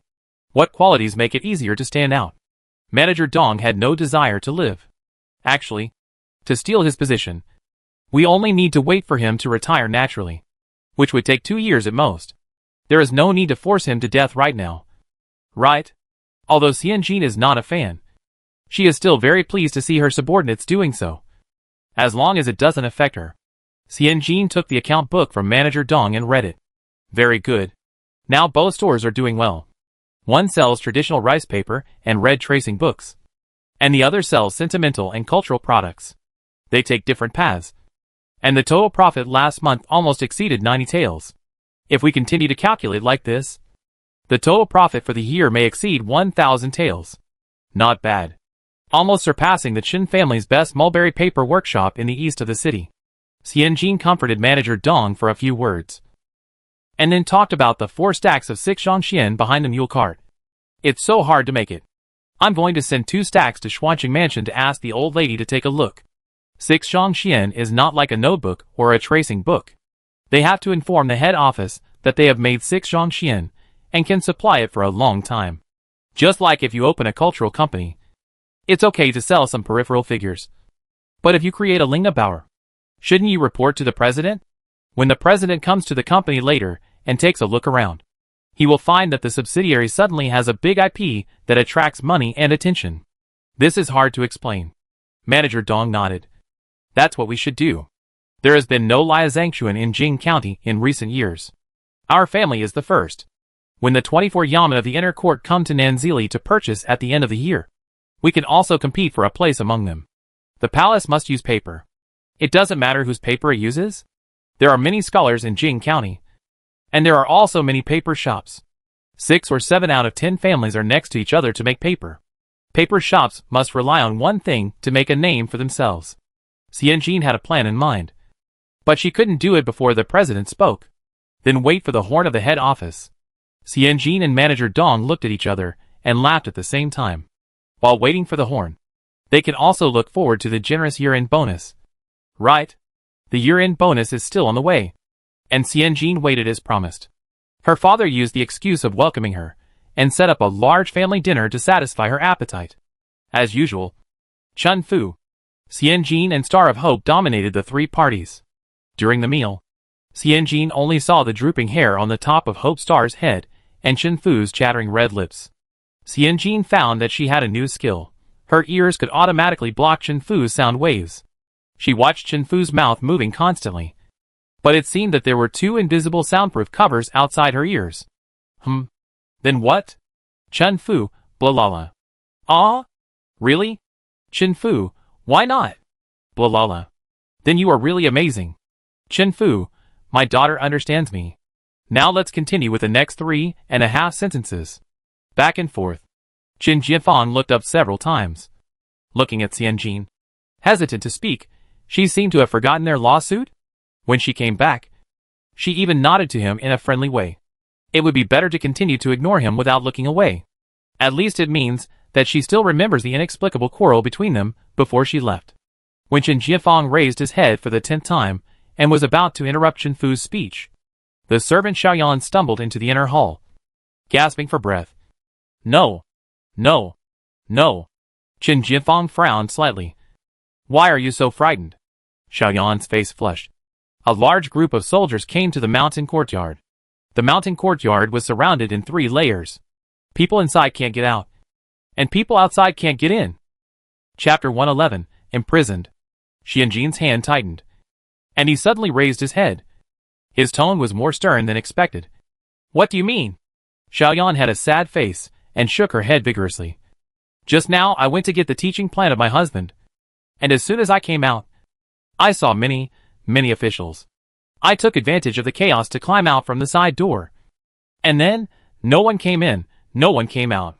The child, who was just over 10 years old, was so scared that his upper teeth clashed against his lower teeth, and his words were incoherent. But he understood everything.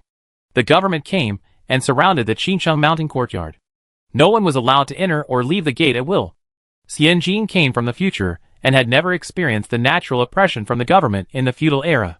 Seeing Xiaoyan in such a state, Xianjin could not help but panic. Suddenly he remembered something. Chief Chiao has not come back. He went to Yingtian Prefecture on business in October and has not come back. It has been more than a month now. At this time, the soldiers came. Xianjin's mind was in a mess, and he blurted out subconsciously. Where is Chiao Hui? Where is he? Chen Jianfang's back stiffened slightly. Xiaoyan cried incoherently. Mr. Chiao is inside. I crawled to the side door and saw him asking all the students to go back to the dormitory. Xianjin felt relieved. Chiao Hui was there. At least Baozhu would not be isolated and helpless. Xianjin looked at Chen Jianfang and said in a very urgent tone, Do you know why Mr. Chiao went to Yingtian Prefecture? Chen Jianfang pondered for a moment. The prefect of Yingtian Prefecture summoned me and said that he wanted to discuss the questions for this year's autumn examination with the teacher.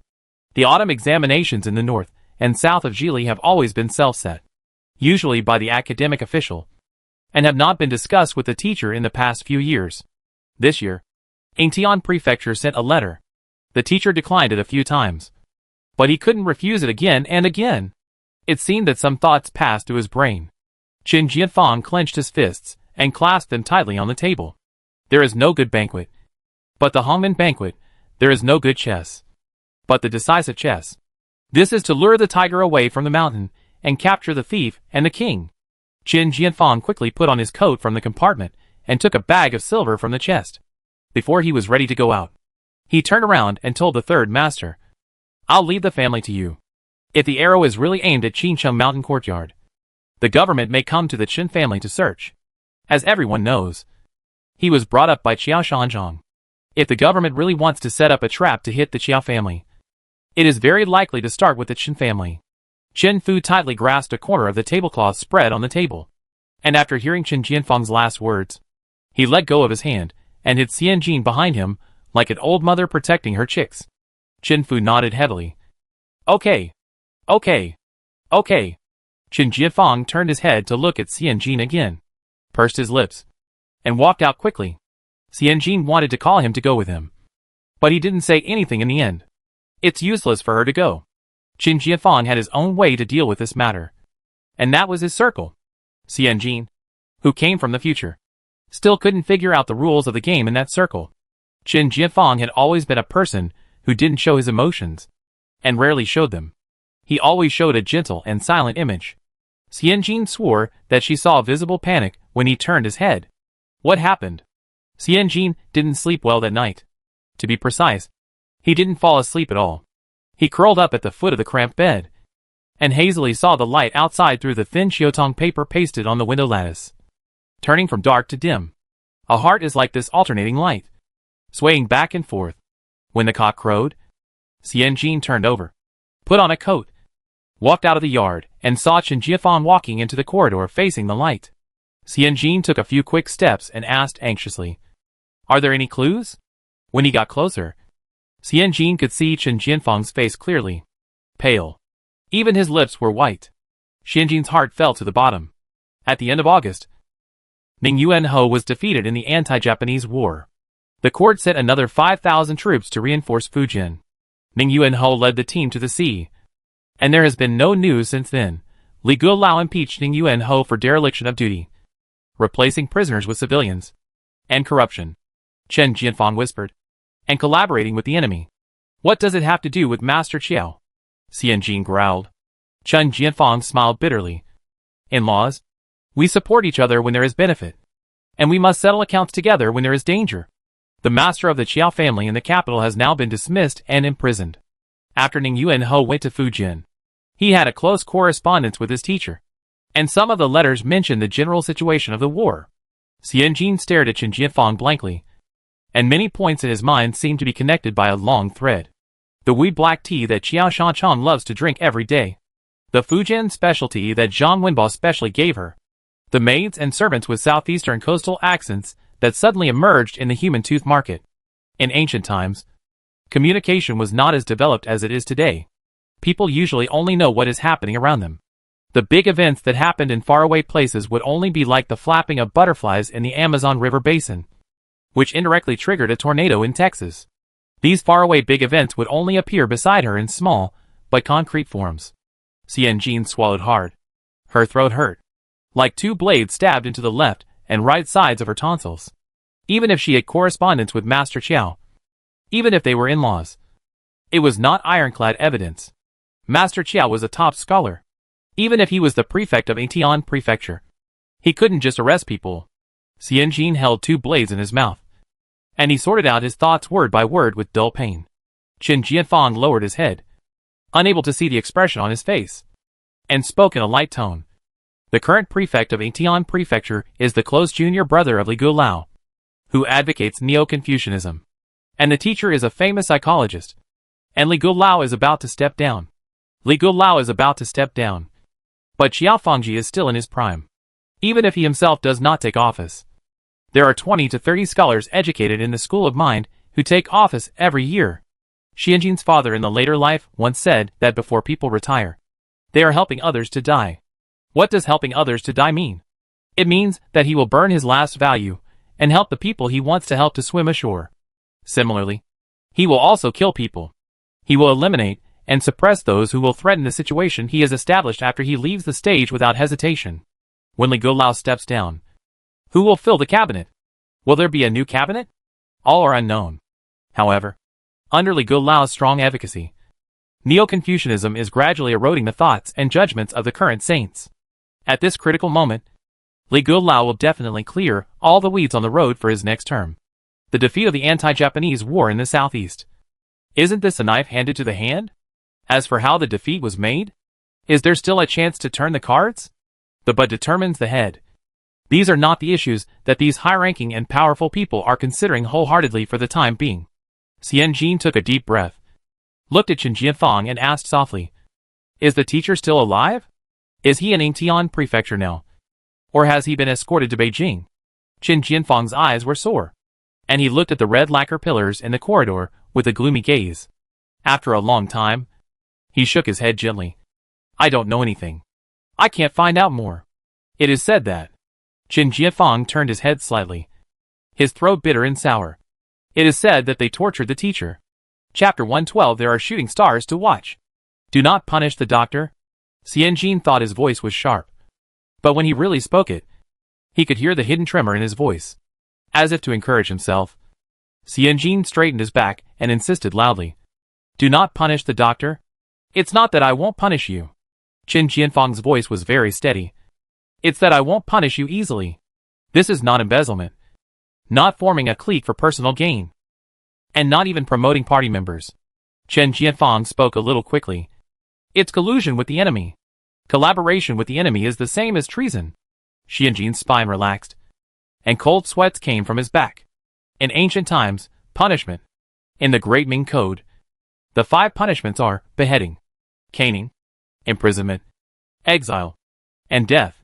In addition to the 5 punishments, there are many other punishments, such as beheading, hanging, migration, shackles, tattooing, ransom, slow slicing, beheading, and corpse mutilation. Ning Yuan Ho is missing. Not dead. How can you conclude that he is collaborating with the enemy? Xianjin's mind was as confused as paste. These were too far away from her. She studied business, not history. Yes, businessmen are also difficult to deal with. But the most difficult people in the world are those who abuse their power. Xianjin murmured. Such an obvious rejection of dissidents. This emperor can't see through it. Qin Jianfang glanced at Xianjin. His mouth was dry. The first class of the previous session was selected by Shupi. And he was a student of science from the Jianbei school. The school of mind is what Princess Bian happens to advocate. Xianjin narrowed his eyes slightly. Ning Yuan Ho is? Qin Jianfang looked at Xianjin again.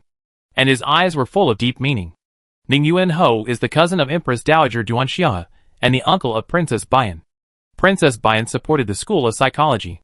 But the emperor chose the #1 scholar in the previous term. Marquis Ning Yuan was also a relative of Princess Bian, and a relative of the Qiao family. Qiao Fangji happened to be a master of the school of psychology. The intricate relationship was harder than calculus. It was too far away from her. It was like a small-town entrepreneur hearing gossip about the royal family next door. And at most, he could find a relationship to buy 2 sets of the princess's red dresses. This connection was impossible to achieve at the moment. The royal family did not sell goods. And they had 24 departments in the inner palace. And they did not sell to the outside world. Xianjin sat down dejectedly on the long railing of the corridor, frowned and looked up. What can we do now? Qin Jianfang pursed his lips and sat down beside Xianjin tiredly. Protect Xiaohui and Baozu. Protect the Mountain Academy. And protect the students and books of the Mountain Academy. What about Master Qiao? Xianjin stood up and paced back and forth. What about Master Qiao? Qin Jianfang's face was heavy, and he shook his head gently after a long time. Other than that, they could do nothing. That class was too far away from them. It is not something that can be reached by standing on tiptoe. Qin Jianfang calmed down and comforted him softly. Qincheng Mountain Academy has taught for 10 years. And nearly 100 Jinshi have been sent to serve as officials or stayed in Beijing. The one who has risen the highest and fastest has become the right counselor of the Tongshengxi. It is impossible for these students to ignore Teacher Qiao. And Qincheng Mountain Academy is full of students who have not entered the government. The one with the highest status at present is Qiao Baoyuan, who won the first prize. But his temper. Xianjin's eyes were sore, and he held his hands on the red lacquer pillar. After a long time, he finally integrated the loose bones in his spine. He looked up at Qin Jianfang. His face no longer panicked. Fish save fish. Shrimp save shrimp. Is there any other news? Those news were revealed by Cui Heng. He is now temporarily in charge of a county, and some official reports cannot be bypassed by him. But he only knows this much. Qin Jianfang pursed his lips and sorted out the information one by one. The visitor is the official of Yingtian Prefecture, and was ordered to search for the secret documents in the mountain courtyard. Cui Heng went to negotiate early in the morning, and the visitor promised not to touch the students of the mountain courtyard. Xianjin whispered, "Can I go in and see Bao?" Qin Jianfang pondered for a moment and said, "Just going in, just..." Xianjin looked up. Qin Jianfang smiled bitterly. "Just want money." "I have money." Xianjin saw the bitter smile on Qin Jianfang's face and understood. This money is not the amount of 1 or 20 taels. The store has money in the account. But will Mrs. Chu agree to use the store's money to get involved in official affairs? Especially such a big thing that is called treason and collusion with the enemy. Misappropriate privately? Then what is the difference between her and Chen Lu, Xu Ganglai and the like? Is 300 taels enough? Xianjin said softly. Before my mother died, she gave me some money to support myself. Qin Jianfang slowly raised his head, with mixed emotions in his narrow eyes. After a long time, Qin Jianfang nodded slightly. You take it first. I have something in my hand. If the other party asks for too much, no matter how much meat we take, it won't satisfy their appetite. Facts have proved that hyenas, who are rarely on a business trip, want to take away any piece of meat. The courtyard was full of people. Qin Jianfang lowered his head and squeezed out of the crowd. He took out a 50 liang silver note from his sleeve and stuffed it into the leader of the hyenas. Smiling, Chen's papermaker. My brother is in there. I want to ask you, when can this checkpoint be removed? The leader touched the banknotes. It's hard to say. How can you say anything about the nobles? Qin Jianfang smiled and shook his head. Although I am a Jiren, I dare not make any comments. The leader's arrogant demeanor calmed down. You are also a Jiren? Qin Jianfang smiled. I am not talented. I ranked 18th in the provincial examination 2 years ago. The leader straightened his body slightly, and his tone became much calmer. You are a small Jing county, but the academic atmosphere is strong. The leader poked his thumb into the mountain courtyard. Yesterday, the Qing people. Hey! Grandma's legs. 3 Jiren. 24 scholars. My brothers were afraid of scaring you when searching for things. He added, I don't think it will last long. There are so many scholars, and they haven't broken any laws. Why are they being locked up? I think it will only take 3 to 5 days, and then they may be removed. Qin Jianfang smiled naturally, and took out a banknote from his sleeve. Excuse me. Sir. Please. Turning around and pointing at Xianjin standing aside. His sister is very anxious. Can you please be flexible, and let us go in to see her brother? The team leader pinched the banknotes in his hand. This wave of his hand is 100 taels. It seems that this small Jing county is not only full of learning, but also has many rich people. The leader looked up again and squinted his eyes. The face in the crowd seemed to be covered with a layer of light. White and bright. The fair and smooth girl was smiling at him timidly. The leader was so shocked that he lowered his head and made a quick gesture in his sleeve. Go in. Go in. Half an hour. If you don't come out, I will catch you myself. The fence surrounding the mountain courtyard was finally blasted open by the money.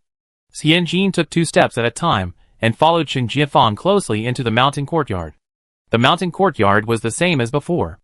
After all, among the scholars in the courtyard, who knows who will pass the imperial examination? Even if it is an official, he will not be harsh and offend him. There are still 3 or 2 scholars in a hurry on the wide pine and cypress road, burying their heads and thinking about something. As they approached the empty dam, Xianjin heard a familiar voice from a distance. Why are you crying? Why are you crying?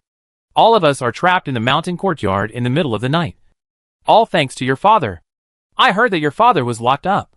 Soak in a water prison. Do you know what a water prison is?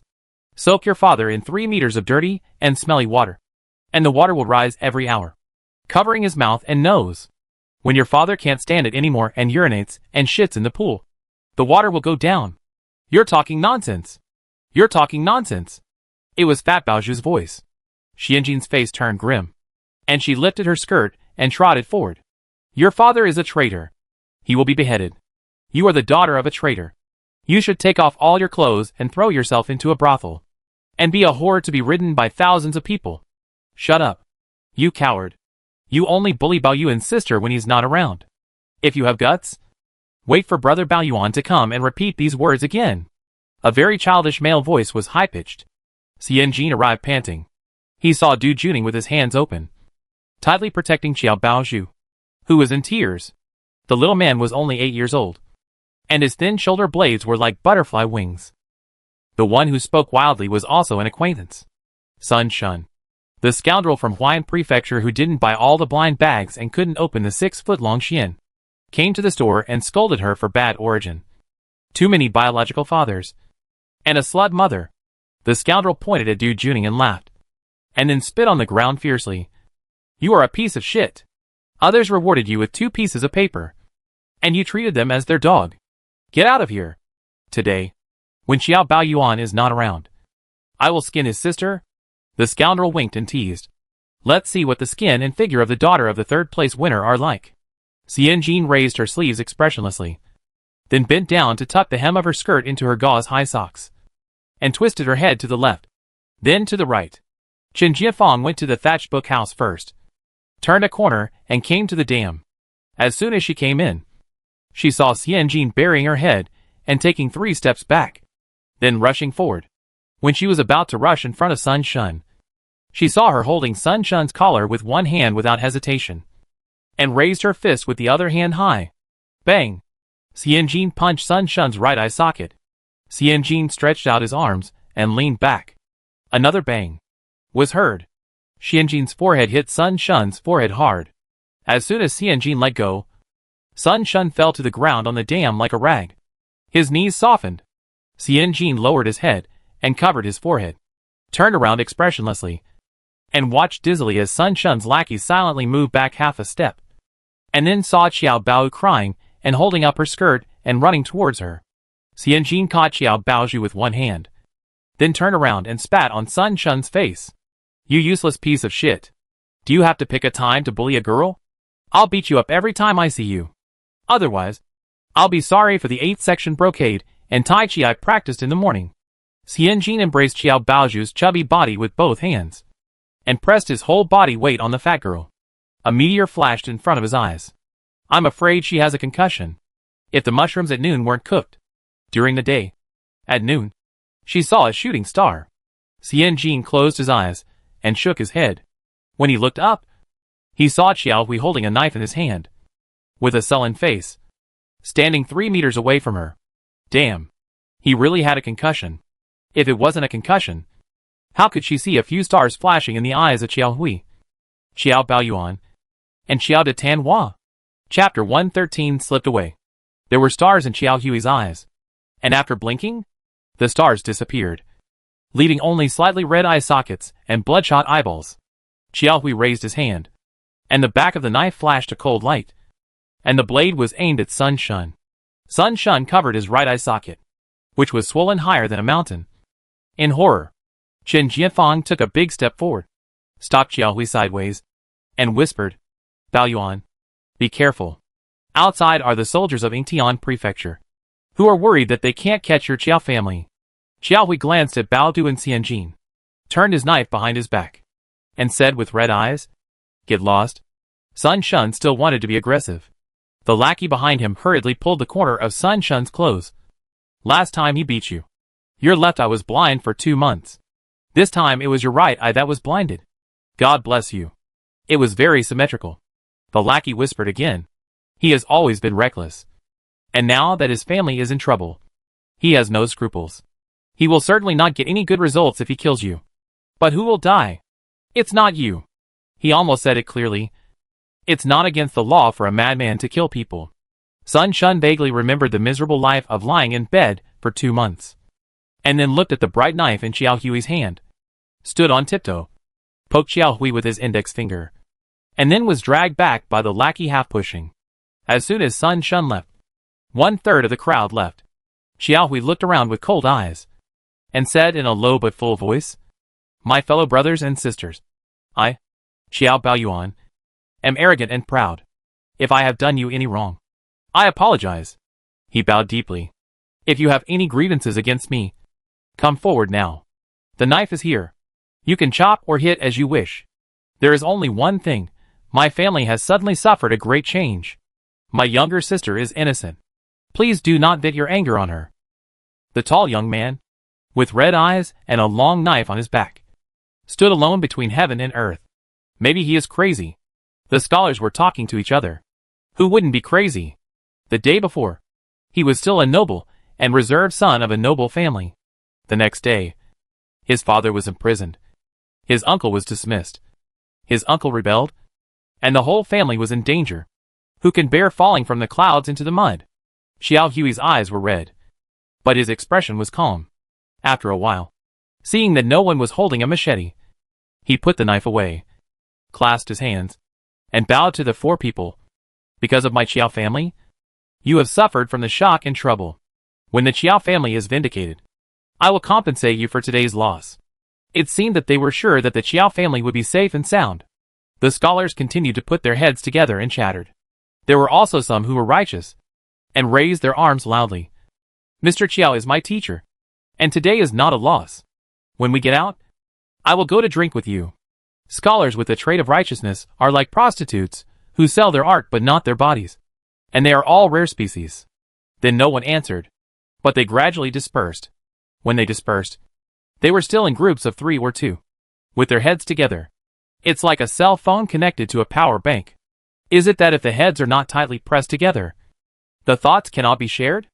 Xianjin's head was dizzy, and there was a crying fat flower hanging on his hand. Qiao Hui raised his chin and said concisely, Thank you. Xianjin waved his hand, indicating that it was a trivial matter and not worth mentioning. Chen Jianfang's eyes were filled with hidden worries. Do you know what people say outside? They say that Master Qiao was arrested by Yingtian Prefecture. Ning Yuan Ho colluded with the enemy. And there were secret war documents hidden in the correspondence with Master Qiao. Once they are found, most of the people around had left. Qin Jianfang said in a low voice. Once we find him, we can escort Master Qiao to the capital. From the Ningyuan Marquis' residence to the Qiao mansion. Everyone will be detained and put in jail. Xiao Hui took his sister from Xianjin's eyes and handed her to Du Juning. Aining, take good care of Bao Zhu. Before Qin Jianfang could say anything else, Xiao Hui waved his hand. It's not easy to say more here. Pointing to the thatched study not far away. 3 or 5 armored officers and soldiers were rummaging through the boxes and cabinets roughly. Xiao Hui pointed to the pine and cypress forest and took the lead to step forward. Qin Jianfang followed without hesitation. Xianjin followed Qin Jianfang in a daze. The pine and cypress forest was straight and long, with few places to hide. Xiao Hui briefly said a few words to Qin Jianfang, telling him not to worry, that there was always a way to solve it, and that if he quit his official position to teach, his students would be all over the world. Even if Ning Yuan Ho could not come back, it didn't matter. The Qiao family would be implicated, but not much, and so on. Half an hour passed quickly. Soon, soldiers squinted their eyes and shouted outside the pine and cypress forest. Come out! Who are you doing there? Xiao Hui and Qin Jianfang looked at each other. Qin Jianfang turned around and immediately blocked Xiao Hui with his body, saying loudly, Sir! Immediately, I want to talk to my brother. While Qin Jianfang was speaking, a linen-like package was suddenly stuffed into Xianjin's hand. Xianjin was startled and subconsciously pinched the strange object, then looked up at Xiao Hui. Xiao Hui was looking up and didn't look at her, as if the person who quietly handed the thing over was not him. His sharp jawline, coupled with his straight nose, didn't look pitiful even with a pair of red eyes. Secret documents. Xianjin was frightened by this realization, and immediately stuffed the 2-inch high, 3-inch long, and 3-inch wide package in his hand neatly into his sleeve. Then he looked up at Xiao Hui. Then he saw that this young man, who was always high-spirited and never bowed his head, seemed to breathe a sigh of relief. When going out to pass the checkpoint, the leading officer searched Qin Jianfang's body carefully, fearing that he had brought something out after going in. It was Xianjin's turn. Xianjin hid his hands in his sleeves, pinched the package tightly, and put on a shy and timid smile on his face, and whispered in a pinched voice, Sir, my daughter doesn't need to be searched. Right? The fair-skinned girl, with red lips and white teeth, and dark black hair, seemed to be covered with a layer of blurred and diffused light. The leading officer hesitated slightly. Qin Jianfang took the opportunity to wipe a silver note, and said in a very humble manner, Sir, my sister is not married yet. Letting us in is beyond the rules. You turn a blind eye and raise your hand. It is a small matter for you. Ding dong. 50 taels of silver arrived.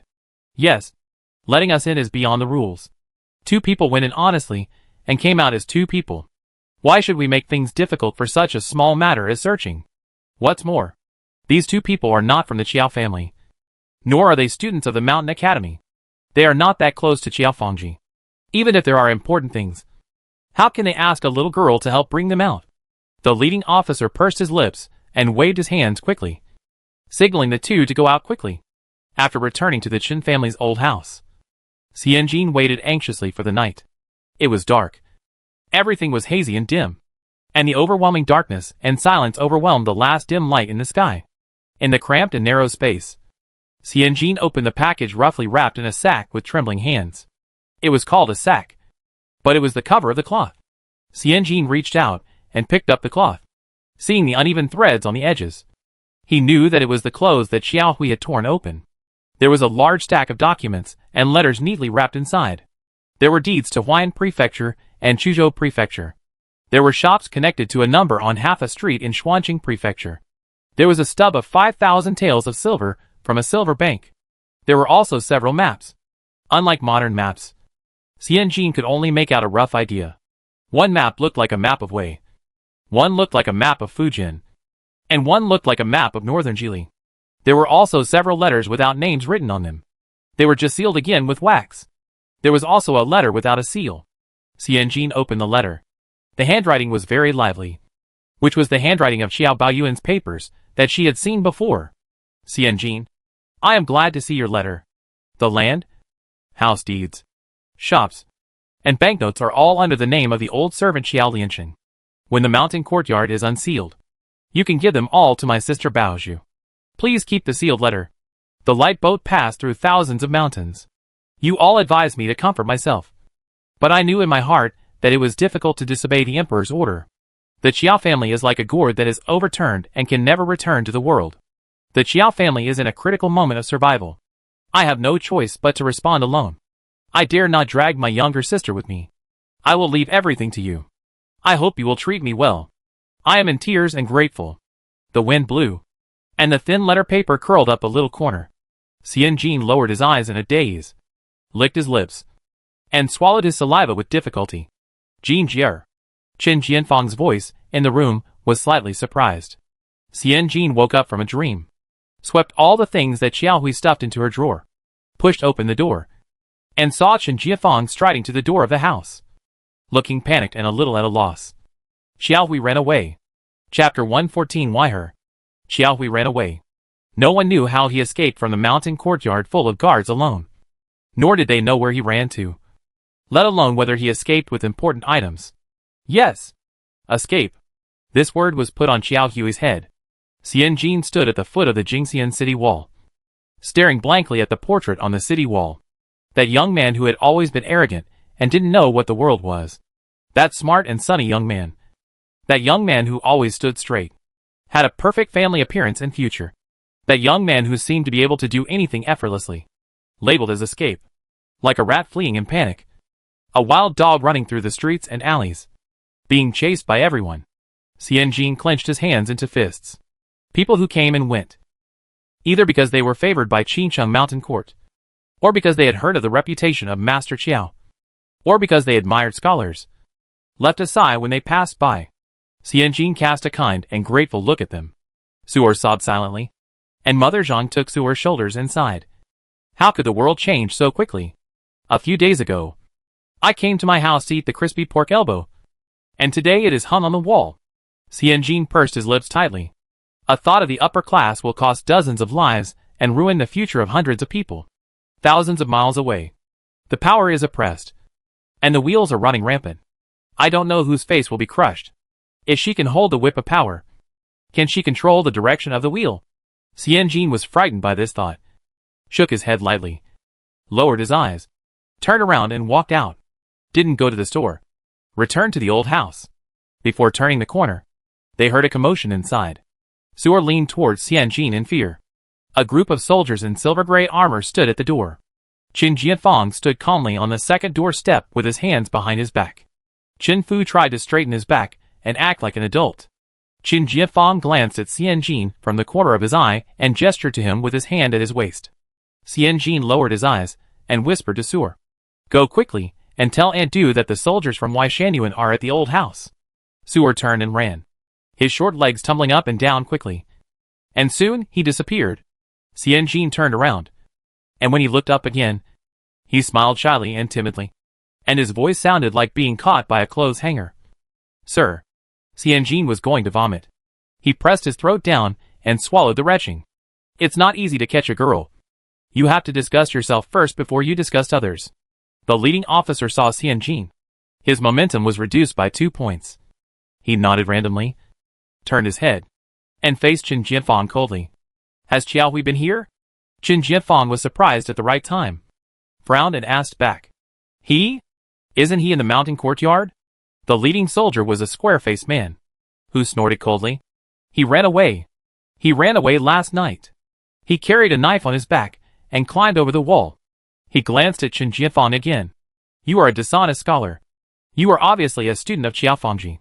You came to the mountain courtyard yesterday, but you didn't understand a single word." He held the hilt of the knife, ready to unsheath at any time. "And your Qin family has a close relationship with the Qiao family. I heard that there is a shopkeeper who is even favored by Qiaofangji, and he comes and goes frequently, and they are very close. With such a relationship, if Qiaohui wants to run away, how could you not know?" Xianjin walked to Qin Jianfang. Qin Jianfang laughed and said, "Which scholar in Jing County is not close to the Qiao family?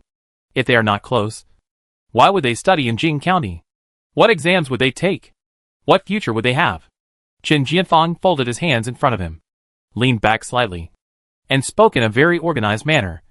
Yesterday, I explained to the official that I was a candidate the year before last. My father was the prefect of Chengdu Prefecture in Sichuan. I returned to my hometown from the Imperial College to study because of mourning. The square-faced man in the lead lost 2 points of momentum. It is not easy for a local official to be promoted to the 5th rank. Chen Jianfang continued calmly. In less than 2 years, I can take the imperial examination. A bright future is just around the corner. Even if Xiao Hui comes to my house. Think about it. Sir, can I take care of him? The square-faced soldier rolled his eyes. You don't have a younger brother studying in the mountain courtyard. The square-faced soldier hesitated. What did you do in the mountain courtyard yesterday? This is the reaction. Xianjin was about to speak, but saw Adu stumbling over. Her knees softened, and she fell on the ladder. Her eyes red and swollen. Official! Official! When can my son go home? Adu looked flustered, and was wearing clothes with the words Chenji printed on them. Xianjin turned his face away sadly, revealing his clear but stubborn jawline. The younger brother we are talking about is this aunt's only son. Xianjin said in a faint voice. This aunt works in our workshop. She is a widow with a miserable life. The mother and son depend on each other for survival. Her son happened to be studying in Qincheng Mountain Courtyard. There was no news for 2 days. So Adu begged us to come and asked us to go inside to see what was going on. Xianjin choked up at the right time. Her son is called Du Juning. He is now 8 years old and will take the exam for the scholar next year. If you don't believe me, you can check it out. If I'm lying, come here and catch me. The square-faced soldier's eyes moved from Xianjin's face to Aunt Du's face, moving back and forth. He put his hand down from the scabbard and was about to leave, but suddenly pulled it back. No.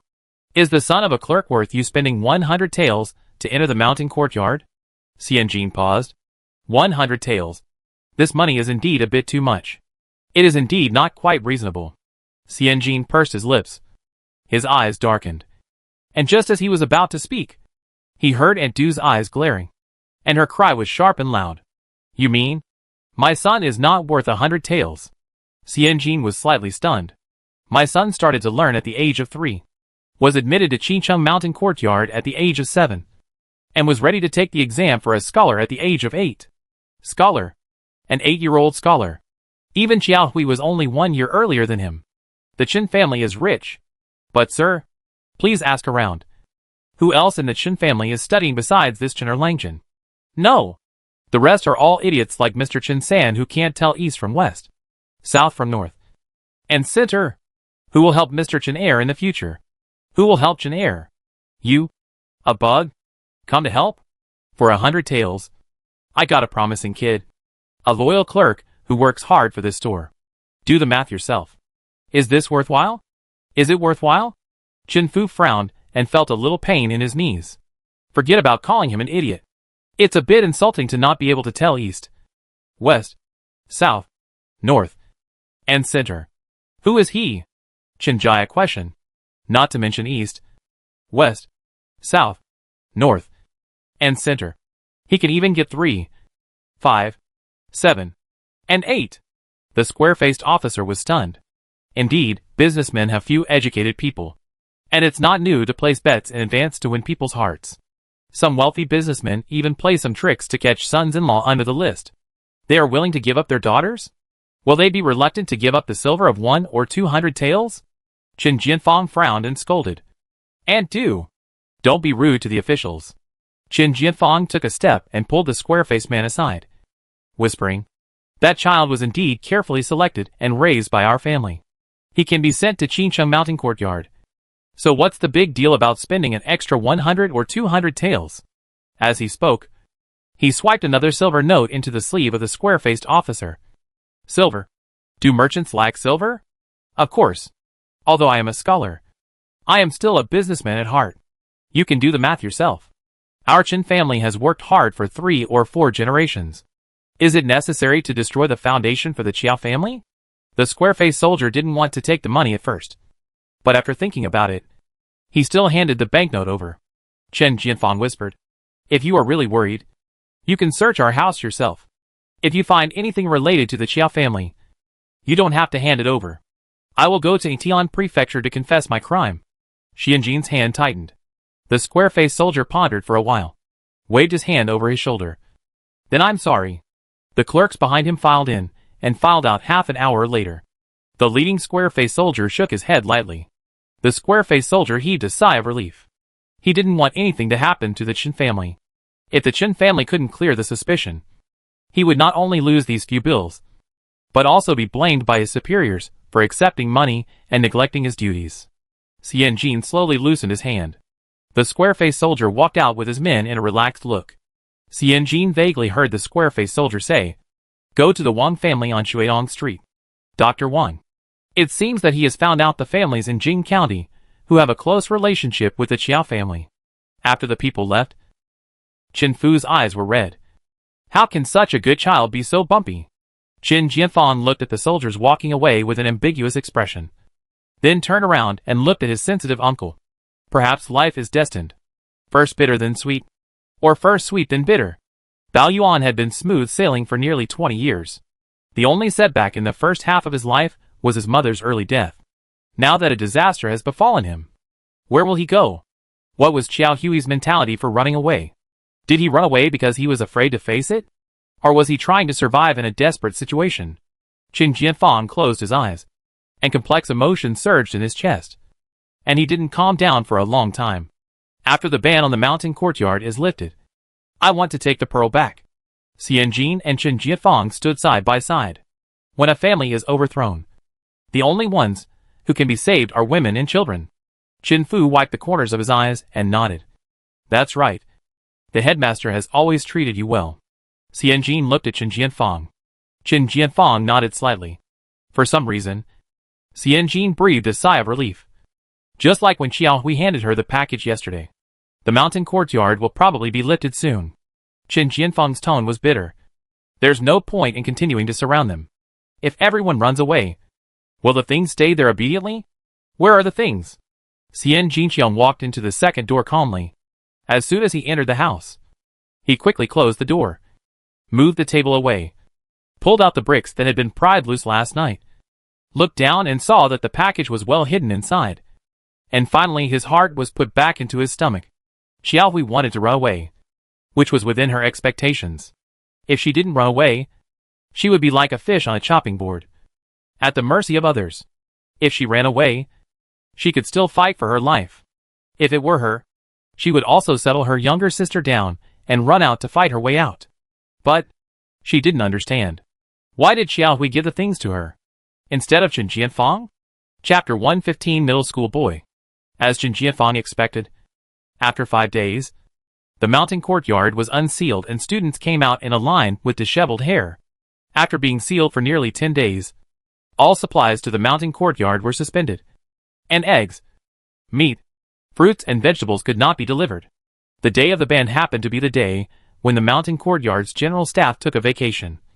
So the students could only rely on the existing materials in the mountain courtyard to survive violently. It was like surviving in the wilderness. Some of those with weak survival skills came out with unshaven beards and pale faces, as if they were the ones who had been locked up in a water dungeon for 10 days. Du Juning is okay.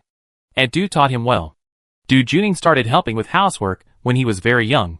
When he went out, he not only took care of himself, but also took care of Bao Zhu. The two children. Du Juning was 8 years old, and Bao Lu was just 10 years old. Each of them was wrapped in a big blanket and sipped a cup of brown sugar ginger tea. Du Juning drank some ginger tea. His eyelids were slightly red and swollen, but his eyes were frank and clear. Some complained, some were unbelievable, and some bit back. There are many faces. Some people have money or some power in their families, so they either inquire about the news or use their connections to determine their position before planning the next step.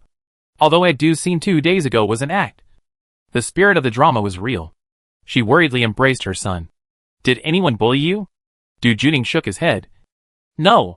Sun Shun's leg was broken by someone that night, and everyone guessed that it was Brother Qiao who did it. This is Qiao Hui's style. Xianjin smiled. So, although Brother Qiao left, the knife is still in the open. Everyone was afraid that he would come back and attack, so they didn't dare to treat Bao Zhu and me too harshly. Du Juning's voice was muffled, like a drowning person choking on his lungs. But he finally floated to the surface. That's good. That's good. Where's your? Aunt Du held Xiao Baoju's shoulders lovingly. Jure. Is there anything you want to eat? Aunt Du will make it. Remembering that Baoju always loved the cooking of Aunt Zhang in the old house. She said, Aunt Du, go and learn from Aunt Zhang? Xianjin finally had the courage to turn his eyes to Baoju. Fat Huahua kept her head down, holding the tea in her hand, but didn't drink a single sip. Very silent. A silence I had never seen before. Xianjin felt a lot of bitterness in his heart. This damn Zizi. Baozu. Xianjin's voice was very soft, like calling a kitten that had just experienced a thunderstorm. Baozu. Baozu raised her head, her eyes full of confusion and fear. Xianjin almost shed tears. She was not a person who cried easily. In her previous life, she had suffered all kinds of hardships on the hospital bed. The pain of having her stomach cut open. The pain of having an indwelling needle flexibly rotated under the skin to find a blood vessel. The pain of having a heart rate that sometimes rose to 180 and sometimes dropped to 60. There are many other sufferings. The patient next to her, who was admitted to the hospital in the early morning, died at noon, just after exchanging names. She walked down the stairs quickly, and there was a white light in front of her eyes. It seemed that she saw her grandmother waving at her in the corridor. On the operating table, Dr. A said, I want to eat braised chicken at noon today. Dr. B said, then I will go to Hadaleo by myself. She was left alone to cry with her body numb, but not her consciousness. She had been hungry for nearly 10 hours. These sufferings are psychological and physical, but they are always sufferings that she can control. No matter what. You have to grit your teeth and swallow it with chicken soup. Having suffered himself, Xianjin knows that sudden suffering is like a huge rock pressing on your body, making it hard to breathe. After experiencing many hardships, Xianjin can't bear to see others suffer, especially like Huahua, who has been in the clouds since childhood and has never been blown by strong winds. Xianjin turned his eyes away. After a welcoming dinner, Du Juning wanted to take Baoyu home. Aunt Du did not hesitate and asked Xianjin, Boss, do you think it's okay? I heard that the Qiao family's hometown is in our Jingxian County. The incident was so serious, and no one from the hometown came to find Baoju, which means that the people in the hometown are either afraid of getting into trouble or being implicated. Most of the family members can't be relied on. I have to let go of this sheep and raise 2 sheep. It's also good to raise 2 cubs together. Xianjin? There are people fighting for Huahua's custody? Raising a girl is not just a matter of mouth and ears. Eating is a small matter. The key is the clothes, jewelry, and dowry for the girl when she grows up. Xianjin tried to use economic strength to crush competitors. You should think about it carefully. Aunt Du said, hey yo. Isn't that easy? Wait until I put a bar, and the monthly allowance will be enough. Of course I know that you are very strong with a bar. But if I let you stay in the probation period, how will you deal with it? When Xianjin tried to shamelessly use management authority to crush competitors, Baozu whispered, Aunt Du, I want to follow Sister Xianjin. Aunt Du wanted to speak, but Du Juning beside her pulled the corner of her clothes. Xianjin smiled and said, there is not much difference between following me and following you. Anyway, I don't have food here, so I'll go to your place to eat. Why bother to distinguish? He looked at Du Juning again. Qingcheng Mountain Courtyard can't be open for a while. Is there a way out? Du Juning's eyes dimmed, and he whispered, the wise see in the dark, and the wise plan before it happens. The world is turbid, but I am the only one who is clear. Everyone is drunk, but I am the only one who is sober. The headmaster often says that a wise ruler has bright ministers. A noble ruler has long-lasting ministers. Even a wise and indifferent person, like the headmaster, has suffered such a difficult birth. I won't read this book. Pa. Xianjin slapped Du Juning on the back of the head. Aunt Du retracted the iron sand palm that was waving in the air. Very good. Someone is faster than her. It's better not to read this book. Du Juning.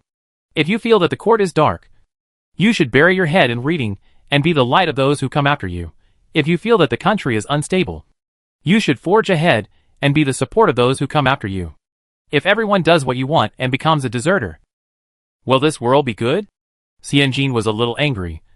I will write a letter for you and go to Qinghe town to find Master Qin. You should finish your exam this year.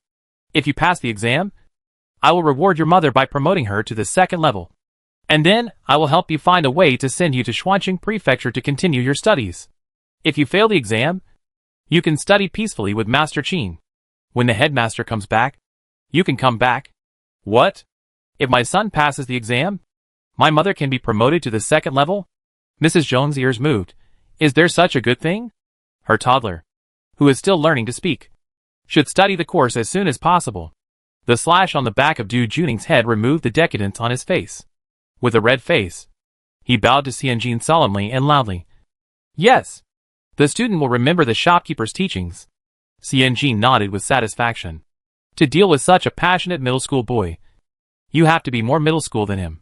But for Bao Zhu, Xianjin seemed to have a lot of words hidden in his heart. He had been thinking for a long time. He wrote the first draft of consolation or enlightenment in his heart again and again. But he still couldn't speak. Bao Zhu's change was too great. Chapter 116. Bravely traveling to the end of the world. Bao Zhu stopped talking. In the literal sense, she stopped talking. No matter what anyone said to her, she would nod whether she agreed or not, nodding like pounding garlic, her mouth like a bolt. After she expressed her desire to be with Xianjin, she never spoke a word again. Xianjin had heard of this situation. Some people, after encountering a great disaster, cannot regulate their emotions for a while, and are prone to various problems. Some problems are more concrete, such as loss of voice, insomnia or loss of appetite, while some problems are more hidden.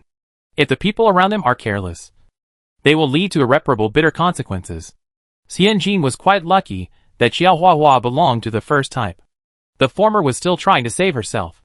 Whether it was losing her voice or insomnia, it was actually a silent cry and request for help.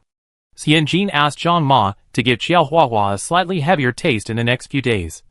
Whether it was thick oily sauce or spicy, it would always make people lively. After thinking for a long time, he finally made a plan. Before the plan was implemented, he went to Xiaoqiao village and collected the 6 zhongxian made by Master Li Sanshun, which was exactly 3 knives. Xianjin specifically compared this batch of 6 zhongxian paper with the 6 zhongxian paper made by Master Li Laozhong. The conclusion is that from her level, there is no difference. But Chen Fu found some differences. The batch made by Li Sanshun is tougher.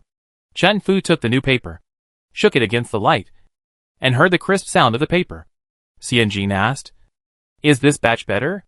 Chen Fu smiled and said, "Of course. The new batch of 6 zhongxian paper is made by this group of masters, who stopped all their work and went all out to select the best materials from material selection, material preparation to finished products. In the last batch, perhaps because Chen Lu and the pig-headed urger were too much, the paper was obviously not soaked and pounded well, so they were hurried to dry. And the paper was not moist enough and not tough enough." As he said, Chen Fu picked up a soft brush and waved the brush in the brush washer, and 2 drops of ink fell on the edges of the 2 papers. In the new batch, the ink was printed in circles, and the color of the outer circle was lighter than the inner circle. But the transition was natural, like a bridge between the inner and outer circles to more of both. In the old batch, although the ink was also smudged, it was obvious that the area and speed of smudges were not as good as the new ones. What is a craftsman? It means that you invest 1 point and get 1 point in return.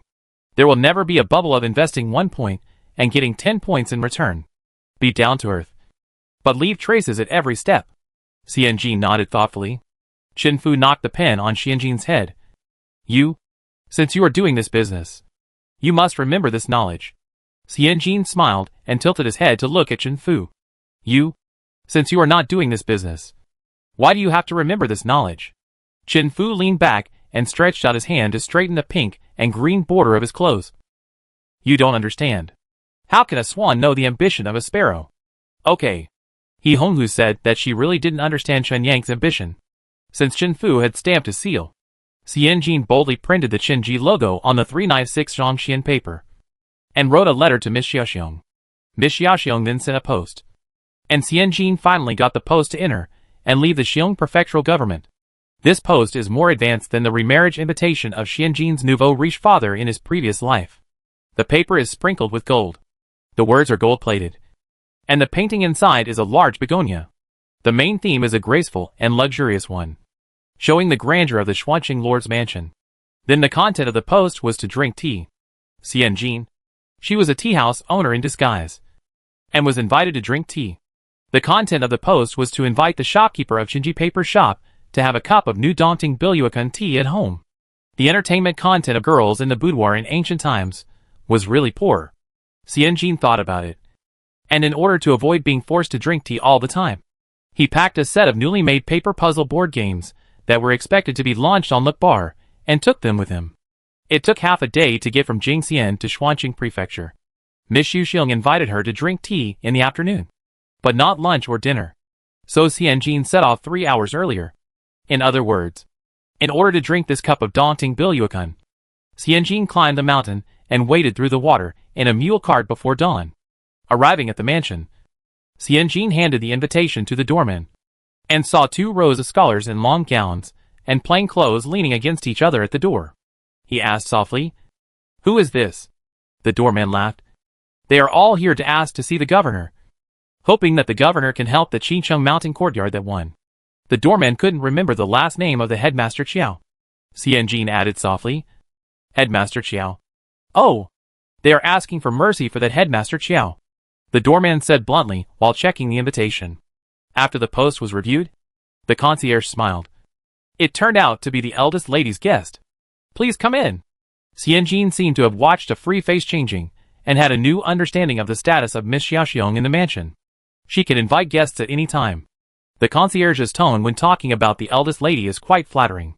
Just these 2 points. The legitimate daughters of ordinary families may not be able to do it. Most of them are like Qin Zunyang, who is both the eldest sister and half the housekeeper in the family. She bears the obligations of the eldest sister, but cannot enjoy the rights of the eldest sister. Xianjin followed the doorman thoughtfully into the mansion. It was like entering a very representative Anhui-style official residence.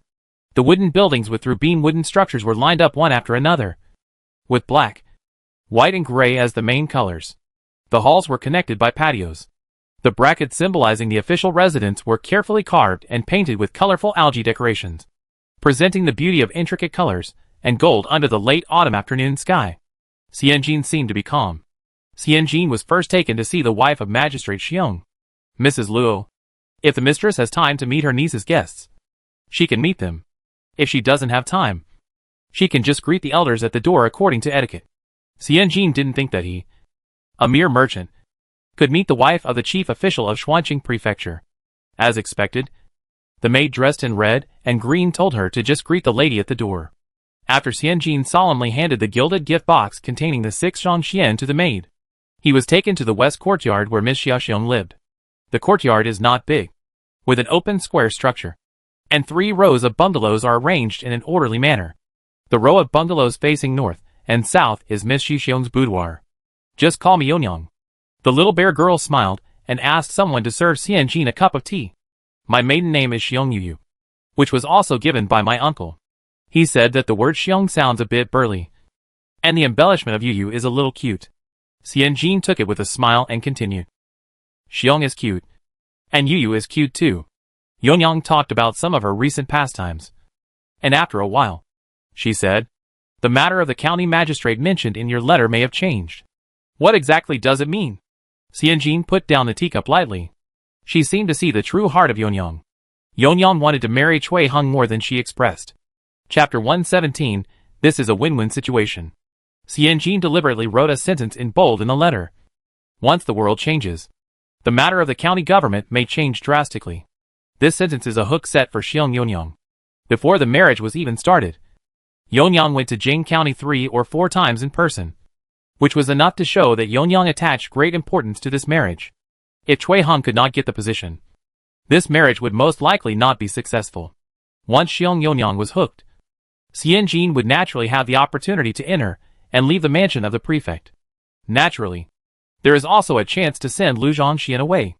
The whole Xuanqing has not had tribute paper for a long time. She didn't believe it.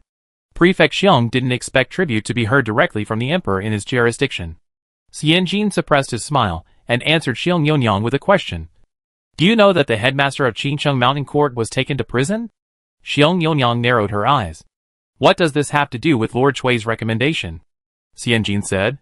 "Although Lord Chui is not a disciple of Headmaster Qiao, Qingsheng Mountain Court was indeed established during Lord Chui's tenure. Headmaster Qiao and Lord Chui have a good relationship. This is one of them. Xianjin looked solemn. Furthermore, according to what Tianfu said, Shandong Qiao has been in frequent correspondence with Fu Jin, and is suspected of colluding with the enemy and treason. Xianjin pushed the teacup away. His expression was very indifferent. If you were the superior, would you sentence Mr. Chui, who was acting as the chief officer of the jurisdiction, to dereliction of duty? Not holding him accountable would be good enough. Promoting him. Xiong Yonyang pursed her lips tightly, and after a long time, she took a rough breath. It was really annoying. She was not a girl of 14 or 15 years old. She had just left her parents' mourning, and she was about to turn 19 years old. Her uncle and aunt were good people who treated her like their own daughter. But that didn't mean she could stay at home shamelessly and not get married. After searching for a long time, Chui Hong was the best choice. He was of the right age, had a reputation, and had a decent job. Even if there were some bad things, his family could suppress them. Looking at the whole Xuanqing, this candidate couldn't be more suitable. Looking at the other candidates mentioned by the matchmaker, either they were good people, with a 6th rank official rank, but they would have to be a concubine if they married into the family, or they came from a good family. But they had no achievements, and were not very motivated. Xiong Yonyang sighed in frustration. This happened at this critical moment. Xianjin noticed Xiong Yonyang's expression and whispered, "If Lord Chui's career is suspended because of this, you don't care?" Xiong Yonyang pursed her lips, and looked up at Xianjin again. Her eyes were more honest. When the Qiao family got into trouble, did Lord Chui add insult to injury? Xianjin thought about it, and shook his head. That's not the case. According to Chen Jianfang, during the ban on the mountain courtyard, Chui Hong also took good care of the scholars in the mountain courtyard. There was no malicious act of madam. Please go this way at all. Xiong Yonyang nodded. Then did you immediately draw a clear line with the Qiao family? Xianjin shook his head immediately. No. Chui Hong even tried to get Hua Hua out first. A lot of the news about Chen Jianfang was told to him by Chui Hong, and some of it was even in the court newspaper. Xiong Yonyang sighed. That's good. Xianjin understood Xiong Yonyang at once. Chui Hong certainly had many faults, but in terms of virtue, at least he was not a two-faced villain who would take advantage of others' misfortunes. That is to say, in Xiong Yonyang's evaluation system, even if Chui Hong could not become the county magistrate as scheduled, she would agree to marry. She was probably tired of screening offers, and she took the one with good treatment. Unfortunately, Xiong Jifu might not follow Xiong Yonyang's evaluation system. Xianjin thought about it and said, "If you are worried about marriage, you can talk to your aunt in detail." Xiong Yonyang bit her lower lip with her upper teeth. "I am a niece, not a biological daughter. No matter how well her uncle and aunt treat her, there is still a veil between them. Some things can be said by a daughter, but not by a niece. Just make your own plans, but don't show them to the elders. She can make plans for herself, but she can't crackle in front of the elders. What has she become in the eyes of the elders? She is a person who spends all her time to make a living? For a girl, it's too ugly. Why do uncle and aunt like her? It's because she is gentle, generous, and considerate. If she really doesn't know how to interfere in her marriage, then the advantages she has accumulated will be destroyed. But there is still room for recovery." Xianjin nodded in understanding, and said jokingly, "If the Qiao family clears their grievances, then our Lord Chui's career will continue to be prosperous." Xianjin paused, took a sip of tea, and asked casually, "I just don't know how far this matter has progressed." Xianjin continued to cast the hook. "Fish." "Oh no." Xiong Yonyang's thoughts were called back, and she looked at Xianjin with a smile. "I confessed to you and gave you leniency, but you are trying to trick me here." "Oh no." Hands spread. "I've been discovered." Xianjin was not embarrassed, and he was confident. "I'm not trying to be shady. I'm coming here openly." Xiong Yonyang laughed. "I really don't know. I only heard vaguely that Qiao Shanzhang was arrested and imprisoned. I'm a girl in seclusion. Even if my uncle loves me, he won't tell me about officialdom." Xiong Yonyang laughed warmly and heartily, her curved eyebrows like the moon. "Otherwise, how could I be hooked by you because of a letter?" "That's true." Xianjin's back relaxed. Although he was mentally prepared, he leaned back in frustration after hearing what Xiong Yonyang said. Xiong Yonyang was the highest ceiling of her social status at present. If she wanted to go any higher, she would have to go to the capital to file a complaint. I don't know if Wei has such a brutal channel for petitioning. The two frustrated people sat opposite each other, and the atmosphere was a little depressing. Xiong Yonyang spoke first, and then changed the subject. Didn't you give Lia Zhangxuan to my aunt? Xianjin's eyes lit up. Xiong Yonyang smiled gently. Unlike Chen Zuanyang's simple gentleness, Xiong Yonyang's gentleness brought some. I know the world loves gentleness, so I will be gentle to the world. Transparency and patience. After dinner, I will take you to greet your aunt. Your uncle is coming home today. He has always liked writing and advocating freedom. Xiong Yonyang blinked cunningly. If he knew that you were the leader of Chenji Jing County and the last disciple of Master Qiao, he might be willing to meet you. Xianjin looked at Xiong Yonyang with complicated eyes. In just a short paragraph, several meanings were released. Prefect Xiong valued the paper business in Xuancheng. Prefect Xiong advocated the study of the mind. Prefect Xiong had a good relationship with Xiao Fangji, who said that girls in the feudal era had no brains and could only dig wild vegetables and giggle. Xiong Yonyang was exploring her greatest freedom little by little within the rules. Xianjin pursed his lips and smiled, returning the favor. If the prefect is willing to see me, I would have a chance to find out what he thinks of our Jingxian County magistrate. Xiong Yonyang narrowed her eyes and curved her eyebrows and smiled lightly. Xianjin held the back of the chair with his hands and smiled comfortably. What is this called? This is called a win-win situation. Chapter 118. I can't eat anymore.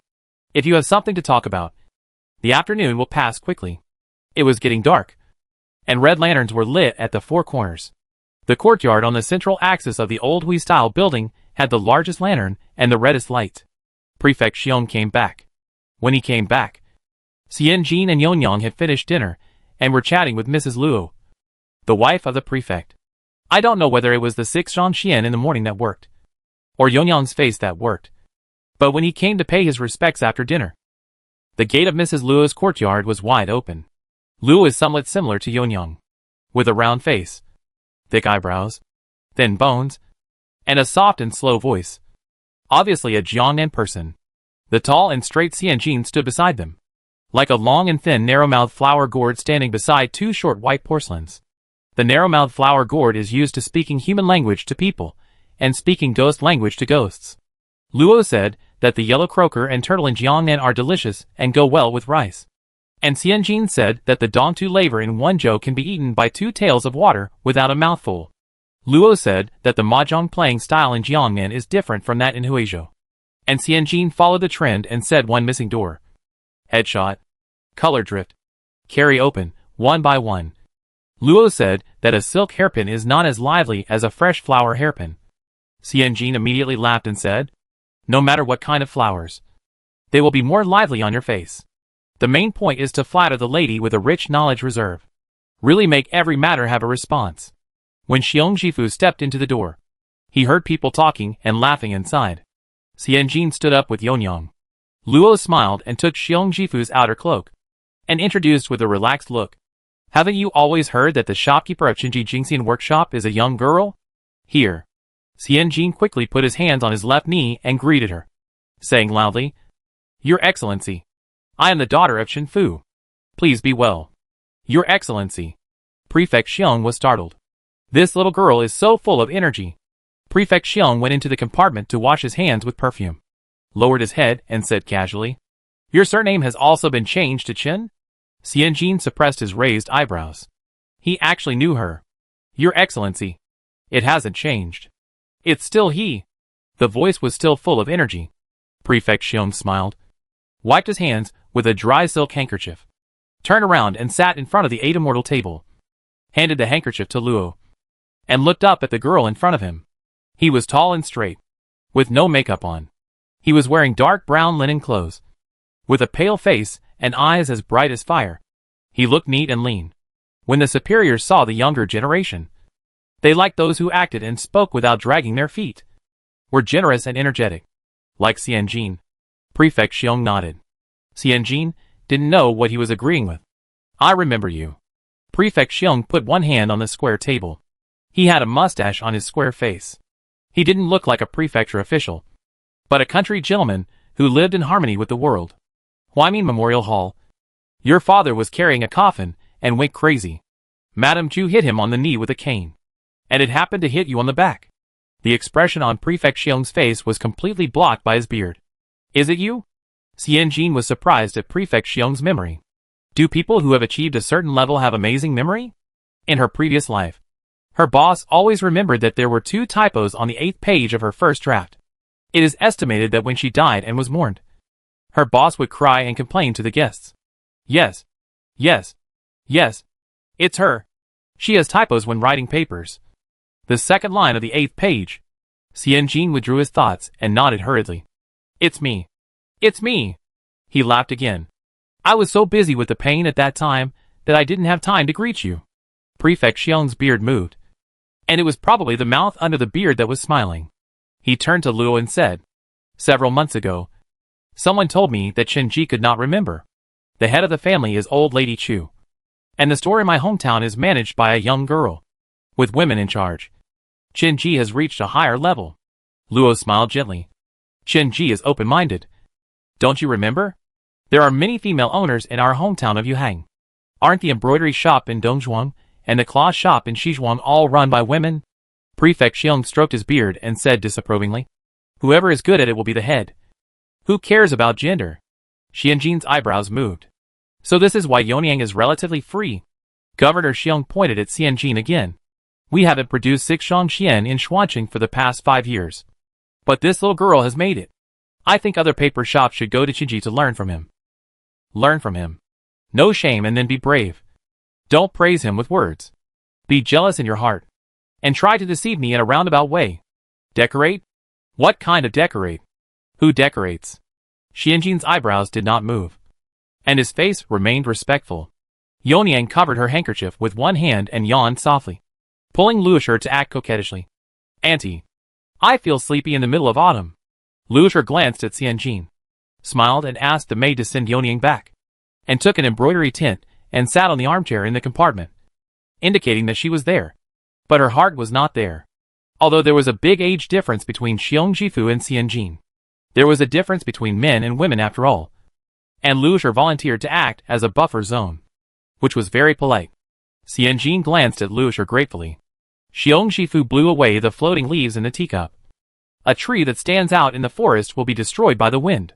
You made a great contribution to the 6th Zhongxian. But many people also used the Qincheng Mountain Courtyard incident to report Shenji's bad deeds. I heard that you and Fangji were very close. Xianjin knew she should kneel down. But she didn't want to kneel down. Qiao Daoer was not a sinner. So she didn't need to kneel down to help Qiao Daoer make amends. Master Qiao, you have taught my daughter about her studies. Xianjin lowered his head, his voice still loud and frank. My daughter has received a lot of care from Master Qiao. So after the Qincheng Mountain Courtyard incident, my daughter took Master Qiao's youngest daughter to Qinji. I will repay a drop of water with a spring of water. Prefect Xiong nodded again. Nodding seemed to be the habitual action of this prefect. It's not like he agrees with anything. Just an ambiguous attitude? Just take care of Bao Yu. Bao Yuan probably knows that someone will take care of his younger sister wholeheartedly. So he runs away. Right? It's a question. But Governor Xiong doesn't need an answer. Governor Xiong took another sip of tea, tasted the tea soup in his mouth, and smiled. This pudding white tea is really good. Not astringent. And sweet aftertaste. Xianjin raised his head suddenly. Governor Xiong put down the teacup casually, without raising his eyes. Have you tried this white tea? Xianjin's throat moved, and he said in a low voice, Master Qiao once sent my daughter a box. Prefect Xiong smiled and nodded again, and said casually, Fangji was tortured. The water dungeon can't kill people, but it can make people dizzy, festering, and even if they don't die, they will lose a layer of skin. In his early years, he was a top scholar, and his students were all over the world. An ordinary 5th-rank prefect can't eat such a person. Xianjin clenched her hands. She didn't know if she understood. Prefect Xiong? Is he passing on another message to her? Telling her implicitly that Qiao Shanchang can't die? At least, recently, during the detention period in Yingtian Prefecture. Qiao Shanchang can't die? What about after that? Chapter 119. See clearly. No one can tell what will happen next. Xianjin knows that even Lao Xiong is far from reaching the level of being heard by the gods. Now it is the cabinet minister who wants to develop the Xinqiu school. Behind the cabinet minister stands the highest power center today. The power center can do whatever it wants to do to anyone. Does it have to choose a day? The key is, why do they want to do it? To what extent will it be considered finished? In this way, should the whole nation be involved? Or should the Qiao family be the focus? These answers are related to the fate of the Qiao family. Xianjin lowered his head, wiped his tears, and pointed to the southeast corner with one hand. He simply changed the deck of cards to play. Those scholars at the door, sleeping on the floor, drinking cold water, guarding day and night, are certainly seeking fame. But there are also many who really want to help Qiao Shanchang live. Even the county magistrate Cui in Jing County ran around for Qiao Shanchang's affairs, busying around, and tired with blisters all over his mouth. Xianjin's voice softened. His eyebrows drooped, and his eyes were ashamed. Everyone just wants Qiao Shanchang to live. Luo's embroidery hand slowed down. The little girl looked so pitiful, like a puppy that was thrown away on the road. Even if I can't help, I can always be generous to the little girl. Luo looked at Prefect Xiong with disapproval. Prefect Xiong sensed his wife's condemnation and cleared his throat. This crime of treason is only a suspicion at present. The saint is concerned about the students who left Qincheng Mountain Academy and the eldest Princess Bian. If he really wants to arrest them, do you think Bao Yuan can escape? Do you think Bao Wu can still be taken away by you? Generally speaking, within 24 hours after the incident, if you can't get evidence, it will be difficult to put the other party to death. At most, he will be exiled 3,000 miles away and have his legs broken. It's a small matter. Prefect Xiong comforted Xianjin cheerfully. In the officialdom, people never talk about death, Prefect Xiong said. But nothing is absolute. If there is a breakthrough in Fujian, the life and death of Fangji will be discussed again. Exile. 3,000 miles away. 2 legs broken. A small matter? Xianjin, do officials play so big? The greater the risk, the higher the return? Xianjin is digesting it. Luo rolled his eyes, caught the blind spot, leaned forward and asked with narrowed eyes, Master Cui, are you also very anxious? Xianjin still had his eyes downcast. He turned around and nodded, saying, although Mr. Cui is not from Qincheng Mountain, he has always sought advice from the headmaster whenever he has any academic questions. The relationship between the county government and the mountain academy is very good. The scholars in the county are also impressed by him. The headmaster used to feel sorry for him and said, if Cui Heng's family had less burdens, he might be able to make further progress. Xianjin looked like a fool and spoke without thinking. I heard that our county is going to have a new magistrate. Prefect Xiong looked at her with a half-smile, as if he had already seen through the little tricks of girls. Xianjin went ahead with a brave face. For Yo-Yo's glory, and the rest of his life. If the new magistrate is arrogant and stubborn, the scholars in our county, and even in our prefecture will probably run away. Luo nodded thoughtfully. Prefect Xiong seemed to have opened the door to new ideas. Most of the students trained in Qincheng Mountain Academy are students who follow the heart of learning. If the court sends an official who follows the rationalist school, and the two schools fight, he will be the only one who suffers. The academic atmosphere in his jurisdiction is prosperous, and talented people are emerging. Isn't his political achievement better than his money? It was unrealistic to immediately promote Cui Heng to the position of county magistrate. But he could still make all the new officials leave.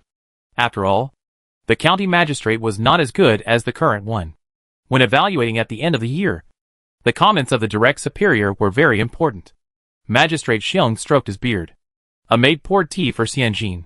She knew the rules of pouring tea to see off guests. Xianjin bowed his head and said goodbye respectfully. Luo called Xianjin. It's too late. If we return to Jingxian, it may be dawn. Why not? Luo glanced at Prefect Xiong and changed the subject. How about asking the servant to help you vacate a room at the official inn? And leave quietly tomorrow? Xianjin was flattered and waved his hands repeatedly. And said, don't be afraid. My daughter has a place to stay today. The third master took my daughter to Xuanqing Mansion. I will go to pay my respects to Madame Chu later. Luo said a few more words. But Xianjin was very determined. So she sent the maid to escort Xianjin out of the mansion. When they were about to leave the mansion, Suor behind them timidly said, are we going back to Xuanqing House? Help! She's scared. Zhang Mama is so strong and shameless. But she was forced to make rice cakes for half a month by the people in the house. A delicate lamb like her would be eaten up. Xianjin looked back at the big red lantern in front of the doorpost and shook his head gently. Drive the mule cart back to Jingxian directly. Su'er muttered. Why not go to the official post to rest for a night as promised just now? Xianjin smiled. One should stop when one is ahead. Luo wanted to keep her. But it was obvious that Prefect Xiong didn't want to. A fifth-rank official, who had been working steadily for so many years, didn't need to get close to merchants. In the eyes of others, this was a loss of self-worth and a waste of feathers. Lu Zhanxian gave it to Qiao Shancheng and got some information about him, and also helped Yunyang to put Cui Hung on the table. In general, this trip was quite rewarding. Xianjin got on the mule cart and drank water in big gulps, leaving Luo Shi to complain to Prefect Xiong. You are a little girl, and your life is already rough. Like a homeless puppy. It was not easy to get Qiao Shancheng's favor, and you lived a peaceful life for a few days. But now you have lost this blessing. You just talked to a little girl in an official tone. You really don't learn 7 points of human behavior. But 3 points of official behavior are vivid. Prefect Xiong didn't know whether to laugh or cry. His old wife was good in every way. But she was a little naive and kind. Even though her temples were gray, her eyes were as clear as a student. Puppy? Is this girl a puppy? She's a chow chow. She looks stupid. But she's actually very smart. Prefect Xiong said him perfunctorily, not wanting to argue with his old wife. Mrs. Luo said. From what she said, Cui Hung is not bad. A kind and generous gentleman. In your eyes, mice have 2 advantages. One is that they eat less, and the other is that they grow smaller. Magistrate Xiong did not comment. Mrs. Luo continued. Even if he cannot be the magistrate this time, he is still a good match for Yunyang. Magistrate Xiong smiled after a while and nodded habitually. Since Yunyang is optimistic about him, then let him be. Mrs. Luo was stunned. Yunyang has always been polite. Why would she be optimistic or not? She always said. Parents' orders, matchmaker's words, and then she went back to her room shyly. Prefect Xiong stroked his beard. The girl's cunning tricks, in his eyes, were like a layer of clear water covered with a layer of water. It was a little bit covered, but it was useless.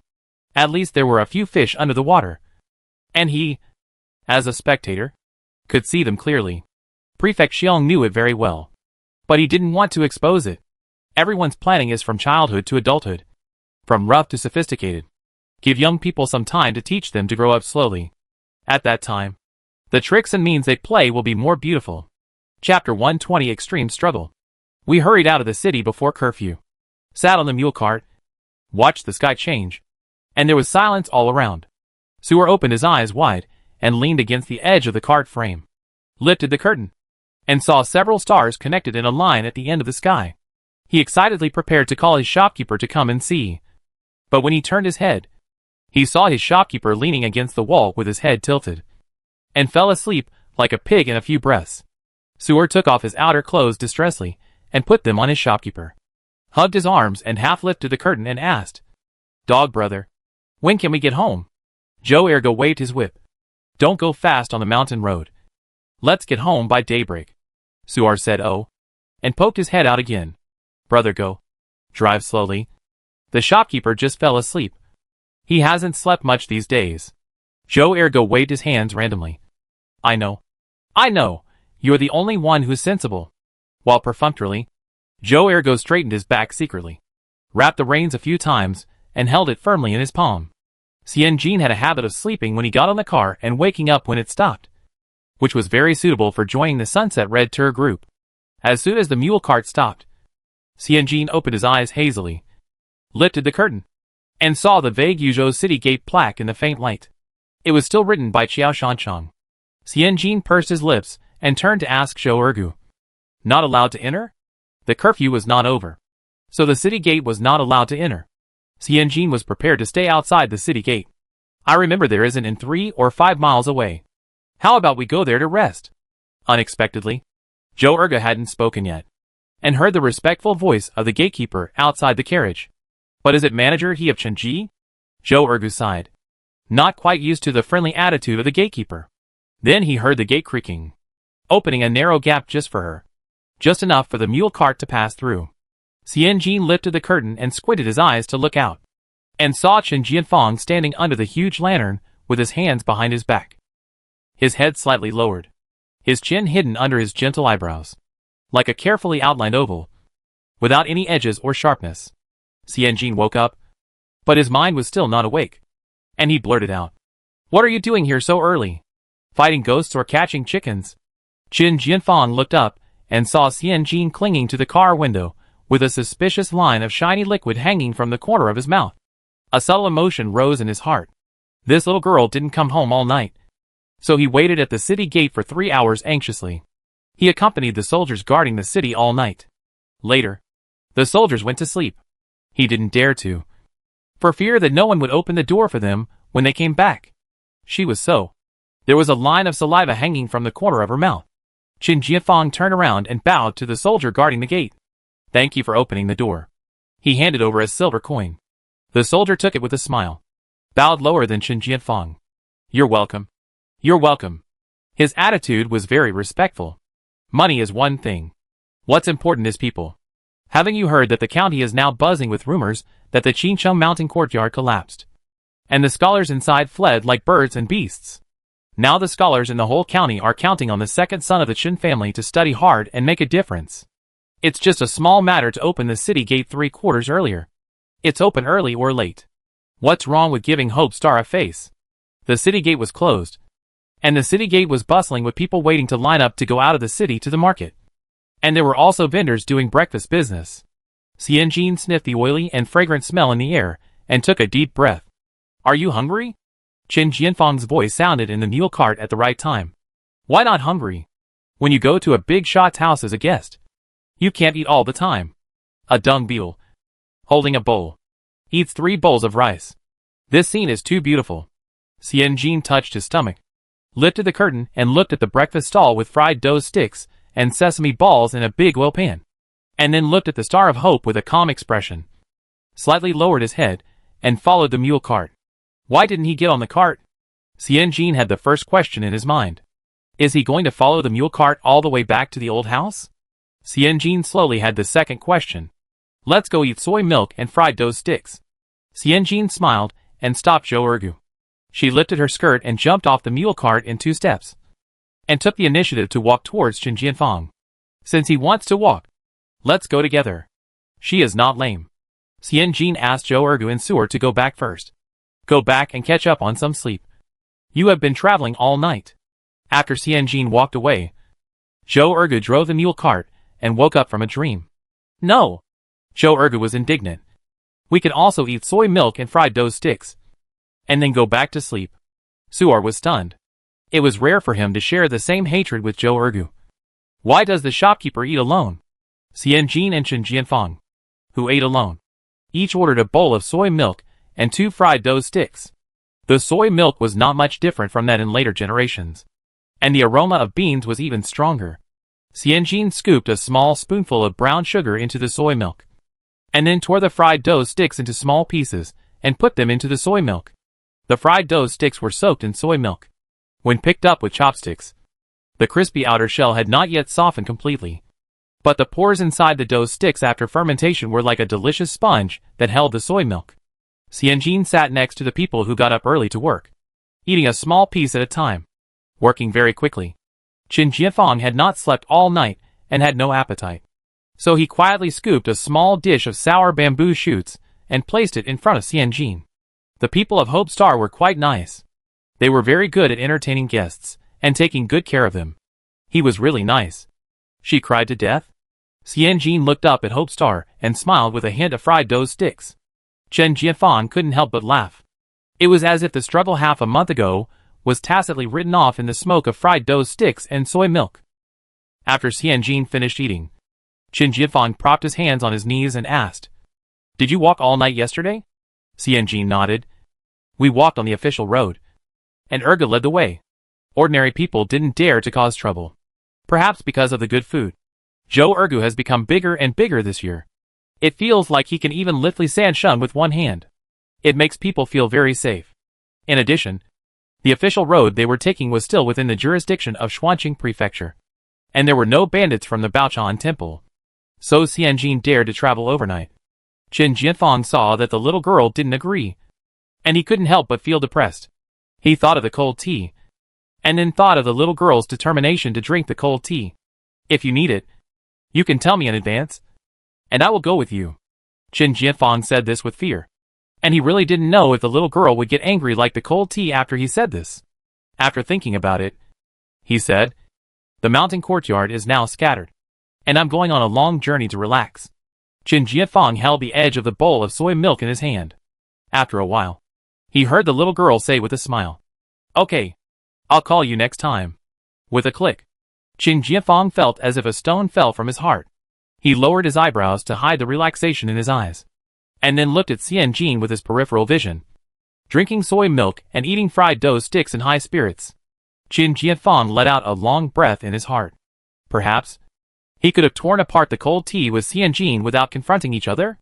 What's over is over. Maybe the girl was not happy that day. Maybe the girl just wanted to drink that bowl of herbal tea. Maybe there were other insignificant reasons. Now it is hard to tear it apart again because of the passage of time. Chen Jianfang changed the subject as he wished. "Did you see Prefect Xiong?" Xianjin was slightly stunned, then smiled and said, "Yes. He looks like a senior who has been in the officialdom for a long time. Knows the ways of the world but is not worldly." Chen Jianfang heard the obvious ease in Xianjin's tone, and couldn't help but feel happy that their relationship was restored to its original state. In his happiness, he didn't realize that he seemed to have missed the fleeting sigh in Xianjin's eyes. Chapter 121 Pray to God. Xianjin and Chen Jianfang talked about yesterday's exchanges with Prefect Xiong in detail, emphasizing 3 points. According to Prefect Xiong, the matter of Master Qiao is still to be endured. The higher-ups are playing games, and it is unknown who will win or lose. Xianjin pointed to the sky. Chen Jianfang was in a good mood, and looked up along with Xianjin's finger. The sky was bright and clear, with occasional floating clouds. Chen Jianfang nodded heavily. Xianjin saw the young man looking up and nodding in a rare and childish way, and his heart softened. He looked at Chen Jianfang and smiled. "This is one thing. The second thing is the selection of our Jing County magistrate. It is estimated that if Lord Cui wants to take the position, although it is difficult, it is not impossible. If the Chen family wants to make further progress in Jing County, the relationship with Cui Hung must be maintained, especially when the Qincheng Mountain Courtyard was in a state of scattering. Cui Hung was another card that the Chen family could grab." Chen Jianfang smiled and nodded. "You don't have to worry about this matter. Cui Hung and I have never been enemies." The young man's eyes were gentle, and the corners of his lips hid a relaxed smile after the past grudges were resolved. Xianjin paused his sigh, and replaced it with pity and relief in his heart. "The third one." Xianjin paused. "The third one. Our Lu Zhongxian has been delivered to the hands of Governor Xiong. At the latest next year. At the earliest this year. It may be submitted to the court as a tribute. Learn the arts of literature and martial arts, and sell them to the emperor.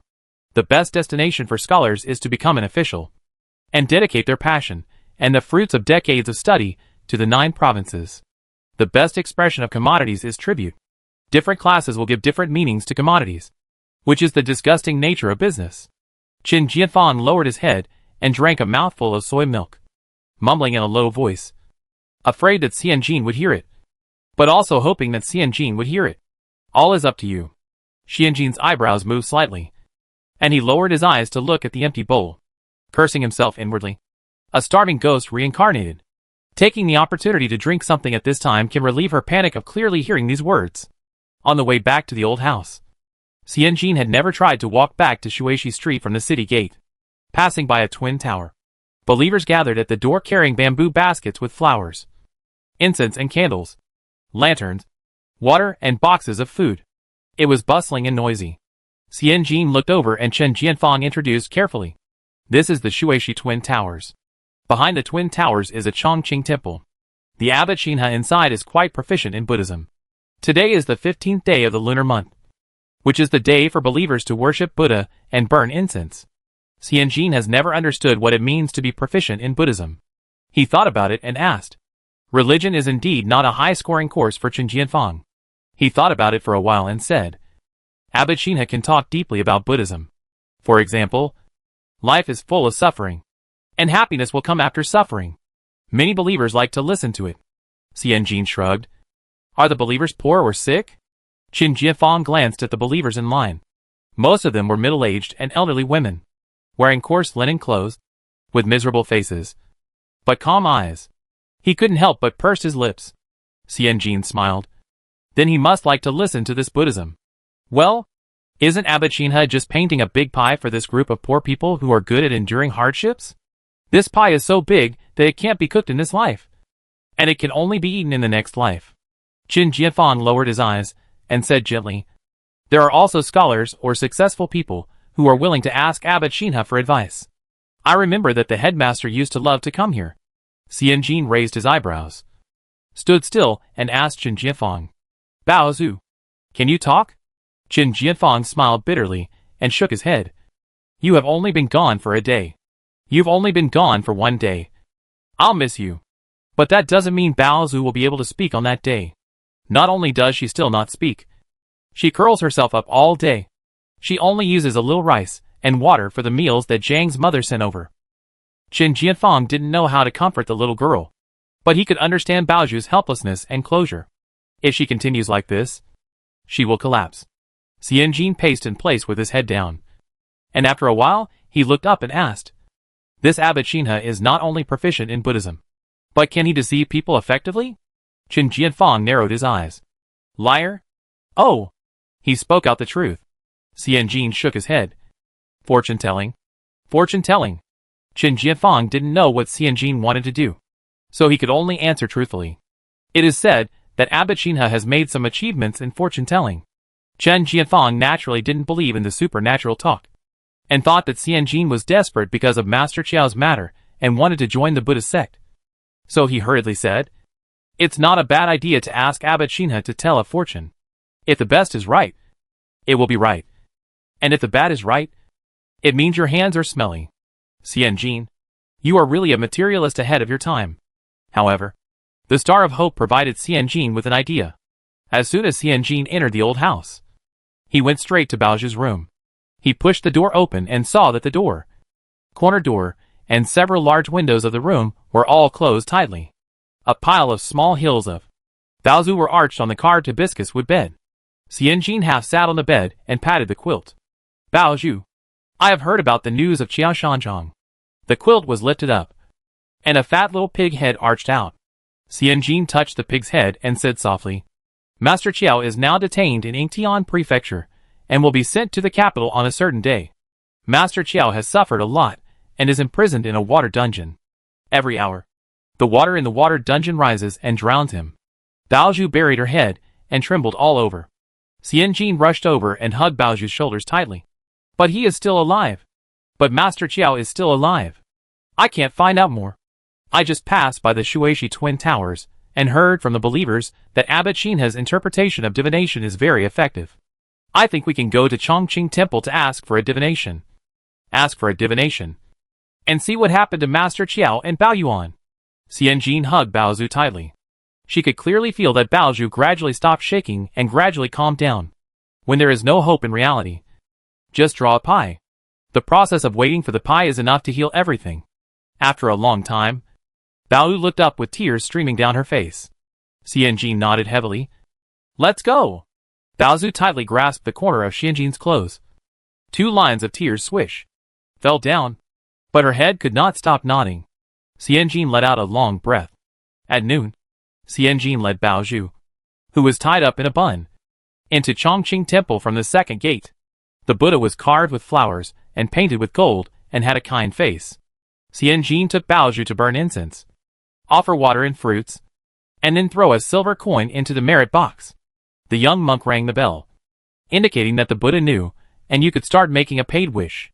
Xianjin then handed the fortune stick tube to Bao Zhu, encouraging him with his eyes. Shake a stick. We'll ask the abbot to interpret it later. Bao Zhu shook his fat paws, and a stick fell to the ground. Xianjin picked it up and saw the neat seal script bad sign. Xianjin pursed his lips, took out a bigger silver coin from his sleeve pocket, put it into the merit box, and handed the fortune stick tube to Bao Zhu again, saying concisely, Shake it.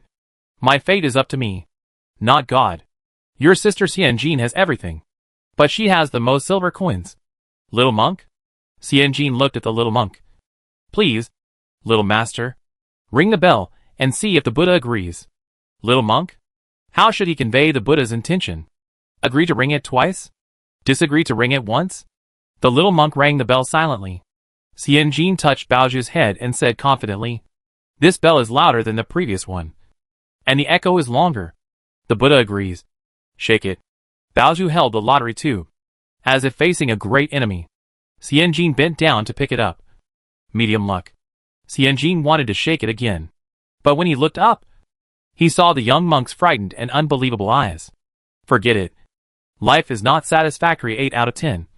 So medium luck is medium luck. A little imperfection is perfect. Xianjin handed the stick to the young monk respectfully, and said in a gentle voice, Qin's second son invited the abbot Xinhe to interpret the stick this morning. Little master, what do you think? Should we wait in the lobby? Or go into the inner courtyard? Chapter 122, Who has a better fate? Wait in the main, or in the inner courtyard? The little monk thought about 800 things in 1 minute.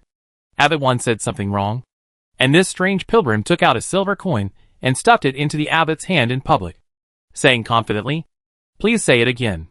The little monk shook unconsciously. The Buddha was generous and might not blame him. But he was sure that the abbot would be angry and call him a bastard. You ask why he didn't scold the weird pilgrims? Didn't he see that the pilgrim stuffed silver coins into his pockets? The young monk was proud of his thorough consideration and felt that the abbot was blind if he didn't choose him as the next abbot. Inner courtyard. Inner courtyard. Go out the second gate. Turn left and go straight. And go to the voice pavilion first. The young monk tightly grasped the zhongji in his hand and fled from this place of trouble.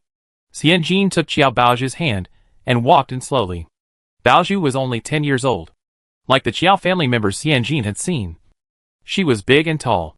Now she was as tall as Xianjin's shoulders. As soon as Xianjin lowered his head, he saw Xiaopeng Huahua's wet eyes and red nose.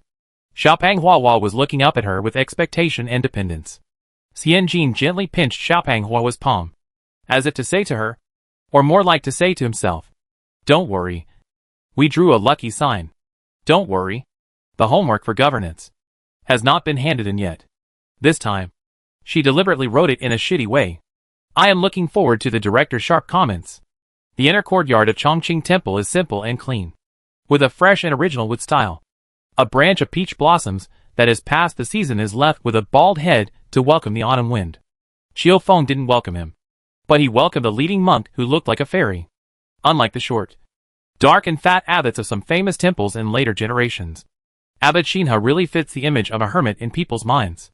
He had a long flowing beard, a cassock, a thin face, bright eyes, a kind face, and a gentle tone. He, shopkeeper, Miss Qiao. Abbot Xinhe sang Amitabha and looked at the two girls in front of him.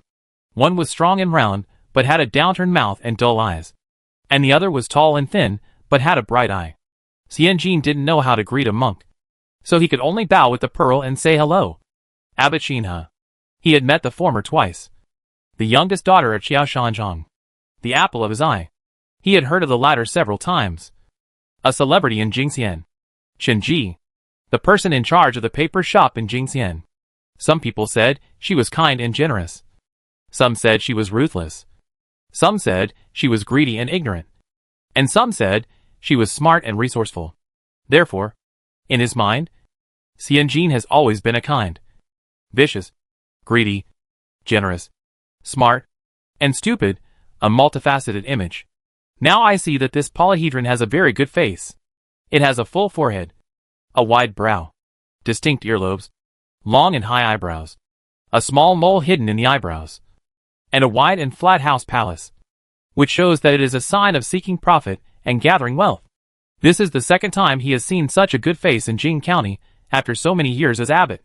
Abbot Xinhe calmly withdrew his gaze, reached out to take the stick, and said, Very good. Medium luck. The little monk followed him and jumped around anxiously, wishing to climb onto the abbot's legs and crawl to his ear to whisper. Abbot Xinhe glanced at him.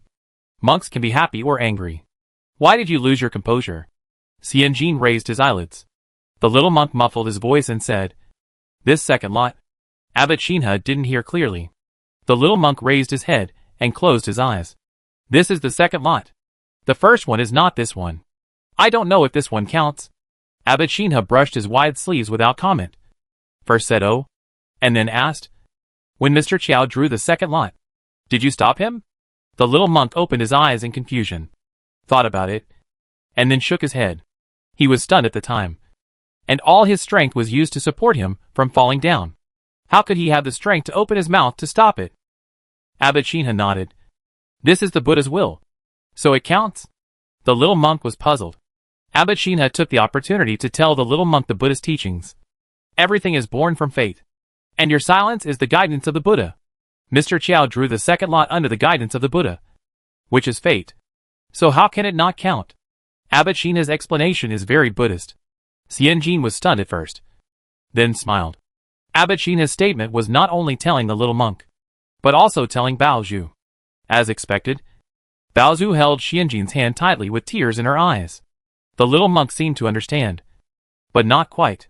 Abbot Shinha glanced at Baozhu and smiled. The meaning of the fortune is that you can only survive after being put to death. The fortune says Westwater Chang'an Crossing Ming Bridge, which means that the cause and effect you seek is in the water. If you cross the water, you will live, and if you don't, you will die. Baozhu's eyes widened, and she nodded repeatedly. Yes, yes, yes. I just said this morning that my father was locked up in a water dungeon. It has a lot to do with water. Baozhu shook Xianjin's hand eagerly, and nodded to Xianjin like a fat flower pecking at rice. Xianjin patted his head as if to comfort him, and turned to ask Abbot Shinha, what does the last sentence, the wind from the east sea rises to the sky, mean? Abbot Shinha said, the wind and water rise from the east, and the sun and joy are born from the east. This is the way of all things. What the two donors want in their hearts is in the water, in the east, where the clouds and rain alternate, and only after the wind sweeps away the remaining clouds can it rise straight up. This is a bit abstract. It can be understood in any way. It can even be understood as you go to the swimming pool in the east to swim breaststroke, kick your toes, and pick up a pure gold brick. Xianjin paid close attention to Baozhu's expression. Seeing Baozhu's change from joy to confusion, and then to visible joy, he could not help but feel relieved. Her psychological counseling level only supported her and her friends to scold the scumbag together, and then persuade her friends that you can't catch the wolf without sacrificing the child, and that they must be willing to spend money on male college students in order to have a young body. This is a superficial and vulgar level. Since science cannot solve it, we can only rely on metaphysics. Xianjin wanted to ask something else, but heard Baozhu speak hoarsely and hesitantly. East? East? Does it mean that my brother went to the east? Xianjin was overjoyed and hugged Baozhu. You spoke. You spoke. Abbot Shinha half knelt down, clasped his hands on Baozhu's shoulders, and looked compassionate. East. Maybe it's your east. Maybe it's your east in the mirror. Maybe it's the east of Xuanqing Prefecture. This is just a general meaning. But little girl, you have a bright future, and what you care about must be safe and sound. Otherwise, how could you draw the lucky sign? After Baozhu was silent for a while, her eyes quickly turned red. Her lips were tightly pressed together. Her shoulders trembled, and she burst into tears in an instant. Xianjin gently hugged Baozhu, looked at Abbot Shinha with gratitude, and said silently, Thank you. Abbot Shinha wiped the sign into his wide sleeves. Thank him? Don't thank him. The Chiao family girl is lucky and often meets noble people.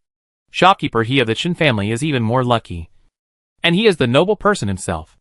Chapter 123 I will withdraw. The little girl in the pavilion burst into tears when she heard the sound. If the ball peach tree in the yard had little hands, it would definitely cover its ears with both hands. Abbot Shinha tried to comfort Fatty Hua Hua with a gentle voice, but he could not calm her down, and the situation was getting worse. The little girl's voice was sharp and thin, more like screaming than crying. Fatty Hua Hua was strong and had a great lung capacity. Abbot Shinha's head was like a hole hit by a hammer when he screamed without taking a breath, and he used an awl to dig in the small hole. The Buddha's teachings are boundless, and the Dharma is boundless. Abbot Shinha decided to let her go, and pulled out a bell jade pendant wrapped with red thread from his sleeve pocket and tied it around Pang Hua's waist, clearly expressing that both the Buddha and he were firmly protecting her. After looking at Xianjin with a firm look, he fled like a fly. Xianjin stared at the escaping figure with a fairy-like figure in astonishment, and was speechless for a while. Hey, don't say. This monk has good athletic cells. It's like he is jumping over hurdles in a cassock. Pang Huahua was tired of crying, holding the bell jade pendant tightly in her hand. As soon as she returned to the old house, she followed Zhang Ma to the kitchen. Zhang Ma was so excited that she burst into tears. She picked up a knife and fished out a lean live fish from the sink, sliced the fish meat into thin slices, and quickly blanched it in the boiling hot old hen broth for a few breaths. Then fished it out and threw it on the fragrant and chewy hand-rolled noodles with eggs. Fat Huahua still wanted to eat, but Zhang's mother kept calling her ancestor and darling and refused to give her more noodles. Middle-aged and elderly women have their own logic for keeping healthy. After being poor for a long time and then suddenly becoming rich, you should forget yourself. If you have been hungry for a long time, you should not eat too much, as it will hurt your spleen and stomach. Zhang's mother hugged the fat Huahua with heartache, muttering, "Let's take it slow. Zhang's mother will make you some white jade cakes in a while, and we will eat them with water of honey and gorgon fruit. In the evening, you can have some roasted lamb ribs with coarse salt, and then she will cook you some red bean and barley soup. Look at how thin our little Baozhu is. Her face is so thin that it looks unrecognizable." Xianjin's eyes moved from Baozhu's chubby face to the back of her fat hands. So thin. Qin Jiafang had been away from home for several days. He would leave early and come back late. Sometimes he would come home in the evening with a frown on his face, or even say nothing. Xianjin knew what Qin Jiafang was busy with. According to Prefect Xiong, Master Qiao would not be able to come back for a while. It would take at least 1 or 2 years, and there was no telling what would happen to the teachers and students in the mountain courtyard. Students from wealthy families were fine. Their families would send carriages to pick them up. When they returned, they could ask a teacher to make a transition, or they could pack up and force themselves into the official school or the prefectural school. It was very convenient to get money to open the way. There were also fence-sitters who were afraid that the trouble would spread to the innocent, so they packed up their things overnight and ran faster than rabbits. This part does not need help from others. The ones who really need help are the group of scholars who are about to take the exam or are studying hard but are poor and helpless. Chen Jianfang and several teachers, 3 or 4 jiren, are mainly responsible for the aftermath of this small group of candidates. For the scholars who are about to take the exam next year, if they are the provincial examination candidates, Chen Jianfang and 2 teachers have rented a courtyard in the suburbs of the city, and do not accept tuition fees, and even provide a meal at noon, until the next autumn exam. For those who were about to take the imperial examination, Qin Jiafang asked his senior brother, who was familiar with him, to recommend them to the official school of Xuanqing Prefecture. For students like Du Juning, who were poor but good at studying, he asked Mr. Shan to pack them and send them to Mr. Qin. Later, in order to treat them equally, this batch of top students were divided among several county schools and private schools around Jing County. In response, the old teacher of Jing County came to the old house, borrowed Chen's wine to offer Chen Jianfang tea, and thanked him with tears in his eyes. A gentleman is righteous, who knows that he will not suffer in the frontier, and even if he dies, his chivalrous spirit will still be remembered. You are willing to do this, and Ding Xiao should be very happy, and he should be very happy. As he said this, he was about to pour the wine in his hand onto the ground. Qin Jiafang was quick to stop him. Xianjin, Mr. Qiao was soaked in water, not buried in the soil. However, seeing the old teacher's tears and the successor's appearance, Xianjin knew that Qin Jianfang stepping out to deal with the aftermath was at least a good name in Xuanqing Prefecture, and was highly praised by some scholars in Nanzili. It is always a great thing for scholars to have a reputation. Xianjin smiled and said to him, "The reputation of a gentleman is spread far and wide. If our imperial examination is still based on the system of selecting talents, you don't have to study hard for another 3 years." At that time, Qin Jianfang was drinking the pear soup made by Zhang's mother. After hearing what Xianjin said, Qin Jianfang swallowed the soup with difficulty. He had been running around outside for more than 10 days. He said the same thing as he did in the previous 8 days in one day. His throat was red and swollen, and he swallowed saliva like a knife. "It's not for fame." Qin Jianfang's voice was hoarse, like a piece of delicate and shiny silk falling on a bald branch, being torn into rough edges and fragments. Xianjin laughed. "I know you're not doing it for fame. He handed over the loquat paste next to the pear soup. Although it's not for fame. After doing so many things, isn't it nice to get a compliment? This is the family secret recipe sent by Dr. One. People heard that you ran around for Master Chiao and couldn't speak. So they sent it to me on purpose. Qin Jianfang's eyes warmed up. And he reached out to take the loquat paste. And said with a hoarse voice, "You also think I did a good thing?" Xianjin smiled again. Running for the teacher is great loyalty. Running for the younger generation is great righteousness. Giving free lessons and tutoring to the younger generation is great virtue. You should be praised. As you should. Of course I think you did a good thing. Qin Jianfang lowered his head, his chin against the collar, and a faint smile rose uncontrollably at the corner of his mouth.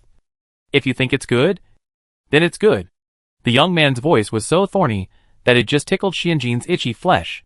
Xianjin turned around uncomfortably, not knowing what to think. She seemed to be wrong no matter what she thought. From the dried flowers stuck in the book, to Qin Jianfang's words, "I'll do whatever you want" a few days ago, to today's "if you think it's good, then it's good." She scratched her heart and liver, but she didn't know where it itched. She scratched with 10 fingers, but it was completely useless. Xianjin opened her mouth, and after a while, she closed her mouth again. Who cares what he means? When dealing with people, or anyone, you should not look at what they say, but what they do.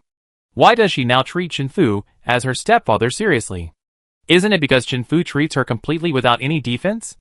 Isn't it because Chen Fu thinks of her when he eats delicious food and plays fun things? Isn't it because Chen Fu treats her as his own daughter first? If Chen Fu calls her little sweetheart and good girl every day, but is always afraid of her, suspicious of her, and doesn't allow her to interfere in anything in the shop, is this love? No. This is a verbal warning. Warning this man is not good. He can only speak sweet words. And when it comes to real money, I will retreat. And I will retreat for life. Chapter 124 Visitors from outside the county. Qin Jianfang was busy. And Chen Fu was not idle either. Xiaofu Ai Sui recently became obsessed with writing 28 kinds of paper in Xuanchen, showing his rich theoretical knowledge and ability to make up words by talking about everything. For example, if you say gold leaf rice paper, you write about the master spreading grass under the scorching sun, fishing paper from the steaming pool, and brushing 3 axes on the drying stone slabs. Xiaofu Ai Sui didn't do that. He wrote about gold leaf rice paper, and wrote about a girl eating watermelon with a silver stick under the bright sun in June, while writing Qing poems in the thin gold style with a soft brush. He wrote about how the extremely thin gold foil, after being smudged with ink, was like clouds after a rainstorm, hiding in the mountains and rivers, shyly revealing its dyed body. He wrote about a scholar who went to Beijing to take the imperial examination hiding a piece of gold leaf rice paper in his chest, and only took the paper to copy after he wrote the most moving article. The words are very moving. The writing is very delicate, telling stories and life on paper. Xianjin was stunned. She thought Xiaofu Ai Sui wrote an encyclopedia of traditional skills, but it turned out that he wrote a fresh and casual prose record. It's like you browse a certain blog and think you can see a pornographic clip, but when you open it, you find that it is 36 strategies to increase Sao's postpartum milk volume. Xianjin, it seems absurd at first glance, but it seems quite reasonable when you think about it. Anything that happens to Chen Fu is quite reasonable. This kind of psychological preparation made Xianjin calm down when he saw his cheap father Chen Fu, who was dressed in a powder blue gown, smoothed his hair with pine oil, and had a hint of warm water and with fragrance on his body. He was dressed like a standard pretty boy. Xianjin silently pushed the sample book forward. Third Master, Mr. Shang is willing to print 300 copies of your book for you, distributed at the buyout price of 20 taels. If you print more, you will be charged 20 taels per pack of 300 copies. Xianjin added, this price is already very high. The starting price for Master Qin's book The Domineering Scholar Falls in Love with Me is only 20 taels. What level is he? He is the overlord who controls the hearts of 9,000 girls in Xuanqing Prefecture. You sell a copy of 18 eats in Jing County quite well. This price is okay. I suggest you sign it. Chen Fu held a toothpick in his mouth, his hands behind his back, squinting at the table, and pushed the deed forward. I'll sell this one. Sold? Xianjin frowned. Chen Fu nodded, the toothpick swaying with the arc. Sold. A few days ago, Xingrongzai in Xuanqing asked me to order the book. 50 taels of silver for 300 copies. If the first 300 copies are sold at the beginning of next year, 600 more copies will be printed, and another 100 taels will be earned. Xianjin? It's not as shocking as opening a high HP article. My cheap father. Has he made it? A great god. Someone asked him to write an article. Xianjin felt that there was a halo behind Shenfu's pink and blue jacket. Xianjin was stunned and didn't speak for a long time. Shenfu was in a good mood, holding the toothpick in his mouth. After eating and drinking, he said goodbye to Xianjin. I'm going to Xuanqing Prefecture to sign the deed these 2 days. And I asked Zhang Ma not to cook for me. Before Xianjin could come to his senses, Shenfu disappeared. Xianjin thought about it and hurriedly chased after him, and quickly asked Dong Guancher to accompany him. Please read the contract more. Don't be cheated by the third master and count money for others. Qin Jianfang drank white porridge silently on the side, and wrote a sentence in his little notebook. I like to manage things. I only believe in myself and not others. And I will get angry if others don't obey me. This sentence has been pinned on him for a long time. Only second to I like to drink herbal tea. Emphasize. Below this sentence, the absence of Shenfu and manager Dong resulted in the fact that when someone from Xuanqing came, only Xianjin was qualified to receive him. Xianjin was guarding the shop in Jingxian County, fiddling with the abacus beads. It was almost the 12th lunar month, and he had to calculate the income and expenditure of the year into a financial statement. There were only 2 shops in Jingxian County at present, and the accounts were usually very clean, so it was easy to calculate. When Xianjin looked up, he saw a middle-aged man in a plain long gown, with a long round face and a touch of just the right amount, pushing the door open. Sir, what do you need? After Xianjin returned to his abacus, he wiped his hands with a rag. This face looked familiar. Xianjin smiled, his mind racing. I think I've seen her somewhere before. The man smiled and greeted Xianjin. Jin Jie, you've only been in Jingxian for less than a year. How come you don't recognize your 5th grandfather? Xianjin suddenly realized. 5th grandfather. Chen Laowu, who was the same father and mother as Chen Laowu, who was punished by Xianjin, was the 5th uncle of Shenfu. Now he helped Madame Chu and Master Chen Er to manage the 3 shops in Xuanqing Mansion. Xianjin smiled and asked Suer to serve tea, and brought out boxes and fruits. Look at my memory. At the end of the year, all these things came up, but I only cared about the beginning and not the end. Blame me. Chen Laowu sat down happily, avoiding the account book spread out on the counter. Such a small move made Xianjin feel more favorable to this suddenly appeared 5th grandpa. Account books are life. Even if Xianjin's pockets are clean, it does not mean that she did not temporarily embezzle some money from the public account, or make up for the expenditure of the public account, or advance the wages for orders to Xiaoqiao village and Boss Shang in advance. Xianjin was reluctant to let Xuanqing Prefecture see these accounts. Although the parent company is one, the subsidiaries are competing for resources. Chen Laowu's status in Xuanqing Prefecture is higher than that of Manager Dong, but not as high as Xianjin's extremely free rights in personnel and funds. Chen Laowu smiled. When the old man smiled, his eyes curved, looking kind and amiable. He was completely different from his 6th brother, who wanted to scrape out 2 taels of oil from a rat passing by. It's your fault that you changed your route at the last minute without informing us in advance. Chen Laowu spoke softly, making people feel like they were in the spring breeze. I was originally going to the grassland to collect materials. When I passed by our hometown, I thought of coming to see us. Chen Laowu pressed his hands down. You sit down. Just sit down. Manager, he should do whatever he wants. Just think of me, the 5th grandfather, as a visitor. Xianjin didn't notice that Chen Laowu changed his name from Jin Jie to Manager He. He just felt that the old man was very friendly and spoke in a very orderly manner. Wow, I haven't seen such a normal Chen family for a long time, especially after seeing the fashionista Shenfu in pink and blue in the morning. People said to sit, but Xianjin would definitely not sit. Xianjin followed Chen Laowu and looked at everything in the shop. Chen Laowu looked carefully at the chest of drawers and asked casually, what kind of paper is the most popular in our shop now? Xianjin smiled and said, it's not paper. It's the Tianzi Grid exercise book and the 12 Solar Terms handbook. Chen Laowu nodded in agreement. I've heard about it a long time ago. The Tianzi Grid exercise book is an agreement between our family and the official schools and private schools around Jing County. And it is delivered in a fixed quantity. I haven't heard much about the 12 solar terms handbook at the back. What is the price of a single book? How many books can be sold in a month?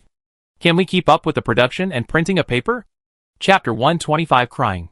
Chen Laowu asked casually. His tone relaxed. Xianjin smiled and said, What you asked? My mind is empty at the moment. I really can't answer.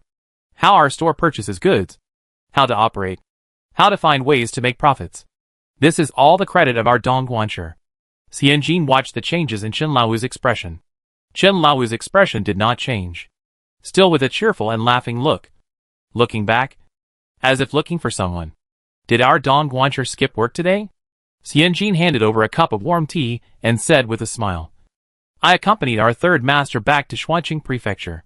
If you want to come, let us know in advance. Third master will bring Manager Dong to pay you respects. Manager Dong is an old fox in our shop. He will definitely tell you everything he knows. I am a little girl. What do I know? Others cannot use gender as an excuse. But I can show weakness and get by. This is not double standards. This is strategy. Chen Laowu was smiling all the time. After listening to Xianjin's words, he did not comment, but changed the subject and looked at the stacked chests. I heard that it was also made into a 6 Zhongxian. Can you bring it to 5th master to see the quality? Xianjin hurriedly looked regretful. If you had come a month earlier, it would have been great. We have already made 2 6 Zhongxian. And last month we sent them all to the residence of Xiongjifu in Shuanqing Prefecture.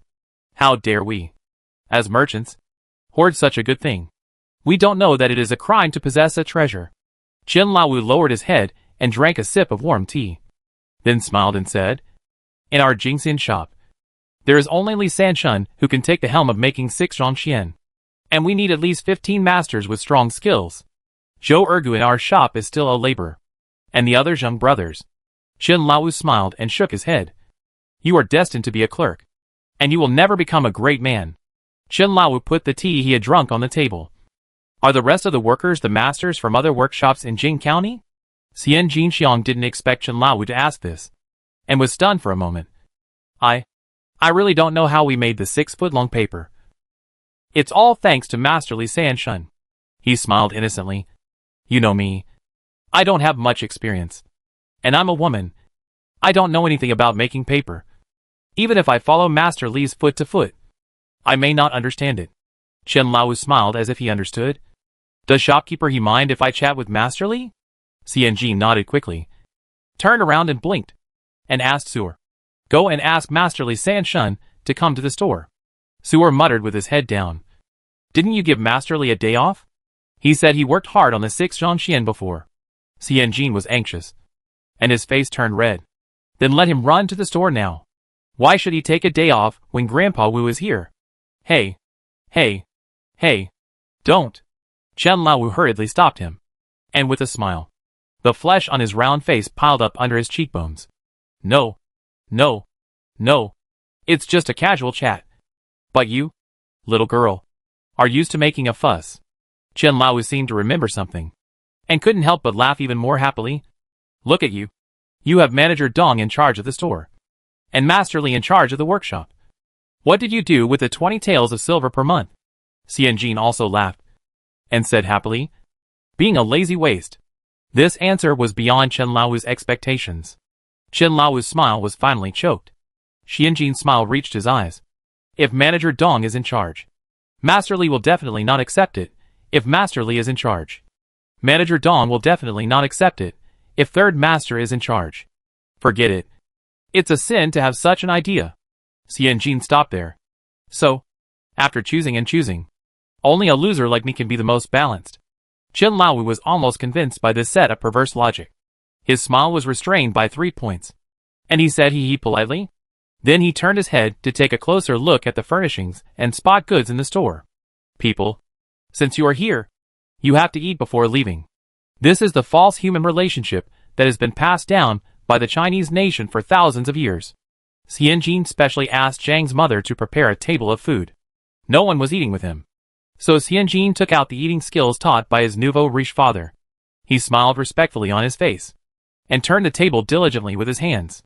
He turned the table when his superior picked up food for him, and he refused to drink when his superior toasted him. His attitude was very good, but his strength was very useless.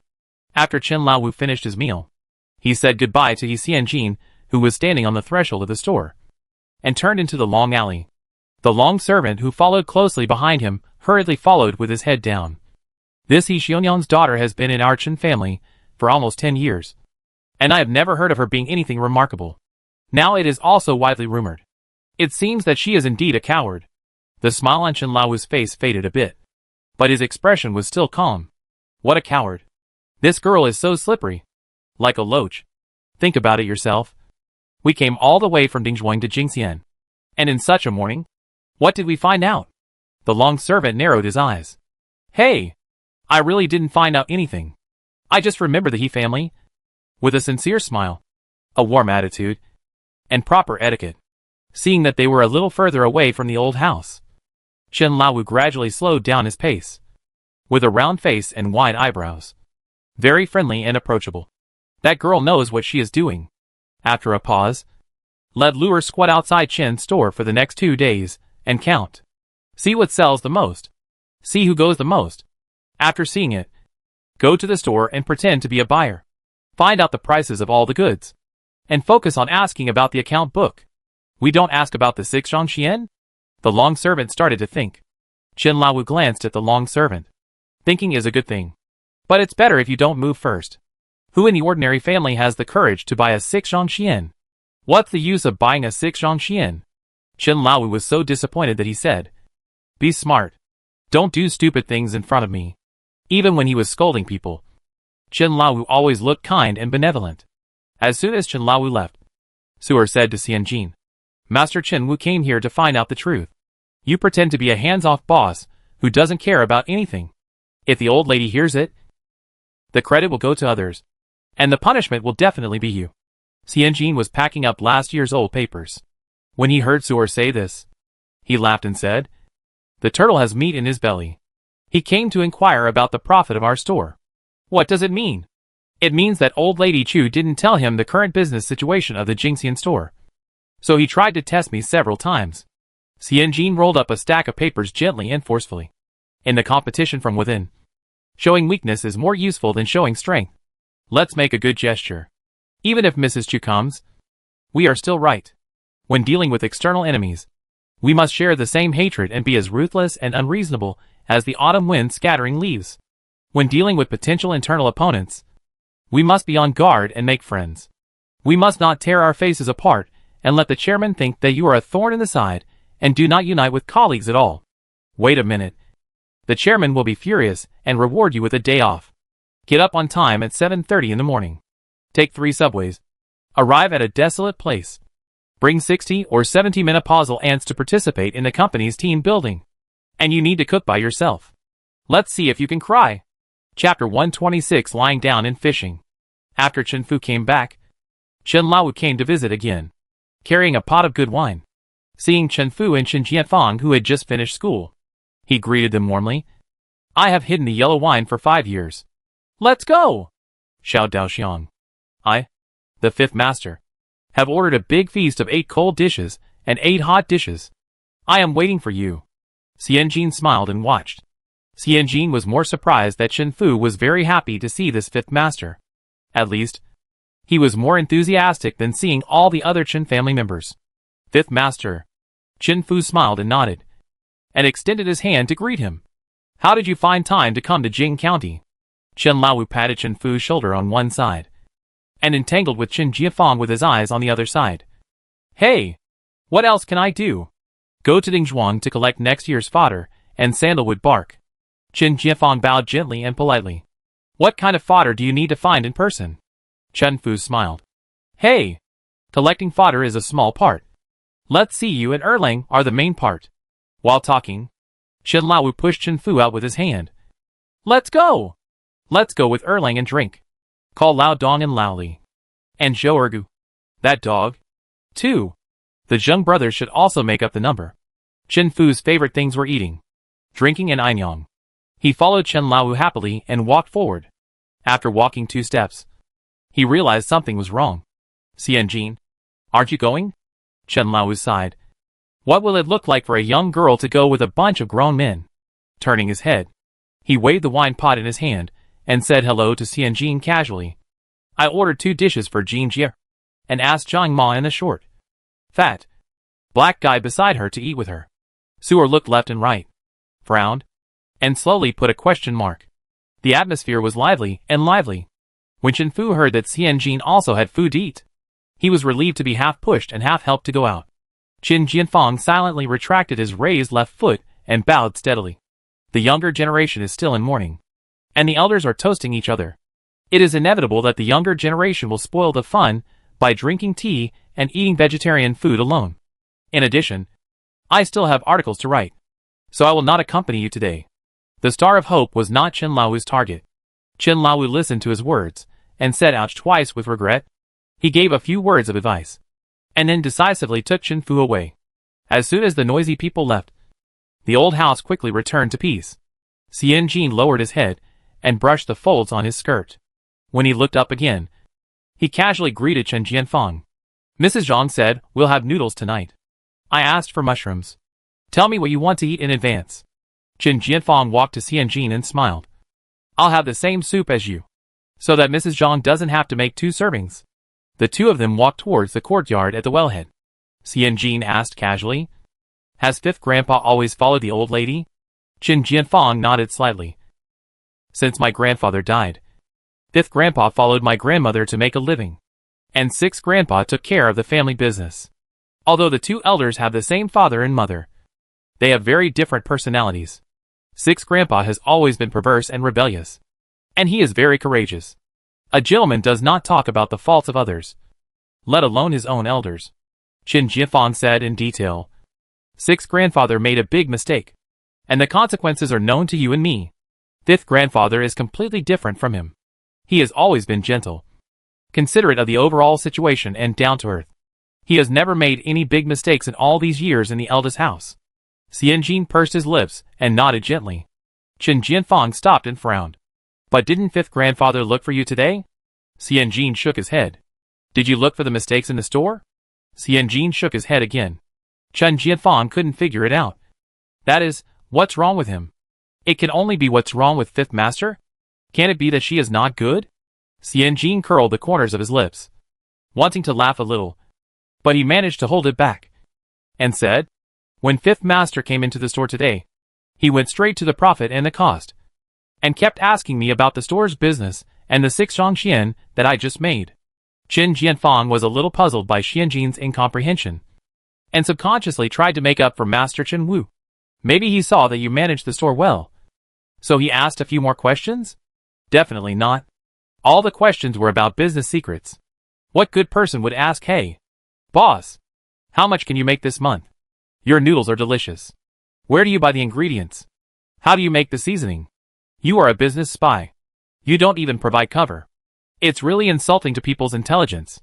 Xianjin opened his mouth to explain to Chen Jianfang, but felt that he would have to talk a lot once he opened his mouth. It would take a long time to finish, which would delay the eating of noodles. So he waved his hands and said, oh, you don't understand making money. Then he went out to eat noodles. Chen Jianfang was left alone, swaying in the wind with his mouth wide open. Are you so soon disgusted with him for not making money and going home? In the fragrance of the rice, they toasted and exchanged cups, and were very quiet without wine, but very intimate with wine. Seeing that everyone was flushed and relaxed, Master Chen Wu raised a cup to Manager Dong, leaned his head on the glass, and said drunkenly, Old Dong, do you feel comfortable listening to the little girl? Manager Dong touched the wall of Master Chen Wu's glass with his restrained posture. Although his face was flushed, his tone was still sober. Look at what you said. Aren't you also listening to the old lady's instructions? Master Chen Wu didn't expect Steward Dong to answer like this. After a moment of shock, he laughed. That's different. I listened to my sister-in-law, and you listened to the little girl born by my mother. Steward Dong raised his head and drank the wine in the glass. Old man Dong loves cleanliness very much. He trims his beard every day, keeps his face clean, and always has a respectful and friendly smile. Now this smile is a little faint. The little girl born by my mother is also a human being, speaks human language, and eats white rice. Steward Dong picked up a salt and pepper peanut with chopsticks. No different from others. Upon hearing this, Master Chen Wu raised another glass of wine. Yes. Yes. Yes. I made a mistake after drinking. The yellow wine is mellow and not irritating to the throat. But it has a strong aftertaste. And it plays with the heartbeat after the hustle and bustle. Old Dong. It's no fun for you to act stupid here with me. Master Chen Wu took a small spoon and scooped half a spoonful of peanuts for Manager Dong. You work for the Chen family. And I work for the eldest house. Who is different from who? In the past few months, the income of your Jingxian shop has doubled. And several things are selling very well. When I asked you to follow the third brother to Jingxian, everyone knew that the third brother was just a cover. And you were the real boss. What about now? The old family has made something. Do you think the old lady will still give you the credit? Master Chen Wu, under the influence of alcohol, squinted his eyes to look at Manager Dong's expression. No matter who you ask, they will only say that the yellow-haired girl is really amazing. Who are you? You are just an innocent person who makes wedding clothes for others. Manager Dong raised his hand for no reason. Did he instigate the wrong person? Even Aunt Zhong couldn't move him. So how could he be confused by your few words? Don't underestimate the determination of a near retiree to lie down and fish. It's also Jean Jier's credit. Manager Dong chewed peanuts. It should all belong to her. It's better to give back the job of calculating the cash flow book in his hands. He has no objection to being a salted fish full-time. Chapter 127. Weak and helpless. The smile on Chen Lao's face remained unchanged. His eyes were always friendly and kind. This expression was welded on his face like a mask. People, if they were masked for a long time, they will think they are real. Chen Lao smiled and agreed. His tone was open-minded and understanding. Yes, that's what you said. It's just that a single tree cannot make a forest. We all know how glorious Chen's business has been in Jing County this year. If you say you didn't contribute, I don't believe it. Chen Lao rested his hand on his forehead, twisted the wine cup with his fingers, and shook his head with a smile.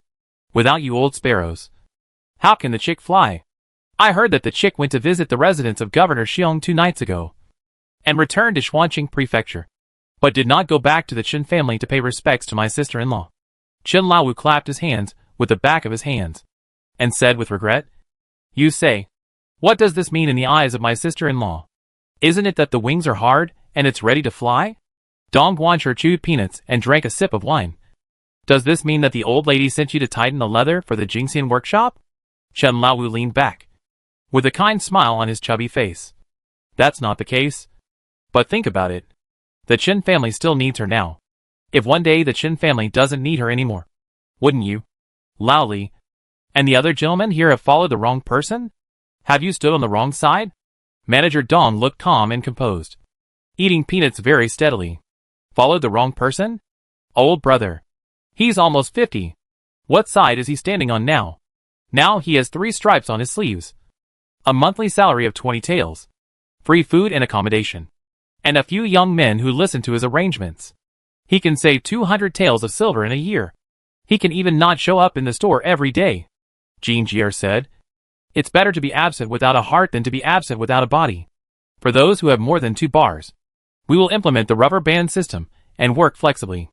If you have completed the task and have nothing to do, you can come or not. If you come, I will give you a meal. If you have not completed the task, you can come or not. Anyway, I only care about the results. If you fail to complete it once, I won't say anything. If you fail to complete it twice, you will be directly deducted from your bars. Although he didn't quite understand what the rubber band system was, he understood the following words. As long as you can complete the task, it doesn't matter if you are not in the store all day long. And his tasks are only 2, standing in the store to keep order, and acting as a salesperson when Xianjin is too busy, taking charge of cleaning the account books of the 2 stores. For the former, Xianjin did not set him how much to sell. For the latter, because the daily settlement is based on the daily settlement, the busy days are only 5 or 6 days a month when the wages are paid, the accounts are entered, and the ticket numbers are processed. The rest of the time, he is a free bird, happily flying into the arms of the sparrow god. Isn't this good? Isn't this good? This is not much different from his ideal life in old age. Even if Jean Jier gets married and is no longer useful to the Chen family, Don't you see that the masters of the Chen family like this little girl very much? Especially Chen Erlang. He often sees Chen Erlang going in and out of the library, not looking at anything, but staring at the cramped tile houses in the southeast corner of the inner courtyard. It is possible that he, and his future descendants, will have to call this girl second grandma. Well, even if Jean Jier can't marry into the Chen family in the future, she still has 2 or 3 years to work hard for the Chen family. 200 taels a year. 3 years is 600 taels, which is enough for him. The most important thing is that Jean Jier is a real person who can get along well. When there is a problem, she really goes forward, not only solving the problem, but also solving the person who created the problem. She can not only make him full, but also make him full every day. He will still calculate this account. From emotions to money, from work intensity to work requirements. Manager Dong chewed peanuts slowly. Peanuts. Fragrant. He spoke slowly again. According to what Master Wu said, which side should we stand on? Which person should we follow? What should we do? It's not wrong. Master Chen Wu narrowed his eyes, looked down on the look on Manager Dong's face when he said this, smiled with regret, and patted his mouth lightly. Look at my mouth. I always talk nonsense. The words turned around in his mouth, and he sighed. You also know who killed Lao Lu. Lao Lu deserved to die, but I am his brother after all, and I can't help but be prejudiced against that girl, since she is so good. Next time, I will host her and invite her to be the guest of honor. Master Dong, you have to be the guest.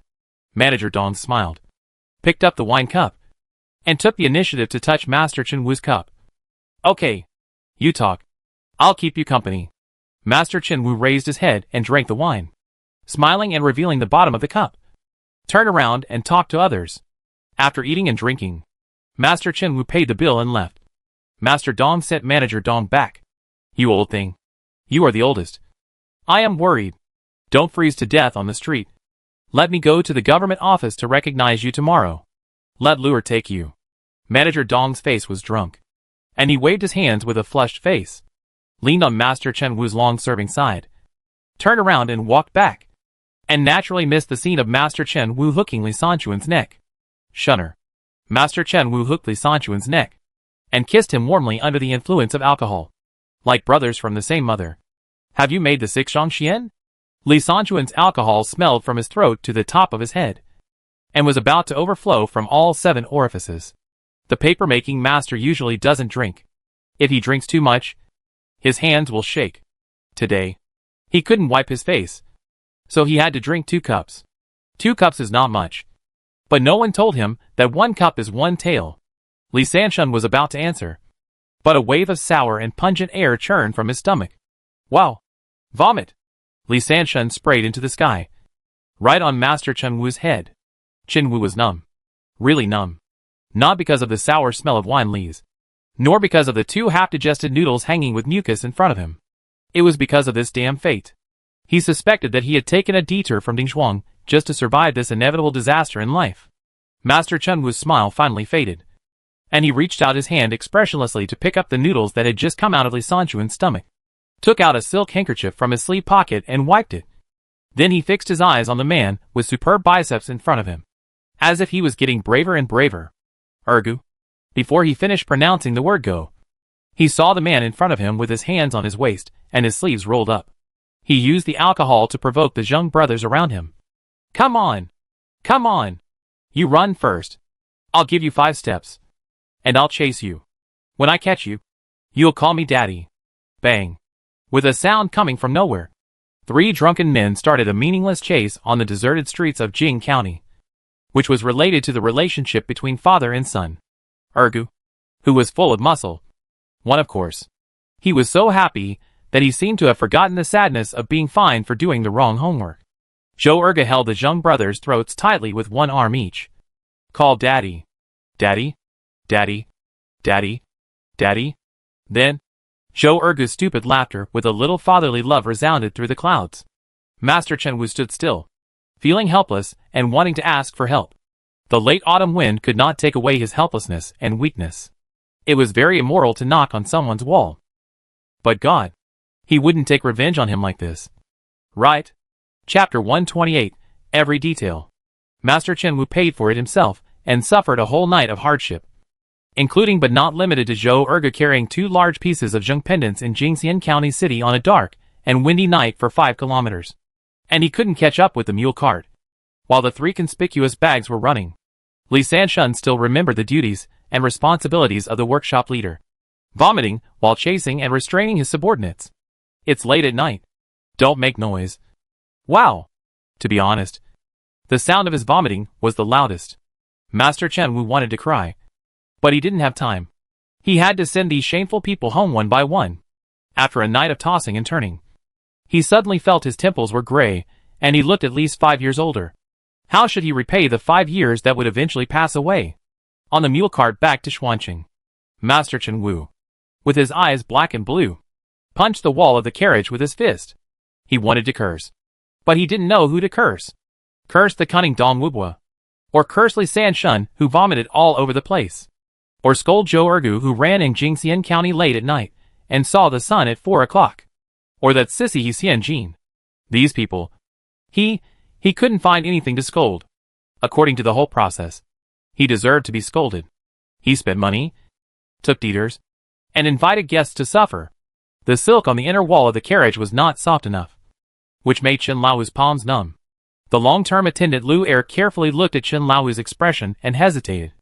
Are we going back like this? The shops in Jing County are so envious now. The silver is so white. Just after June, Jing County sent the account book to Xuanqing, and the profit was comparable to that of the mulberry paper workshop in the east of the city. They didn't know the exact amount. It was a secret. Only the old lady knew it. But when the old lady saw the account book of Jing County, she could guess that the amount should be not low. Now in the past 6 months, it has been increasing day by day. Doing business is like this. Once you find a way, you don't have to work hard to find money. The money will come to you with a package on its own. Money will only increase. Increase. Rich people, when they reach a certain level, do not need to make money themselves. Money will make money. And there will even be money that will come to you and beg you to make it. Just let it go like this. Lu Er continued to whisper. You asked me to squat at the door to see the sales of the store. I saw that most of the people who went to Shuishi Street were scholars, and they bought red tracing books and paper. The people who went to Shuidong Street to look at it had some signs. They were all girls and grandmas wearing brocade and embroidery. Most of them were rich people in Jing County. When they came out, they all had a thick book in their hands. I hired a beggar girl to go in and see. And guess what? The store also sells tea. I roughly calculated that based on the number of people and the selling price, the monthly income of Jing County is at least this amount. Lu Er made a one gesture. Chen Lao narrowed his eyes. 1 bill. 1 bill is 50 taels. Conservative. Too conservative. Conservatism limits people's thinking. Lu Er shook his head. 100 taels. Lu Er looked around furtively. Chen Lao scolded. We are on a mule cart. Oh! Unless someone is hiding under the cart or on the hood. Lu Er hurriedly lowered his head and looked out the window. Chen Lao, is there any unknown mysterious standard for Chen's recruitment? For example, those with smart brains are not allowed to come. Stop dithering. Tell me. Chen Lao was obviously angry. Lu Er hurriedly said. And I heard that the little girl is as cunning as a sieve. Now all the printing in Jing County has to go through her hands. If you want to find Shengji printing in the east of the city, you have to buy Qinji's paper. And the books and paper of all the private schools and academies all come from Qinji. The store on Shuidong Street used to be Songji's ancestral business. But now it has become a place to read books and drink tea. Think about it yourself. The business of scholars, women, and candidates has declined. She has all been included in the business. In just 1 year. Except for toilet paper for wiping buttocks in Jingxian. Qinji would rather kill the wrong person than let go of any other business related to paper. Chen Lao was stunned. And then shocked. However, he looked very calm. He lowered his eyes and hesitated. Could it be that the little woman really earned it? He knew how much Dong Wuba weighed. He had some skills. But not such a big one. Just after returning to Xuanqing Prefecture, Chen Lao saw Chen Kai, the second master, hurried out as soon as he entered the house. Chen Lao said with a smile. Where are you going? Chen Kai was a taciturn person. When he saw his uncle, he had a lot of lawsuits on his mind, but didn't know where to start. he said. Oh, something happened in the workshop in the east of the city. Oh, I can't explain it. I'll tell you in detail when I get back. Chen Laowu nodded with a smile and took out 2 pieces of Dingzhuang rice cakes wrapped in oil paper from his sleeve pocket. You probably didn't have lunch, so I brought them for you. Chen Kai took it gratefully. You remember that I love to eat Dingzhuang rice cakes. Chen Laowu rubbed Chen Kai's head affectionately. Even if you are 50, 60, or 80 years old, aren't you still the nephew of Grandpa Wu? Chen Kai waved his hand with emotion, dragged his fat body, and turned around to jog awkwardly outside. When people walked through the corridor, Chen Laowu turned sideways and whispered to Lu Er, "Go and ask which workshop or shop has what happened. Don't alert the enemy." As he spoke, he walked in and entered the main hall, and saw that Madame Chu was having lunch, accompanied by the widow of the eldest house. Duan and Su from the second house stood beside Madame Chu picking up dishes. Sun from the third room was probably hiding in her room eating hot pot again. Chen Laowu smiled. Sister-in-law, I'm back. Madame Chu nodded. Su turned around and greeted her. Duan looked up at Chen Laowu with a very indifferent expression. Chen Laowu sneered in his heart. The eldest son was gone, and Duan was still acting like the wife of the prefect. Chen Laowu thought again. The man was gone, but the son was still useful, and Chen Jianfan could keep the eldest room prosperous for 30 years. So he greeted the 2 of them kindly.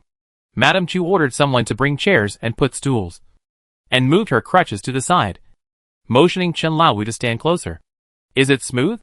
In recent years, the grass fodder in Dingzhuang has become increasingly scarce. I heard that the second in command of Furongji immediately ordered grass fodder after the fall, and the deposit was 300 taels. I was afraid that you would be too late and get nothing. Chen Laowu remembered that when the farmers in Dingzhuang heard that Qinji was coming to collect the grass, the atmosphere was lively, and their attitudes were enthusiastic. They wanted to sell the entire pasture to them, and even negotiated a very fair price. There was a little unpleasantness. A village head asked Qinji when he heard about it. Hey, where did the little girl go last year? Why didn't she come today? If she came, I would have killed the pig at home and made her a proper pork soup. What little girl? Where did Qinji get the little girl? He dared to do business with the little girl. Aren't you afraid that it's unreliable? Chen Laowu thought about it in his mind, but his face was very calm. Our Qinji is well known for its kindness and business. Even if someone else goes first, the village head and farmers are more willing to give it to us. The recycling of materials went smoothly. I spent 200 taels of silver to order 10 months of fodder. I have seen the materials. They are tough and long, very suitable for making cooked rice paper. I'm always relieved that you're doing a good job. Mrs. Chu was about to ask someone to bring another set of bowls and chopsticks. In a merchant family, there are elders and juniors, and the distinction between men and women is not so strict. Chen Laowu hurriedly declined. Sister-in-law, I ate on the way. I ate square cakes in cold water. Just 2 bites, and my stomach is full now. Changing the subject, he smiled and talked about something that Mrs. Chu would definitely be interested in. After harvesting fodder, I went back to my hometown. Erlang was thin, perhaps influenced by his teacher, and he looked a little tired. I also left him 2 newly harvested ginsengs from the mountains. As expected, Madame Chu put down her chopsticks and frowned. Erlang is very tired. Chen Laowu smiled. Your grandson. You know that Erlang has always been able to take on things. After the Qincheng Mountain Courtyard was disbanded, he took over those scholars who had nowhere to go and found a house. He didn't read his own books, but worked as a teacher for others all day, and came back at night to write articles and review his books. Day and night are reversed, and he is busy day and night. How can he not be tired? Madame Chu had a cold look between her eyebrows and looked at Duan. Did Erlang tell you about these things in his letter? Duan wiped her mouth gently and put the silk handkerchief aside. Her expression was normal. That is, she had no expression. He has already gained fame and honor. If his father had not died, he would have married and had children. His wife is neither his chief officer nor his superior. Erlang doesn't need to report everything in detail. Right? Chapter 129, Bad Words Behind the Back. Mrs. Chu's expression changed from cold to stern. My eldest son's wife. Even if he gets married and has children, or even grandchildren, you as a mother should also take care of him and take care of him. Why do you say this? Mrs. Chu tilted her head slightly. My eldest son has been ill due to overwork. Isn't it because of your neglect that the bad result has been caused? Mrs. Duan pursed her lips, reached out to pick up the silk handkerchief on the table, held it in her palm, opened her mouth slightly, and tried to say something, but finally held back. I don't know how many words and thoughts went through her mind. Duan finally began to speak. My eldest son has had chest pain and chest tightness all day since he passed the imperial examination. My wife asked the reason, and it was because he had a high fever when he was a child and was not cured. So he was lifted up from the bed by the teacher to read, and the root of the disease was left. Old Madame Chu looked at Duan. What do you mean? Duan's expression was very calm. I don't mean anything else. It's just that the root of the illness in my master's body has been there since he was a child. Even if I have great abilities, I can't make a man who has always been strong die suddenly. Mother's complaints are very unreasonable. Old Madame Chu's eyes widened, and she gasped a few times. Chen Laowu stood quietly beside him with his head down, his face completely hidden in the darkness. I don't know what his expression is, but I can see that he stood with his shoulders down, very relaxed, and was definitely not nervous because of this quarrel. Sue from the second room was a little anxious. She reached out under the table and tugged at her sister-in-law's sleeve. Her sister-in-law was good in everything. She was talented, had a good family background, and was lucky. The only bad thing was that she refused to give in when she followed her uncle in office. The emperor was far away, and no one was close to each other. When she came back briefly during the new year, her mother-in-law could only flatter, obey, and care for her. Now that her uncle is gone, her sister-in-law has returned to Xuancheng. She has been very popular for many years, but now she is starting to stink. The specific manifestation of stink is that her sister-in-law and her mother-in-law can't get along. One says front door building, and the other says law spearhead. The mother-in-law is strong-willed, and her sister-in-law is cold. The mother-in-law is so angry that smoke is coming out of her head. But her sister-in-law still looks as cold as ice. She was in a world of ice and fire. Very anxious. Very anxious. Not to mention that a harmonious family can bring prosperity. Just one point. This fire in the city gate is easy to affect innocent people. Every time the two of them fight, she is always the cannon fodder in the end. But she still remembers eating but not fighting. For example, now, she can't restrain the desire to open her mouth to persuade them to stop fighting. Why are you talking about Uncle again? Uncle just passed his death anniversary. It's a time when everyone is sad. Sister-in-law doesn't mean it. Mother doesn't mean it either. Old Madame Chu looked over with a burning gaze. What do I mean? What do your sister-in-law mean? You understand and comprehend it. You are the only one who understands in the world. Sue's face flushed instantly. If you have the ability to compete with sister-in-law, why do you scold me every time? Only she was hurt and achieved the achievement. What a mouth she has. She is really an idle sister Sue. Sister-in-law Duan lowered her eyes slightly, pulled up her sleeves, and said calmly, Erlang is different from his father. His father is easily influenced, but Erlang has his own ideas. You are such a grown-up man.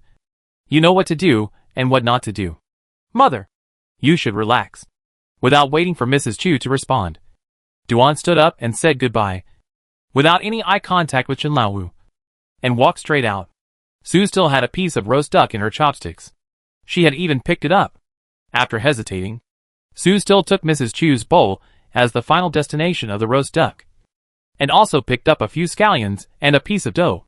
Where did you get the conclusion that I still have the mind to eat roast duck at this moment? Mrs. Chu looked at Sue in disbelief. After calming down for a while, she let out a long sigh and pinched her nose while telling Sue, You should also go to eat. I'll talk to your uncle. Mrs. Sue nodded hurriedly. Her round face matched her husband Shen Kai very well. After putting down the roast duck, she wiped her hands on her skirt and walked out. Mrs. Chu motioned Chen Laowu to sit down. Tell me in detail. Chen Laowu replied yes, bent down and sat halfway on the stool, and smiled. The Jingxian shop is doing well under Afu's management. Manager Dong and Master Li are both capable. Now that they have swallowed Songji, they have done a lot of things. It seems that our business in our hometown is doing very well. Afu has always been out of tune, and now you have thrown him out to fend for himself.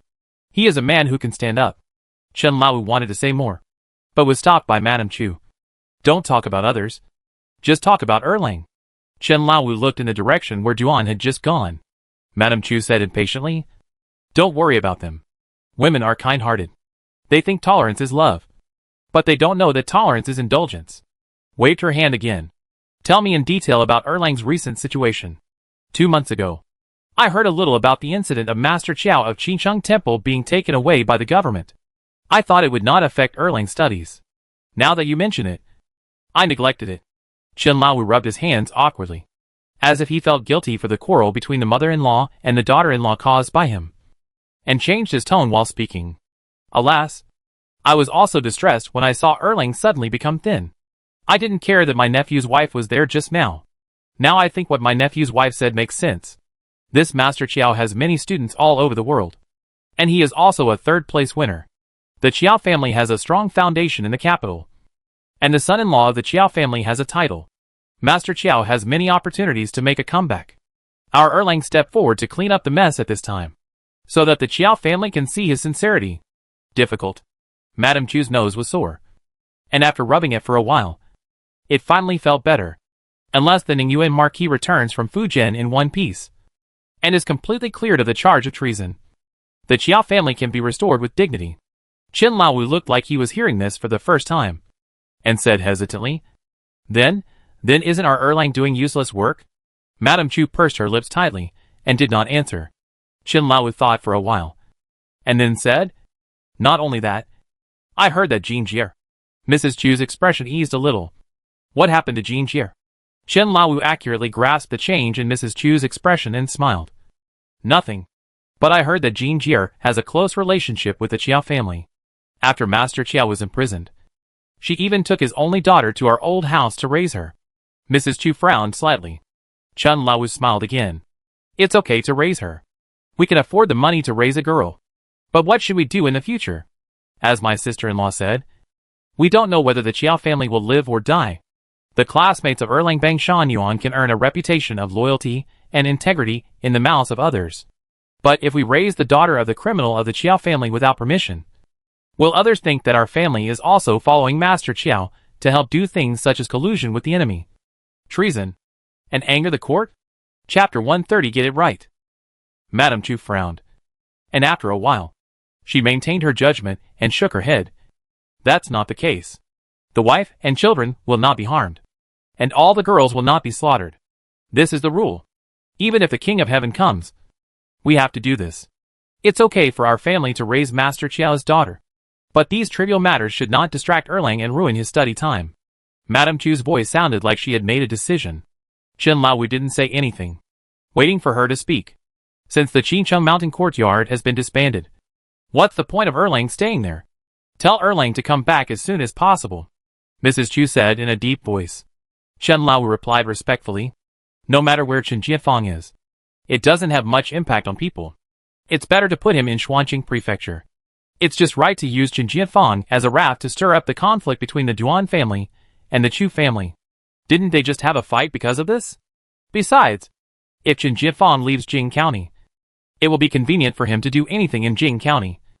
Otherwise, he will be afraid of Chen Jianfang's stubbornness and say something wrong in front of Chu. Chen Laowu said. Then let's call Erlang back before the new year? It's fine after the new year, since we have to go back to our hometown to celebrate the new year anyway. So we can bring him here when we come back. Mrs. Chu shook her head. Call him back immediately. If he comes back, why would he go back to his hometown this year? Chen Laowu pretended to be stunned. A Fu is still in Jing County. Mrs. Chu was stunned for a moment. He's still here. Give him 200 taels of silver and tell him to eat well. When I was busy when he was young, didn't he celebrate the new year by himself for several times? You're so grown up. Do you still have to celebrate the new year with your mother? Chen Laowu smiled and said yes, and then asked, Should we continue to raise Miss Qiao? After thinking for a moment, Mrs. Chu said, We should continue to raise her. We have to accept this hot potato. If we throw her away now, people will say that the Chen family is cold and mean, which will harm you Erlang's reputation. Chen Laowu said again, Yes. Then my brother will send 2 maids and a woman from the inner courtyard to Jing County to take care of Miss Qiao. We will give Miss Qiao the same monthly salary as the girls at home, and the money for daily needs will come from our family. But it will be Jin Jie's account. Do you think this is okay? Although it was Jin Jie who started the matter, This favor must be owed by the Chiao family to the Chen family. And Jean Jie should not be involved in this. Seeing that Chen Laowu understood her meaning, Mrs. Chu looked at him kindly. It makes sense. Let's do as you say. Chen Laowu accepted the order and cast his eyes on the table of dishes that had not been touched. Feeling a little guilty. It's also my fault that I had to choose to talk to you during the meal. But seeing that Jean Jie relied on her own ideas in Jing County and completely ignored the interests of the Chen family, I was a little anxious. Old Madame Chu still frowned. And because of long-term frowning, there were deep marks between her eyebrows. Jean Jie is good at doing things. But her mother died. She is too wild and dares to do everything she should and shouldn't. You should at least tell the host family about accepting the girl from the Chiao family? Host family. Chen Laowu restrained his eyebrows that were about to raise high. What is the host family? Employment. I pay. You do the work. Call the host family or the boss family. After Chen Laowu figured out the role of the little bitch in old Madame Chu's mind, he spoke with a stronger temptation. Yes, Jean Jie is a little girl who has her own way of doing things. Maybe capable people have a bad temper. In Jing County, she has a one-man show and a one-size-fits-all attitude. There are 2 shops, and she is the only one who speaks. After a long time, I don't know whether the shop in Jing County is named Chen or He. Old Lady Chu narrowed her eyes. Old boss, do you listen to Jean Jie? Chen Laowu smiled. Old boss is old after all. Sometimes, he is not as energetic as before. And Jean Jie is strong. So old boss will avoid her edge if he can. Strong? Old Lady Chu does not think that being strong is a disadvantage. As a woman, if you want to make achievements in the world, you must be strong. Or thousands of men will bully you. After pondering for a while, Old Lady Chu said, in a store, it is best for the accountant to be of the same mind as the owner. Now that Jean Jie has left the job of accountant and become the second owner, we have to find an accountant who is of the same mind as us. At any time, money and people are the most important. It's not that I'm on guard against Jean Jie, but I have some supervision and some bottom lines to be drawn in advance. Just like she sent Jean Jie to hunt down Lao Lu and Zhu Guanxi before. No one person can dominate at any time. Madame Chu went through the candidates in her mind. The annual accountant of the Mulberry Paper Workshop in the east of the city is suitable. He is quite loyal to the Chen family. The last bad thing is that he was once a defeated general of Xianjin. With this important identity here, how can he deter Xianjin? Madame Chu asked Chen Laowu. Do you have a candidate? Yes. Why not? I've been waiting for you to ask this question. He wants to pick peaches. But how can he pick this peach without letting others interfere? Chen Laowu lowered his head and thought for a while. Your sister-in-law's family has an uncle who was also a scholar before, but later failed to pass the exam. So he has been a student. My father-in-law used money to send him to Qinghe town as a minor official. If you need him, you can call him back and send him to Jing County to be an accountant. Chen Laowu spread his hands in embarrassment. You said that we should be of one mind. So this is all I can think of. It is better to have a relative to the accountant. If the family servants go there, they will still be controlled by Jean Jie. Mrs. Chu nodded thoughtfully. That's the truth. Then let's do it. Mrs. Chu emphasized. I'm not asking him to restrain Jean Jie. I'm asking him to teach her a lesson and not get too carried away. Chen Laowu nodded repeatedly. That's the truth. No matter how good a person is, if you don't tighten her skin in time, she will always become loose. Solve several things at once. Erlang is coming back again. This is the big deal. Madame Chu brought the topic back to Chen Jianfang. We still need to hire a master. There are less than 2 years left.